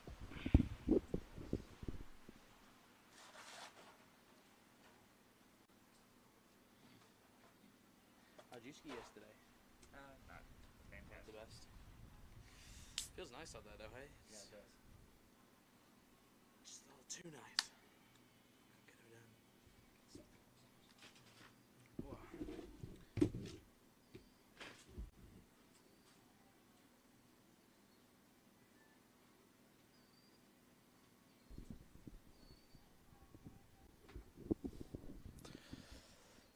Beautiful singing.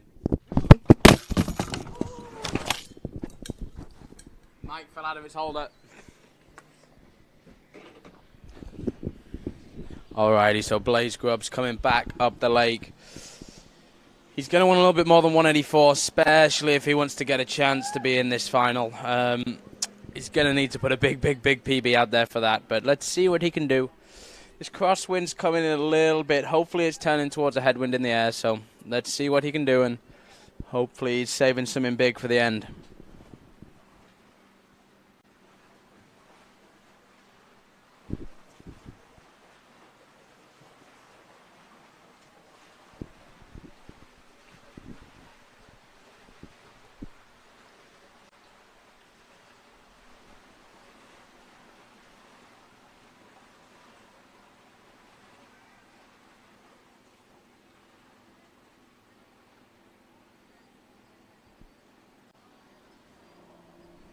Alrighty, so we have Blaze coming in, jump number 3.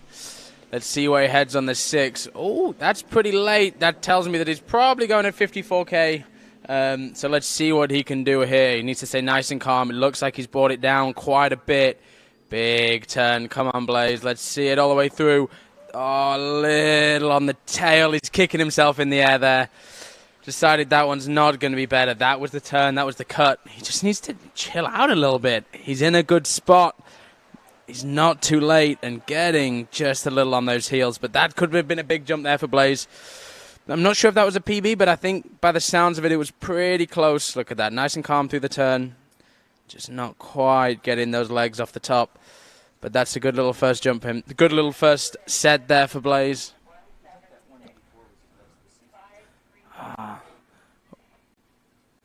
53.6 meters at 176, even though that wouldn't have counted with the let go, but that's a nice, should be a nice little confidence booster. At 184, we believe is one of the best jumps of the year for him, if not a PB, which is always a good day at a pro event. So let's see who is up next.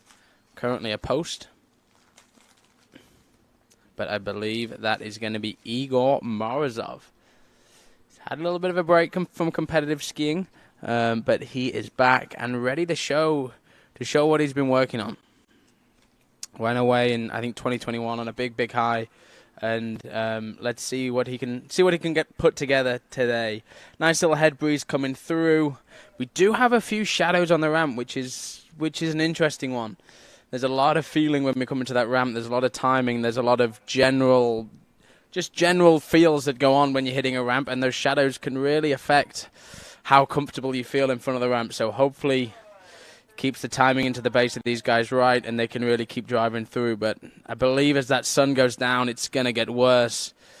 So it's going to be an interesting little challenge for the guys to put a big jump out there, but I'm sure with the people we've got left on this list, it is not going to stop them.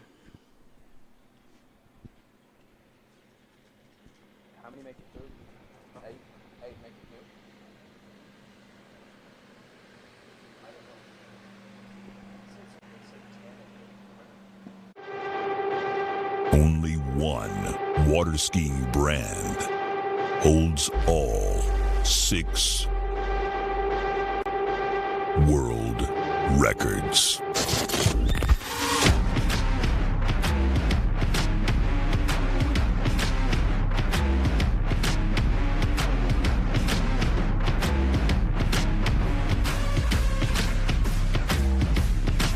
Masterline, made in the USA. It'll kind of crossy head breeze coming through the trees. Nothing too strong, but it'll catch you out if you don't account for it. So let's see what he can put together. See him coming into the 6 now. Let's see the spot. This is our first skier at 57, so we're going to get an idea of where people are going. That's an incredibly... Oh, we have a problem.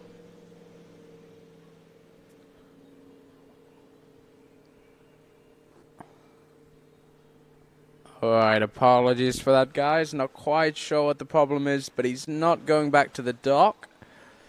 So maybe it was just a switch became unplugged or the boat was at the wrong speed. We're dropping him in. Looks like the boat judge is just messing with that switch a touch. So maybe the switch was put on wrong or there's just a little bit of a switch error. So I'm sure we'll be back up and running shortly.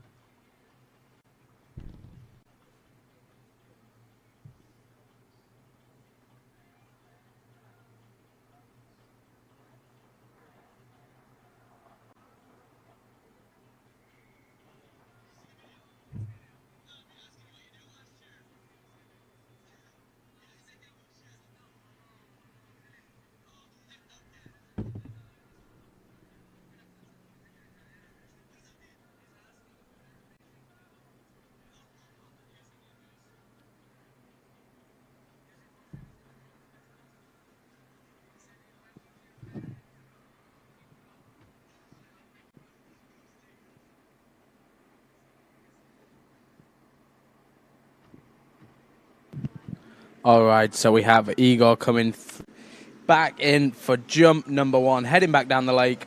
Believe just a slight switch problem on that first 6, so they stopped the jump, made sure everything's all nice and safe. So he is coming back in for jump 1 in just 1 second.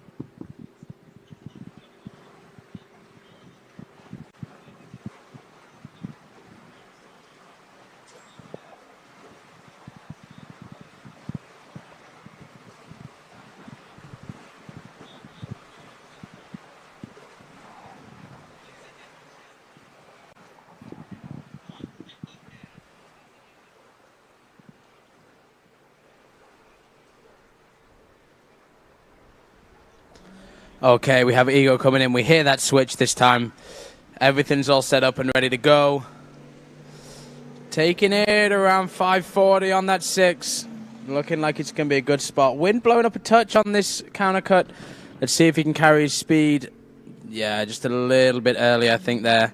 Just a nice little warm-up jump. Splitting a touch on the ramp, but good one to get the scores on the board. I'm not 100% sure on how many are making the final, but if it is only 8, that I believe is going to be better than Blaze and guarantee his spot into the final. A little late on the ramp, actually, there. That's an interesting take. Super, super calm turn. Doesn't build a ton of angle very early, but he did get dragged to the corner a little bit. So let's see if he can get a little bit more speed on that 6, a little bit more speed in the turn, and bring it down a little bit. That is a 192 feet jump. Not the start he was hoping for, but he's been able to just feel out the lake, feel out the ramp a little bit for the day. And now we can push it.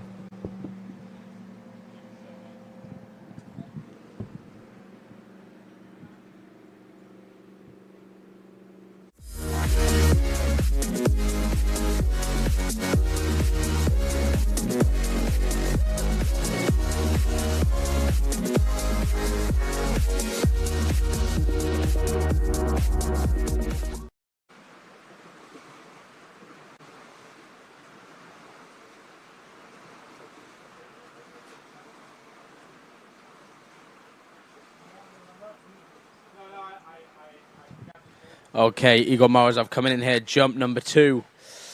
Joel's up there gallivanting on the other side of the lake, getting warmed up. Maybe spotting out, seeing where Igor's going on the 6. He's looking, seeing the timing, seeing the wind. A little bit later at that 6, probably going about 6:30, bringing it down. Wind's died. This one's going to be a late cut. Come on, Igor, stay nice and calm. Still a little bit on the early side, maybe. That's a better jump. That's going to be much, much bigger. A little bit of a rough landing, but all is good.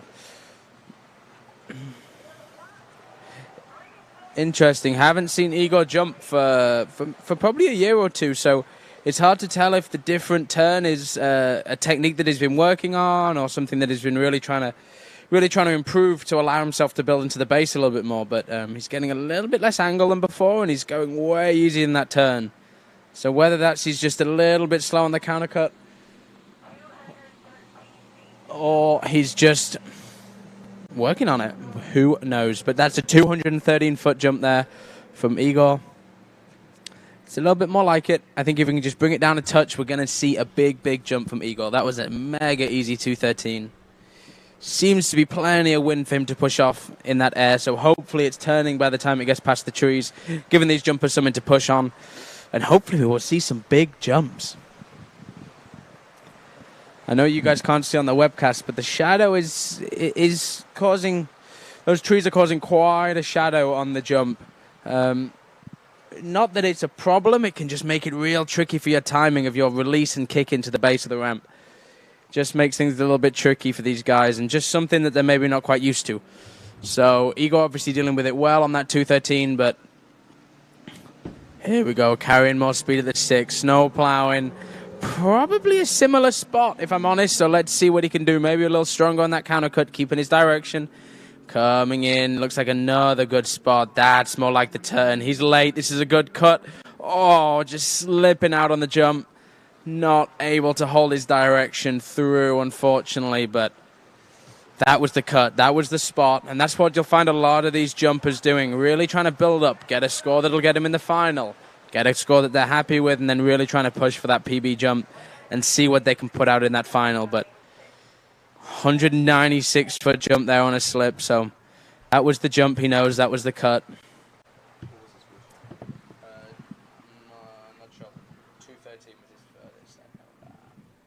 So it's the top 10 and top 8 women, so everyone's making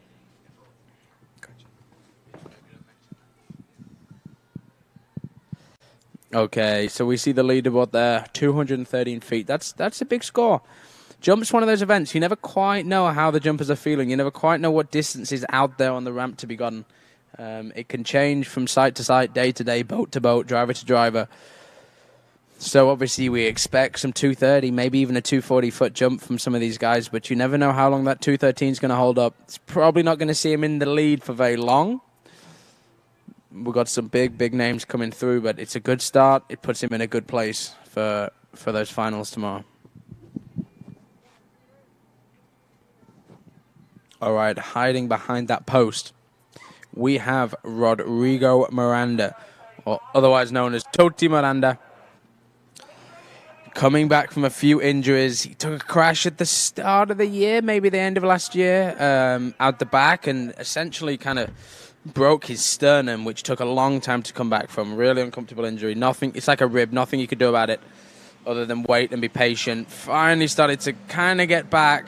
Was riding his bike, was getting super fit, ready to hit the ramp again, and ended up taking a big crash on his bike. So he's been knocked back by injury, but he's back on his skis. I think he's been jumping since about February, so he's had plenty of time to build up that confidence again, build up his technique. And if anyone's ever seen Toti jump before, you know that there's plenty of distance out there on the water to be had. Let's just see if we can find it today. That shadow's becoming a little bit more pleasing. Essentially, we're probably looking for that shadow to cover the whole ramp. At the minute now, it's covering about half of it, which can make a really contrasting look and make that time a little weird into the base. But let's see if he can deal with it.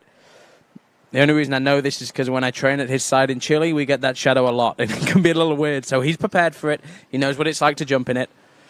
So let's see what spot he goes compared to Igor.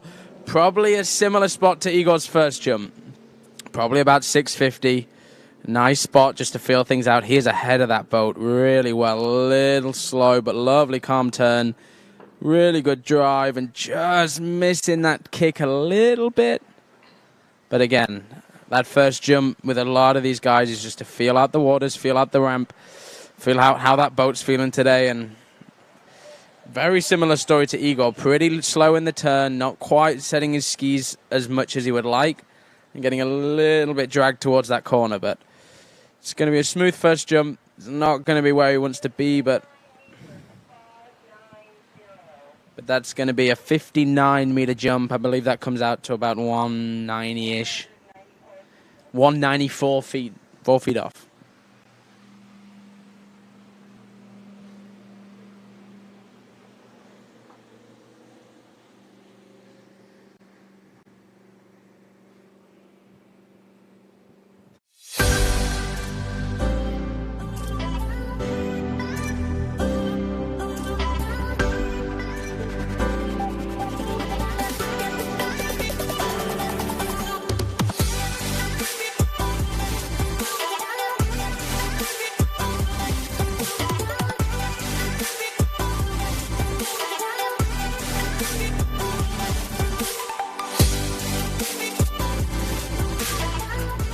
Along with those shadows, it can just make a little bit of an interesting view.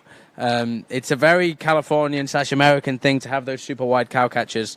Makes it look quite pleasing, but it does make the ramp look tiny. So let's see Toti coming in here a little bit later. There we go, going 640, bringing it down just a little bit, carrying good speed. Toti needs that speed. He needs to be able to set those skis aggressively, and that's more like it. Getting that right set, driving into the base. Little bit on that tail again, but there's distance there in that cut. That's probably the spot that he's going to want to come from, but not quite getting his legs. That's a beautiful turn. Getting that right set really nicely.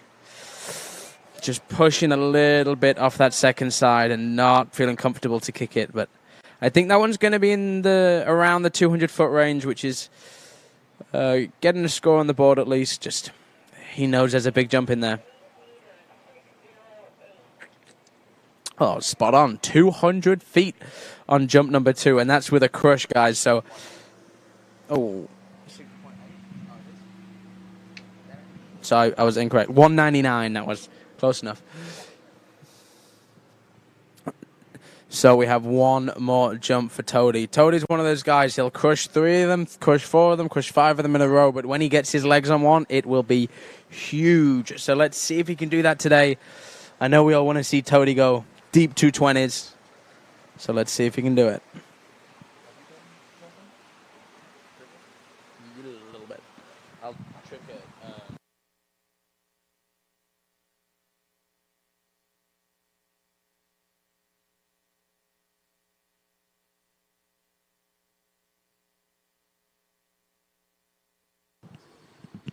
All right, here we have Toady coming in. I think he's going to keep it about the same spot on the 6. I can feel the wind gusting up a little bit at my back, so hopefully he brings it down a touch, and he does again. This one is going to be a late cut. He's going to be siding his spot for tomorrow. Let's see if he can take it. Look at him all the way in front of that boat. Beautiful turn. Come on, Toady. Oh, splitting on the ramp again. That's the cut. That's the one that he needs to have from jump 1 tomorrow. And that is going to be a big, big jump if he can get his legs on that one. Beautiful turn. Nice and calm through the finish. And doesn't actually look so bad on the webcast. I was watching him live on the ramp, and maybe that's going to be a little bit further, I hope.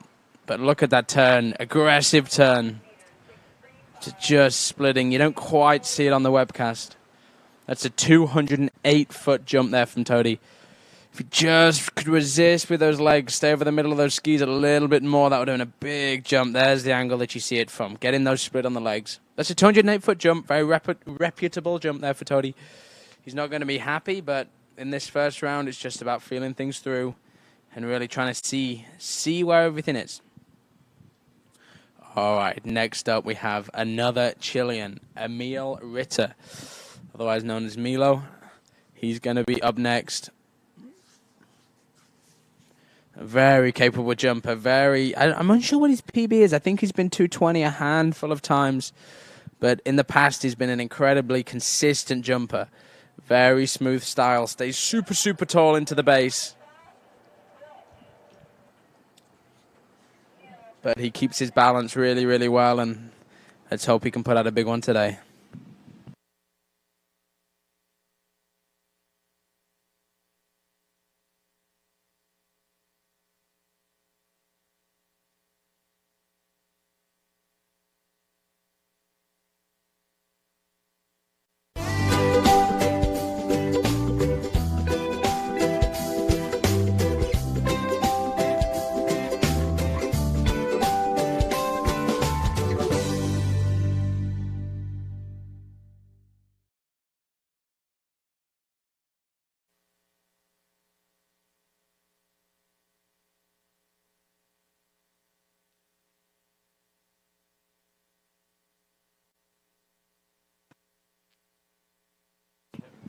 All right, Toady coming in, jump number 3. Oh, sorry. It's been a long day. Sorry, this is Milo coming in on jump number 1, Emil Ritter. Taking it pretty late on that first 6. Pretty smooth through the countercut, not quite as aggressive as Toady, so I think this is going to be a good spot for now. Carrying beautiful speed. Patient turn, and a very effortless first jump, using that boat to the max. And very, very smooth, but just missing out on a little bit of speed through that turn. You can see taking it easy into that turn, into that first wake, but getting absolutely every single inch of kick out of that ramp. Very, very textbook jump, very smooth rotation. And just look at that lift off the top, getting every single inch.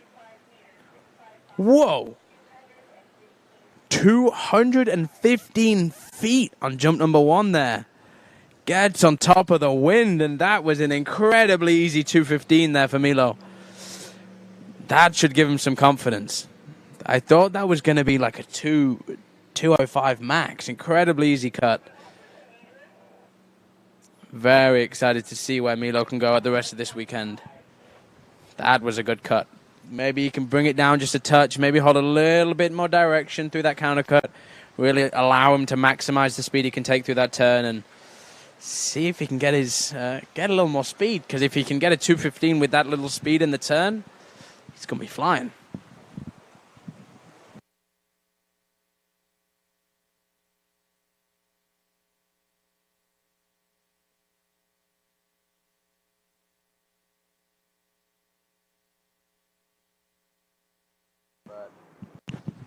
All right, here we have jump number 2. Let's see him hopefully bring it down. A very similar spot at the 6 there. Doing a very similar counter cut. So it seems like he was maybe happy with that spot.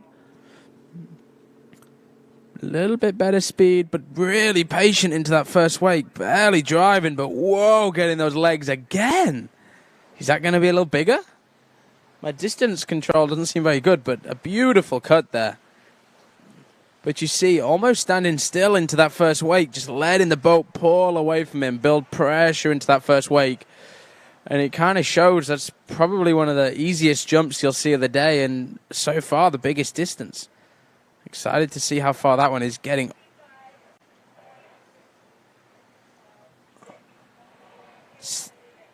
That is the exact same hole, and he said turn a very similar spot on the 6, got his legs just the same.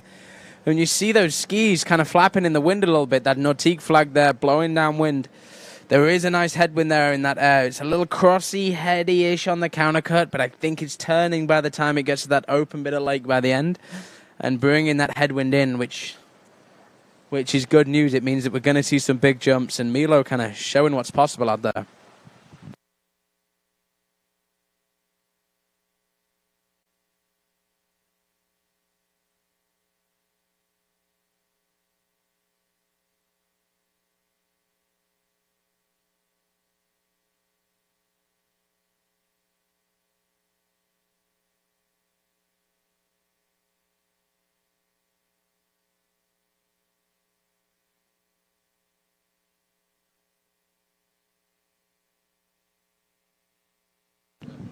Okay, Milo coming in, jump number 3. He has brought it down on that 6. Keeping his direction through the countercut. Quite a smooth countercut, definitely not aggressive, but this is the turn we want to see. Come on, drive into that base. Oh, slipping a touch, but I think that's going to be a big jump there for Milo again. Similar hole, maybe a few feet further, but carrying way more speed through that turn. Just slipping on that right a touch, letting that left shoulder fall over, but there's a lot more speed there, and hopefully that speed is going to carry him a little more distance, even though the legs maybe weren't quite as strong there. But a little bit less on that one. So that slip just causing him a fair bit of distance there. Not sure what that was in feet, but 64.6, I believe. 212 feet. That's a good set there for Milo. 215, 215, 212. Really, really consistent. He's going to want a little bit more in that final, but it's going to be a benchmark that he's going to be pretty happy with.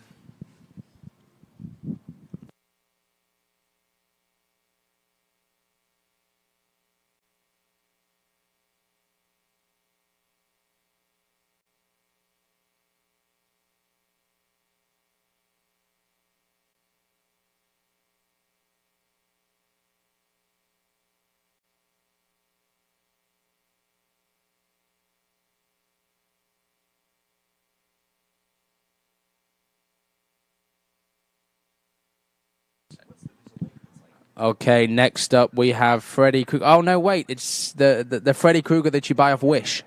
It's Joel Poland with the with the green speeds too. I like to give him some stick about that one. Joel Poland is up next. I'm excited for this one. We never know what we're going to get with Joel. We know that it's probably going to be a massive jump. Slalomed absolutely insane today. Whooped my butt. Just missed out on that final in the head-to-head. But giving a little wave. But yeah, just missing out on that final in that slalom, which shows how impressive of a skier he is. But this is his bread and butter. This is where he shines. This is where he obviously is an incredible slalomer. But this is where he wants to go and win. He's won before. He wants to add another win to his trophy case. And I think he's very capable of doing it. I mean, he has had some big jumps this year. A few crashes to start the year off. He had 2 out the backs that were pretty much copy and pasted. 2 weekends in a row in June, which I don't think knocked him back too much. But we haven't seen a massive jump from Joel this year since those. He's been doing some 65, some 215s. But I don't think we've quite seen that that high 220s, 230 jump that we want to see from Joel. So, I mean, the difference in countercut there is insane. Carrying way more speed, way stronger off that second side. Nice, smooth turn. I think he's a little bit early here, but beautiful jump. And I think that's going to be in a similar spot to Milo, maybe 215, maybe a touch less. It's very hard to tell, but the difference in countercuts there from Milo to Joel is insane. Way more commitment off that second side, keeping his direction. Just a little early, a little slow. I think the wind is just a little hard to read right now. It's coming through those trees. It doesn't look very strong on the water, but it's coming through and really slowing those guys down. Whoa, 219 feet on jump number 1 there for Joel. Incredibly easy. Just like Milo, it seems like if you let that boat work, it's giving you some distance. And even though he's a little bit slow in that turn, if he can get just a little more speed, I think we're going to see a big, big jump there from Joel. That was really smooth.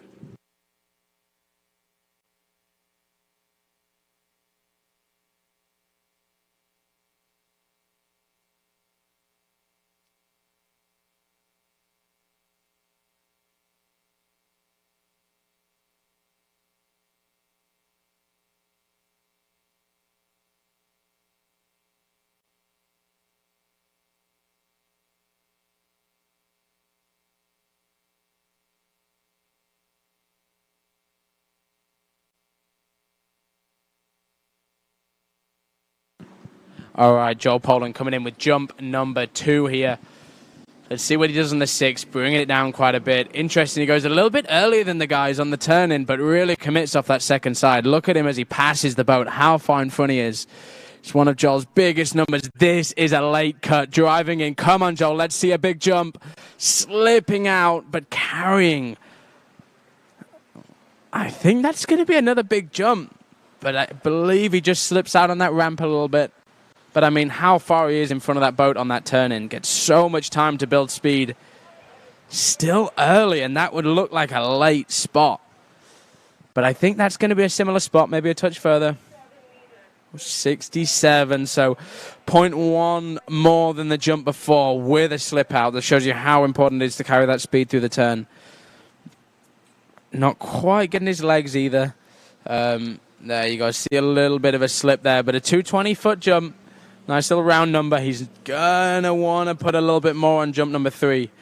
I think jump a little less than slalom. It may be similar to slalom, but it's nice to be out there last. It's an aggressive sport. It's nice to know what you need to do in jump, I feel. Obviously, everyone's a little bit different, but he's going to want to kind of show some of these older boys who's boss. There's a new kid on town, and if he can put out maybe a 230, obviously it's a big ask, but put a little bit of pressure on these guys coming through. It's going to really make it a challenge and put on a good show for tomorrow. But let's see what he can do. Get in the double up, per usual.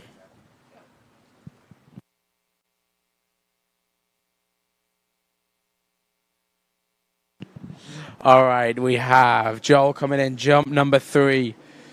Looking like a similar spot, maybe a touch earlier. Strong countercut. Let's see what he can do. Winds up just a touch. Let's hope he can keep his speed through this turn-in. Beautiful turn wide on the boat. Getting in a better position. This looks like a better cut. And he gets his legs. This is going to be further again, I think.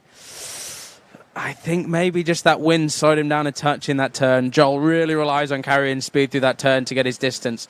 But I much preferred that drive into first wake. Much preferred that kick. So let's see what distance that is. I think that's a little bit of frustration coming out. He knew that was a good cut. Whoa! 235 feet there for Joel on jump number 3. That is insane. That's a huge PB, 71.7. That could even be a British record, I think. That's all sorts of stuff. That was insane. I didn't think it was going to be that big, but Huge jump there from Joel on jump number 3. Oh, well, he did what I said. He put some pressure on and showed the boys what's possible out there. I mean, that boat must be pumping on gas and conditions are good out there. If he can go 235, I'm excited to see some more big jumps coming through. That was a pretty easy jump for him there, I thought. So I'm excited to see what these guys are going to bring, but a big PB there from Joel. That's awesome jumping.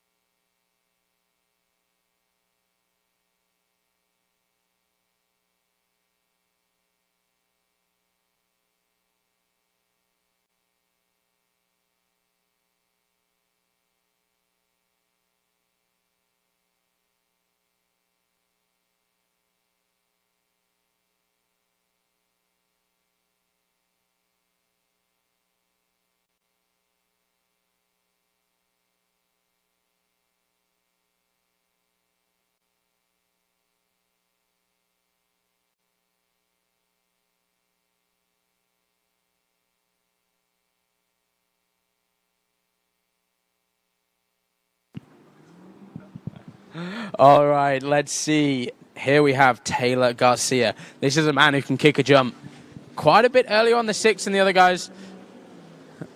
Smooth countercut coming up in, a little more casual than Joel, but getting in front of that boat just the same. That looks like a good spot on jump number 1. Come on, Taylor, let's see that kick. Beautiful first jump, carrying through that. I mean, my distance control is about as off as it can get, but that looked pretty big to me. That looked like 220s maybe. If Joel's was 235, I think that's got to be touching that 220, even though he's early. Coming off that left, he gets every single bit of that kick. Very, very smooth first jump there from Taylor, showing how a jump set should be done. Nice and smooth first jump, build that confidence, get a good distance on the board. 222 feet on jump number 1 there from Taylor. He's going to be happy with that, but he's going to want to put some more on. Joel putting out a 235 is putting some pressure on, and it shows what's possible, so he's going to want a little bit more to put out there, so I'm excited to see what's coming with these next few jumps.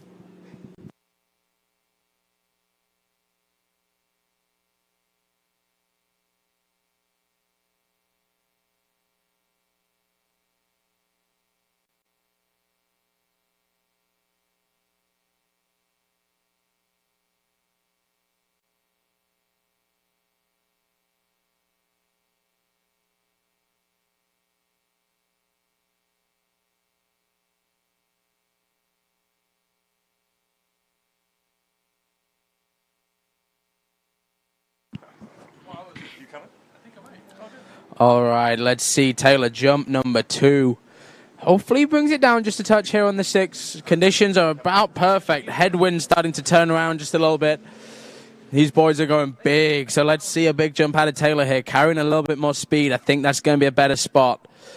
There you go, getting that pressure going. It's his legs. That's a lot of distance again. He's carrying really good speed through that ramp. I think that's going to be maybe a similar hole, but just misses that kick a little bit. But he's going to be wanting a little bit more. I think that's the spot for Taylor. Once you see him drive into the first wake like that, that's when you know that he's in the right spot. But I think if he can bring it down a touch, I wouldn't call it a slip, but just not quite getting everything out of that ramp that he normally gets. 221, so similar spot. I think if he can get that spot with the kick of the legs on the last jump, he's going to be flying.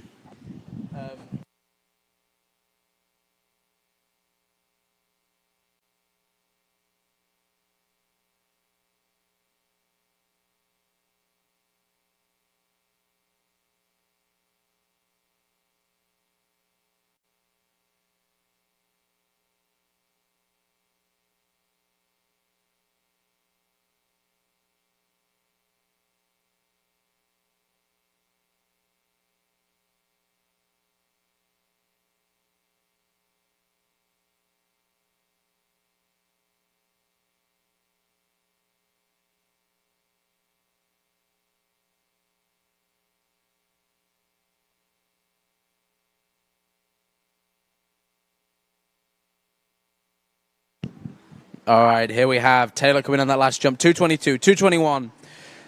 Think he's going to go similar spot at the 6. Hopefully just be a little more patient in that turn. Allow himself to really build that load instead of pump it all at once. But it looks like this is going to be a good spot. I feel the wind gusting up a touch on my back. A little early again. Let's see what he can get. No, slipping out. I think that wind just slowed him down a touch. Kind of called that jumper right off. But I think he'll be happy with that set. Nice, consistent. 222, 221. Just got a little early on that last one and had nowhere to drive.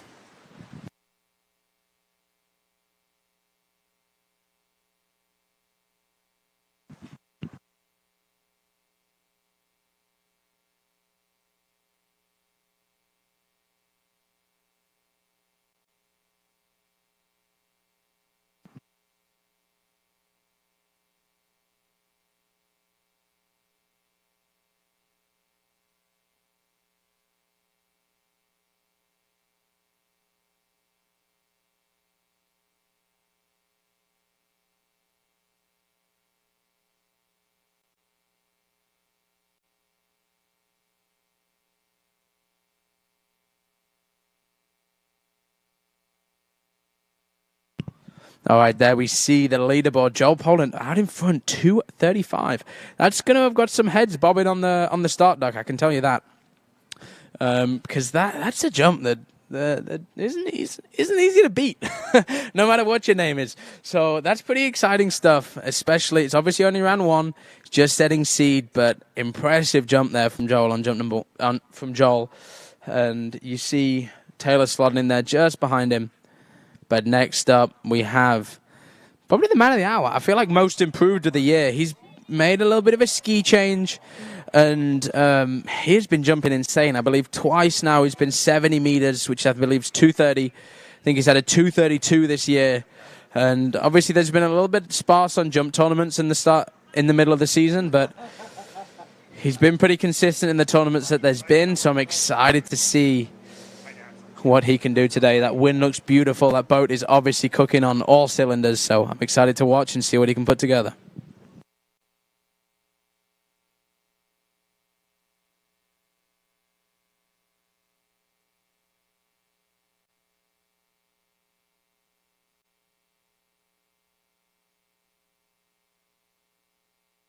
Years.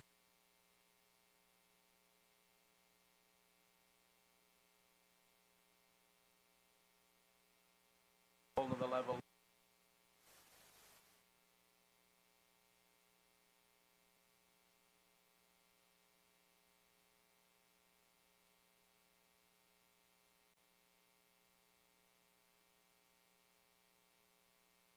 Jack. All right, here we have Jack Critchie coming in. Jump number 1. Whoa, that's a late one at the 6. If he takes this, I'll be quite impressed, and it's going to be a big jump. So let's see. Oh, a little maybe easy on that counter cut. Not getting the speed that we would expect. Slipping on that first jump just a little bit. Not quite sure what happened on the camera angle there, but here we go. Let's see the replay. Just slipping on that ramp.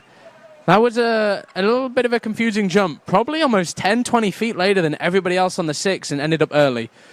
Haven't seen Jack jump in a little bit, so...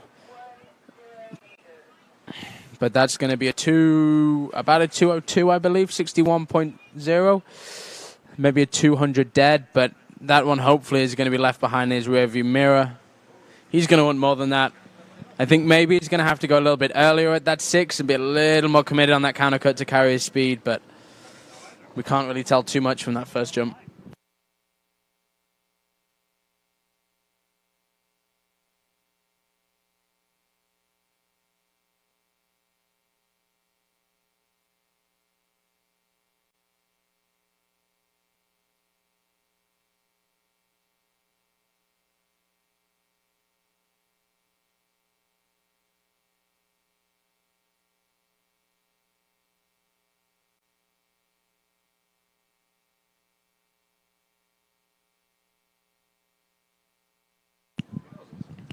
All right, we have Jack Critchley coming in. A little bit of a weird first jump there. I am sat directly opposite the 6, so it's quite interesting seeing where they all go. But this looks like a Better spot. There you go. Yeah, there's the better counter cut. He's going to be getting up on that boat now. You see that wind coming through those trees. This is the spot that he's going to need to be in. Smooth turn. Maybe a touch on the early side. Driving in. Getting a lovely kick. That's going to be near those 220s, I think. It's a number for the board, but not one that he's going to want to finish on.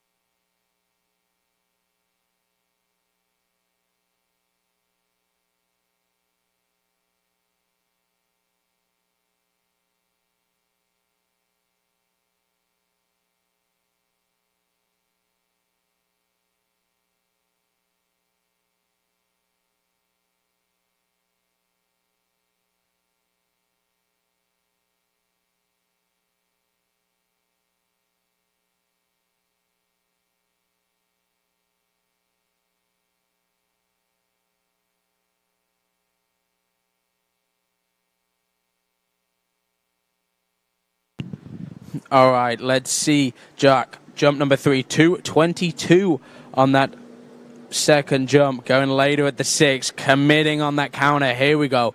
Means business on this jump. He's been going 230 most rounds. Let's see if he can put it together. Big cut, driving into the base. Oh, and he gets his legs, but I think maybe just a little bit slow, but that has to be bigger than jump number 2. Did he let go at the end? Oh, no, he's still there. Just a little bit early again, squeezing every single centimeter out of that flight. Maybe a little too much even, but 227 feet there for Jack. And there is a little bit more distance left out on that table for sure, but very, very good jump there for Jack. That puts him in second place, but we have 2 of the greatest ever to do it up next. We have Freddy Krueger, the original man in the green speed suit. So let's see what he can put together.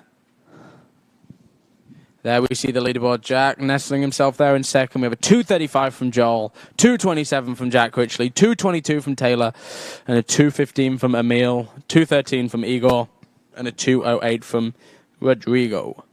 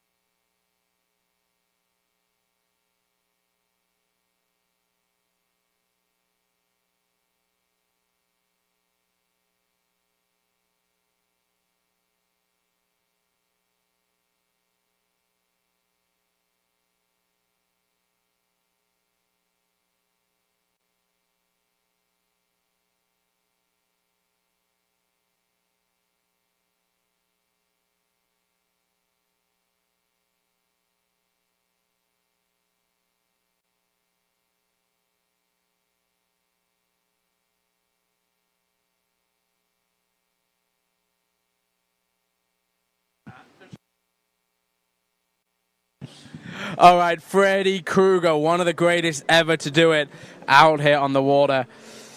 Smooth looking counter cut coming in. He's pretty late on jump number 1. He means business. Beautiful turn. Lovely cut. Here we go. Ooh, did he make it on that ramp? He squeaked on it. That was kind of similar to what we saw of those first guys on. Maybe got just a touch early, setting not much angle and getting pulled towards that corner, but I'm not going to be the one to tell Freddie that he is doing it wrong because he's done this a long time.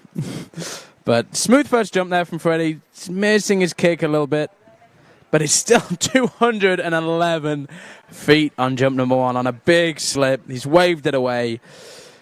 That is not going to be the biggest set of the day, so let's see what he has to offer.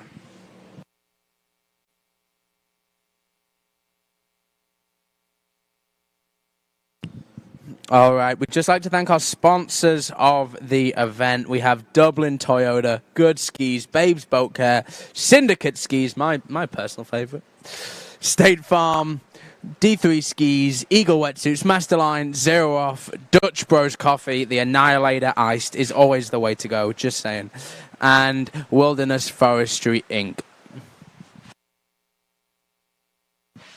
And obviously the title sponsor that is ripping these guys into the ramp right now is Nautique Boats. 212, I believe that was, on a slip. That's incredibly impressive. That's probably about as impressive as 230 on a kick. So let's see what he can put together. Can he find his legs? I want to see a 230. I want to see him push in Joel. I want to see a big jump in those finals. Let's see if he can find that spot.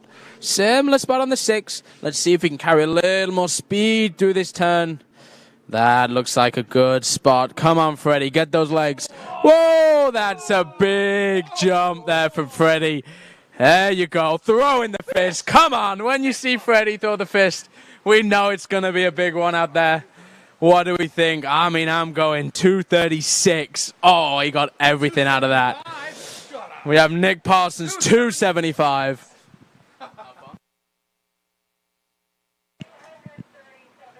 Oh, 237 feet. Showing the young gun what is up. There you go. When we see Freddie throw the fist, we know it isn't a little jump. Insane skiing there from Freddie. Round of applause needed indeed. Man, he just knows how to get it done. What a jump. Getting every single inch of kick off that ramp. Smooth turn, building that pressure, and almost makes me want to strap him back on.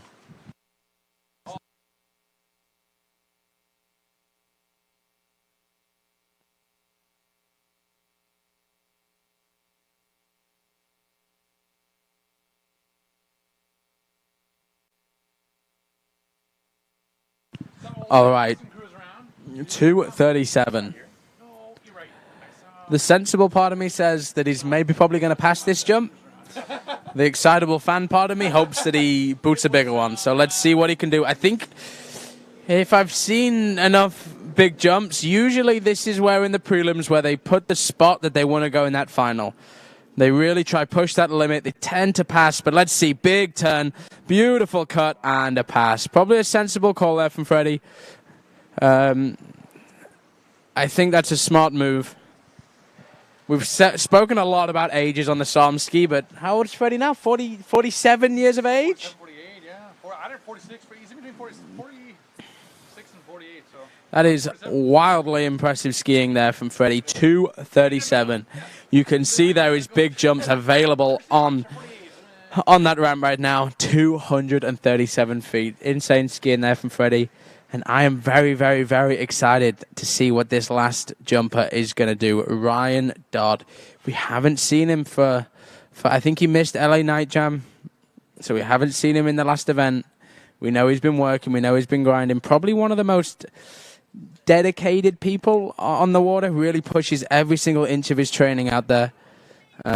And just excited to see what he can put together here. But there you see the leaderboard. They are some big numbers. 237 for Freddie, 235 for Joel, 227 for Jack. That is your top 3 right now. And obviously Taylor just sitting out there with a 227. But some big jumps flying around the top of that leaderboard. And I'm incredibly excited to see if Dodd can put his name on the top of it. Dodd likes to go last. He likes to go last. He likes to know what to do. And he likes to make sure that he gets it done in the final. So he is not going to be holding back. He's not just going to be trying to squeak in and put a few jumps out there.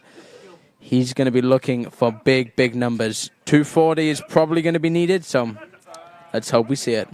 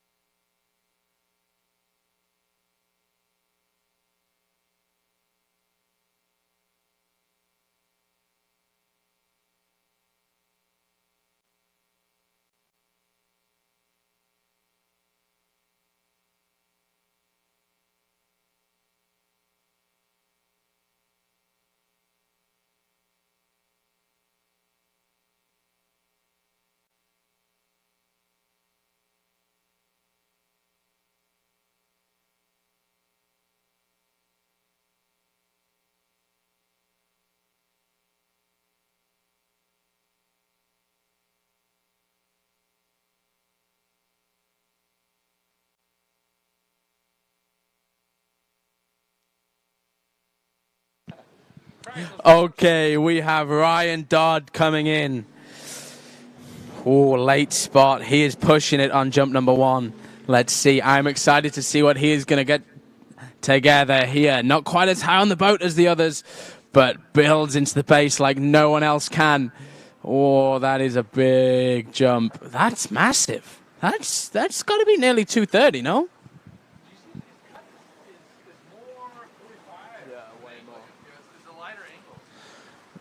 Very slow. You see the difference. I believe him and Joel Poland could be possibly some of the most different jump styles you've ever seen to probably about to go 235.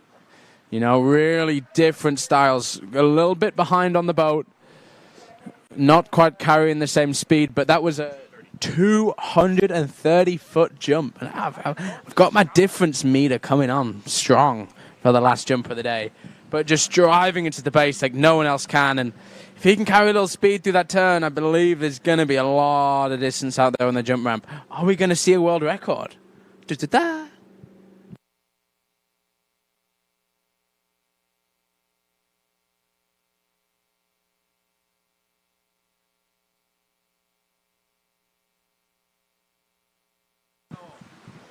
I'd like to give a shout out to Incrediboy also, my friend back in Chile watching the webcast. Got to give him a little shout out. Recovering well from his massive jump crash at the Colombian Games or something. But either way, we have Ryan Dodd out on the water. 230 on jump number 1. In third place. How crazy is that? Sitting in third place at 230. Bringing it down to the 6. Here we go. I'm excited to see what this is going to be. Carrying speed. Come on, Dodd. Let's see a big cut. Here we go. Getting his legs. Oh, just a little back. But that's going to be another big jump. Getting way more speed through that turn. But maybe just missing out on that kick. The kick on the jump before was immaculate. Yeah, just a little back off the top. You see that left ski flying a little wild, but incredible jump in there.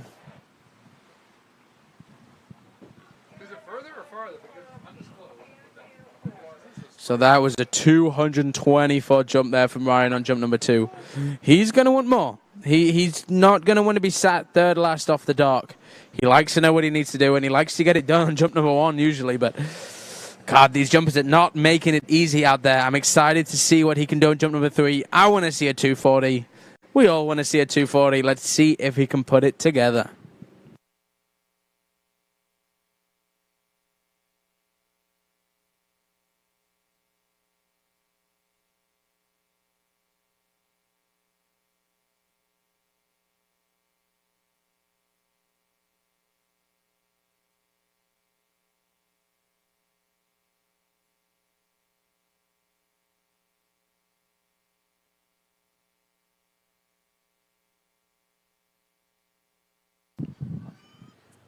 All right, last jump here for Ryan Dodd. The sun is setting on beautiful shortline lakes, but the action is still pumping. 230, 224. Is he going to add a big jump to his last one? He is late, spraying the 600-foot boy and pretty flat conditions. Let's see if he can get his legs on this one. He's in front of that boat. He is turning. Beautiful turn. Come on, get those legs. Oh, is right. Flying a little flat on that one. Not quite getting that extension that we're used to seeing from him. Nearly out jumping the lake, but just getting a little bit pulled flat into that base. That right. Slipping under the wind and not giving him the height that he needs. Yeah, 227. You see himself, a little bit of an upper body crush there. Very unusual from Dodd, but it shows he is trying. So that puts Ryan Dodd seated third from last. I'm excited to see this leaderboard and see those numbers because that is 3 people over 230 feet. Freddie Krueger taking the lead. 47 years of age, I believe, on top. 237 feet. Joel Poland, 235 with, I believe, a 6-foot PB from Joel. So incredible jumping. 230 from Ryan Dodd. 227 from Jack Critchley. 222 from Taylor Garcia. That is 5 jumpers over 220. And obviously the rest of those jumpers doing incredibly well. I'm excited for tomorrow. Make sure to tune in. I have no idea what the running list will be, but make sure to tune in tomorrow, guys. We have slalom, I believe, the head-to-head action starting at 8:30 California time, Western time? Pacific time tomorrow. So that'll be exciting. Unfortunately, I will not be partaking, but I will be watching, so make sure you are too. We'd love to take a moment just to thank our sponsors once again. Our title sponsor, Nautique Boats, pulling some big jumps today. Dublin Toyota, Good Skis, Babes Boat Care, Syndicate, State Farm, D3, Eagle, Masterline, Zero Off, Dutch Bros Coffee, and Wilderness Forestry, Inc. So thank you so much, guys, for making this tournament possible. And I cannot wait to come back tomorrow and watch these guys rip up the lakes of Shortline Water. Thank you so much for watching, guys, and we will see you bright and early tomorrow.